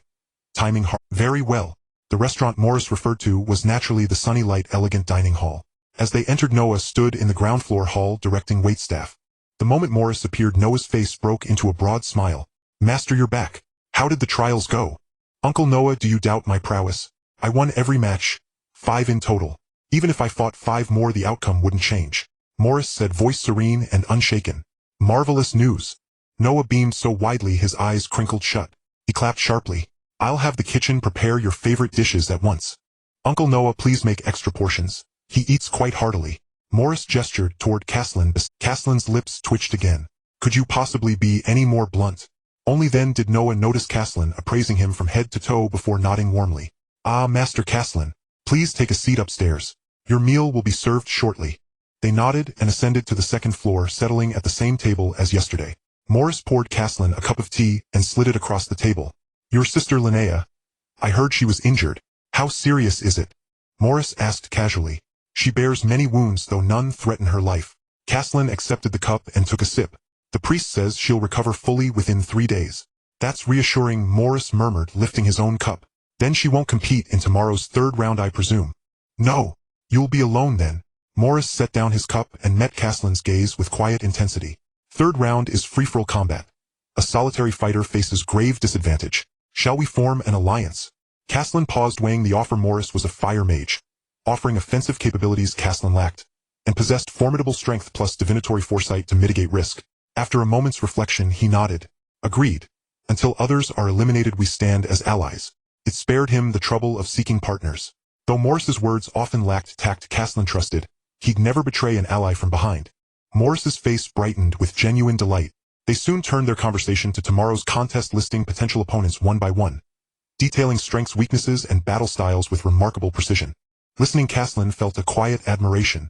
Morris might falter socially, yet his intelligence gathering and tactical preparation were nothing short of exemplary. Dishes arrived swiftly, simpler than yesterday's midday feast, yet delicious and generously portioned. They ate and chatted, but Caslin found himself distracted by Linnea's confession. I love you. After a few bites, he set down his chopsticks. Morris tilted his head, puzzled. Had he misjudged? Was Caslin truly uninterested in food? Is something amiss? Does the meal displease you? Not at all. Caslin waved a hand, hesitated, then ventured. Morris, I need to ask you something. Go on. I'll answer honestly and thoroughly, Morris replied, intrigued. Morris leaned in, eager. Suppose. Caslin chose his words carefully. You had a younger sister. Not by blood, but raised alongside you since childhood, bound by affection rather than lineage. And suppose she confessed her love for you. What would you do? Accept her feelings? Morris's chopsticks paused midair. He looked up, expression unreadable. That would be monstrous. Caslin's lips twitched again, barely restraining an expletive. So, you'd refuse her? To cause a girl such sorrow? I simply couldn't. His tone held unwavering sincerity, devoid of irony. Caslin fell silent. Those two statements cancel each other out entirely. I shouldn't have asked. Morris paused, set down his chopsticks, and offered a thoughtful, earnest analysis. The crux isn't whether to say yes or no. It lies in whether you love her. If you do, accepting isn't monstrous.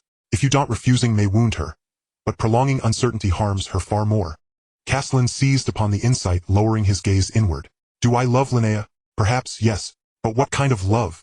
The tender affection of a brother, or something deeper, more complex? He'd never truly examined the question before. For a lifelong bachelor, it felt daunting, and Linnea in his eyes still seemed too young to grasp the weight of such a declaration. Or was it merely dependence, a possessive fear of losing her to another? Ponder it deeply, Morris advised gravely. But heed, this delay only deepens the entanglement. Caslin nodded solemnly. That's remarkably insightful. But Morris, how do you know so much? Have you been through something similar? Morris smiled faintly and tapped his temple. I read it in a storybook. Caslin stared speechless. You trust books even for matters of friendship and romance. Do you follow them like sacred scripture? After dinner, Caslin bid Morris farewell and walked alone toward Gaunt Street. Twilight had deepened. Gas lamps flickered awake, one by one, casting warm amber halos onto the cobblestones. Fewer people wandered the streets now. Occasionally a carriage rumbled past, its wheels groaning softly over ancient stone.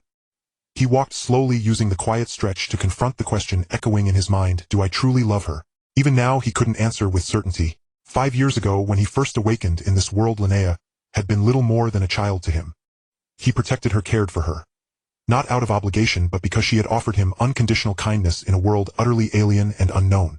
Later she became his sister. He grew accustomed to her presence. The cheerful chatter, the way she tugged his sleeve when stepping outdoors, the nightly ritual of her slipping into his room and refusing to leave. Yet, was that love? Perhaps. But how could he respond? I love you too. To a soul nearly 20 years old, the confession felt unbearably awkward. While thinking, he walked, and by the time Caslin returned to Gowan Street, it was already past 7 in the evening. Just as he was about to push the door open, he caught a glimpse of a familiar figure sitting on the stone steps at the entrance. In a sky-blue dress with long chestnut hair adorned with a small white daisy, it was Lillian. What was she doing here? At this moment, Lillian was sitting on the stone steps, cradling her chin in her hands, looking like she had been waiting for a while. Upon seeing Caslin approach, she immediately stood up and brushed off the dust from her dress. What are you doing here? Caslin asked, somewhat surprised. I was waiting for you, Lillian replied, her face radiating a sunny smile, her tone very natural. I came by this afternoon, but you weren't here. I asked Aunt Natasha, and she said you might not come back until the evening, so I waited for a little while. A little while? Caslin glanced at the dust on her dress. This little while must have been almost an hour, right? Lillian smiled shyly, but did not deny it. Caslin sighed, pushed the door open, and stepped aside, saying, Come in and we can talk. They both entered the living room. Caslin poured her a cup of guest tea, and then sat down opposite her. What's the hurry to find me about?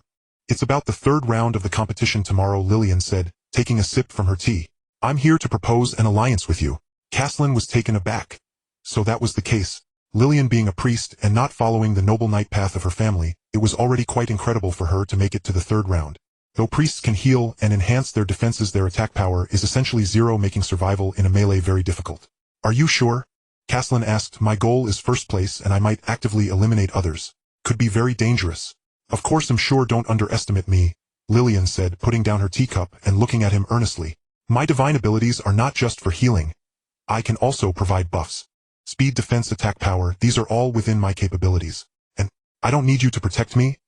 I can protect myself. Caslin looked into her sincere eyes, pondering.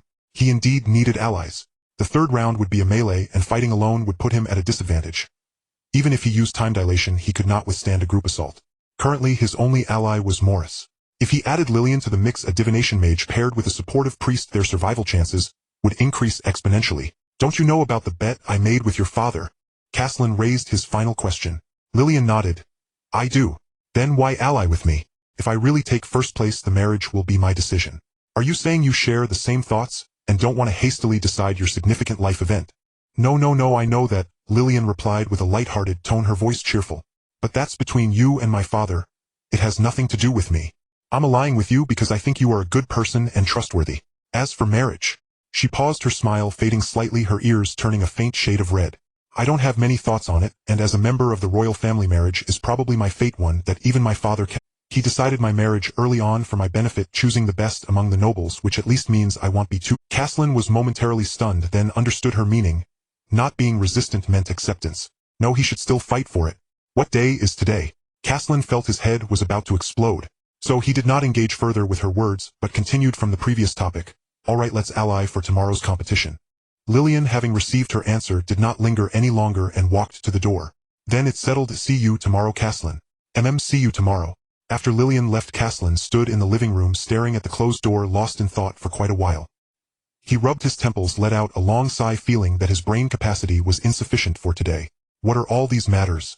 Then he went upstairs, took a shower, and quietly lay on the bed, staring at the ceiling, letting his mind wander. His mind was in disarray. One moment it was Linea's face, the next it was Lillian's, then it was Morris's words. After tossing and turning for a long time, he finally dozed off in a daze.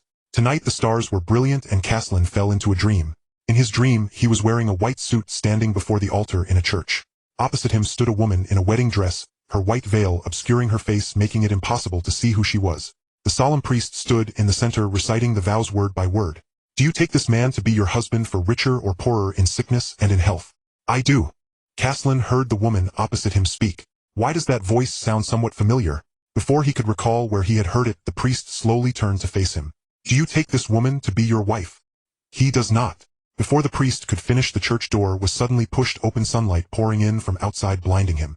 A woman stood at the door holding a silver sword, her red eyes burning with fury. That was Linnea. She was dressed in silver armor, the tip of her sword pointed at the altar, walking step by step towards Caslin. He cannot marry you, she said to the woman in the wedding dress, her tone serious and firm. He is mine. Then she grabbed Caslin's hand and pulled him towards the door. Caslin wanted to say something but found himself unable to speak. He could only be led out of the church step by step. The sunlight outside was glaring, forcing him to squint, and at that moment in front of the altar, the woman in the wedding dress lifted her veil. It was unexpectedly Lillian. She stood there, her expression unreadable, but the corners of her mouth curled up as if to say, I knew it would be like this. Caslin jolted awake, drenched in a cold sweat. He was gasping for air, staring at the ceiling, and it took him a while to calm down. What a chaotic dream. I would have preferred dreaming of my great-grandmother. He turned to look out the window. It was already bright outside, and the morning light streamed through the curtain cracks, drawing a fine golden line on the floor. Caslin sat up and rubbed his face. It was already the next day, and today was the day of the third round. No matter how chaotic his thoughts were, Caslin got up to wash up, changed into a clean magic robe, tucked his magic wand at his waist, grabbed a piece of buttered bread, and burst out the door. At the Royal Intermediate Academy, within the arena, the spatial magic circles in the arena have all been shut down, leaving only a large teleportation circle in the center, which seems capable of transporting a considerable number of people at once. The arena was still crowded, and it wasn't long before Caslin spotted Morris waiting there. Good morning, Caslin. You look like you haven't rested well. Good morning, Morris, Caslin replied, yawning. I just had a nightmare last night. It won't affect the upcoming. Upon hearing about the nightmare, Morris became interested, as diviners often have deep insights into such matters. What dream was it? Why don't you tell me? I can help you interpret it. I believe the goddess of stars and moon will not hesitate to enlighten me. Caslin shook his head. That dream was impossible to describe. Never mind, it's nothing serious. Let's focus on the competition ahead. As he spoke, he remembered something and added, by the way, we have a new teammate. Just as he finished speaking, a voice called out from afar. I'm over here, Caslin. Following the sound, Caslin saw Lillian smiling and waving at them. Come on, Morris, she's here. Morris naturally saw Lillian as well, but he did not recognize her identity. Since Lillian had been cultivating in the church, very few peers had actually met her. As they approached Lillian, they discovered she was accompanied by a young man. Morris was somewhat surprised and then delightedly struck up a conversation. You are Prince Damien. The young man examined Morris and Caslin before answering Morris' question. That's right, it's me. Hello, you must be my sister's teammates, right? I wonder if I have the honor to join you. Of course. Before Caslin could say anything, Morris eagerly agreed, saying, with your help, I believe we can definitely last until the end of this round. Caslin was somewhat astonished that Morris had given such high praise to Prince Damien. He asked Lillian, is Prince Damien joining us as well? Why didn't you mention it before? Damien responded before Lillian could. You must be the brother-in-law, right? Just call me Damien. He then turned to Morris and added, of course, you as well. This team-up was actually my request. If you disagree, I won't insist. But I consider myself quite strong and can help you solve many troubles. Moreover, I promise that if we make it to the end, I won't compete with you for the top ranking. No, don't call me that. I have a name. I am Caslin. Listening to his lengthy explanation, Caslin began to contemplate. Considering his explanation allowing him to join would indeed be beneficial, and since he is a prince, he likely wouldn't make promises he couldn't keep. With that in mind, Caslin nodded slightly at Damien, saying, all right, welcome to the team, Damien. Damien then revealed a gentle and refined smile. Yes, I look forward to working with you. Lillian, who had been silent for a while, breathed a sigh of relief, fearing that Caslin might hit her foolish younger brother for calling him brother-in-law. Now that we are all gathered, let's share our abilities, so we can strategize more effectively. Caslin expressed his thoughts. I'll start. I am a spatial magician capable of short-distance displacement and proficient in restricting the enemy's movements. Of course, I also possess offensive and defensive spells, but they consume a lot of energy. Morris praised him and then shared his own specialties. I am a third-tier divination magician skilled in fire-type area attack spells and divination magic, able to provide firepower suppression and foresee incoming attacks. Caslin envied this ability as it was akin to having a spider sense at all times, rendering the enemy's surprise attacks nearly ineffective. I am a third-tier royal knight, and I believe you Caslin are familiar with that. I don't have a contracted attendant yet, so I can only designate a target and randomly borrow a skill from them. Furthermore, I excel in swordsmanship and can draw upon the power of nature, which is a forbidden technique of our Moriel clan. Overall, my endurance in battle and defense are quite outstanding compared to others at the same level. Caslin nodded, recognizing that he could serve as a scout and frontline fighter. However, the random nature of the abilities from the contract was too variable, making it unreliable in critical moments. The three then turned their attention to Lillian. Me. Lillian pondered for a moment and then smiled. I possess many abilities of my class as third-tier priest, and I can use illusion, general attack divine spells, and enhancement divine spells, but I am most proficient in healing divine spells. Caslin was already aware of this from yesterday, so he did not appear overly surprised, while Damien had known about Lillian's skills for quite some time, showing no reaction. Only Morris seemed quite surprised. Out of 32 candidates I remember, there was only one priest. It turns out to be you. That's great. With the only priest on our side, our chances of winning will significantly increase. However, as soon as he finished speaking, he noticed the atmosphere had grown somewhat quiet. He looked at the other two with a suppressed smile, only to find them completely unfazed, seemingly indifferent. Could it be that you already knew? Realizing something was amiss, Morris asked. To his surprise, both Caslin and Damien nodded in unison. Morris' excitement quickly faded, and recalling his exaggerated reaction earlier, he couldn't help but cough awkwardly a couple of times. Lillian chuckled lightly, glancing at the podium. The third round of the competition was about to begin, and the Academy's principal was standing on stage announcing the rules. This competition will take place in the illusory forest, and each participant will be given a teleportation magic rune, which will eliminate you upon use. The judges will monitor each contestant's status through this rune. If they confirm that you are facing an overwhelming attack, lose consciousness, or lose your combat ability, they will use this rune outside the arena. Caslin counted, realizing that there were only 28 opponents in the third round, as the others had withdrawn for various reasons. At this point, he was already devising a strategy in his mind. The illusory forest is an artificial forest created by magicians using magic. Nevertheless, it possesses concealment capabilities, and we can first leverage divination to avoid harm and observe the battles from a distance. Once the numbers dwindle or resources are depleted, we can step in to reap the rewards, thus achieving the highest gains. With the principal continued speaking as Caslin shared this plan with the other three, and they expressed no objections. As for the other 24 participants, based on Caslin's observations, most were in pairs or trios with few alliances like theirs, consisting of 4. The Fiona from the Lorraine family is quite strong. We should be cautious, Damien said seriously with a hint of could it be that she was really putting on an act last time? Thinking back to that girl who couldn't use magic in the alley, Caslin felt filled with doubt. However, there was no time to analyze this matter now. He would inquire with Damien once they reached a safe place. At this moment, the principal's explanation was nearing its conclusion, and with a shout from the principal, the competition officially commenced. The teleportation array enveloped the 28 individuals in the center of the arena, emitting a faint silver glow. When the teleportation array lit up, Caslin felt a void beneath his feet, as if he were being dropped from a great height, experiencing the weightlessness reminiscent of his first crossing, though it was not as severe. This sensation of weightlessness lasted only 2 or 3 seconds, and then he felt his back collide with something hard, causing him to let out a muffled groan. When he opened his eyes again, he found himself lying in a cave. Light filtered in from the cave entrance, casting a small bright patch on the ground. The space here was not large, the cave walls were damp and covered in moss, and there was a musty smell in the air. What kind of place is this? Wasn't it supposed to be a forest?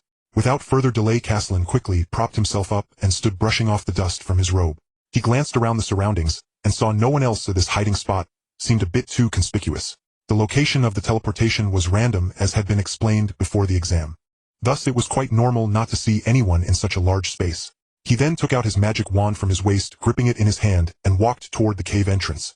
According to the strategy discussed earlier, Morris used divination to locate Lillian, while Damien used a temporary contract to extract Caslin's skills, allowing him to sense his position through this temporary contract. All he needed to do was find a place to hide and wait for everyone to regroup. Caslin took a couple more steps toward the cave entrance and peeked outside. Outside was dense forest, the treetops blocking much of the light, creating a dim atmosphere in the woods. At that moment, a nearby bush suddenly rustled, and he quickly withdrew his head, pressing his back against the cave wall, holding his breath. The footsteps approached, growing closer. Though they were light, they still crunched on the dry leaves. Caslin cursed his luck, wondering how he ended up encountering such a low-probability event.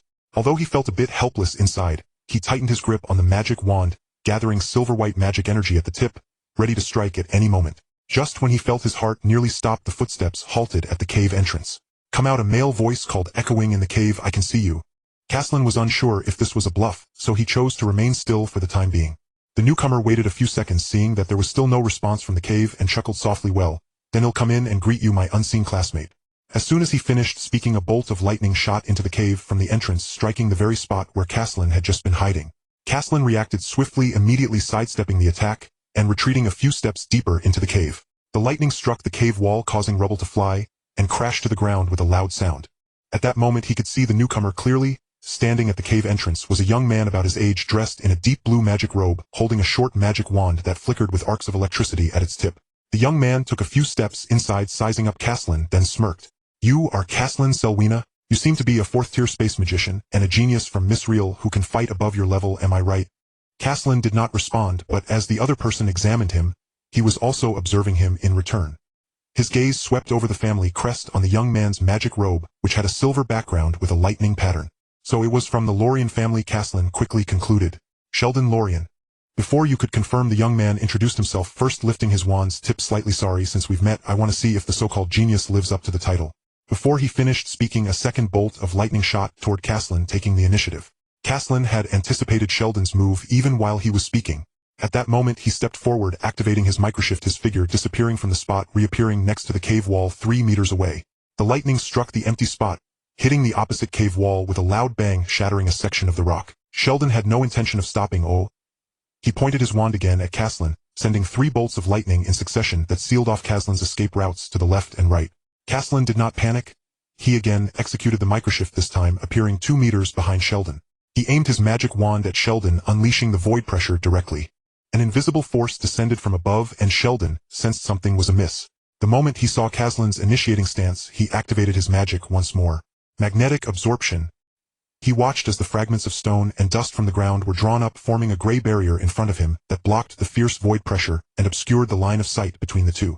A gleam flashed in Caslin's eyes as he instantly condensed 3-dimension slashes and hurled them toward his. The silver-white slashes met the dust barrier, cutting through it like a razor through paper, and without losing any momentum flew straight toward Sheldon.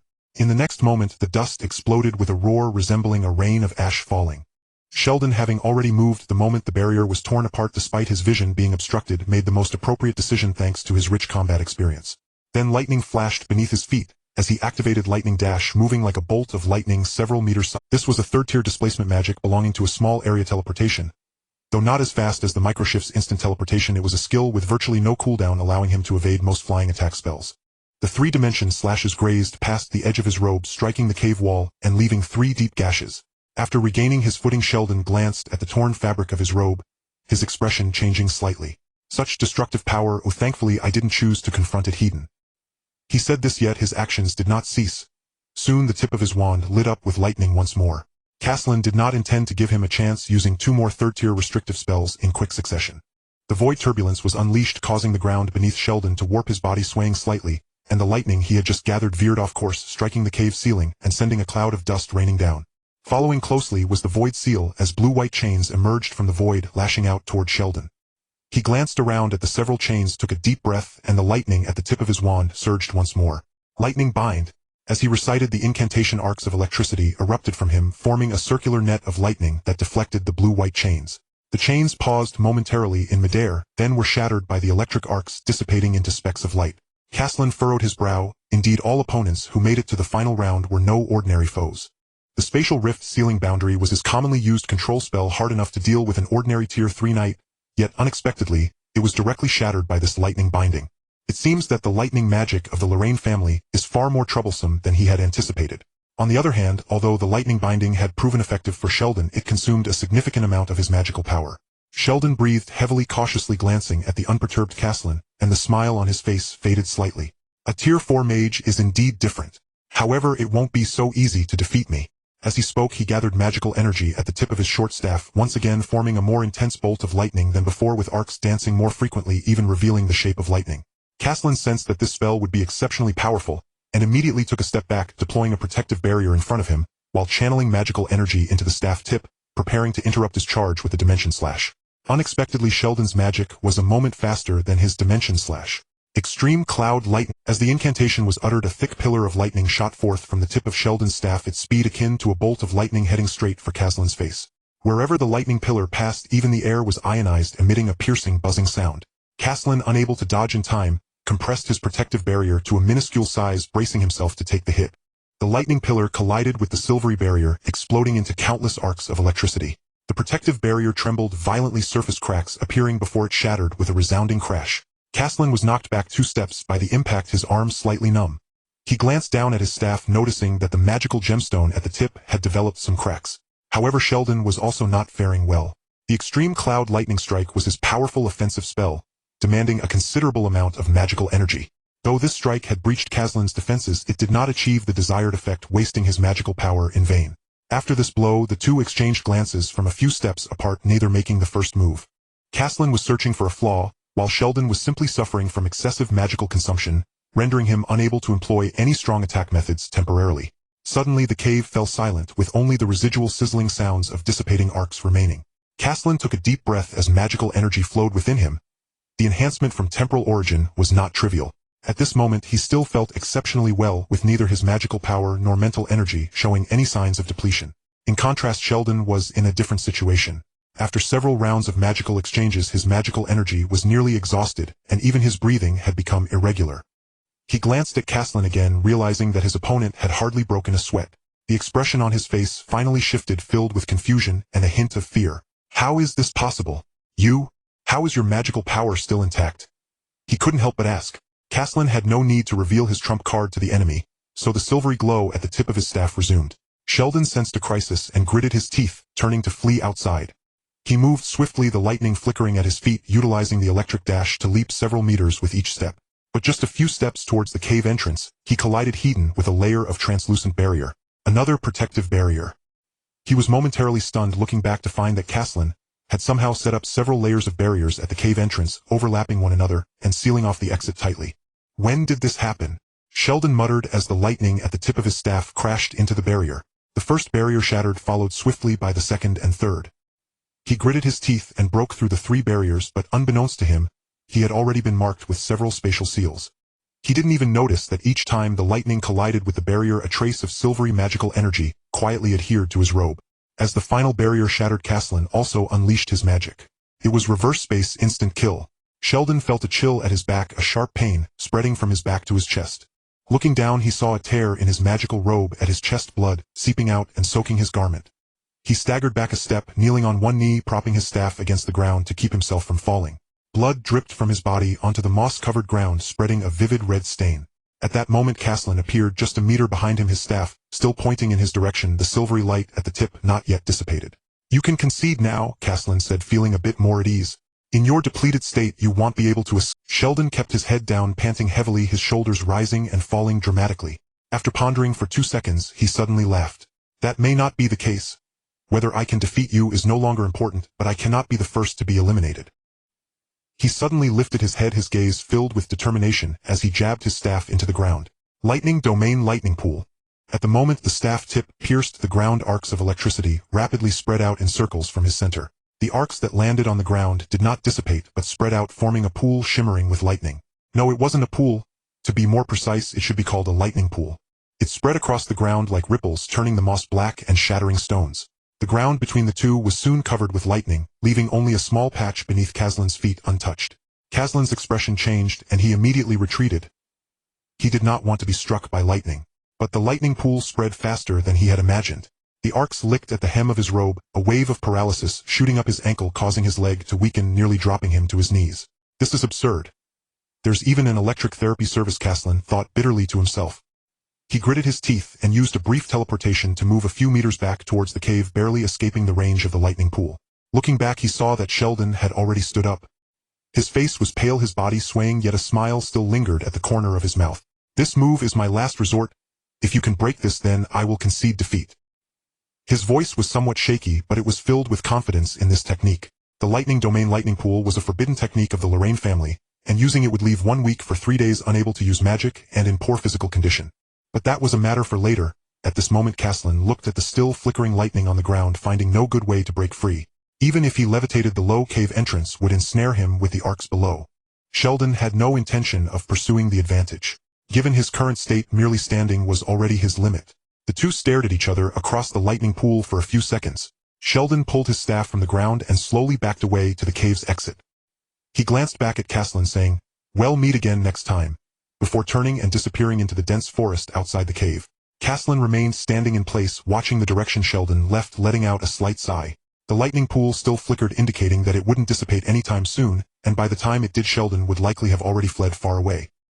He stowed his staff and looked down at the scorched marks on the hem of his robe, unable to help but exclaim.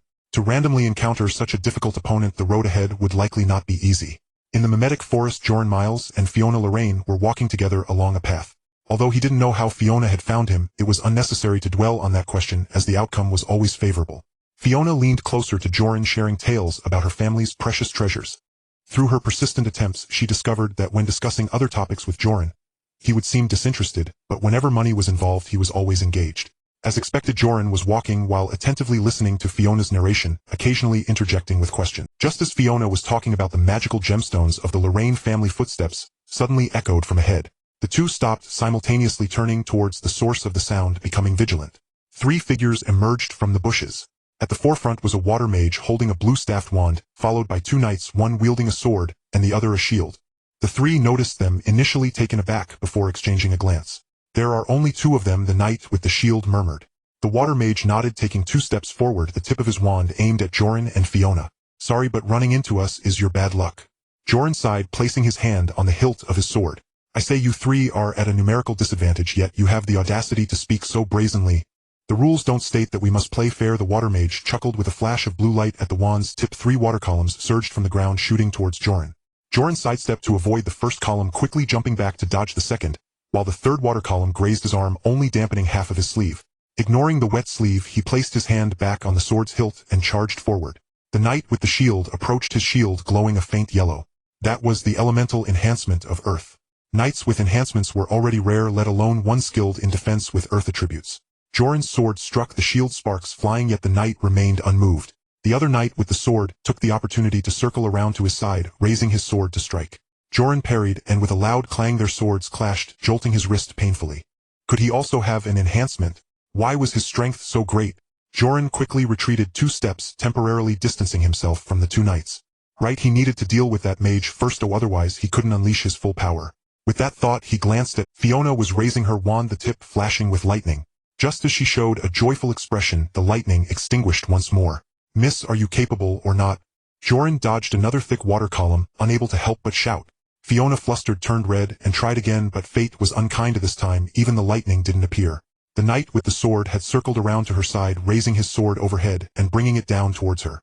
Joran cursed under his breath, exerting force in his legs, as he dashed over, intercepting the descending sword with his own.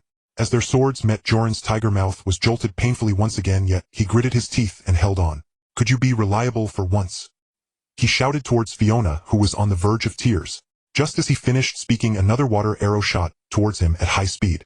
Joran was engaged in a struggle with the knight, and couldn't spare a hand to defend, so he merely angled his body slightly. The water arrow grazed his shoulder, drawing a line of blood that splattered onto nearby leaves and the ground. Fiona watched the droplets of blood, her mind going blank. She stared at the wound on Joran's shoulder, at the blood trickling down his arm, feeling as if she were frozen in place. "What should I do? Once again Joran protected me, but if I couldn't use magic, he would surely be eliminated. I need to act quickly, or otherwise Joran will get hurt again. Please, at least this time." In her anxious state, her gaze suddenly shifted, becoming calm and profound. Deep within her pupils, a faint silver-blue shimmer began to glow, like a tiny fragment of lightning hidden away, normally invisible, but now distinctly visible. She raised her wand once more, and this time the lightning at the wand's tip surged instantly without the need for a charging process. A thunderbolt spear shot forth. The lightning spear flew swiftly, accompanied by a piercing sound, straight towards the knight with the sword. The knight was startled, hurriedly raising his sword to block. The lightning spear collided with the blade, exploding in a burst of electric arcs, numbing him all over, nearly causing him to drop his sword. Fiona did not cease her attack. The tip of her short magic wand repeatedly struck, unleashing one thunderbolt spear after another as if they were free. The intermittent flashes of lightning flickered through the forest, casting a pale light all around. The knight with the shield attempted to raise his shield to block, but a lightning spear detonated against the shield. Although it couldn't shake it, the flowing electric arcs crawled up his arm. Before he could recover from the tingling sensation, a second lightning spear followed closely behind. Then came the third and fourth strikes, and he was convulsed by the electricity, gritting his teeth to avoid falling, yet his body had already lost all sensation. The water mage's expression changed dramatically at the sight, and he turned to flee. Fiona, sensing his intention, swiftly redirected her attack. A lightning spear quickly formed, brushing past his ear, and shooting ahead, embedding itself into a tree trunk, and blasting a large hole in the bark. The water mage, fearing the next strike would be aimed at his head, froze in place, too frightened to move. Joran stared in disbelief at everything happening, his mouth agape, for a long time before finally sputtering out a sentence. "Miss, couldn't you have done this earlier?" Fiona lowered her wand, the silver-blue glimmer in her pupils slowly fading, her hands still trembling slightly. "It's not something I can control. I also wish I could be reliable at critical moments," Fiona said, looking at Joran with a slightly guilty expression. Joran looked at the three fallen figures, then at his own shoulder where the bleeding had stopped. Although his shirt had a tear, it merely looked disheveled. "Forget it. If you can give me 10 silver moon coins, I'll forgive you." Seeing Fiona's aggrieved expression, Joran's anger had mostly dissipated. He then sheathed his sword, walked over to the water mage, reached into his robe to retrieve the teleportation rune, and crushed it.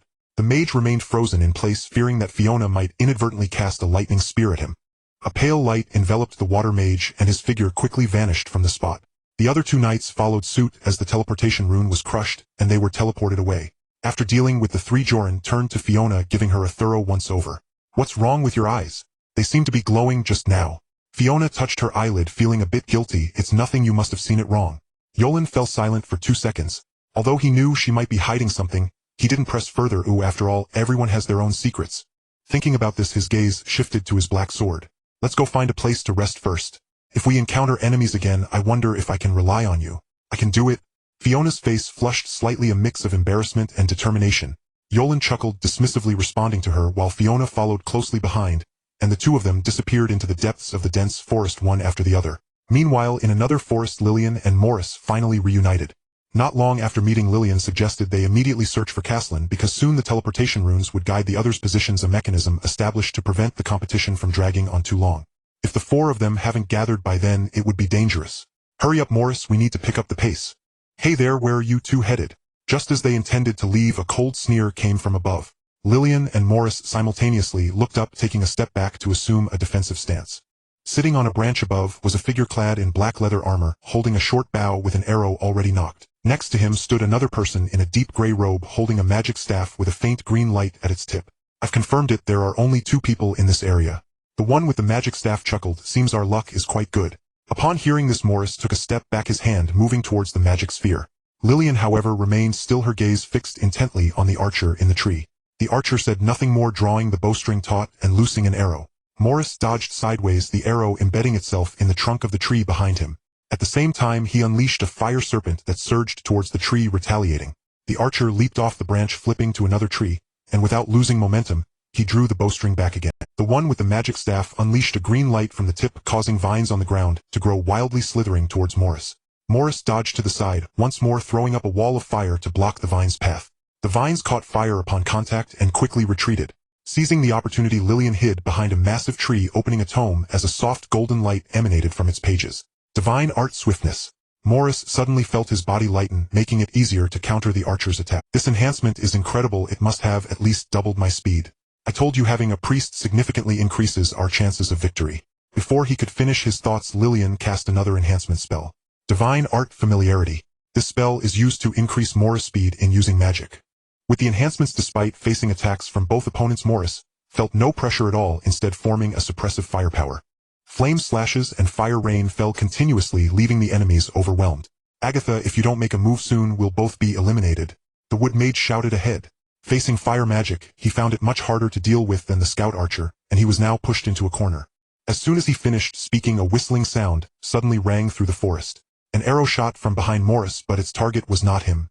Lillian was startled, closing her book and raising a shield to protect herself. It was the shield that came with the Sage's Book, a staple for any divine mage capable of blocking even ordinary 4th-tier magic. The dark purple arrow collided with the shield, making no sound. Surprisingly, the arrow pierced through the shield and continued unimpeded towards Lillian's face. Lillian's pupils dilated. Although she realized it, the arrow still grazed her arm. "Oh no, it's poison." Seeing the darkening wound, Lillian immediately understood. She quickly opened the Sage's Book again. Divine Art Healing. Golden light enveloped Lillian's wound as strands of black faded into the air, but the second and third arrows were already approaching. Morris noticed Lillian was in danger from behind, and a dark red light ignited in his eyes, quickly shouting to her, "Lillian, lie down to your right." Upon hearing this, Lillian dove to the right. In such a critical moment, trusting a divination mage's words was certainly the right choice. Sure enough, the two arrows that followed shot towards her original position while the other veered to the left. That was close. Lillian secretly rejoiced, but this won't do. She needed to find out where that assassin was. Morris, divine his location. After saying this, she quickly moved in the opposite direction from where the arrows had come from, using the trees of the dense forest as cover. Divine art absorb. She used another amplification spell, allowing Morris to quickly absorb the magical energy from the air, enhancing his sustained combat ability. Morris understood her intention immediately upon hearing her instructions, and thus used divination magic once more. The nearby scout archer certainly wouldn't just watch him succeed, so he and the wood mage launched another attack together. However, as Morris cast his divination, the surrounding firewalls rose up. For the relatively weak scout and the wood mage, it was impossible to break through his defenses for the time being. In the distance, the assassin Agatha pulled back the bowstring again, murmuring a spell. Pierce. In the next moment, a poisoned purple arrow flew towards the firewall, creating a humming sound. Morris' gaze sharpened as he looked towards the incoming arrow, seemingly locking eyes with Agatha for a brief moment. He then jumped back, dodging the incoming arrow, and shouted towards Lillian. "Lillian, the enemy is in the tree 50 meters away at 6 o'clock. Upon hearing this, Lillian opened the sage's book and began to recite another spell. Divine art range. She then peered out with one eye, quickly glancing at the tree at 6 o'clock. At that moment, her gaze seemed incredibly profound, even causing Agatha in the tree to feel as if she was being stared at by a beast, making her heart race. Lillian's eyes radiated a captivating light. After Agatha stole a quick glance, she felt a sense of foreboding, prompting her to quickly avert her gaze. Little did she know the illusion had already taken effect. She then shot several arrows at Morris, all while keeping an eye out for Lillian behind the tree. Although she didn't know what kind of spell Lillian's earlier gaze was, her cautious mindset prevented her from making any rash moves against Lillian. At that moment, behind the tree, Lillian revealed a slight smile, for on Morris' side, Agatha's earlier target had transformed into her own teammate. The wood mage was caught off guard, an arrow piercing through his calf. He stumbled to one knee, crying out in pain, and looked up at the tree, shouting, "Hey Agatha, aim your arrows better." The scout nearby sensed the danger, and immediately ducked behind the nearest tree, peeking out cautiously to monitor Morris' movements. Meanwhile, Lillian's fingertip touched the pages of the Book of Sages, and a soft golden glow illuminated once more. Divine art blazing flame. In the next moment, the flame surrounding Morris surged violently, transforming the previously modest wall of fire into towering tongues of flame, reaching high into the air and sweeping toward the opponent. The wood mage intended to grit his teeth and summon vines to intercept, but the pain from his calf made it impossible for him to stabilize his magic. Several tongues of fire licked at the edges of his robe, scorching holes into it. He knew that prolonging the struggle would only lead to further embarrassment, so he hastily pulled out a teleportation rune and crushed it. As the white light enveloped him, the scout hiding behind the tree also shattered his rune, not daring to show his face. Under the combined firepower of Morris and Agatha, he felt there was no need to resist any longer. At that moment, Agatha was still lost in her illusion, shooting arrows at the empty ground below. Morris seized the opportunity, raising his staff to unleash a condensed flame slash. The crimson blade of light sliced through the air, striking the branch where she was hiding. The branch snapped with a crack, and only then did Agatha begin to regain her senses, screaming as she fell from the tree. However, before she hit the ground, the judge's teleportation rune had already illuminated. As the white light flashed, the current battleground was left with only broken branches and a few scattered poisoned arrows. After a chase from morning to afternoon, only 11 contestants remained. There were 4 from Caslin, 2 from Jolin, and the remaining 7 scattered throughout the dense forest. Morris leaned against a rock to recover his magic. That last battle had drained quite a bit of his power. Lillian's arm was still bandaged, but her complexion had improved significantly since before. Damien was wiping dust off his sword when he noticed Morris and Lillian's somewhat disheveled appearance, raising his chin slightly. "Did you run into some trouble?" Morris and Lillian explained the events that had transpired, while Morris noted Caslin's still clean robe, feeling sorry. "Did you not encounter anyone? It seems to me that people are quite easy to find." "Oh, I ran into someone from the Loren family named Sheldon, but I let him escape," Caslin briefly explained. Then he shook his wrist and looked down at the sensing rune at his waist. The mandatory sensing for the competition had been activated. Several beams of light were flickering ominously, representing the positions of other contestants. The brighter the beam, the closer they were. At that moment, one beam on the rune was shining blindingly bright, indicating someone was extremely close to them. "The competition is nearing its end." Caslin put away the rune. "Let's follow the strongest signal and take out the nearest ones, shall we?" The other 3 did not voice any objections and tidied themselves up before following him deeper into the forest. After walking for about 15 minutes, the air was suddenly filled with the sounds of intense magical explosions and the clashing of metal. Caslin raised his hand to signal everyone to stop, and the group crouched down, peering through the bushes. In the clearing ahead, Jolin was leaning against a large tree. His shirt was torn in several places with shallow wounds on his arms and face, and water was still dripping from the sword in his hand. In contrast, Fiona was standing beside Jolin, looking immaculate, as if she had not been in battle at all. Her face lacked the usual naive charm, now bearing a cold and inexplicable expression, and the short staff in her hand crackled with arcs of lightning. Opposite them stood for individuals 2 knights and 2 mages, their clothing charred black by lightning, their hair standing on end, looking utterly disheveled. Jolin shook his sore arm and glanced at Fiona, his tone laced with a hint of frustration. "I said, lady, didn't we agree to use our full strength whenever we encountered an enemy? Why do I always have to take the first beating in every battle?" Fiona's face flushed suddenly, her tone somewhat stammering. It won't happen again next time." Seeing that she didn't seem to mean it, Jolin refrained from further criticism, and instead looked at the 4 opponents still panting on the other side, raising his chin. "And you 4, what are you waiting for? Hurry and teleport out. Do I have to throw each of you out myself?" The 4 exchanged glances, relief washing over their faces, as they wordlessly took out their teleportation runes and crushed them. For beams of white light burst forth, leaving only Jolin and Fiona in the clearing. Caslin watched from the bushes, nodding to himself. Those wounds were clearly caused by lightning magic. It seemed the scene he had witnessed in the alley was indeed a facade, and Fiona was much more formidable than they had initially observed. "Who?" Suddenly sensing something, Jolin turned his head, his gaze landing precisely on the bushes where Caslin and the others were hiding, his sword instantly positioned before him. Caslin realized there was no escaping now, so he led the other 3 out of the bushes, each assuming a combat stance. Upon seeing that it was Caslin's group, Jolin felt a sense of futility. He had just sent off 4, and now 4 more had arrived. He then plunged his sword into the ground and sat down. "No more fighting, no more fighting," he waved his hand, panting. "I just sent off 4 and have no strength left. So lady, do you want to struggle a bit more?" Fiona looked at Caslin's group, then at Jolin sitting on the ground, slowly shaking her head. "Then I won't fight either. If we are to be eliminated, let's go together. Aren't we allies?" She paused, looking somewhat embarrassed at Jolin. "Sorry, Jolin, I held you back this time." "What are you saying?" Jolin smiled, patting the ground beside him. "If it weren't for you, I would have probably been surrounded and eliminated by those 4 long ago. Besides, you promised me that when we return you would give me 50 gold sun coins and 10 silver moon coins. You can't go back on your word." Fiona nodded, hurriedly assuring him, and then took out the teleportation rune from her pocket. Jolin also pulled out his own rune, and they exchanged a glance before simultaneously crushing their runes. 2 beams of white light slowly rose, enveloping their figures as they vanished from the clearing. Caslin watched the empty arena, unable to suppress a smile. He had not expected things to go so smoothly in the end, saving him a lot of effort. And these 2, had they become so close in just a few days? Returning to reality, he looked down at the sensing rune at his waist, where only 3 beams of light remained, though they seemed to overlap somewhat, indicating they were also acting in a team. This was actually convenient, saving the trouble of searching one by one. "Let's go." Caslin tightened his grip on his magic staff, leading the way forward. "It's time to deal with the remaining contestants. The beams of light from the runes have reached their brightest, so they should be here. No, it's too quiet. There's not even the sound of the wind rustling through the grass." Caslin immediately sensed something was amiss, and raised his hand to signal the others to stop. "They're coming. Pay attention to the book and the ground. This silence is suspicious." The other 3 quickly reacted, and Morris directly used the divination orb. "They're underground."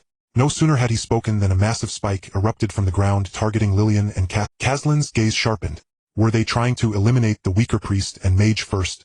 But this move was too slow. He and Lillian effortlessly dodged the earth spikes, but the attack did not cease.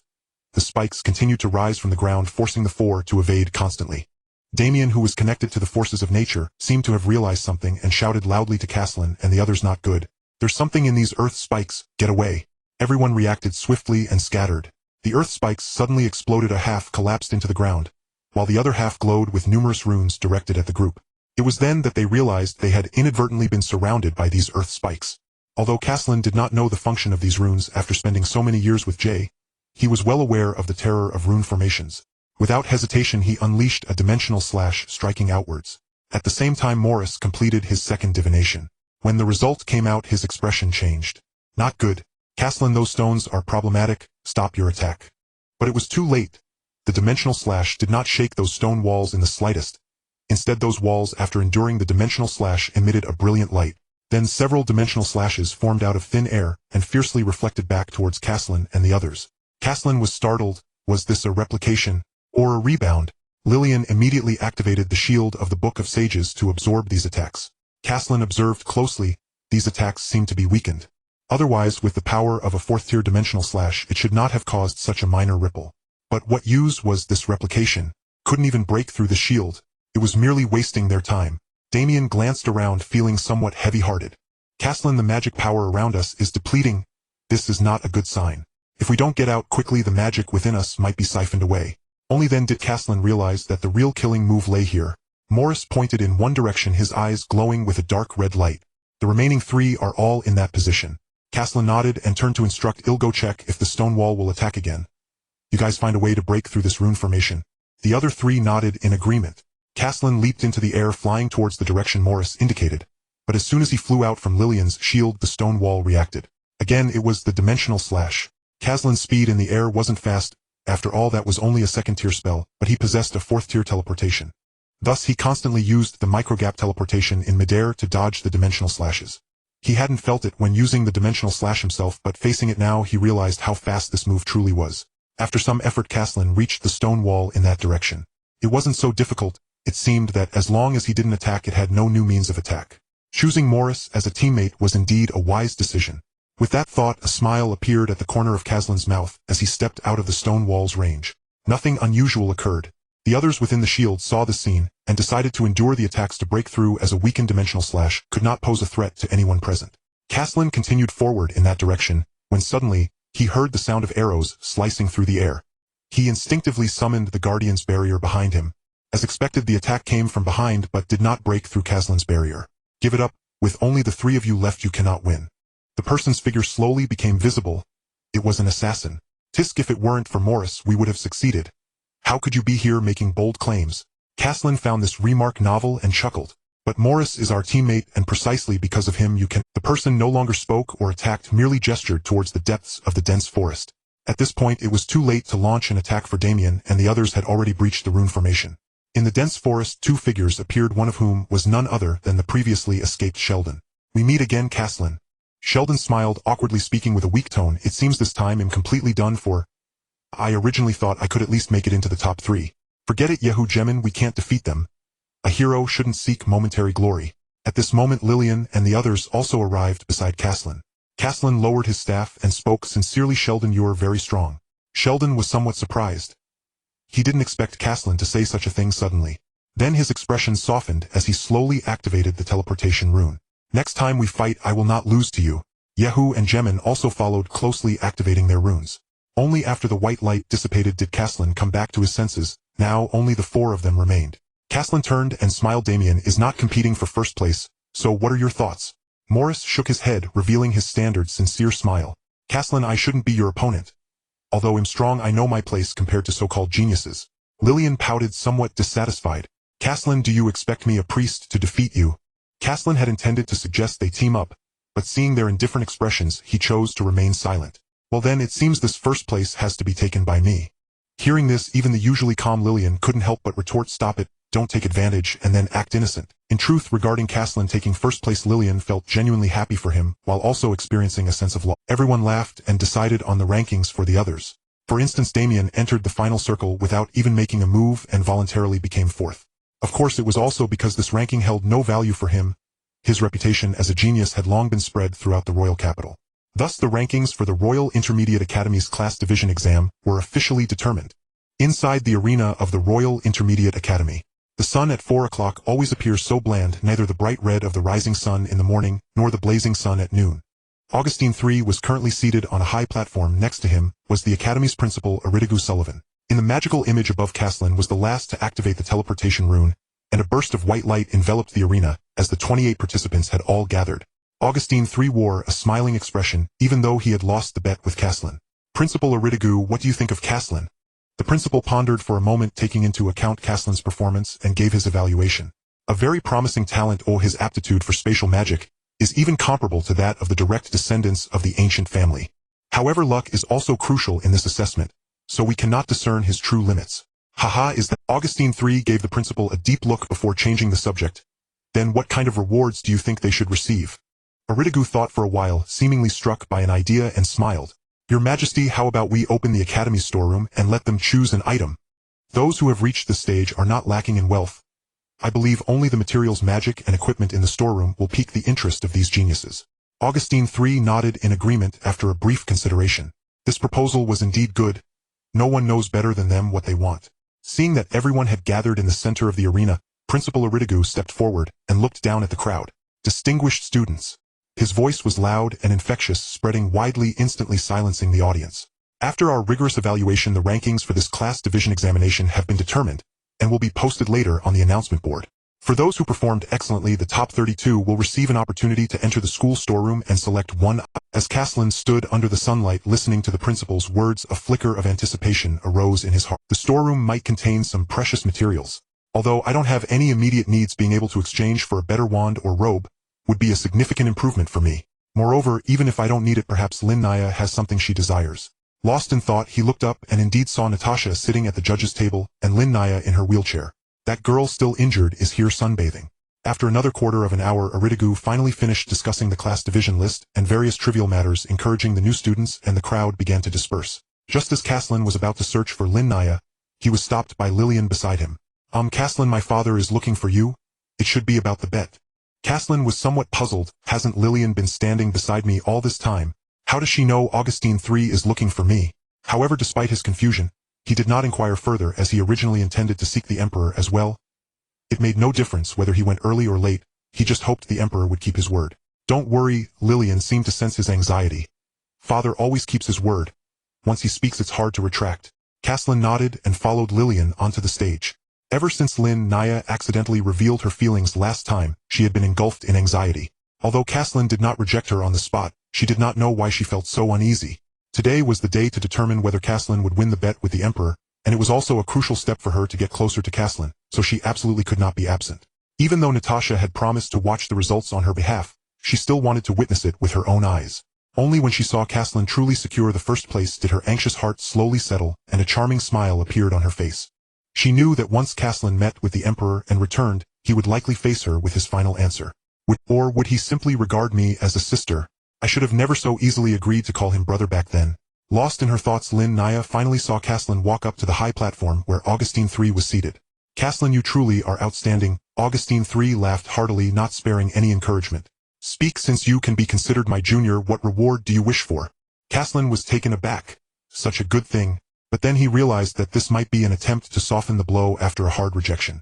No, your majesty, this is merely what I should do, and all I wish for is my own freedom. Augustine III chuckled awkwardly. Well, won't you consider it? I think Lillian should get along well with you, right? Lillian blushed at the side, glancing at Caslin with a hint of expectation in her eyes. Yet Caslin did not look at her. Facing the concessions and persuasion of a sovereign, he remained steadfast. He still hadn't resolved the matter with Lin Naya, let alone with others. Moreover, I am also quite confused. If this were my past life, I would have suffered from acute heavy metal poisoning by now. Your Majesty, if I truly had an intention, I would pursue it boldly. But I believe that at our age, we should focus on diligently studying magic and pursuing a higher realm. The latter part about getting into a good university almost slipped out. Facing Augustine III's matchmaking, he could only use words from his past life to deflect. Augustine III was not angered at being rejected. He believed he could afford to lose.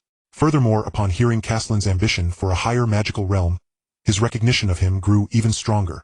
Very well then, the deal between Ulysses and this king is hereby nullified. You may decide your own fiancé, Caslin. Caslin instantly revealed a joyful smile. Augustine III continued, however, you must remain loyal to Vylancia, and cannot engage in acts of betrayal against the kingdom. Even if you don't say it, I won't do that.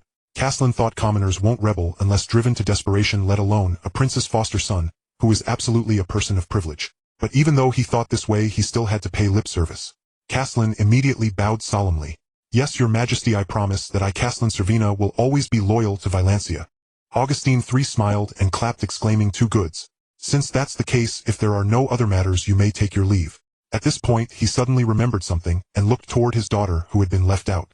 By the way, Lillian, although the marriage between Caslin and you did not materialize, Vylancia is not as rigid as Stant, and girls can also pursue their own love. I will also do my best to shield you from those ministers.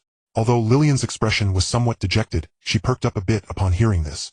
Indeed, Lillian, you are not lacking. Being rejected is not your fault. You will eventually meet the right person. Under the dusk, Lin Naya stood by the window of her room, the setting sun casting elongated black shadows on the ground. The girl gazed in one direction, the scene tranquil and beautiful. Knock knock, two knocks echoed from outside, drawing Lin Naya's attention. calm in her voice remained as gentle as ever but now held a hint of inexplicable tension. Caslin heard the response and slowly pushed the door open, locking eyes with Lin Naya. Lin Naya, are you Caslin felt somewhat nervous. Ever since he heard her say, "I like you" yesterday, he had been restless. During the day, as he was occupied with the task of the competition, he managed to suppress the myriad of thoughts in his mind, but now facing Lin Naya directly, he truly did not know how to confront her. They both spoke at the same time. "You go first," Lin Naya said, sitting by the window taking the initiative this time. Caslin nodded and walked slowly to sit by the bed. He looked at Lin Naya's face, gathering his thoughts. "I have something to tell you. It's about what happened yesterday." As for what it was, both of them knew very well.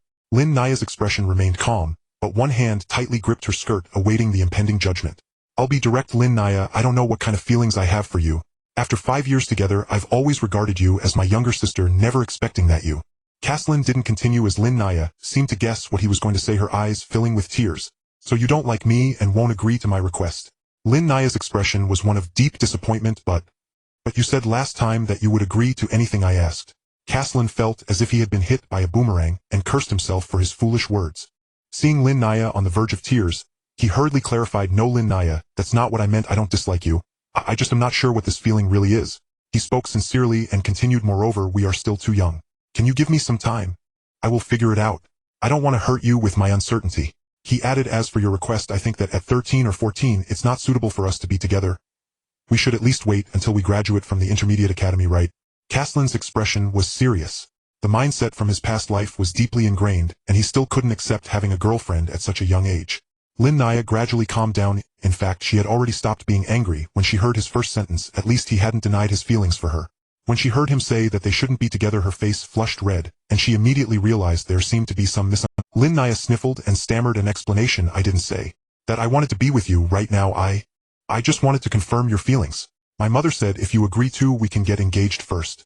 "Not that. Why didn't you say so earlier?" Caslin felt awkward, scratching his feet into the ground, realizing he had overthought it. "Oh, is that so?"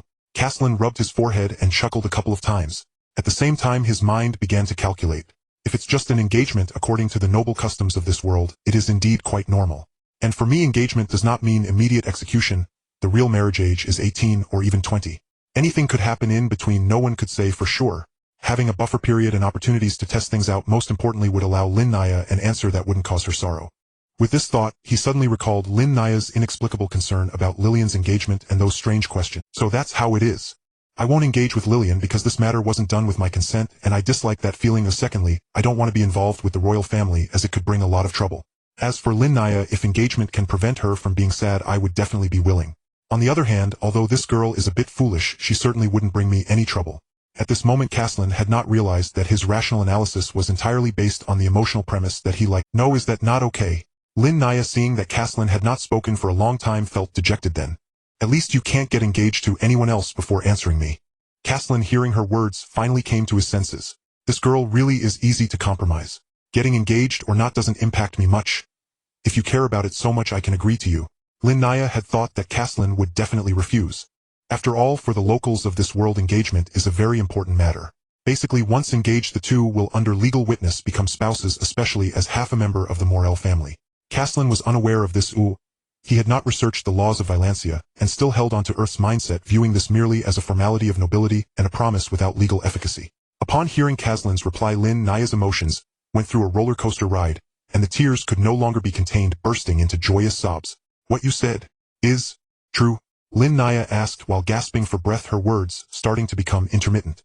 Caslin gently patted her head, smiling affectionately, then teased, "Of course it's true, beautiful lady. If you wish, I am very willing to make a promise to you." Lin Naya could hardly contain her joy, burying her head in Caslin's embrace, feeling an indescribable sensation in her heart. After responding, Lin Naya still did not let go of Caslin, and he maintained that position until she fell asleep. Then, he gently released her. After laying her flat on the bed, Caslin stared at her face for a while, the corners of his mouth lifting slightly. He said he wasn't a child yet. She cried and fell asleep. Thinking of Lin Naya's pitiful appearance, and the scene of her smiling through her tears just now, Caslin felt helpless. Life is long. We'll take it one step at a time. I still don't know what's so good about me. Could it be some strange buff from this other world? At this moment he was already a bit hungry. He hadn't eaten anything since breakfast. Exiting Lin Naya's resting room, he unexpectedly encountered someone at the door. It was that third-tier heavy lance knight Datai Wood. At this moment his height of 1 meter 80 certainly did not resemble that of a 13 or 14-year-old boy standing at the stairs leading down from the resting room. Seeing Caslin come out, Datai approached. "Hey Caslin," Datai said with a smile, "would you like to grab something to—" Caslin looked puzzled.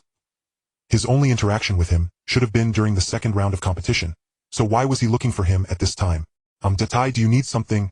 Caslin asked, directly, feeling a bit wary of the sudden kindness. Datai scratched the back of his head, his smile hearty and seemingly simple. "I mean no harm, I just have one thing I'd like to ask you for help with." He glanced around, leaned in close to Caslin's ear. "There are too many people here. It's not convenient to talk. Let's eat and chat instead. Don't worry, you can choose the place and I'll treat you. You can surely trust that, right?" Caslin remained half convinced. What could this big fool possibly want from me? Last time he was just too reckless. After pondering for a moment, he ultimately decided to go. Putting aside the fact that they weren't acquainted, just the fact that they were classmates made Caslin willing to hear what he had to say, especially since it was Datai treating. "Alright, let's go to the Cordo Specialty Beef Restaurant in the south of the city. How does that sound?" Datai didn't hesitate at all and immediately agreed. The Cordo Specialty Beef Restaurant is a renowned establishment in Brandon City, celebrated for its exquisite beef sourced from Kurdur, which has garnered the admiration of many nobles. Caslin had learned about this restaurant by chance from Theodore, but he had been too busy to visit. At this moment, Datai's invitation provided him with a perfect reason and opportunity to go. After all, it was free. One should never refuse a free meal. On the way, Datai engaged Caslin in conversation about their last encounter, lavishly praising him to the point where Caslin felt quite embarrassed. "I come from Arthur City in the northwest of the kingdom. Do you know Yolan? He also hails from the same place as I do." Caslin's mind conjured the image of the young man with the black sword covered in wounds, and he nodded. "There are quite a few talented individuals from the Northwest, yet isn't it said that the Northwest is impoverished and chaotic? Is the typical example of talented individuals from humble backgrounds still chasing after me?" They chatted along the way, and after a quarter of an hour, they finally arrived at their destination. Caslin inhaled the aroma of roasted beef in the air, wiped away his non-existent drool, and eagerly pushed open the restaurant door. Unlike the eateries and beef shops next to the Adventurers Guild, the interior here was lavishly decorated, with each dining table separated by soundproof walls, giving it an air of sophistication, appearing even more upscale than Maurice's restaurant. No wonder there were so few customers. This place seemed to be beyond the reach of ordinary people. They found a table against the wall and sat down, and a waiter approached with the menu, which he promptly presented. The moment Caslin glanced at the prices, even he, who had seen many expensive dishes, was taken aback. Braised beef cheek in amber, 50 gold sun coins. Fragrant braised beef tenderloin, 79 gold sun coins. 24. 5 gold sun coins. No, this is highway robbery. Caslin raged internally while glancing at Datai's expression. He was from the Northwest, and judging by his appearance, he was no noble. This posed a significant strain on his financial situation. No way, if it were just a few gold sun coins, it would be one thing, but these prices are in the dozens of gold sun coins. Forget about Datai. I couldn't even afford a single meal with my monthly income. How about we try another restaurant?" Caslin tentatively suggested. "I suddenly don't feel like eating beef anymore." Datai maintained his generous smile, perhaps having guessed Caslin's thoughts, and waved his hand dismissively. "Don't worry, Caslin. For me, exchanging a meal for a likable friend is absolutely worth it. Besides, you may have misunderstood something. Although the Northwest is poor, that's only true for ordinary people. I'm already a Silver Moon level adventurer. This meal won't cost me much, just a few extra trips to the underground city. Adventurers make that much money." Caslin felt his knowledge expanding and his guilt dissipating significantly. "Is that really the case? Then I won't hold back." He didn't hesitate any longer. Since Datai said it was fine, he ordered every dish he wanted. After waiting for half an hour, the dishes finally arrived. Caslin, disregarding any noble etiquette, devoured the food ravenously. Datai was equally unreserved, and within a mere quarter of an hour, they had completely obliterated 6 plates of various beef dishes. Seeing Caslin's lack of pretentiousness, Datai felt even more pleased and ordered several more dishes. After a whirlwind of consumption, both of them satisfiedly burped. "Haha, it's been a long time since I've met someone with an appetite similar to mine." Datai laughed heartily, patting his belly. "Me too. Though it's expensive, this beef truly lives up to its reputation." Caslin, feeling pleased with his meal, silently praised Theodore's culinary recommendations. After the meal, Caslin finally remembered the reason for coming here. He put away his casual demeanor and adopted a serious expression. "So Datai, what exactly do you need my help with?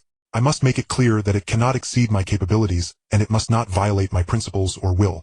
Upon hearing this, Datai scanned the surrounding environment, and then took out a spherical magic tool. Caslin glanced at it and recalled that he had seen such a magic tool during his conversations with Mentor Tina. It was called a soundproof sphere.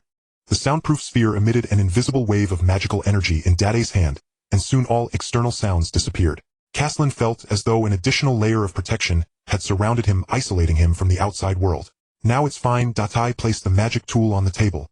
My request is not difficult, and even if you can't fulfill it, that's all right. With that, he pointed at his own eyes.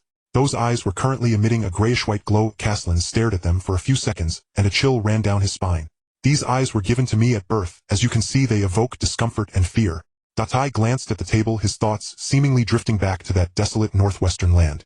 There was a hint of confusion in Datai's words, making Caslin feel a bit unreal. He hadn't expected this bold and generous youth to show such an expression. The colorful lights in the restaurant were bright and dazzling. Datai looked up, finding the lively yet lonely. Datai was an orphan. According to what his father had told him, he was discovered outside the stable of an adventurer's inn. There was no stormy night as in stories. That day was calm and uneventful, with the only oddity being the cries of a baby outside the stable. Vernon Wood was in high spirits that day, having finally become a Silver Moon-level adventurer, freeing himself from the worries of financial troubles. Humming an unknown tune, he cheerfully walked to the stable behind the inn, intending to ride home. But a sudden clear cry drew his attention. Who? He immediately became cautious, slowly approaching the source of the sound. Upon seeing the infant lying on the ground, Vernon let out a sigh of relief. It was just a baby. What kind of heartless person would leave such a small child here? What if something happened? The baby cried a few more times, and out of sympathy Vernon hurriedly picked him up and began to soothe him. Perhaps he truly looked too fierce, or perhaps the child was just hungry, but in his arms the baby's cries grew louder, showing no signs of stopping. Hey, stop crying. If you draw attention, I won't be able to explain myself. In a moment of desperation, Vernon recalled a lullaby he had heard before and began to hum softly. Hey Dad, I want to go to the preparatory academy too. 80-year-old Datai, whose height was not yet as exaggerated as it would be later, looked at Vernon with a serious tone.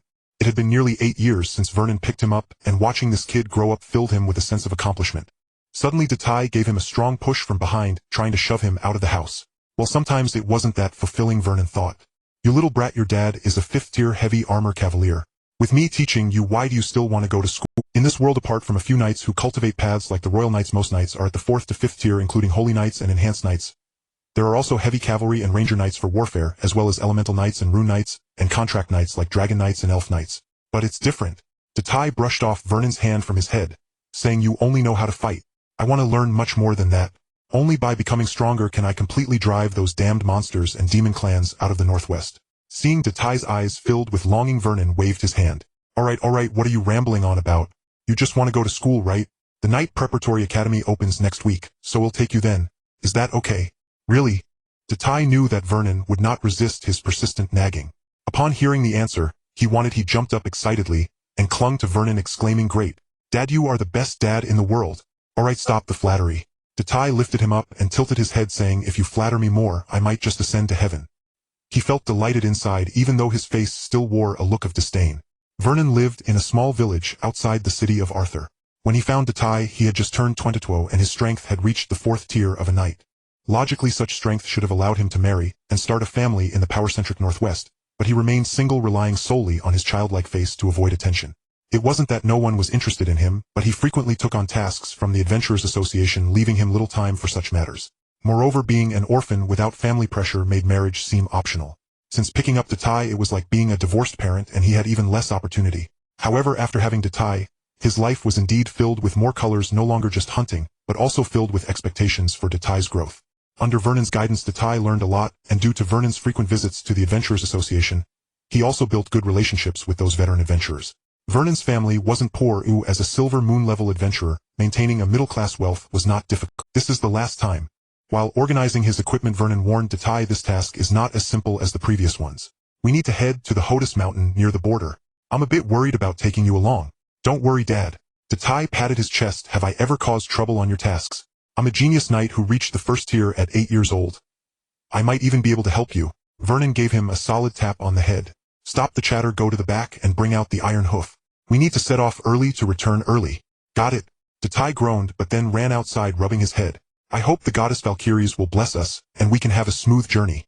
Indeed, Vernon did not plan to accept this commission, as the journey was quite far, requiring an overnight stay in the Hodis Mountains, making it a 2.5-day round trip. However, seeing the high commission fee and the not a difficult task, he remembered that Datai needed new equipment for school, and ultimately he gritted his teeth and accepted it. Unexpectedly, this little brat Datai insisted on tagging along. But with his 5th tier strength, as long as they didn't venture deep into the mountains, he felt it would be safe. The task was to bring back the pelts of 2 crystal bears above the 3rd tier, which must have been caused by some noble's petty competitive spirit. Datai, it's time to set off. Vernon, having finished packing, stepped out and led his old companion who had been with him for many years. Coming. Datai responded from inside the house and quickly ran out carrying a pocket-sized iron spear on his back, saying, "Dad, when will you get me a new spear? This spear is too small. It's practically a toy for kids." "You little brat, if you're not a kid then who is?" Vernon teased. "Hurry and mount up. The sooner we leave the sooner we'll arrive in the afternoon, and we can find a safe place to camp." Hearing this, Datai climbed onto Iron Hoof's back and Vernon swiftly mounted as well. "Go." With a tug on the reins, Iron Hoof took off at a rapid pace, quickly disappearing over the horizon.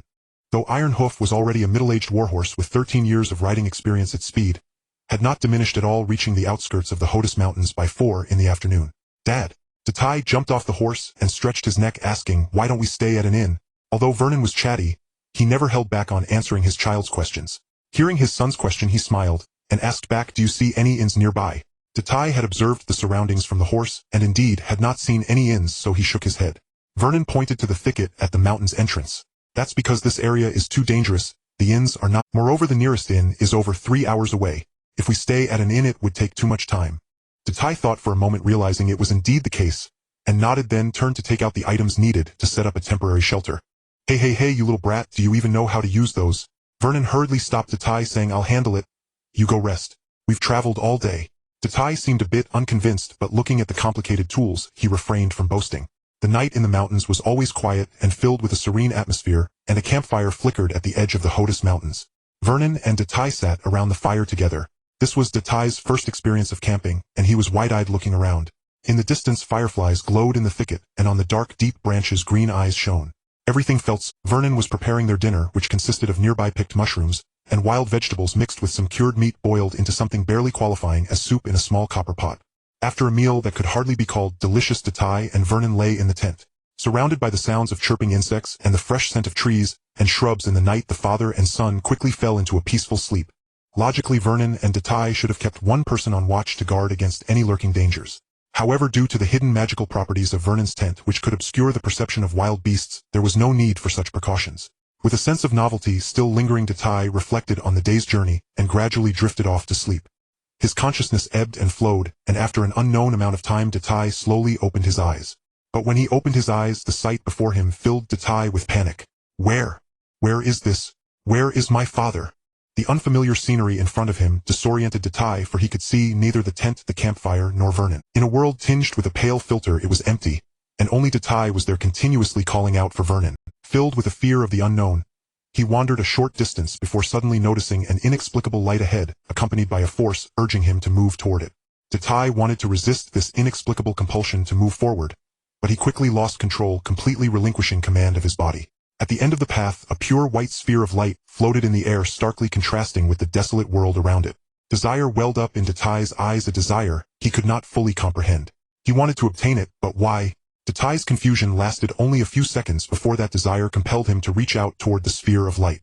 The moment Datai's hand touched the sphere of light, the pure white glow illuminated the entire pale world, and a tall silhouette appeared before him. "Child, you have finally arrived." The figure composed of white lines flickered in and out of existence before Datai. At that moment his lips did not move, but the voice echoed in Datai's mind. "Who are you? Where is my father?" Datai remembered Vernon's teaching to remain calm in any situation, so he suppressed the fear in his heart, realizing this person was key, and thus asked the question he cared about the most. The white figure slowly turned around, allowing Datai to catch a glimpse of his features. Handsome. This was the first thought that sprang to Datai's mind. The figure stood around 2 meters tall, with broad shoulders that seemed capable of supporting an entire collapsing sky. Even though he was merely outlined by flowing strands of white light, he exuded an air of regal majesty ingrained in his very being. The lines smoothly traced his slender waist, and the edges of his flowing garments shimmered with tiny glimmers of light. With each movement, strands of light dissipated into the air like shooting stars, only to be replaced immediately, maintaining this fragile form. "I am you," he began, but suddenly paused as if recalling something. After a few seconds, he continued speaking. "I am the Demon King you speak of, the one from legends who will bring destruction to all. And this place is your dream, as well as my former divine realm." He smiled at Datai, waiting for his reaction, his gaze revealing a softness that contrasted with his appearance. "What did you say? You are the Demon King?" Datai pinched his own face. "I must be dreaming, right? No, I am indeed in a dream right now." He secretly glanced at the one who called himself the Demon King. Surely no one would impersonate that infamous figure, right? So he must be real. Then why are you appearing in my dream? Datai asked, revealing a pensive expression. The Demon King pointed to his own eyes, then looked into Datai's eyes. His voice was gentle, yet it struck Datai like a thunderbolt. Because you and I possess the same eyes. What does this mean? Datai felt a sense of ominous foreboding in his heart. Its name is simply known as the Demon Eye. As the name suggests, it is a manifestation of bloodline that can only be possessed by those with pure demonic blood. The Demon King's words carried a hint of laughter, but to Datai it felt like a death sentence. No, how can this be? How could I possibly be of the demon race? Datai protested loudly. In his mind, the demon race was the true culprit behind his abandonment, the main cause of poverty in Arthur City, the source of countless deaths. Now someone was telling him that he too was one of the culprits. How could he accept this? Yes. Datai suddenly seized upon a glimmer of hope. Father said that dreams are all false. When I wake up, all of this will disappear, right? The Demon King burst into hearty laughter, eventually stopping after a while, to wipe away the tears that had formed from his laughter made of white strands. Your father must treat you very well, right? He is not wrong. Some dreams are indeed false, but your demon eye is undoubtedly real. Rest assured, child. As long as you do not speak of it, no one will recognize your demonic blood, and that pair of eyes will only bring you benefits. Datai hung his head in disappointment. The revelation of his demonic heritage was too much for him to bear. Child, the Demon King said, shaking his head helplessly at Datai's disdain for his demonic identity. Power itself is neither good nor bad. If you do not do evil, what difference does it make, whether you are human or demon? At only 8 years old, Datai's eyes brightened at these words. That's right, I have never done anything heinous like those demons. If I avoid such actions, then I can still be considered human, right? All right, child. The Demon King did not linger too long on this topic. Seeing Datai lift his head, he began to speak of the next matter. My time is limited. Let me explain the powers of your demon eye. As he spoke, he gestured for Datai to focus and feel. The first is the healing shadow reversal. No matter how many wounds you have or how severely your bones have been injured, the moment you activate the demon eye, you can temporarily revert your body to a previous state, erasing scars and dispelling fatigue. However, this power has its limitations and cannot be relied upon indefinitely. Datai instinctively looked down at his arm, astonished at how powerful this demon eye was. The second is the devouring attack amplification. The Demon King's voice rang out again, his light-drawn visage still gentle. The demon eye can draw upon the power of your bloodline to absorb attack spells or brute force directed at you. With each attack you endure, your physique and strength will increase. The stronger your opponent, the more substantial the benefits you gain. The surrounding grayish-white dreamscape trembled slightly, as if resonating with this ancient bloodline ability. Datai stared blankly at the figure, his mind swirling with thoughts of these two abilities, momentarily forgetting his earlier concerns about his demonic identity. Can I really do these things? Datai's voice carried an undercurrent of excitement and disbelief. Bloodlines are innate, you just need to learn to guide them to activate their powers. The Demon King extended his hand, made of shimmering strands, his form slightly swaying in the pale world. I know it's hard for you to accept that you carry demonic blood, and I understand you have heard too many negative tales about demons. The world has always generalized, placing all blame on the entire race. This has been the case for thousands of years. If you have the chance, you must see for yourself whether the so-called ambitions of the demon race are true or false. After this statement, the light surrounding the Demon King diminished, resembling a faded ancient painting or a dream on the verge of disappearing. Though his features remained flawless, all traces of life had vanished, leaving behind only an endless void. Datai was abruptly awakened, sitting up. Just now, that surely was a dream, right? The thunderous snoring of Vern echoed beside him, and Datai finally breathed a sigh of relief. It's good to know it's nothing. This dream was truly bizarre. How could I be a demon and possess such powerful strength? As he spoke, he touched his eye sockets, and the two gray-white orbs were glowing at that moment. He pushed open the tent flap and stepped outside. It was already morning. The birds outside chirped melodiously, filled with the unique freshness of the dawn. Datai glanced around and suddenly froze in place.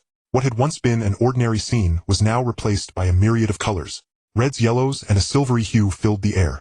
What is this? Datai's confusion deepened as he recalled that strange dream from last night. Could it be that my eyes truly are those so-called demon eyes? Before he could think further, a muddy yellow hue rushed towards him from the distance. Even though Datai did not know what it was, an inexplicable instinct told him it bore malicious intent. Boom! A loud explosion erupted in his ears, and a massive claw was now just half a meter from his face, while a long spear lay horizontally in front of him, blocking the weighty strike. Get behind me, you little brat! Vern, half-dressed, swung the spear, forcefully creating distance between him and the owner of the giant claw, while pushing Datai behind him. Oh, look who came knocking instead of me searching for you. Kid, take a good look, this is a crystal wood bear. It seems we got lucky without much effort. As he spoke, he assumed an attacking stance, while the crystal would bear, seemingly not very intelligent, raised its claw and swiped again. Vern blocked it with the spear, and then raised it to deflect the bear's claw. The crystal would bear stumbled back 2 steps, and Vern seized the opportunity, stabbing towards its neck. A splash of blood followed. The crystal would bear clung desperately to the spear lodged in its throat, struggling to roar, but finding it difficult. Easy peasy. Vern looked back with a hint of pride, saying, "Did you see your old man's strength?" Tai nodded repeatedly, a look of admiration in his eyes, wishing that one day he could be as strong. Before Tai could shake off his thoughts, the colors in his eyes jumped out again. He saw that the head of the crystal would bear was gathering a red glow denser than the one he had seen earlier, dark red, as if someone had poured a can of blood into its head. "Dad, it's about to go berserk," Tai shouted. Some magical creatures possess rare berserk attributes that temporarily and significantly enhance their strength, and unfortunately this crystal would bear happened to have that skill. Vern was pulling the spear from the bear's throat when he paused upon hearing this, swore softly, and pushed off the ground to... Just as he had taken 2 steps back, the crystal would bear suddenly stood up. Its body swelled as if inflated like a balloon, muscles bulging beneath its fur, and its originally yellow eyes turned dark red, releasing a wave of hot, foul-smelling breath. Vern crouched low, gripping the spear tightly, his eyes fixed on the bear, waiting for its next move. The crystal wood bear did not rush to pounce, but instead raised its front paw and slapped it down on the ground. A wall of earth rose from the ground, thick and solid, blocking Vern from the bear. "Looks like it's given up on the attack. Who would have thought we'd stumble upon such a rare creature?" Vern spat and circled around to its side. The crystal wood bear slapped again, and another wall of earth rose in response. Vern changed directions several times, but each time he was blocked by the earthen wall. He did not lose his patience, still gripping the spear tightly, continuously launching attacks. As a seasoned adventurer, Vern knew that the berserk skill would eventually end. He just needed to keep wearing it down until it showed a weakness. Sure enough, under Vern's relentless assault, the speed at which the crystal wood bear formed its earthen walls slowed, and their thickness gradually diminished. Finally, Vern thrust his spear again, piercing through the wall, and embedding it in the bear's shoulder. The crystal wood bear let out a painful roar. Its front paw struck the spear shaft, causing Vern's hands to go numb from the sudden impact, nearly losing his grip on the spear. He withdrew the spear and jumped back, creating distance, catching his breath. Looking at the bear, which stubbornly clung to life, he couldn't help but curse. Why is this beast so hard to deal with? Even in this state, it still hasn't died. Tai, hiding behind a tree in the distance, noticed the red glow in the bear's head was fading. "Dad, it's almost done for. The red is fading. Hurry, stab it a couple more times. You little brat, stop pointing fingers." Vern retorted, yet his actions showed no signs of slowing down. Though Vern did not fully understand what Tai meant by the red glow, he unconditionally trusted Tai's words. He took a deep breath, exerted his legs, and charged forward again. This time he did not choose to confront it head-on, but feigned a thrust to the left, provoking the crystal wood bear to swipe its paw that way. He swiftly turned and thrust in from the right, the spear tip once again piercing the bear's neck. Blood sprayed out, and the crystal wood bear struggled a few more times before finally collapsing to the ground. The red glow completely dissipated. Vern pulled out the spear and leaned against a tree to catch his breath for a moment. "You little brat," he wiped the sweat from his brow and looked at Tai. "How did you know it was going to go berserk?" Tai stepped out from behind the tree, feeling a bit guilty, and kicked at the dirt. "I just felt it." Vern shot him a glance. "When did you gain such ability?" "Just this morning." Tai didn't dare look him in the eye. "Maybe practicing with the spear too much sharpened my instincts." Vern stared at him for a few seconds, not breaking his gaze. He quickly laughed it off. "Why are you looking at me like I'm a genius? Isn't it normal to have a bit of uniqueness?" Only then did Vern look away, wiping the blood off the spear onto the leaves before patting Tai's head. "You little brat, always talking nonsense.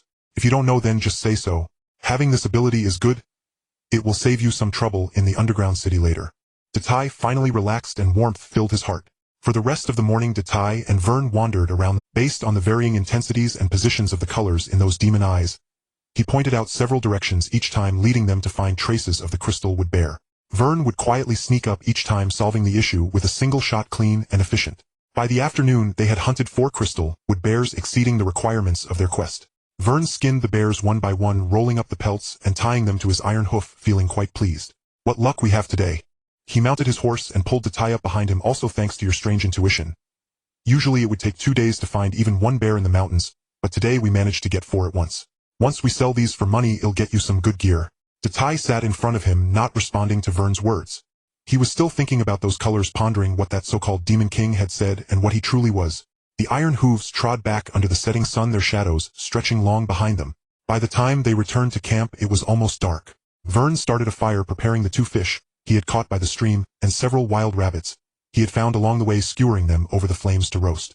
"Kid, what are you thinking about?" Vernon asked casually while flipping the grilled fish. Nothing, Data replied, taking the fish he handed over and taking a bite. Dad, do you think all members of the demon clan are bad people? Vernon pondered while eating the fish. That's not entirely accurate.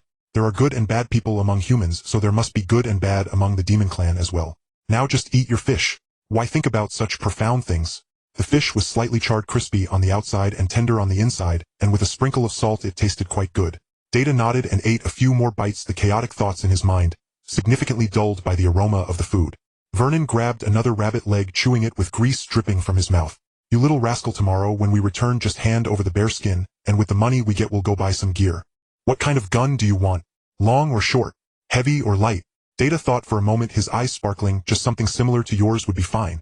Oh, you've got a good eye. That gun of mine isn't cheap. While it's not a magic weapon or a rune weapon, it's made of high-quality iron, and is incredibly sharp. Vernon took another bite of the rabbit leg, agreeing to his request. We'll also get you a good armor when the time comes. You're about to start school, so you can't look too shabby, otherwise people will think we're poor. Data responded affirmatively, throwing the fish bones into the fire and picking up a rabbit leg. The night had completely darkened, and the campfire cast shadows of the two men on the ground flickering back and forth, making it feel far from lonely even in the darkness. In the distance, the calls of night birds echoed, and the forest was quiet, only the crackling of the fire and the sounds of... After finishing dinner, Vernon buried the leftover bones, then sprinkled a circle of powder around the campsite to scare away wild beasts before crawling into the tent. Data lay in his sleeping bag, listening to Vernon's snores, staring at the top of the tent for a long time. Will I enter that dream again tonight? Is what that demon king said true? How exactly do I use these eyes? He pondered for a long time, but couldn't find an answer, so he turned over and slowly fell asleep. That night Data indeed entered that dream again. It was still the same pale world, empty and boundless. He stood in that void looking around, but this time he saw nothing. There were no glowing orbs nor the force pushing him forward, only himself and a vague shadow in the distance. Wait, a shadow. He took several steps forward and the shadow gradually became clearer. It seemed to be the figure claiming to be the Demon King, but it looked somewhat different this time. Last time he could at least make out a human shape, but this time it appeared as if it were a dispersing mist, leaving only an outline with the edges of the light flickering intermittently, looking quite fragile. Data leaned in a little closer and heard the shadow seemingly murmuring something. Its voice was faint, like the wind rustling through dry leaves, hoarse and dull. Data perked up his ears and took half a step forward, wanting to hear more clearly. But when he actually heard it, he was startled, because what was being chanted wasn't human language at all. At least it wasn't any language he had heard before. The syllables were strange and harsh, the tones rising and falling. Some words sounded like they were squeezed out from deep in the throat, while others seemed to slip out from between clenched teeth, making his skin crawl. But that wasn't the scariest part. The most unsettling thing was that he could understand this language. Find the 8th generation Demon King. He is the beginning of all truths. He will lead us to shatter the lies of the 7 gods. Although the language was incomprehensible, the meaning it wanted to convey began to emerge in Data's mind. 8th generation Demon King. What 8th generation? Does the Demon King really have many generations? Before he could think further, the voice continued reciting. But this time it was no longer incomprehensible words, but instructions on how to use the demon eyes. Shadow reversal. When activated, draw the internal demonic energy to the eye veins, reverting the body to its state before the injury. The duration is related to the demonic energy. Devour enhancement. In the moment of receiving an attack, absorb the power from the opponent's technique with the demon eyes. Each time you endure an attack, your physique increases by a fraction. Data listened carefully, silently memorizing.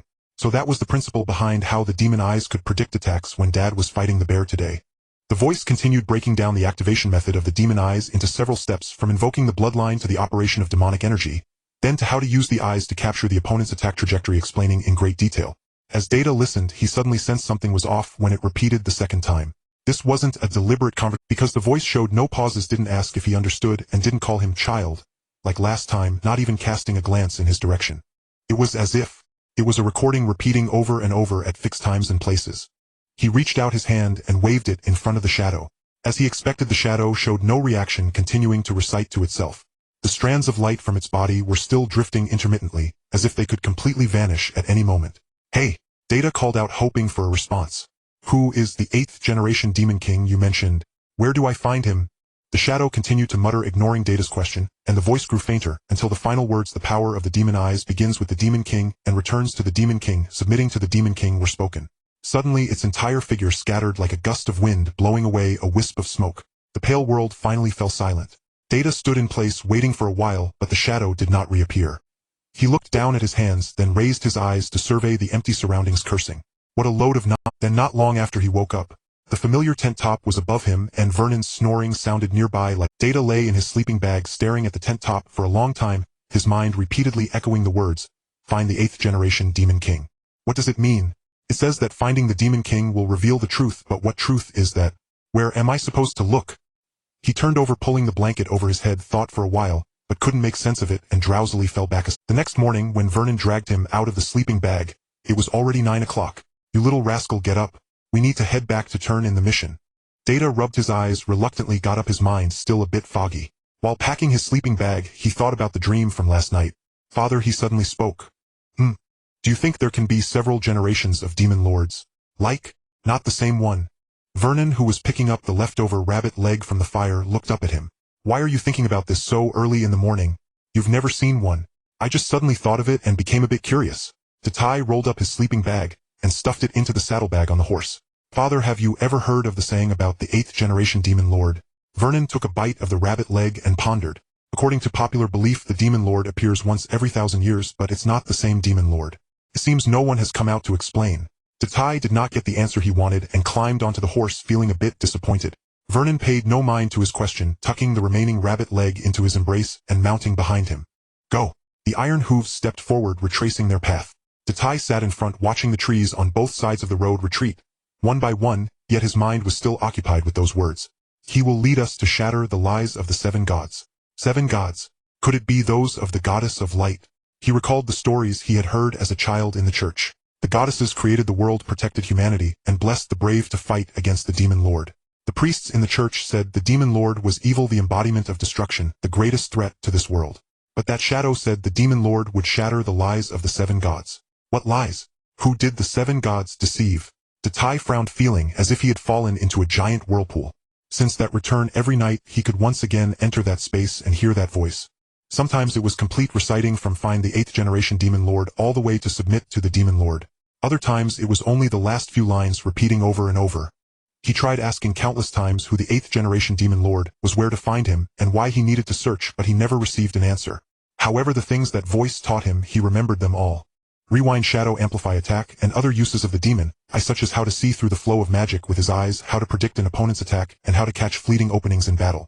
He practiced day by day, starting from being able to activate it passively to later being able to briefly activate the demon eye during combat. Before long, Vernon noticed something unusual about him. "Kid, why do I feel like your eyes have been glowing lately?" During one practice session, Vernon stopped to ask him.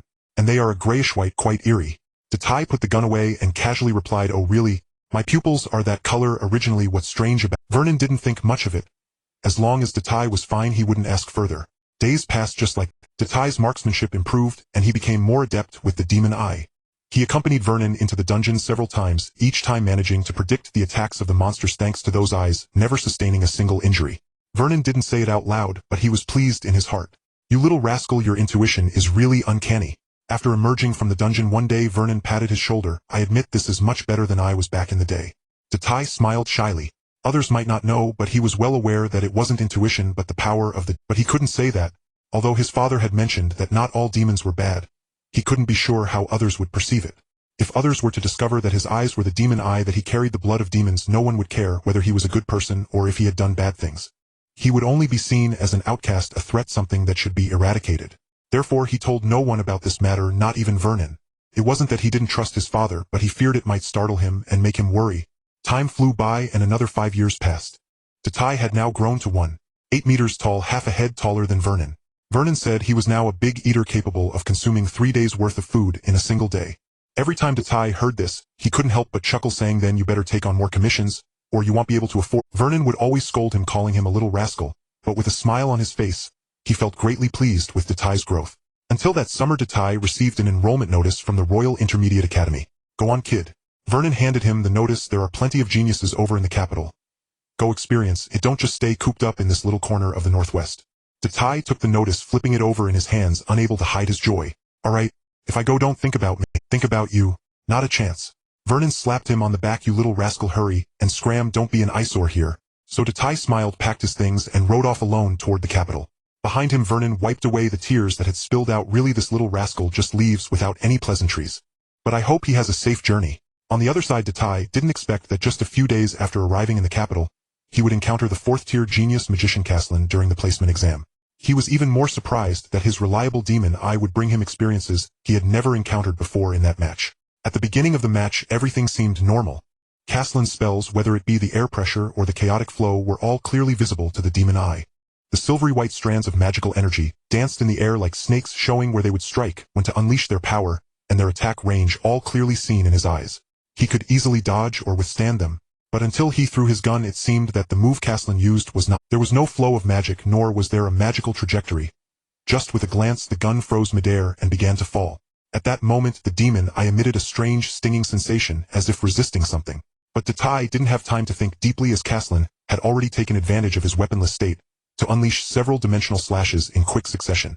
He activated the demon eye ready to withstand them with the amplify attack. The first few dimensional slashes hit him. Although they hurt, the demon eye was indeed functioning. He could feel some of the power from those attacks being absorbed by his eyes, his body slowly growing stronger as the pain from his wounds lessened. Then Caslin unleashed his final strike. At that moment the demon eye actually malfunctioned, transmitting a feeling of fear. That sensation was very strange. It was as if the eyes had made the decision to no longer obey his commands. The powers that should have been absorbed again were not intercepted at all exploding forth. Severe pain spread from his chest to his limbs. He heard the sound of his bones breaking and felt his body growing heavier before crashing hard to the ground. He lay on the ground, his mind blank. The demon eye had actually failed. Why? He had used these eyes since he was 8, had explored the dungeon countless times, and had never encountered such a situation. After the match ended, he was carried away by a priest for treatment. His injuries healed quickly, but the questions in his heart could not be dispelled. That night he had the dream again. The pale world, the empty space, that blurred shadow. He approached, hearing that voice still murmuring. The power of the demon eye, beginning with the demon lord and returning to the demon lord. Submit to the demon lord. Submit to the demon lord. Datai was startled, standing in that pale expanse, staring at the shadow that had scattered halfway, suddenly feeling as if he had grasped something. So you suspect that I am the 8th demon king? Caslin looked at Datai in disbelief. I didn't even know about this myself. No, I just wanted to know what that move of yours was. By the way, could you demonstrate it for me again? Datai did not reveal to Caslin that he was of the demon race, but rather vaguely mentioned that his eyes could locate the demon. As for why he could do so, he simply attributed it to talent, leaving the rest for Caslin to ponder. I believe I used the spatial restriction technique. Caslin recalled the battle from that day. As long as the existence of the origins of time and space is not disclosed, there is no harm in telling him about the spatial restriction, just saying it's a forbidden technique. Besides, how could I possibly be the demon king? If anything, I should be the hero, for I am a noble transmigrator. Caslin was indeed shocked by Date's speculation, so he took off the lens from his left eye, revealing his silvery gaze. It's the effect of it. He pointed to his eyes. I relied on them to perform the forbidden technique that day. That forbidden technique consumes mental energy, hence there were no traces of magic. I think that's why your eyes didn't capture the magical fluctuations. Datai initially showed a hint of disappointment on his face, but quickly regained his composure. Although you say that, I still want to see it in action. Is that okay? As you wish, it's no trouble for me. Caslin had no intention of hiding anything, considering it was merely spatial magic, and since Datai was quite sincere, it would be unreasonable not to help him with this little favor. Then tomorrow let's go to the training ground to try it out. Caslin added, indicating that it was indeed a bit late today, and that he was quite tired. Upon receiving a response, Datai revealed a hint of joy and immediately agreed. Whether he had found the right person would be determined tomorrow. After returning home, Caslin took a hot shower and began to think about what Datai had said. The ability to confirm the Demon King's presence through one's eyes could not simply be attributed to talent, could it? As for the reason his eyes had failed, could it be related to the origins of time and space? Whatever the case, he would naturally find out tomorrow. With questions weighing on his mind and the fatigue of the day, he fell into a deep sleep. The next day, upon stepping outside, he was surprised to find Datai already waiting at his door. Data type: how did you know where I live? Caslin suddenly felt a chill in his heart. Caslin, you are quite the celebrity now, the top student in the academy. It's not hard to find out something like your residence. Datai said, half seriously, half jokingly. Alright, stop making fun of me. Since you're here, let's head to the academy together. Thus the two chatted and laughed their way to the academy, which today was far quieter than in previous days. After the exams, the school had given everyone a 3-day break, so most students were not present. With no one around, they took the opportunity to go to the arena and casually found a teleportation array to enter. Datai did not bring out his weapon today, while Caslin focused his mental energy and swiftly activated the space. Datai's gaze glowed with a pale light, unblinking as he stared at the area surrounding Caslin. In the next moment, he felt a strong sense of confinement akin to what he experienced during the competition, yet he still did not sense any magical fluctuations or traces of spells. However, the feeling of dread that came from the demon eye had vanished. What on earth is going on? Datai asked in confusion. Caslin approached him and inquired, "How is it? Did you misread it? I told you I am not the Demon King, didn't I?" Yet Datai still seemed unconvinced and asked Caslin to demonstrate again. Caslin, however, found himself in a dilemma. After the competition yesterday, he had not used the contract to store Linya's magical and mental energy, so if he were to use spatial restriction again, he would need to request Linya's assistance right on the spot. Seeing that Caslin had been silent for a while, Datai's expression turned slightly disappointed. "Is it not possible?" Caslin showed a hesitant expression and replied, "It is possible, but you might have to wait a bit." After saying that, he calmed his mind and contacted Linya through the contract. At that moment, Linya, who was far away in the lounge, sensed the call of the contract, and without hesitation sent over her magical and mental energy. Currently, she was incredibly excited due to Caslin's response. Caslin took a deep breath, feeling his mental energy surge again, and activated the spatial restriction once more. A silvery light shone from his eyes, more intense than before. This time he held nothing back, compressing the area of the spatial restriction around Datai. As Linya, being a knight, had trained her mental energy more than Caslin this time, the feeling of confinement was even greater than before. This time Datai finally experienced the resistance and submission of the demon eye once more. The uncontrollable sensation from his eyes made him feel as if he were being pressed down by something, causing his heartbeat to slow down. What is going on? Datai was greatly alarmed as the scenery around him faded away. At that moment, a white figure seemed to appear in his vision. The shadow was blurry, as if separated by a layer of mist, yet it undeniably stood before him. "Demon King." The white figure murmured, its voice not as clear as in a dream, and the strange cadence felt like a needle stabbing into Datai's ear. After Caslin finished using the spatial restriction, he found Datai frozen in place, motionless. He waited for a few seconds, but Datai still did not move. Caslin waved his hand in front of Datai, discovering that Datai's eyelids did not blink, his gaze fixed as if pinned. "Is it finally effective?" Caslin wondered. "Am I truly the Demon King?" Just as he was lost in thought, Datai suddenly revealed a look of terror, his eyes widening.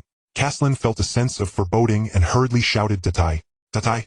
Although Datai's eyes were open, his pupils seemed unfocused, expanding widely.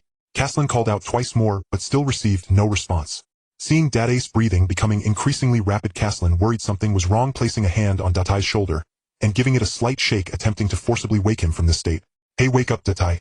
Datai's shoulder began to tremble violently, and Caslin could feel his unease and fear. Then Datai's pupils suddenly constricted, as if a drowning person had finally surfaced, gasping for breath.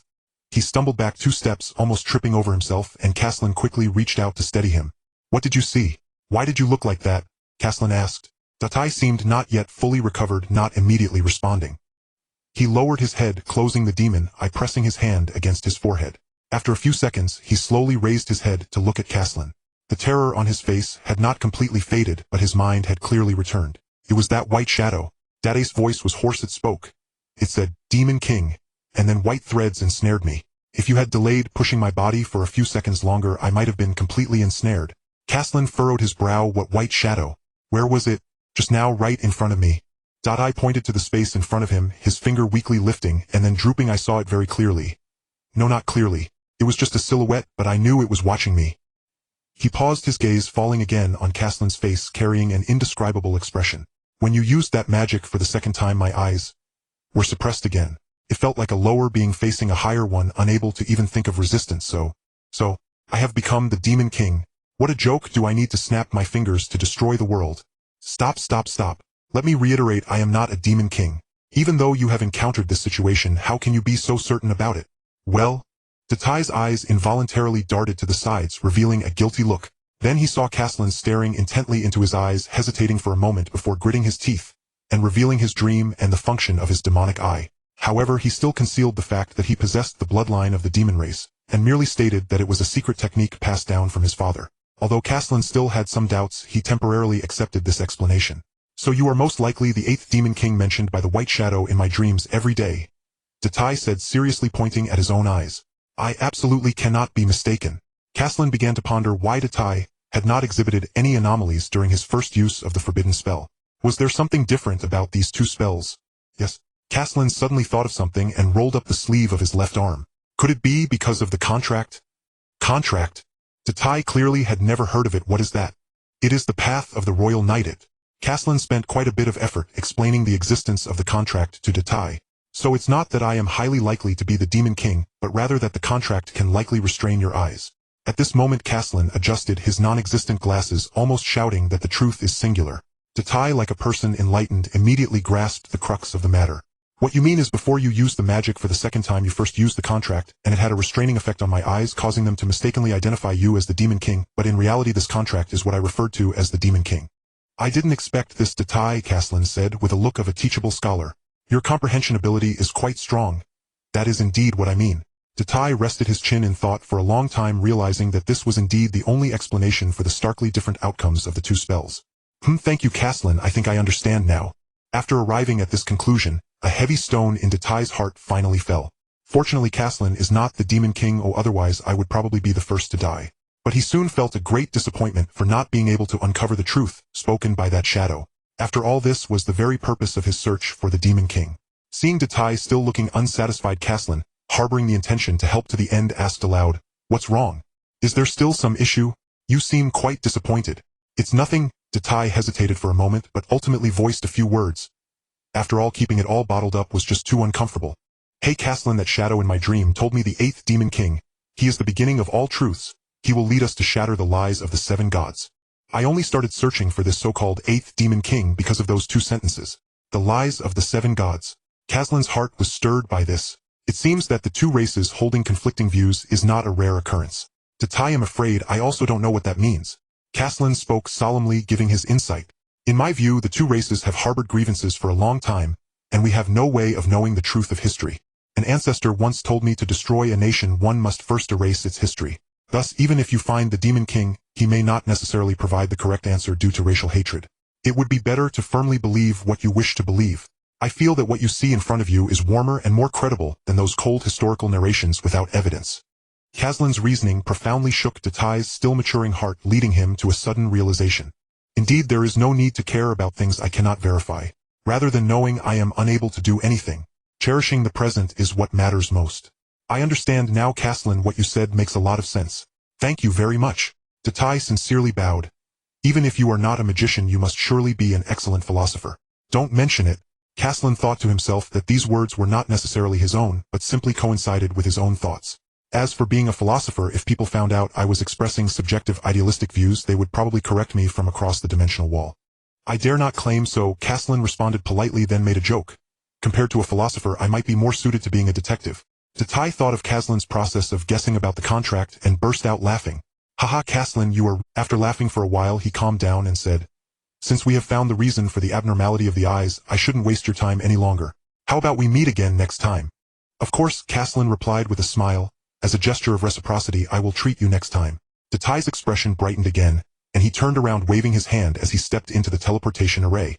After Datai left, Caslin stood in place for a moment. What could the lies of the 7 gods be? It does seem somewhat similar to the teachings of the Demon Revival sect.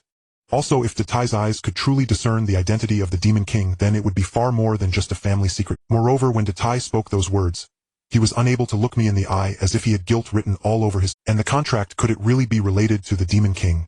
No, I need to ask Aunt Natasha. As a 7th-tier royal knight, she should know something.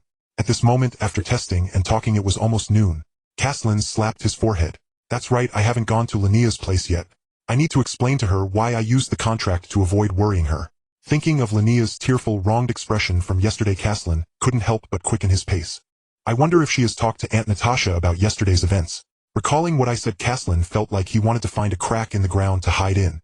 Oh my, how did I, who used to dislike those indecisive anime male protagonists the most, end up living as the very type I detest after traveling to this world? Forget it, as long as my words don't hurt her, and Linnea seems quite happy, that's enough, isn't it? Life and the answers to all problems will never go according to one's wishes. With a life philosophy as crooked as a dog's hind leg, Caslin jogged towards Linnea's lounge. Standing in front of the door, Caslin took a deep breath twice to calm his chaotic breathing from running. Then he gently knocked twice and slowly pushed the door open. Inside the room, Linnea was half reclining on the bed reading a book. She noticed the movement at the door and "Good morning, Linnea. How are you feeling today?" Caslin greeted her and then walked over to Linnea, thinking it was quite natural. "But it's already noon, Caslin." Linnea greatly disagreed with Caslin's sense of time. "Why are you only—" Caslin awkwardly chuckled twice. "Well, I was conducting an experiment with a friend, and the final conclusion is that our contract is a demon lord." "Ah!" Linnea looked at him with a head full of questions. "Demon lord?" Caslin smiled and explained the situation with Datai to Linnea. "So that's why I just used the contract." Caslin pushed his emperor's glasses on his face again. "Under my clever mind, I concluded that the contract has affected his eyes.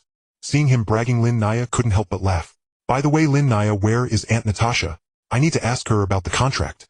Mom went to find Uncle. She said she would return to Miss Rill tomorrow. Lin Naya replied. Is that? Aunt Natasha indeed cannot stay here for long. Oh, Miss Rill still needs her. Relying solely on Uncle Ulisai doesn't guarantee there won't be more troubles. What about you? When can you return? Caslin thought of Lin Naya's injury and asked. Today. Lin Naya smiled happily, finally able to go home. By the way, Caslin, Lin Naya pinched her hands together. I've already talked to Mom about the engagement. She said she would explain it to Uncle. Does such a small matter really need the witness of His Majesty? Caslin was somewhat surprised. Isn't it too formal? Is there a custom in this world to request the Emperor's blessing for marriage? Not at all. Lin Naya puffed her cheeks, her tone becoming heavier. This is no trivial matter. It's my fault. Caslin slapped his forehead, then reacted quickly and admitted his mistake. So what exactly is going on? Lin Naya still wore a slightly angry expression but answered Caslin's question. Mom said that the engagement of the Morale family requires praying to the ancestors at the clan grounds, and although my surname is Selvina, I still have half of the Morale bloodline in me. She went for this matter today. I see. Caslin nodded thoughtfully. Praying to the ancestors. If it were in the original world, I would surely think little of it, but in a world where magic exists, I can't believe there isn't some deeper meaning behind this. Thinking of the engagement prayer, Caslin suddenly became curious about Aunt Natasha's attitude toward his and Lin Naya's relationship. Although Lin Naya's words indicated that she did not oppose the engagement, could it just be her comforting words to Lin Naya? After all, last time she had told Lin Naya to maintain a distance between men and women. Lin Naya's side of the story, and the truth is not so. Lin Naya, how did Aunt react when she found out about this? Caslin asked tentatively. What matter? Lin Naya seemed a bit confused. Oh, is it about the prayer? She said it was necessary. No, Caslin found it somewhat difficult to say. It's about between us things. Lin Naya understood this time upon hearing it, and recalled the image of Natasha hearing about this matter. A day ago, after Caslin left in Lin Naya's lounge, Natasha pushed open the door to Lin Naya's room, while carrying a basket of rich food. Upon entering, she saw Lin Naya lying on the bed with a pillow covering her face, kicking the blanket with her legs. It was easy to guess what had happened. Natasha slowly approached, and placed the basket of food on the table. What good thing happened, Lin Naya? You look much better than before. Natasha asked knowingly. Mom, why are you here? What will you eat if I don't come? Oh, right. Lin Naya replied, then seemed to think of something and inexplicably laughed twice. Let me guess, is it that Caslin agreed to your proposal? What proposal? Lin Naya, like a startled rabbit, immediately buried her head back into the pillow upon hearing this. It's just an engagement. Her voice grew softer, and the embarrassment in her words was unmistakable. All right, Mom was just joking. Natasha smiled broadly. Seeing Lin Naya happy was more important than anything. What did he say? Natasha was curious about how Caslin responded to this relationship. Well, just. Lin Naya stuttered. In any case, he agreed. This was no different from not saying anything. Natasha felt helpless. Well, surely Caslin wouldn't deceive Lin Naya. You should be discharged tomorrow, and I will head to Miss Rill the day after. It seems I need to make a trip to the clan grounds tomorrow. Clan grounds? Where is that? Lin Naya had never heard of this place. Why do we need to go there? Natasha thought for a moment and pointed to the position of the contract.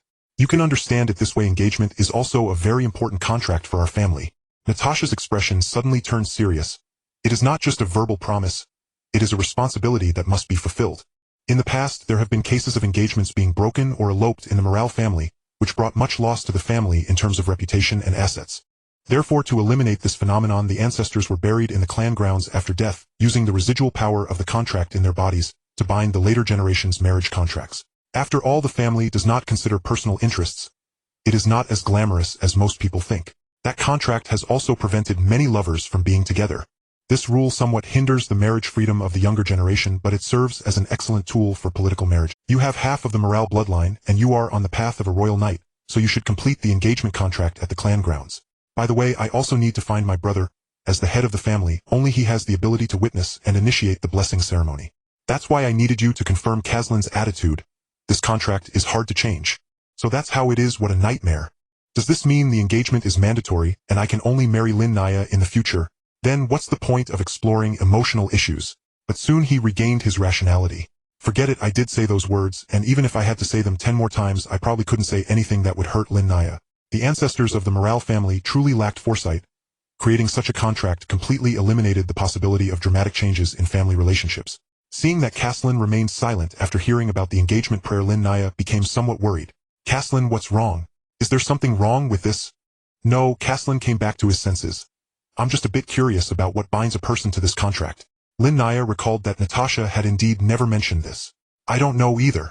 As she spoke, Lin Naya changed her position, sitting on the bed directly facing Caslin. Caslin, have you eaten yet? Let's go together. Oh, all right. Caslin glanced at the rising sun outside the window and realized it was already well past noon. Then let's go to Morris' house. It was thanks to him that we secured first place, and we can also help with his family business. Saying this, Caslin walked out of the lounge with Lin Naya, who as before grasped his hand tightly. As they walked along the corridor, Lin Naya began to secretly observe his expression, only to be caught by Caslin's gaze. Lin Naya, what's wrong? Do I have something on my face? Caslin touched his face and asked with a hint of confusion, as she had been staring at him since a while ago. Nothing. Lin Naya turned her head away, not daring to look at him again, but her hand did not let go. She thought that, after their engagement, Caslin might behave differently, perhaps feeling shy when holding hands. She secretly chuckled to herself, finding that scenario hard to imagine. Caslin, however, was oblivious, still treating Lin Naya like a sister, allowing her to hold his hand as before. After leaving the academy, the two walked along the street towards the Qingguang Elegant Dining Hall. The afternoon sun made people feel a bit lazy, and there weren't many pedestrians on the street. When they reached the entrance of the restaurant, Lin Naya finally released his hand. The Qingguang Elegant Dining Hall, which had a low threshold, but offered a complete menu with decent flavors, was also fully occupied today. The first floor was packed with people, the noisy chatter mixed with the clattering of dishes, resembling a symphony of rock music. The receptionist immediately recognized Caslin, and greeted them with a smile, leading the two upstairs. Young Master Caslin, you're here. You must be just in time for a meal. The door to the second floor was partially open, and sure enough, Morris was seated at his exclusive table with several dishes in front of him, poking at a piece of fried fish with a fork. He looked towards the door upon hearing the noise, and immediately brightened upon seeing Caslin and Lin Naya. Caslin, you arrived at just the right time. Eating alone is quite boring. He put down his fork and waved his hand. Come sit down. I'll have Uncle Noah bring out a few more dishes. Then we won't hold back. Caslin smiled as he sat down with Lin Naya following suit beside him. Morris glanced at Lin Naya and asked, have you recovered? Yes, I'm much better now. Lin Naya nodded. That's good to hear. Morris didn't engage in much small talk, as he had little interaction with Lin Naya, and then turned to call for more dishes. While waiting for the dishes, Morris casually mentioned the class division exam, saying that the ranking list had already been posted with Caslin's name at the top, known throughout the entire academy. I think now there's probably no one in the entire academy who doesn't recognize you, genius, Caslin, Morris said. Although Caslin knew that this guy was being sincere, he always felt awkward when hearing such words, so he could only awkwardly chuckle a couple of times in response to the praise. The dishes were served quickly. As the host, Morris always ordered ample portions, more than enough for the three of them. Caslin ate as quickly as ever, while Lin Naya sat beside him, taking small bites and occasionally stealing glances. After finishing their meal, Morris needed to stay in the restaurant to handle some matters, so Caslin and Lin Naya left first, and before leaving, Caslin forcibly stuffed him with 10 or so golden sun coins. The two then walked along the Gaowen Street towards home. The afternoon street was becoming busier with pedestrians and horse-drawn carriages, mostly gentlemen finishing their meals and ladies going for afternoon tea. Upon returning to the Selvina residence, the house was quiet. Oh, Theodore and Vincent were not there. By the way, I haven't seen Theodore and Vincent for a long time. Where did they go? Caslin walked around the living room but found no one. Lin Naya shook her head, indicating she didn't know either. They might have been sent out on errands by Aunt. Caslin didn't pay much attention to it, and answered himself, then went upstairs to his room. Lin Naya followed him upstairs, and paused at her door, glancing at him. Caslin met her gaze, noticing her waiting for something, and suddenly had an idea. Beautiful lady, I wish you a good afternoon. Lin Naya seemed taken aback by his words, and closed the door with a slight smile. Caslin lay on his bed, staring at the ceiling, still pondering the mysteries of the day.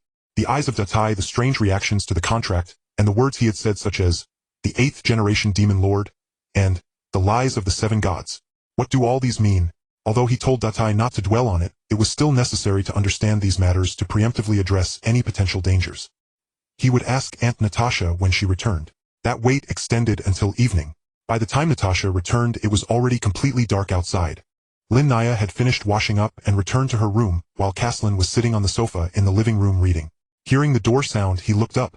Today Natasha had changed into casual clothes, looking a bit tired, but in a good mood. Aunt Natasha, are you still awake? Natasha sat down opposite him, and Caslin poured her a glass of water.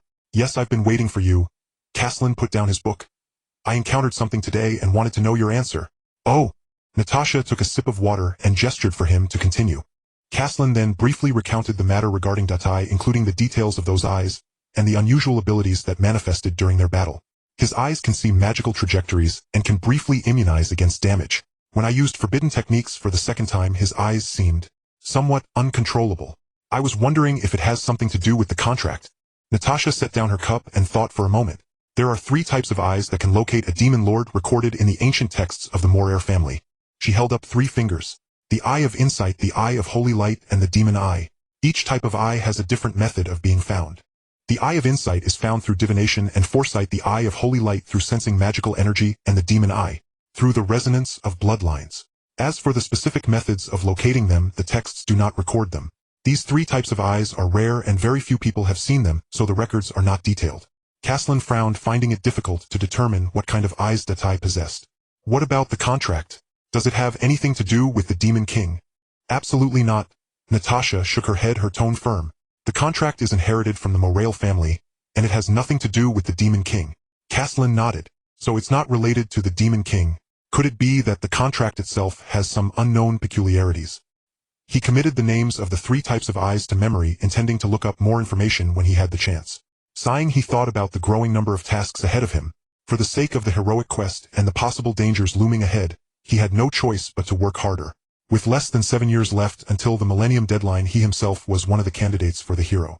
Although there were no signs yet that he would be the chosen one, he had a premonition that this matter was definitely connected. Seeing him silent for a long time, Natasha assumed he was still pondering the matter of the eyes and didn't press further. She stood up, preparing to head upstairs. When she reached the staircase, she paused again, as if recalling something. By the way, there's a Yolan Myers who is connected to the Demon King. The sword he wields is quite interesting. Caslin was taken aback, not expecting Natasha to suddenly mention that knight Yolan. What sword? Thinking of his own ordinary black sword, Caslin asked in confusion. If I'm not mistaken, it should be one of the 7 demonic swords. Greed. Natasha said, that sword can amplify the power of both the sword and its wielder based on desire. The greater the desire, the stronger the sword. However, the sword itself is already exceptionally sharp. Its side effects are also considerable. It not only consumes a significant amount of mental energy, but it also requires the wielder to let it absorb their desired items after use. Caslin recalled Yolan's sword, which indeed cut through iron like mud during their duel. What are the 7 demonic swords? What connection do they have with the Demon King? Legends say they were swords once wielded by the Demon King. You will learn more about them in the future. Natasha smiled, and said no more as she went upstairs. Meanwhile, Caslin sat in the living room, mentally reviewing the information he had gathered today. 3 pairs of eyes that can locate the Demon King, the 7 demonic swords, and the heroic quest. Things seemed to be getting increasingly complicated. Just what was this Demon King? It felt far more mysterious than the so-called hero. He rubbed his temples and was about to get up and return to his room when he suddenly thought of something. He hadn't inquired about the engagement blessing ceremony yet. He sat back down and waited for a bit until Natasha came down with water after changing her clothes before he spoke up. Aunt, there's one more thing. It's about that blessing ceremony. Caslin felt a rare shyness rubbing his nose. I wanted to ask, what exactly is it like? Natasha glanced at him, her lips curling into a smile. What? Are you having second thoughts? No, Caslin quickly denied. I just want to understand more. After all, having never gone through such an event, he felt a bit anxious. Natasha returned with a cup in hand, sitting down across from him, and slowly began to explain. The blessing ceremony takes place on the Morale family's ancestral grounds. Witnessed by the head of the family, the names of both individuals are written on the contract book, and the contract is completed. I have already completed it for both of you today. She paused, observing Caslin's somewhat unnatural expression, and added, You don't need to be too nervous, Caslin. It's just a contract. As long as you don't violate it, nothing will happen. Caslin reluctantly nodded. As long as I'm sitting here safe and sound, it means I haven't broken the contract, right? Will it detect my feelings for Lin Naya? Natasha chuckled lightly. You think too highly of it. In fact, as long as you marry at the agreed age, you won't violate any terms of the contract. Natasha glanced at his still somewhat worried face and smiled. I know, Caslin, you have always struggled to see the true nature of this feeling, and don't want to bring Lin Naya any unhappiness due to your negligence. While saying this, she pointed to her left chest where her heart resides. Those involved are often confused while bystanders can see clearly. I believe you truly like Lin Naya, or otherwise you wouldn't be so protective of her, fearing to hurt her. Why not start feeling it from now on? Stop seeing her merely as a sister. Try to look at her as a girl your age. After saying this, she took her cup and went upstairs, leaving Caslin sitting alone in the living room. He pondered over her words for quite a while, before slowly standing up, turning off the living room light, and heading upstairs. As he passed by Lin Naya's room, he paused and instinctively peered through the crack of the door. There was no sound inside, nor any light coming through. It seemed the girl had already fallen asleep.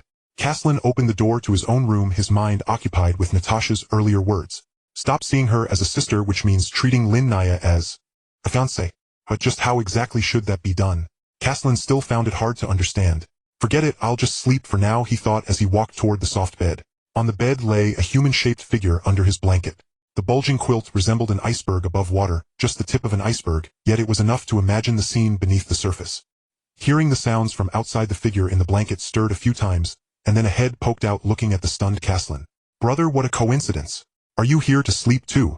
So you were waiting for me here because there was no noise in your own room. Not really a coincidence, Lin Naya. Caslin's face darkened slightly. This is clearly my room, okay? Lin Naya immediately covered her ears with both hands. I can't hear. Have you already forgotten the lesson from last time? Caslin's expression remained unchanged, his gaze shooting toward Lin Naya like an arrow. We are no longer children. We must distinguish between men and women. Lin Naya articulated what he wanted to say. But haven't we already gotten engaged? That shouldn't be an issue for us, right? You. Caslin was left speechless. This girl was so sharp-tongued when it came to such matters. Moreover, brother. Lin Naya showed a wronged expression. I haven't had a good night's sleep in a long time. Without you beside me, I feel. Stop right there. Caslin interrupted her with a sigh. All right, but if I get lectured again, you're not allowed to cry. Ma'am. Lin Naya knew this would be the outcome and nodded happily. What's there to be so happy about? It's just sleeping, isn't it? As soon as he lay down on the bed, Lin Naya wrapped herself around him like an octopus. Caslin was startled and instinctively tried to break free. In that moment of being held, he suddenly recalled Natasha's words about treating her as a girl his age. Lin Naya. Caslin called softly, his body tensing up. Do you really need to hold me so tightly? His voice was somewhat muffled and his gaze became elusive. Lin Naya, however, recognized the awkwardness in his words and noted his somewhat shy expression. Such a look was far too adorable. Caslin. This was the first time she had seen such a shy Caslin, and her arms instinctively tightened around him. I want to make up for the lost sleep from these past few days. Lin Naya spoke with determination, as if stating something of great importance. Well, all right. Caslin was still in a state of confusion, and upon hearing Lin Naya's nonsensical reply, he instinctively responded to her. That day marked Caslin's first sleepless night in this world. The warmth emanating from his arm constantly reminded him that there was a girl beside him. Yes, a girl, not a sister. In contrast, Lin Naya slept exceptionally well, her face adorned with a sweet smile, as if she had received the most precious gift. On August 31st, 7993 of the Third Era, it was Natasha's day to return to Miss Real. Caslin and Lin Naya woke up early today, and Lin Naya had learned her lesson sneaking back to her room as soon as she woke up. Caslin woke up a bit later and went downstairs, where he saw Theodore and Vincent packing their luggage, while Lin Naya and Natasha were sitting on the sofa chatting. Good morning, Theodore, Vincent. He politely greeted them as he walked over. Good morning, young Master Caslin, they responded. Theodore chuckled. We are heading back today. It's a pity we couldn't take you to enjoy more delicacies from the royal capital. It might be hard to find the opportunity again in the future. It seems like you just want to eat for yourself, Vincent commented with a wry smile, looking at Theodore, who was drooling. Caslin chatted with them for a while, and learned the reason for their absence in recent days. Natasha had given them a few days off, and arranged a noble social gathering for them. Although neither of their parents were nobles, they held the status of royal guards, and both possessed strength above the 5th tier. The most important point was that neither had yet found a suitable partner. However, they did enjoy the abundance of food at the social gathering. You have no idea, young master. Theodore continued to recommend the food from the gathering. It was definitely the work of an excellent pastry chef, rich in creamy flavor, without the unpleasant milky taste. Caslin listened with sparkling eyes, eager to taste it immediately. At this moment, Lin Naya saw Caslin come downstairs and quickly jogged over to him. Caslin, good morning. Good morning, Lin Naya. Caslin turned around, asking, how much longer until Aunt Natasha leaves? Upon mentioning this, Lin Naya's expression became somewhat despondent. Once Theodore and the others load the things onto the carriage, mother will be leaving. Caslin comforted her with a few words as they walked over to Natasha. Aunt Natasha, good morning. Good morning, Caslin. Natasha noticed the faint dark circles under his eyes and asked with concern, did you not rest well last night? You look a bit tired. Caslin waved his hand, stealing a glance at Lin Naya, who lowered her head shyly. I just had a bit of trouble sleeping due to the heat last night. I see, Natasha nodded. You still need to pay attention to keeping warm. You can't be careless just because it's hot. After chatting for a while, the luggage was quickly packed and Theodore called for Natasha. It seems it's time to You'll be leaving now, or you two must not misbehave while I'm gone. Even though you are already engaged, there are some things that must wait until after marriage, Natasha said with a smile. Mother. Lin Naya hurriedly interrupted her, pushing her towards the door. That won't happen. Natasha smiled even more, waving her hand as she boarded the carriage. The carriage, feeling Theodore's urging, raced away, quickly disappearing in no time. Caslin and Lin Naya remained on the spot, gazing in the direction they had left. Caslin, how long until we can see Mother again? Don't worry, Caslin replied with a smile. The Intermediate Academy has a 3-month vacation each year. We can return next June. Lin Naya nodded and looked at Caslin as he walked back, asking expectantly, Caslin, do you have any plans for today? Plans? Caslin yawned. I think I'll just catch up on sleep first. It's all someone's fault for keeping me awake last night. Lin Naya blushed upon hearing this. All right, I'm not blaming you, Caslin said, rolling his neck. It's just that I'm not used to it. He laughed again, as if recalling something amusing. Lin Naya, next time don't drool on my clothes. Don't say that, Caslin. Lin Naya exclaimed, utterly embarrassed, covering her ears and fleeing upstairs. A day later. Today marked the official start of classes for the students at the Royal Intermediate Academy. As the kingdom's top secondary school, its size and teaching quality ranked among the best in the entire secondary education sector. Following a 3-year teaching schedule, it initially set up 40 classes for each grade. However, every year dozens of students would drop out, some due to incidents in the underground city, and others because of failing too many subjects. To meet the skill requirements of students, the Royal Intermediate Academy offered foundational courses, such as world development, history, origins of magical and spiritual power, and physical strength and combat techniques, as well as a series of elective courses like intermediate magic practice, intermediate magic theory, and intermediate rune crafting. Listening to the teacher's introduction on stage, Caslin stifled a yawn, ready to lay his head on the desk and sleep through the class. Beside him, Lin Naya watched his profile, her joy evident. During their time at the primary academy, she and Caslin were not in the same class, and she had always regretted not being seated next to him. However, upon entering the Intermediate Academy, she finally realized this small wish. My name is Yuan Fei, and I will be your homeroom teacher from now on, said the young male teacher on stage lazily. All elective courses except for foundational courses will operate on a class switching system. Upon hearing this unusual name, Caslin immediately lifted his head, feeling a sense of familiarity from his hometown. Yuan Fei, although the name sounded quite peculiar, it should be the one I am thinking of, right? Could it be a fellow townsman? Lin Naya noticed that Caslin suddenly spaced out, calling out to him softly several times, but he remained unresponsive. Caslin. Lin Naya waved her hand in front of him, finally bringing him back to reality. What's wrong? I thought you were under some spell since you have been ignoring me. She replied, initially worried, but then her tone grew stern. Caslin, we came to the academy to study. You can't just sleep or zone out like this.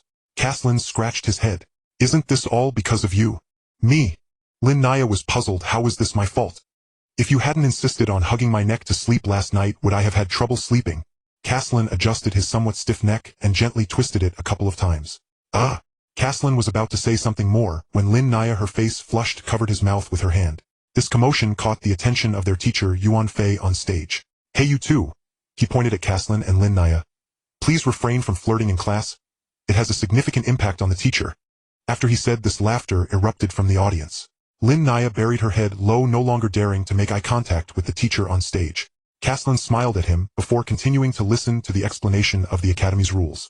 Today we shall explore the archer and knight professions, announced the instructor, appearing well past 50, as he lectured in the Advanced Vocational Pathways class while every student in attendance listened with rapt attention. Archers are traditionally divided into 2 archetypes, assassins and scouts, a distinction long established and widely known.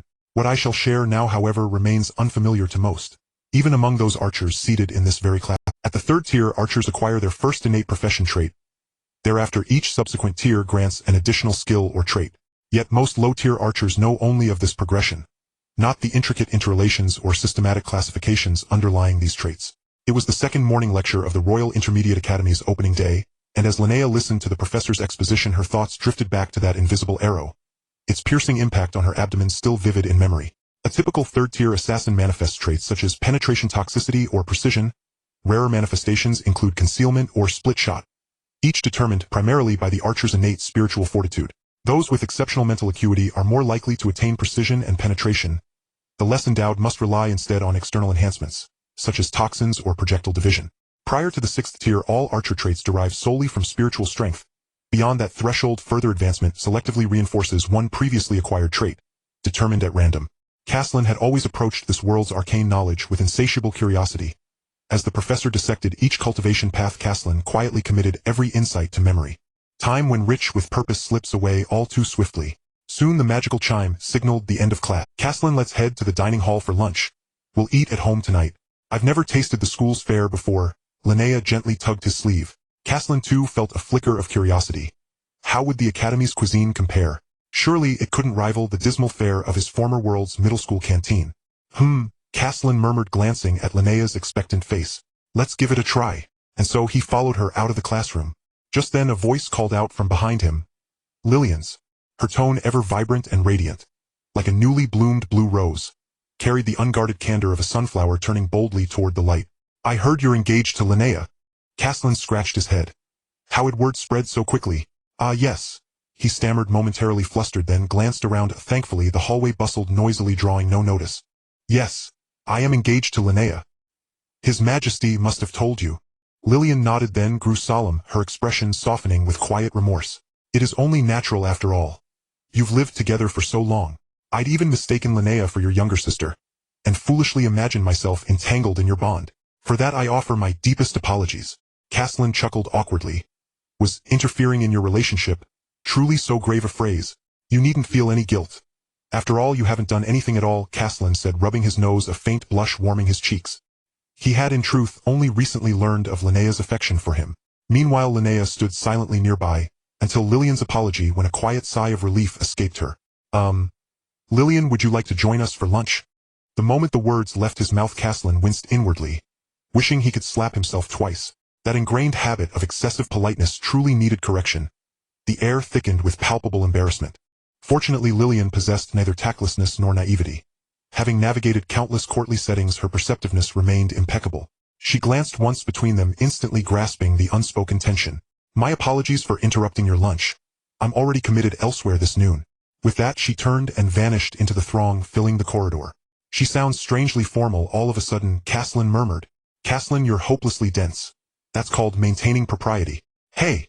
Since when did you start scolding your elder brother?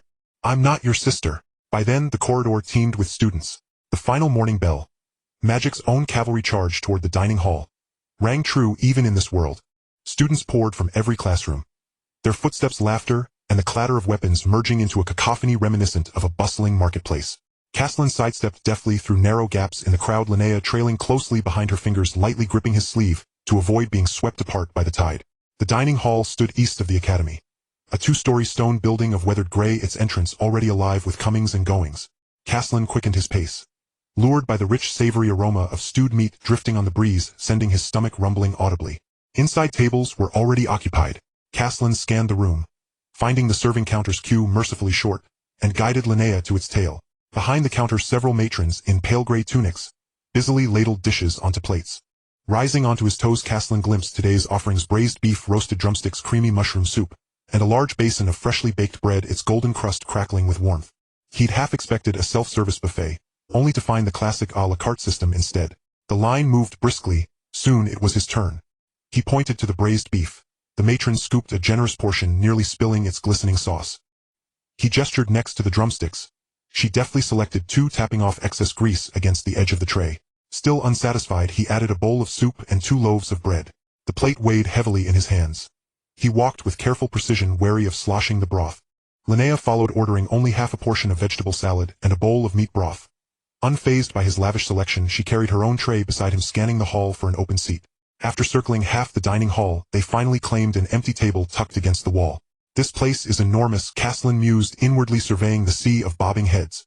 The tables were vast. So much so that even facing each other, ample space remained between them. Caslin set down his plate, swallowed hard, and seized knife and fork with eager flourish. He stuffed tender beef and warm bread into his mouth together. The yielding crust enveloped the rich, savory meat, melting luxuriously on his tongue, igniting a spark of delighted surprise in his eyes. His chewing became rapid, unrestrained. His cheeks puffed, his manners utterly abandoned. He himself wondered why his appetite had swelled so dramatically since crossing over, though he'd certainly not chosen the heavy blade knight's cultivation path. Eat slowly, Linnea said, poking at the lettuce leaves in the bowl with her fork. No one is competing. Caslin mumbled in response, picked up the soup bowl, and took a sip. The soup was a bit hot, and just a little spilled broth made him cover his hand and blow on it. Linnea watched him fussing with his burnt hand, the corners of her mouth curled up, feeling that at this moment he truly resembled a child. Caslin suddenly looked up at Linnea, who was smiling at him, feeling a bit puzzled. He thought she might not like her food, and then offered a piece of beef to her mouth. Linnea was taken aback. She wasn't particularly hungry, but seeing the meat so close, she opened her mouth to accept it. So he wanted to feed her. Caslin thought to himself that long ago he had also experienced feeding Lin Naya. Uncertain of what he was thinking, he couldn't help but smile again, and offered her another piece of meat. Lin Naya's mind was battling with two thoughts. One was that if she ate more she would be stuffed. The other was that this was meat fed to her by Caslin, and such opportunities were rare. After contemplating for half a second, Lin Naya made her choice and resolutely bit onto the fork. At this point Caslin had also eaten quite a bit, and it seemed he found new joy in feeding her, amusingly offering one piece of meat after another to Lin Naya's mouth. After devouring 5 or 6 pieces of meat, Lin Naya was already feeling a bit stuffed, and was about to refuse Caslin's next offering when Morris walked over from the other end of the cafeteria holding a plate. He glanced around at the entrance and immediately spotted Caslin and Lin Naya by the wall walking straight through several tables before plopping down next to Caslin. "I knew you would come to the cafeteria." He set down his plate, which contained only a small portion of rice and a bowl of clear soup along with a few pieces of meat that looked quite presentable. Caslin glanced at his plate, his brows furrowing. "Is that all you're eating? This is already enough." Morris picked up a spoon and scooped a spoonful of rice. "I have to go to the storeroom this afternoon to pick some items. Eating too much can make one drowsy. Also, overeating might affect the accuracy of divination, as stated in the latest Kingdom Health Report." Caslin didn't respond, thinking to himself that Morris was reading all sorts of nonsensical things. He took another glance at the rice in Morris' bowl, having been accustomed to it in his past life, and suddenly realized this question: so where did this rice come from? Isn't this a world of swords and magic? "Morris, what are you eating?" Caslin couldn't help but ask "Oh, I forgot to introduce this to you. This is called rice." Morris pointed seriously at his bowl. "I heard it's a specialty from the Surlinor Kingdom, also a staple food. I never expected the Royal Intermediate Academy would provide such food. Surlinor Kingdom. It seems like I can visit there someday. Maybe I'll even find a Chinese restaurant." Caslin thought to himself, then continued discussing other topics with Morris, eventually returning to the subject of the afternoon's reward selection. "What items are you planning to choose?" Morris looked at Caslin, seemingly very curious about what he would select. "Me? I will probably exchange it for a magic wand." Caslin replied, "The one I had was damaged by Sheldon's magic, causing the gemstone at the tip to crack, which results in a delay in casting spells." "That's indeed a good choice." Morris nodded and then looked at Lin Naya. "Should I say something too?" Lin Naya thought for a moment. "It depends on the situation. Weapons are fine, armor is fine. According to Caslin, the more expensive the better." As she said this, a look of expectation for praise appeared in her eyes, while Caslin nodded with a smile, looking like a teacher approving of his student. "Is that so?" Morris seemed a bit confused as to why two top nobles would care so much about money.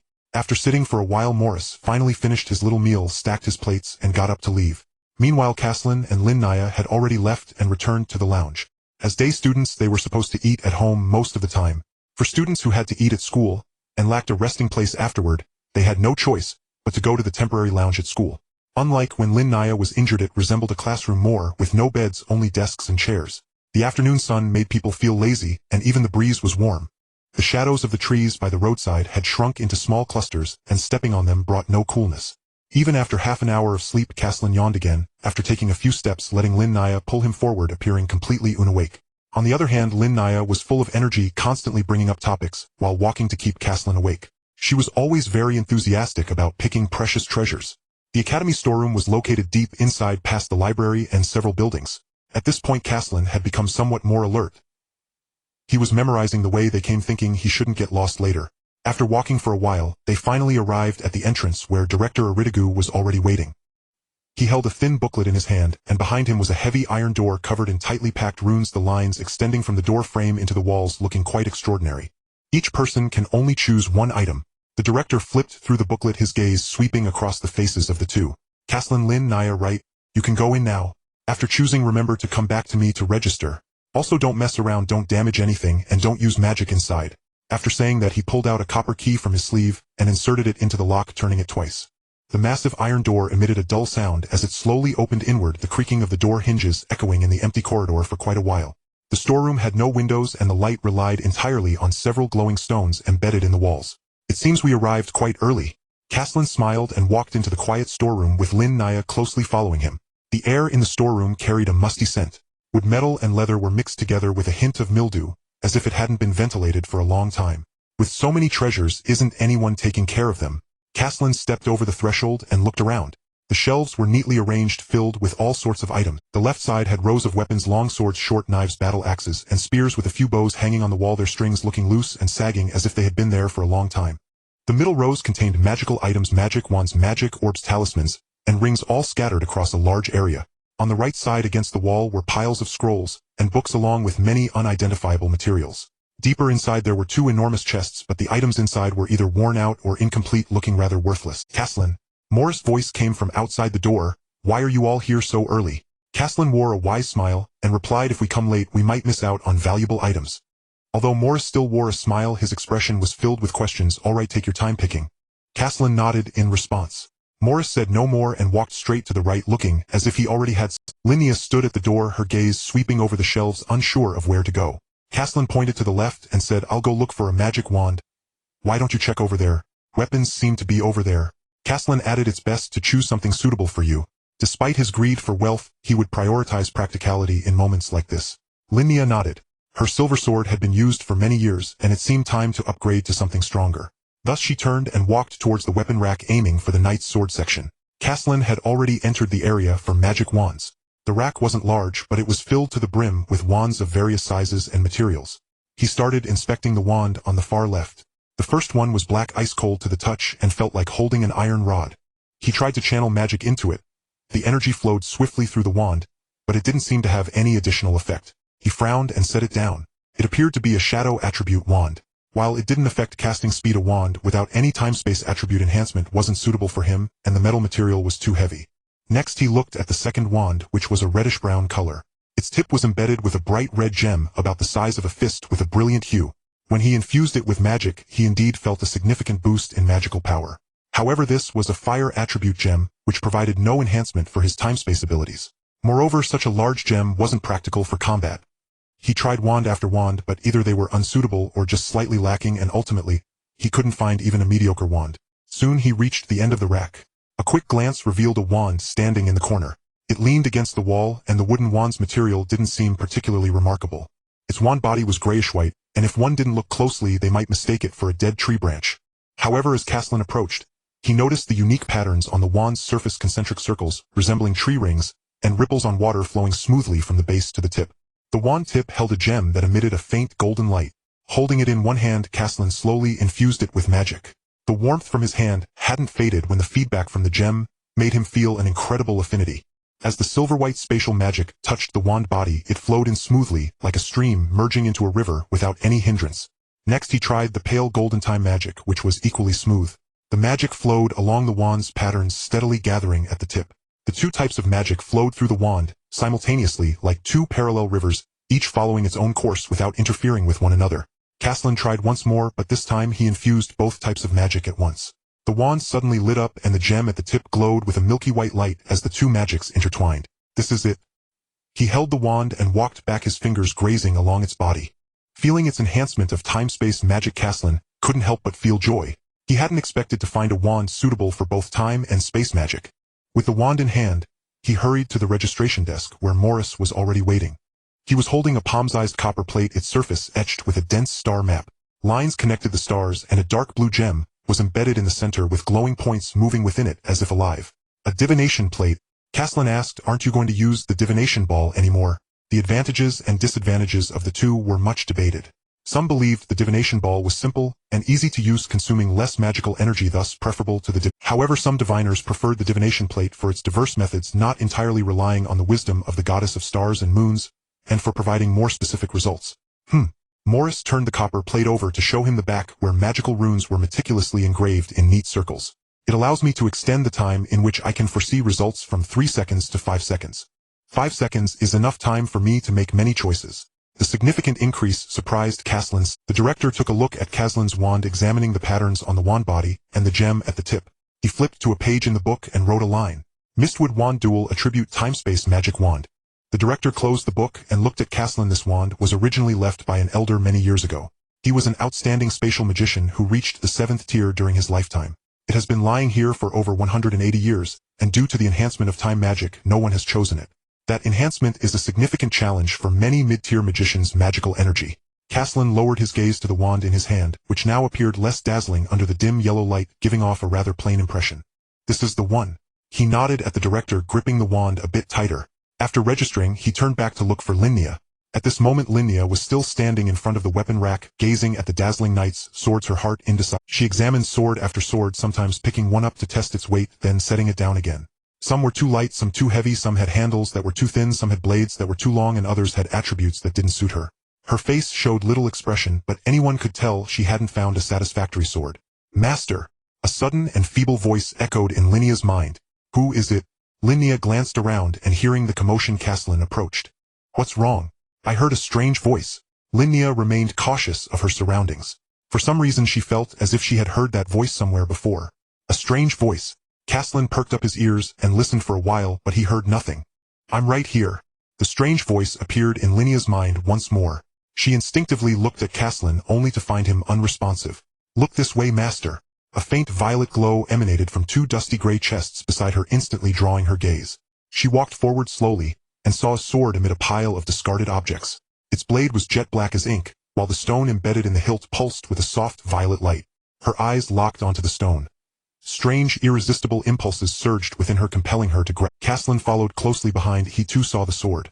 But to his eyes it was nothing more than an unremarkable piece of scrap iron, utterly ordinary. Linnea reached out and seized the black sword's hilt. Instantly she slipped into a surreal state. The scenery before her warped and shifted again, and again, then dissolved entirely, depositing her into an unfamiliar realm. Where is this? Linnea's expression hardened with vigilance as she surveyed the alien surroundings. Look here, Master. A woman's voice rang out behind her, startling her into sharp alertness. Linnea whirled around, and there stood a tall, statuesque woman. Her features were exquisitely flawless, her gaze demurely lowered yet subtly lifted. Softness and allure coiled deep within her eyes, serene yet irresistibly captivating. Upon seeing Linnea, her smile blossomed like a flower unfurling. She stepped forward without hesitation. At last I have awaited you, my revered master. She bowed deeply in reverence, then waited patiently for Linnea's response. Yet Linnea remained bewildered. Master. Was she truly being addressed? Who are you? I've never met you, and I certainly don't know whose master you believe me to be. Linnea kept her guard up, wary of the woman who had appeared so suddenly. And where is this place? You don't recognize me? The woman's voice trembled with alarm, then softened into murmured self-reflection. Amnesia. No, that wasn't right. Judging by the master's appearance, she seemed to have regressed to her childhood form. Could it be a reincarnated body? Linnea listened, baffled, unable to fathom why the stranger spoke with such unwavering certainty that she was her master. Revered master, I am Leora, your most loyal servant. Without pause, the woman introduced herself. Even if you no longer remember me, it matters not. Simply know this: I was once your, weapon. Yes, that is precisely what I was. Your weapon. She gestured gently around them. As for this place, it is my manor. Though compared to your own celestial palace, it is little more than a humble thatched cottage. Rather than dispelling Linnea's confusion, the explanation only deepened it. Servant, palace, weapon. The terms swirled incoherently in her mind. So many questions left her unsure where to begin. How do I return? Since answers remained elusive, she chose, instead, the most urgent question at hand. You wish to depart already? Leora's face fell, then brightened with quiet hope. Then, may I accompany you this time? Accompany me? Linnea paused, thoughtful. Madam, whose sudden appearance I cannot explain, you are free to go wherever you please. No one has the right to constrain you. Leora's eyes sparkled instantly. The master's words meant she could follow. Delighted, she snapped her fingers. Master, I shall send you forth now. Violet light flared once more. And this time Linnea finally recalled the sensation it mirrored, the surge of magical resonance, when Caslin invoked their binding contract. Linnea! Linnea! Caslin shook her shoulders gently. From the moment she seized the sword she had stood frozen, motionless, entranced. He suspected the rusted-looking blade bore some curse. Calling her name repeatedly yet receiving no when yet another call yielded silence, Caslin turned to seek the headmaster's aid. Only for Linnea's hollow gaze to suddenly flicker back to life. I'm here, Caslin. With her free hand, she rubbed her temple, preparing to recount what had just transpired. Master! Leora's voice echoed from her palm, startling Linnea so sharply that she jerked her gaze downward to the black sword. It's the sword speaking. Indeed, Master. Leora, your most faithful servant. Linnea recoiled anew. She'd spoken only. Master, our bond predates memory itself. Your will flows freely into my consciousness at any moment without barrier. Is that so? Linnea's thoughts collapsed into chaos. So Leora's claim, that she was a weapon, was no idle fancy. She truly was a sword. But when had they forged such a covenant? Master, you must have forgotten nearly all of it. Our pact was sealed in the Third Age, year 998. When you first ventured beyond your cradle, descending alone into the 14th layer of the Black Death Spire in the Demon Realm. There you found me. And though I was languishing in that dreary abyss, you chose me. You granted me purpose. My true calling. What Black Death Spire? Had she truly done such a thing? And forgotten it entirely? Thinking this, she projected the question inward, toward Leora. If what you say is true, you must possess a formidable lineage. Lineage? Leora paused, considering. In those days I was known as the Enchanting Edge, for my innate ability to weave disorienting auras clouding foes' judgment and sapping their martial resolve. The Enchanting Edge. Linnea knew the holy light blade of the Hefman clan and the spirit-gathering sword of House Ashford. She was well-versed in the legendary blades of this world. Yet no matter how deeply she searched her memory, no record of such a blade surfaced. She could only conclude she had never heard of it. Still, sapping an enemy's will to fight was a power of rare magnitude. If no suitable blade had yet revealed itself, perhaps this one would suffice. Leora, sensing her thought, feigned a wounded pout. Master, how dare you compare me to such rubbish? I, Leora, your most devoted servant, am singular, unique in all creation. Caught red-handed, Linnea flushed slightly. Then, would you come with me? Yes. Leora responded instantly, her voice brimming with fervor. I have yearned for this day since eternity began. Though I do not dream, I swear upon my essence, I long only to stand beside you in battle. Linnea did not fully comprehend such devotion. But she understood one truth clear and irrevocable: this enigmatic sword now belonged to her. Are you really going to choose this sword?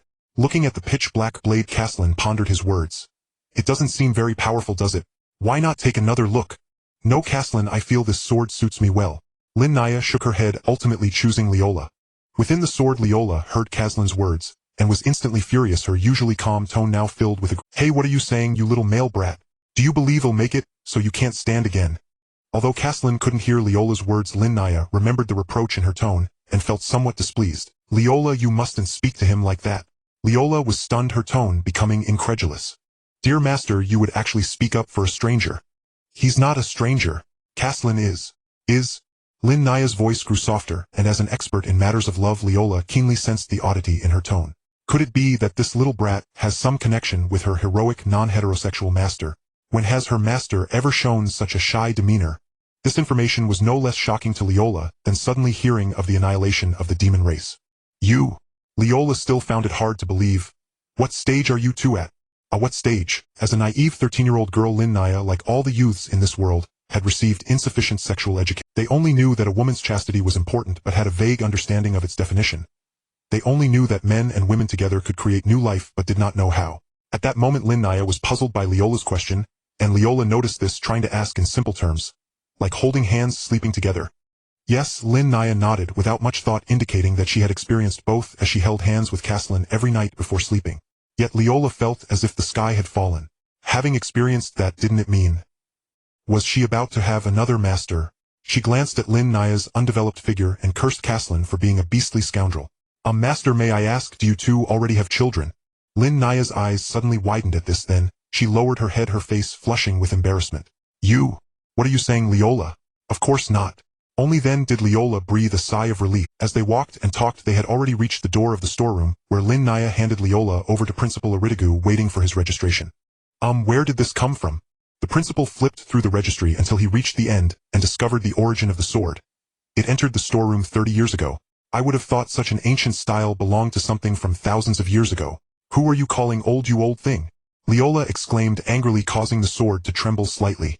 Iridigu naturally couldn't hear Leola's curses and continued his explanation.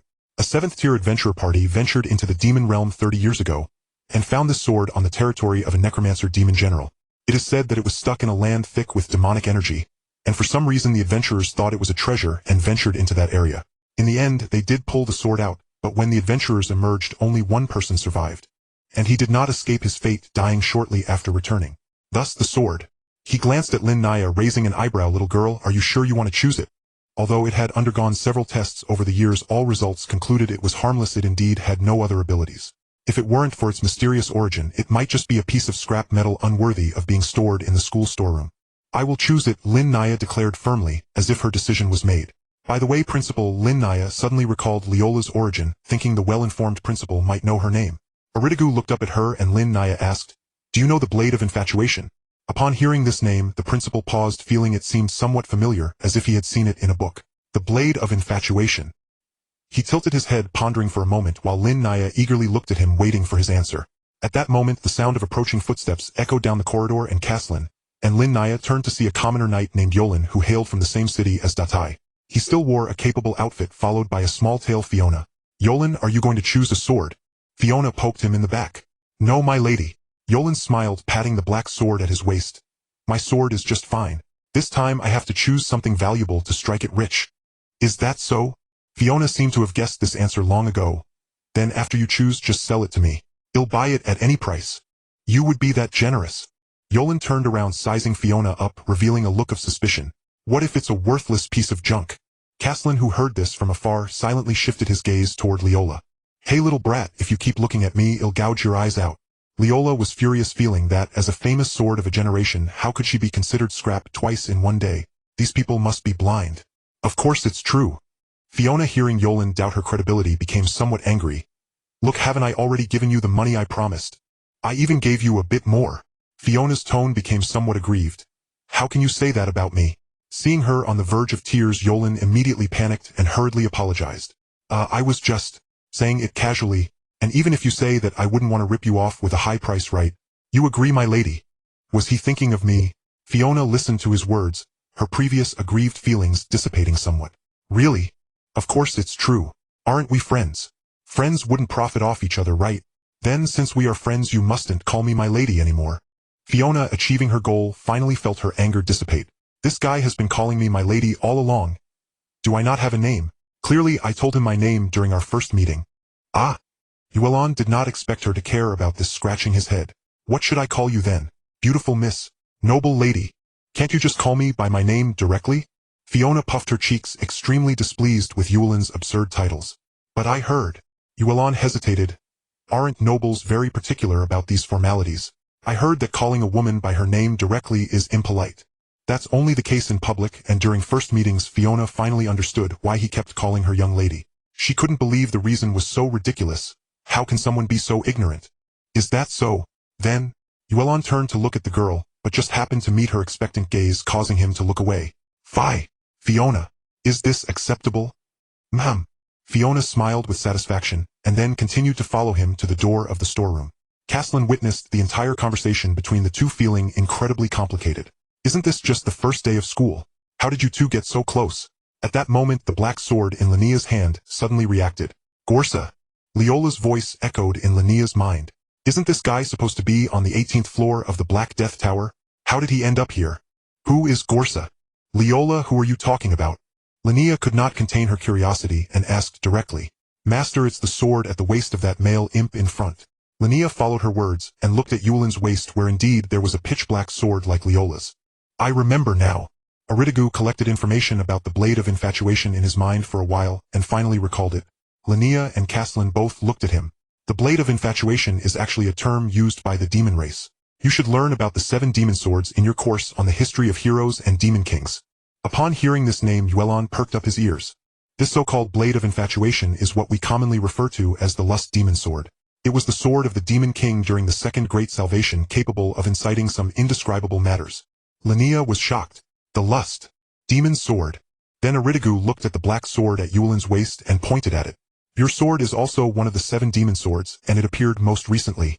In the last Great Salvation, it was the sword of the Demon King, known as the Greed Demon Sword, or perhaps we could call it the sword of wealth devouring. Upon hearing this, Yuelon immediately grasped the sword hilt, feeling a surge of vigilance inside. What to do? Has it been discovered? How will the principal handle me? You need not be anxious, Aridigu reassured. Power does not inherently possess right or wrong. As long as you are not consumed by it, the school will not care whether it is a demon sword or a holy sword. Moreover, this Greed Demon Sword has suffered a heavy blow from heroes in the past millennium. It is likely that it has long lost its former power, so we won't be concerned about it. Only then did Yuelon breathe a sigh of relief.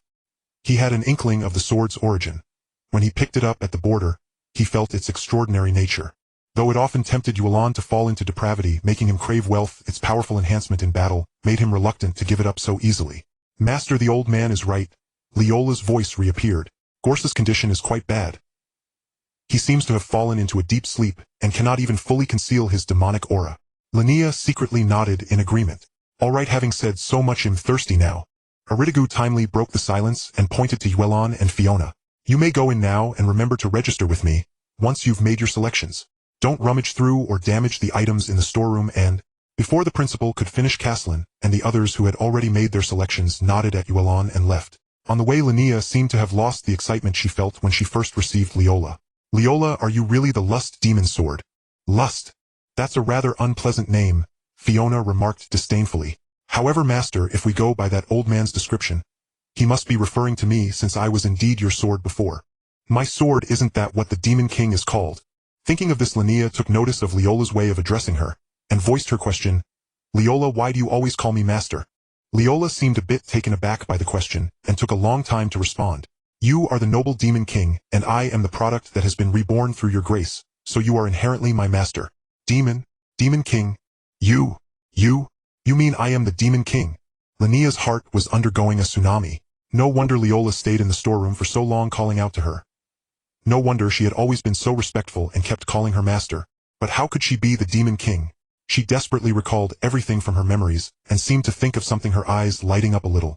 Then she began to talk to herself in her mind, as if replying to Leola or perhaps giving herself a dose of reassurance. How can this be possible? My father is a prince of the kingdom of Vilancia Ulysses Selvina, and my mother is the sister of the king of the kingdom of Vilancia Natasha Moeller. They are both pure-blooded humans, and as their daughter, how could I possibly be a demon king? She frantically searched for loopholes in Leola's words, her agitation impossible to conceal. If I were to believe I am the Demon King, I might as well believe that Caslin is actually from another world. But Leola wanted to say something more, but upon seeing Linnea's unstable emotions, she swallowed. What's wrong, Linnea? At that moment Caslin keenly noticed that Linnea was in a bad mood. Usually during such moments alone together, she would have endless things to say, but now she was silent, looking particularly. When Linnea heard Caslin's call, she looked up at him, her eyes filled with terror. Caslin was startled by her expression, and quickly took 2 steps closer to her. Why do you look so pale? Are you sick? He then pressed his hand against Linnea's forehead. You're not hot, so what's wrong? Is there something on your mind? Although Linnea still couldn't believe she could be that infamous Demon King, Leola's words had still made a significant impact on her. Caslin, Linnea's tone lost the vitality she had when she first entered the storeroom, sounding somewhat tired. I'm fine, just a bit tired from walking for so long. Tired? Caslin frowned, slightly puzzled. After all, they hadn't done much on this outing. Had she simply grown weary from choosing a sword? He pointed toward a bench by the roadside, his voice laced with concern. Linnea murmured softly, and followed him toward that unremarkable bench ubiquitous across the academy grounds.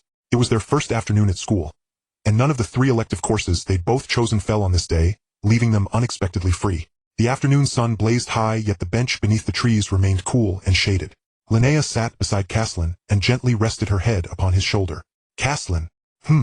He turned his head to look at her. What do you suppose the Demon Lord looks like? Caslin paused, startled.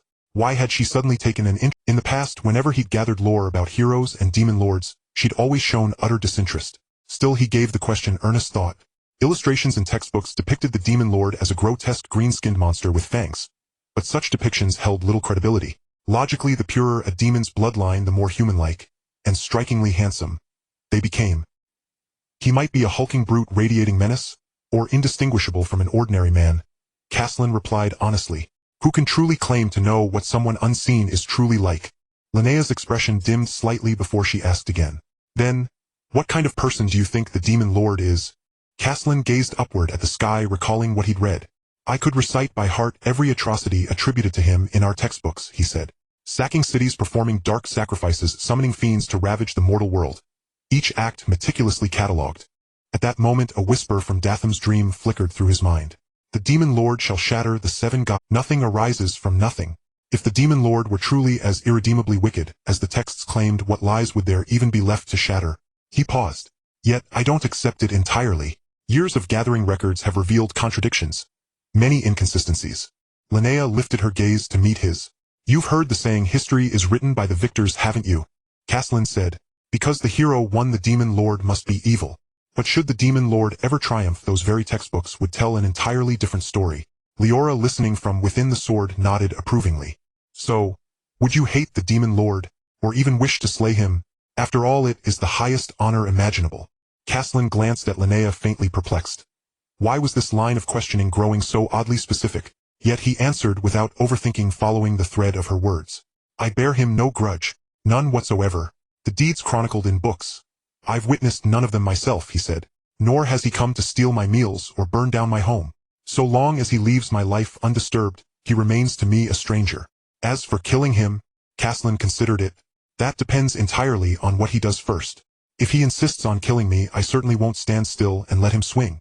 Indeed, Caslin harbored no genuine animosity toward the Demon Lord. He was no native of this world, nor did he carry the burden of destiny that demanded the Demon Lord's death.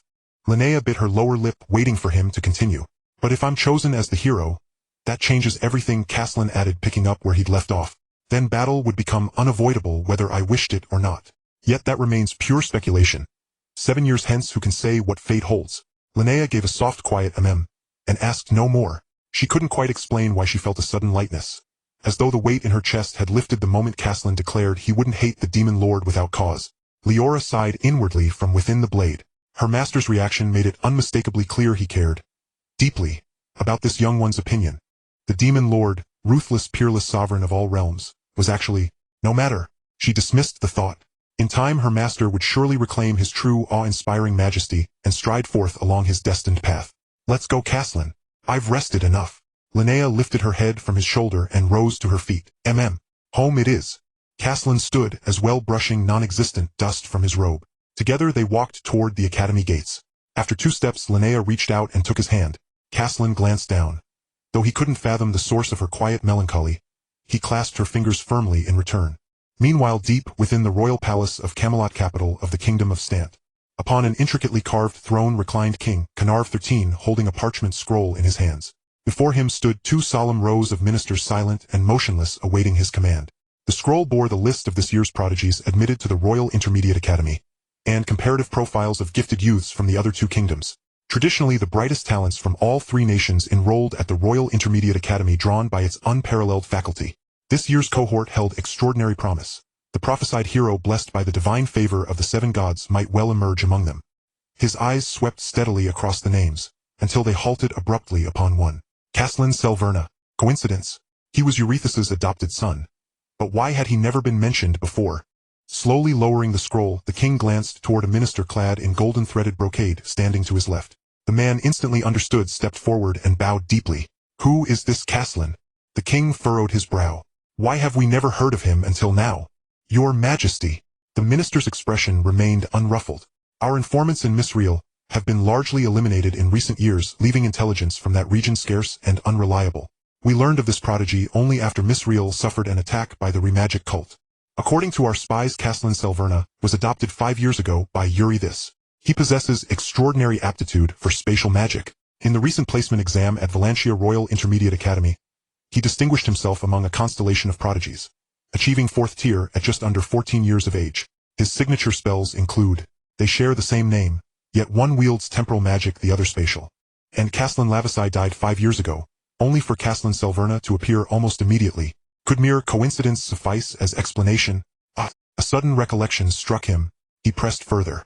Where was Eurystheus 5 years ago? The minister paused, then replied, 5 years ago Eurystheus journeyed to the Marsh of Death.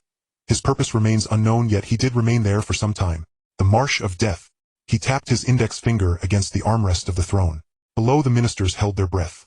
Not one dared stir, terrified of drawing the ruthless monarch's attention. Long moments passed before King Canarv XIII finally spoke, issuing his command.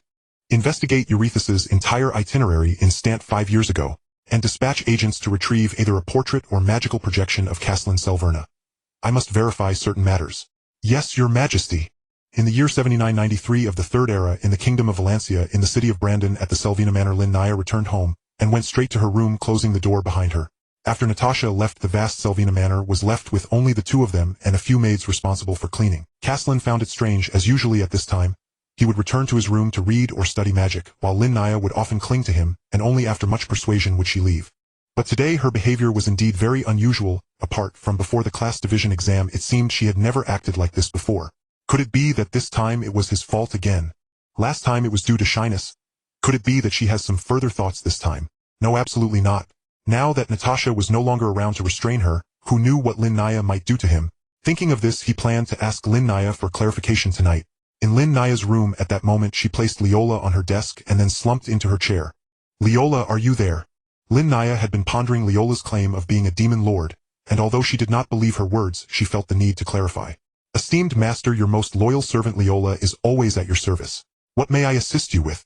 Leola, as before, maintained an extremely humble posture. Linnea disregarded her exaggerated introduction and eagerly asked, I want to know, as one of the 7 demon swords, why are you so different from the demon sword I imagined? And what is this Black Death Tower you mentioned? Why do you firmly believe I am the demon lord? How could you recognize me so quickly? Suddenly a strong purple light emitted from the hilt of the Lust demon sword, pulling Lin Naya back into the space known as Leola's Manor. Please allow your servant to think for a moment. Leola was at a loss for words in the face of Lin Naya's barrage of questions. After organizing her thoughts, she respectfully replied, "Firstly, regarding your first question, I did not always look like this." Looking at Lin Naya's gaze, she added, "Not my current appearance, but the form of the sword. I was supposed to..." As she spoke, Leola concentrated, and a magnificent sword appeared before them. The sword's blade glimmered with a soft pink crystal sheen, its slender lines exuding elegance. Compared to the current black sword, the only similarity was the gem in the center of the hilt. In the past, you faced the hero in a decisive battle in the demon realm, ultimately defeated by the betrayal of the Dragon Clan. In the final moments, you used the art of demonization, risking everything to perish with everyone.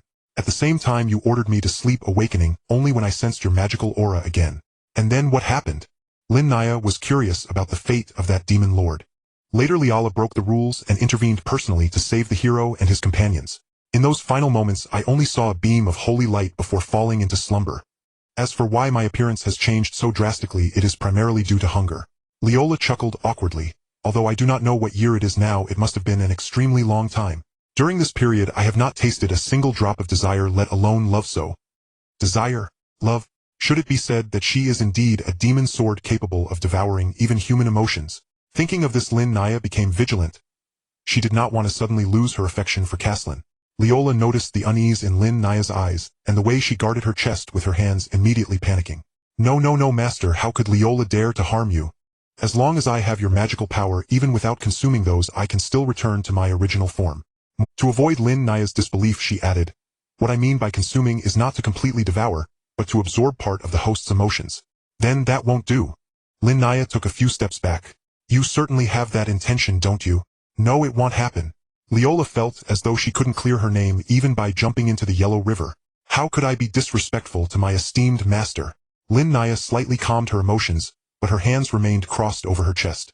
What about the Black Death Tower? And how could I possibly be the Demon Lord? The Black Death Tower is a weapon repository created by the original Demon Lord at the onset of the Third Era, or rather a space for storing humanity. It has a total of 19 floors, with the weapon's power decreasing as you go lower. From the 12th floor to the 19th, each floor contains only one weapon. As she spoke, Leola displayed a proud expression. And I am the only weapon from the 14th floor of the Black. I stayed in the tower for 998 years, finally awaiting your arrival. You took me away, and from then on we forged a tremendous reputation in both the demon realm and among the human race. Stop. Lin Naya hurriedly interrupted her boasting. I understand your strength, now quickly answer my next question. Leola did not get to share the glorious years she spent with her master, and looked somewhat disappointed, but she continued to explain Lin Naya's questions. I found you through the contract between us. Long ago, 998 years ago, we established a master-servant contract, and even if I turned into a pile of scrap metal, I would not misidentify you. Contract? Where? Lin Naya had been extremely curious about the contract she mentioned. If she did not have this so-called contract, it should prove that she was not the Demon Lord, right? Leola circled around Lin Naya. I do not know, you did not tell me where the contract would appear back then. As she spoke, she removed her outer garment, revealing her fair back. On that milky white back, a faint red butterfly mark lay quietly. The lines of the butterfly wings were gentle, and the patterns faint like smudged rouge, unlike Lin Naya's imagined fierce appearance, instead adding a touch of charm. Lin Naya couldn't help but reach out and touch it, and the butterfly wings actually fluttered twice on Leola's back. In the next moment, a faint red butterfly appeared in Lin Naya's crimson eyes. She suddenly experienced a strange sensation, as if Leola standing before her was not a person but a sword, the Lust demon sword she had previously shown in its true form. Seeing Lin Naya's gaze, Leola's voice trembled slightly. Master, have you remembered? However, Lin Naya was still not in the right state. Although she sensed the peculiar connection with Leola, No, Leola, Lin Naya shook her head. I only felt the presence of that so-called contract. Her tone was filled with desolation. But why was she the Demon King? Clearly, she had no desire to become the Demon King. Leola, why am I the Demon King? Lin Naya's voice carried a sense of confusion, which was too difficult for a 13-year-old girl from the original world. But Leola had no idea why she would become the Demon King. To her, Lin Naya had never changed, and was always the Demon King she knew. In the kitchen outside, Caslin was preparing his first dinner since arriving in this world. The reason was that the Selvina mansion did not have a permanently employed family chef, and he had forgotten to hire one amid a series of events including gambling training and Lin Naya's injury. Besides, Theodore and Vincent were out courting and Aunt Natasha's cooking was quite decent, so Caslin had not given it much thought. But now retribution had come. He looked at the food cabinet, which was completely empty. Hey, didn't anyone leave me any food? Caslin sighed, contemplating whether he should just eat outside. Yet thinking of Lin Naya's uneasy mood and tired expression made him hesitate to step out. He thought about cooking dinner himself, wondering if it might ease her worries, at least saving her some effort. Although he could also use a carriage for travel, the inside of the carriage was quite bumpy and walking was preferable. Caslin rubbed his brow and took a few silver moon coins before heading out. He remembered there was a grocery store on the road to the east selling vegetables, meats, and some simple seasonings. Though not as rich in ingredients as the Misreal Prince's mansion, it would suffice for a meal. The afternoon sun made him squint. The street was mostly empty, with only the occasional carriage passing by stirring up a gust of wind. He walked slowly, lost in thought, as the evening breeze blew by. This afternoon Lin Naya's behavior had been truly odd. After coming out of the storeroom, she had been gloomy and uncommunicative, giving only perfunctory replies when asked. She often acted like this, sometimes being particularly sulky. After walking for about 5 or 6 minutes, he turned into a narrow alley. The sides of the alley were high walls, and there were usually not many people passing through. It was a shortcut to the grocery store. At that moment he paused slightly, then continued forward without changing his pace, or even turning his head. Is someone following me? Moreover, it was a skilled mage. Although the footsteps of that person were very light, as a spatial mage, he was far more sensitive to magical energy than an ordinary mage. That person kept a distance of about 20 meters, neither too close nor too far. Caslin did not turn back, showing no expression on his face, but he quickened his pace slightly. Are they coming for me, or is it just a coincidence? He pondered for a moment and decided to test it. After a few more steps, he suddenly turned into an even narrower alley. The alley was so narrow that only 2 people could walk side by side, and it deadened against a wall. He stopped in the middle of the alley and bent down to tie his shoelaces, then continued forward until he reached the wall, pretending to search for directions while glancing around before turning back. As expected, that person followed him in. Caslin brushed past him, stealing a glance with the corner of his eye. The figure wore a gray cloak, the hood pulled low, obscuring their face. Their form was slender, not tall, and they walked silently, giving off an aura that made them seem unapproachable. Caslin thus walked out of the alley without changing his expression, then quickened his pace, and turned 2 corners, slipping into the shadow behind a house on the street. He leaned against the wall, held his breath, and quietly waited for the person to arrive. After about 7 or 8 seconds, footsteps approached, entering the side of the house where he was hiding. The person walked to the middle of the house and suddenly stopped, clearly realizing they had lost track of their target. Why is their vigilance so strong? He lifted his head, revealing a pale chin beneath the hood, glancing around. At that moment, Caslin suddenly emerged from the shadow beside him. Caslin was hiding behind the house, while the pursuer was at the side of the house, meaning Caslin was hidden to the side of the pursuer. Are you looking for me? The person abruptly turned their head, and upon seeing Caslin, their pupils constricted. Instinctively, they took a half step back, reaching into the cloak as if to retrieve something. At this point, Caslin had already taken out and tightly gripped his magic staff from the void box, aiming its tip at him as silver-white magic energy swirled at the tip. Who sent you? What is your purpose in following me? The person did not answer, keeping their head down and their face hidden in the cloak, then withdrawing their hand from the cloak. A mass of black mist erupted from their palm, instantly enveloping the entire narrow alley. It was shadow magic. Caslin was startled and then almost instinctively activated the microgap teleportation, disappearing from his original spot, reappearing in front of that person. He reached out to grab the person's shoulder, but his fingers touched only the fabric of the cloak. In the next moment, the person transformed into a cloud of black smoke, slipping through his fingers. The black smoke drifted along the street, regrouping into human form at a distance. The person glanced back at Caslin. Their face remained unclear beneath the hood, but Caslin noted that their eyes were deep purple, exuding an indescribable eeriness. Then they turned and, with a few quick movements, vanished around the corner. Caslin did not pursue, standing still as he frowned at the direction in which the person had disappeared. Shadow magic, like spatial magic, was rare. Aside from family members, very few commoners awakened such talents. Moreover, this shadow magic talent originated from the Stant Kingdom, being a signature talent of the Pal's family. He stowed away the magic staff and looked down at his fingers. The tips still retained a lingering coolness, a remnant from when the black mist dissipated. It seems to be from someone affiliated with Connor the 13th. He had anticipated this day would come, but did not expect it to arrive so soon. Their eyes in Misreal had been cleared by Uncle Ulysses, but the royal capital of Brandon City was different. Here there were many people and many eyes. It was much easier for other forces to insert a few individuals. Moreover, he had just taken first place in the class division exam a few days ago. The news must have reached. Caslin Ravasai died 5 years ago, but Caslin Selvina appeared 5 years ago, also with spatial magic talent, and Connor the 13th couldn't be foolish enough not to suspect me. However, suspicion is one thing. He could not provide any evidence. Since he cannot prove I am Castellan of the Ravasi family, he cannot openly act against me on the territory of Valencia. Sending someone to follow is probably just to confirm something. My appearance? That is very likely. It seems my identity is hard to conceal. But if they want to act recklessly in the royal capital, they must first ask if Augustine III agrees. Castellan buried the matter deep in his heart, and turned to walk towards the grocery store. Since the person had already run away, there was no point in chasing after them. It was better to prepare the meal first. No matter how big the issue was, one must eat first. The grocery store was at the corner of the street, small in size, with several baskets of fresh vegetables displayed at the entrance. Castellan picked a few potatoes, 2 carrots, a piece of beef, and some flour and eggs. The owner was a plump, middle-aged woman. Seeing Castellan buy so much, she generously gave him a bunch of green onions. "Young man, are you going to cook for yourself?" The owner, noticing his noble attire, was surprised that he would personally come to buy vegetables. "Yes, I forgot to hire a family chef," Castellan replied as he handed over the money. "I see young nobles who can cook like you are rare," the owner said with a smile while giving him change. Castellan smiled back, not engaging in further conversation, and hurriedly left as Lin Naya was still waiting at home. He carried the heavy bag back, and this time no one was following him. When he returned to the Selvina manor, there was still no sign of activity upstairs. Lin Naya probably hadn't come out of her room. What was she doing? It's been so long and she's still holed up in... Castellan brought the ingredients into the kitchen, placed the beef on the cutting board, and rummaged through the cupboard to find an iron spatula and some spices. In his past life, living alone, cooking was a basic skill. Although he wasn't a master chef, he could manage to stir-fry a few home-cooked dishes and prepare some common food without issue. He cut the beef into small pieces, marinated it with salt and some unknown seasoning, then began to handle the potatoes and carrots. His knife skills were adequate. The pieces weren't perfectly uniform, but they resembled something edible. With a hot pan, he poured in oil, and once it heated up, added the beef to stir-fry.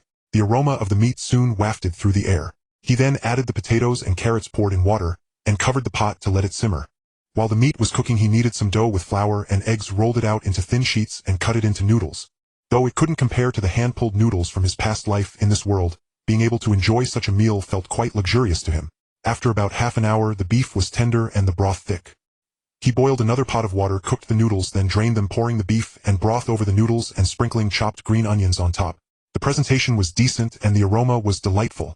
He brought 2 bowls upstairs and stopped in front of Lin Naya's door, knocking gently. "Lin Naya, it's time to eat." Inside there was silence for 2 seconds before the door opened. Lin Naya stood at the door, her eyes somewhat vacant, but she seemed much calmer than before. She glanced at the bowl in Castellan's hand, momentarily taken aback. "What is this?"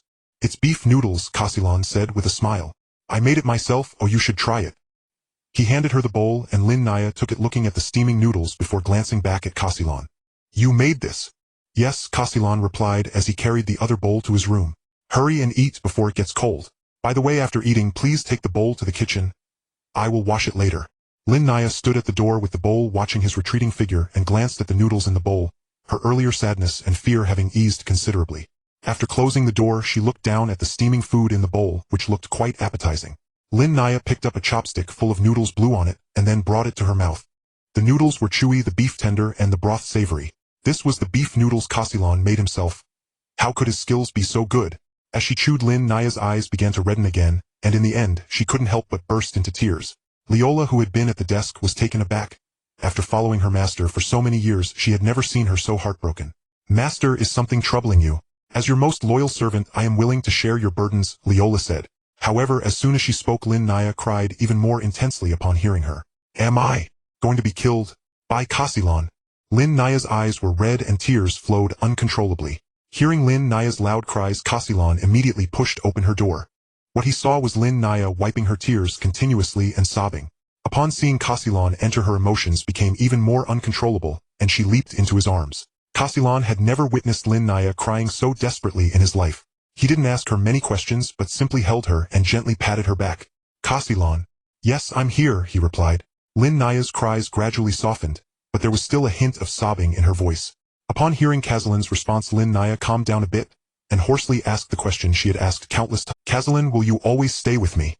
"Of course, no matter how many times you ask, my answer will always be the same," Castellan said, gently pulling her tear-streaked face to his chest. Time passed slowly until Lin Naya's cries began to subside. Once Castellan saw that she had stopped crying, he finally spoke up. "Lin Naya, what happened? Can you tell me about it?" Lin Naya hesitated, unsure whether to tell Castellan about the matter. If she did, how would he look at her? But thinking of his recent answer, she felt he should know. Thus she steeled her heart and told Castellan everything as it was.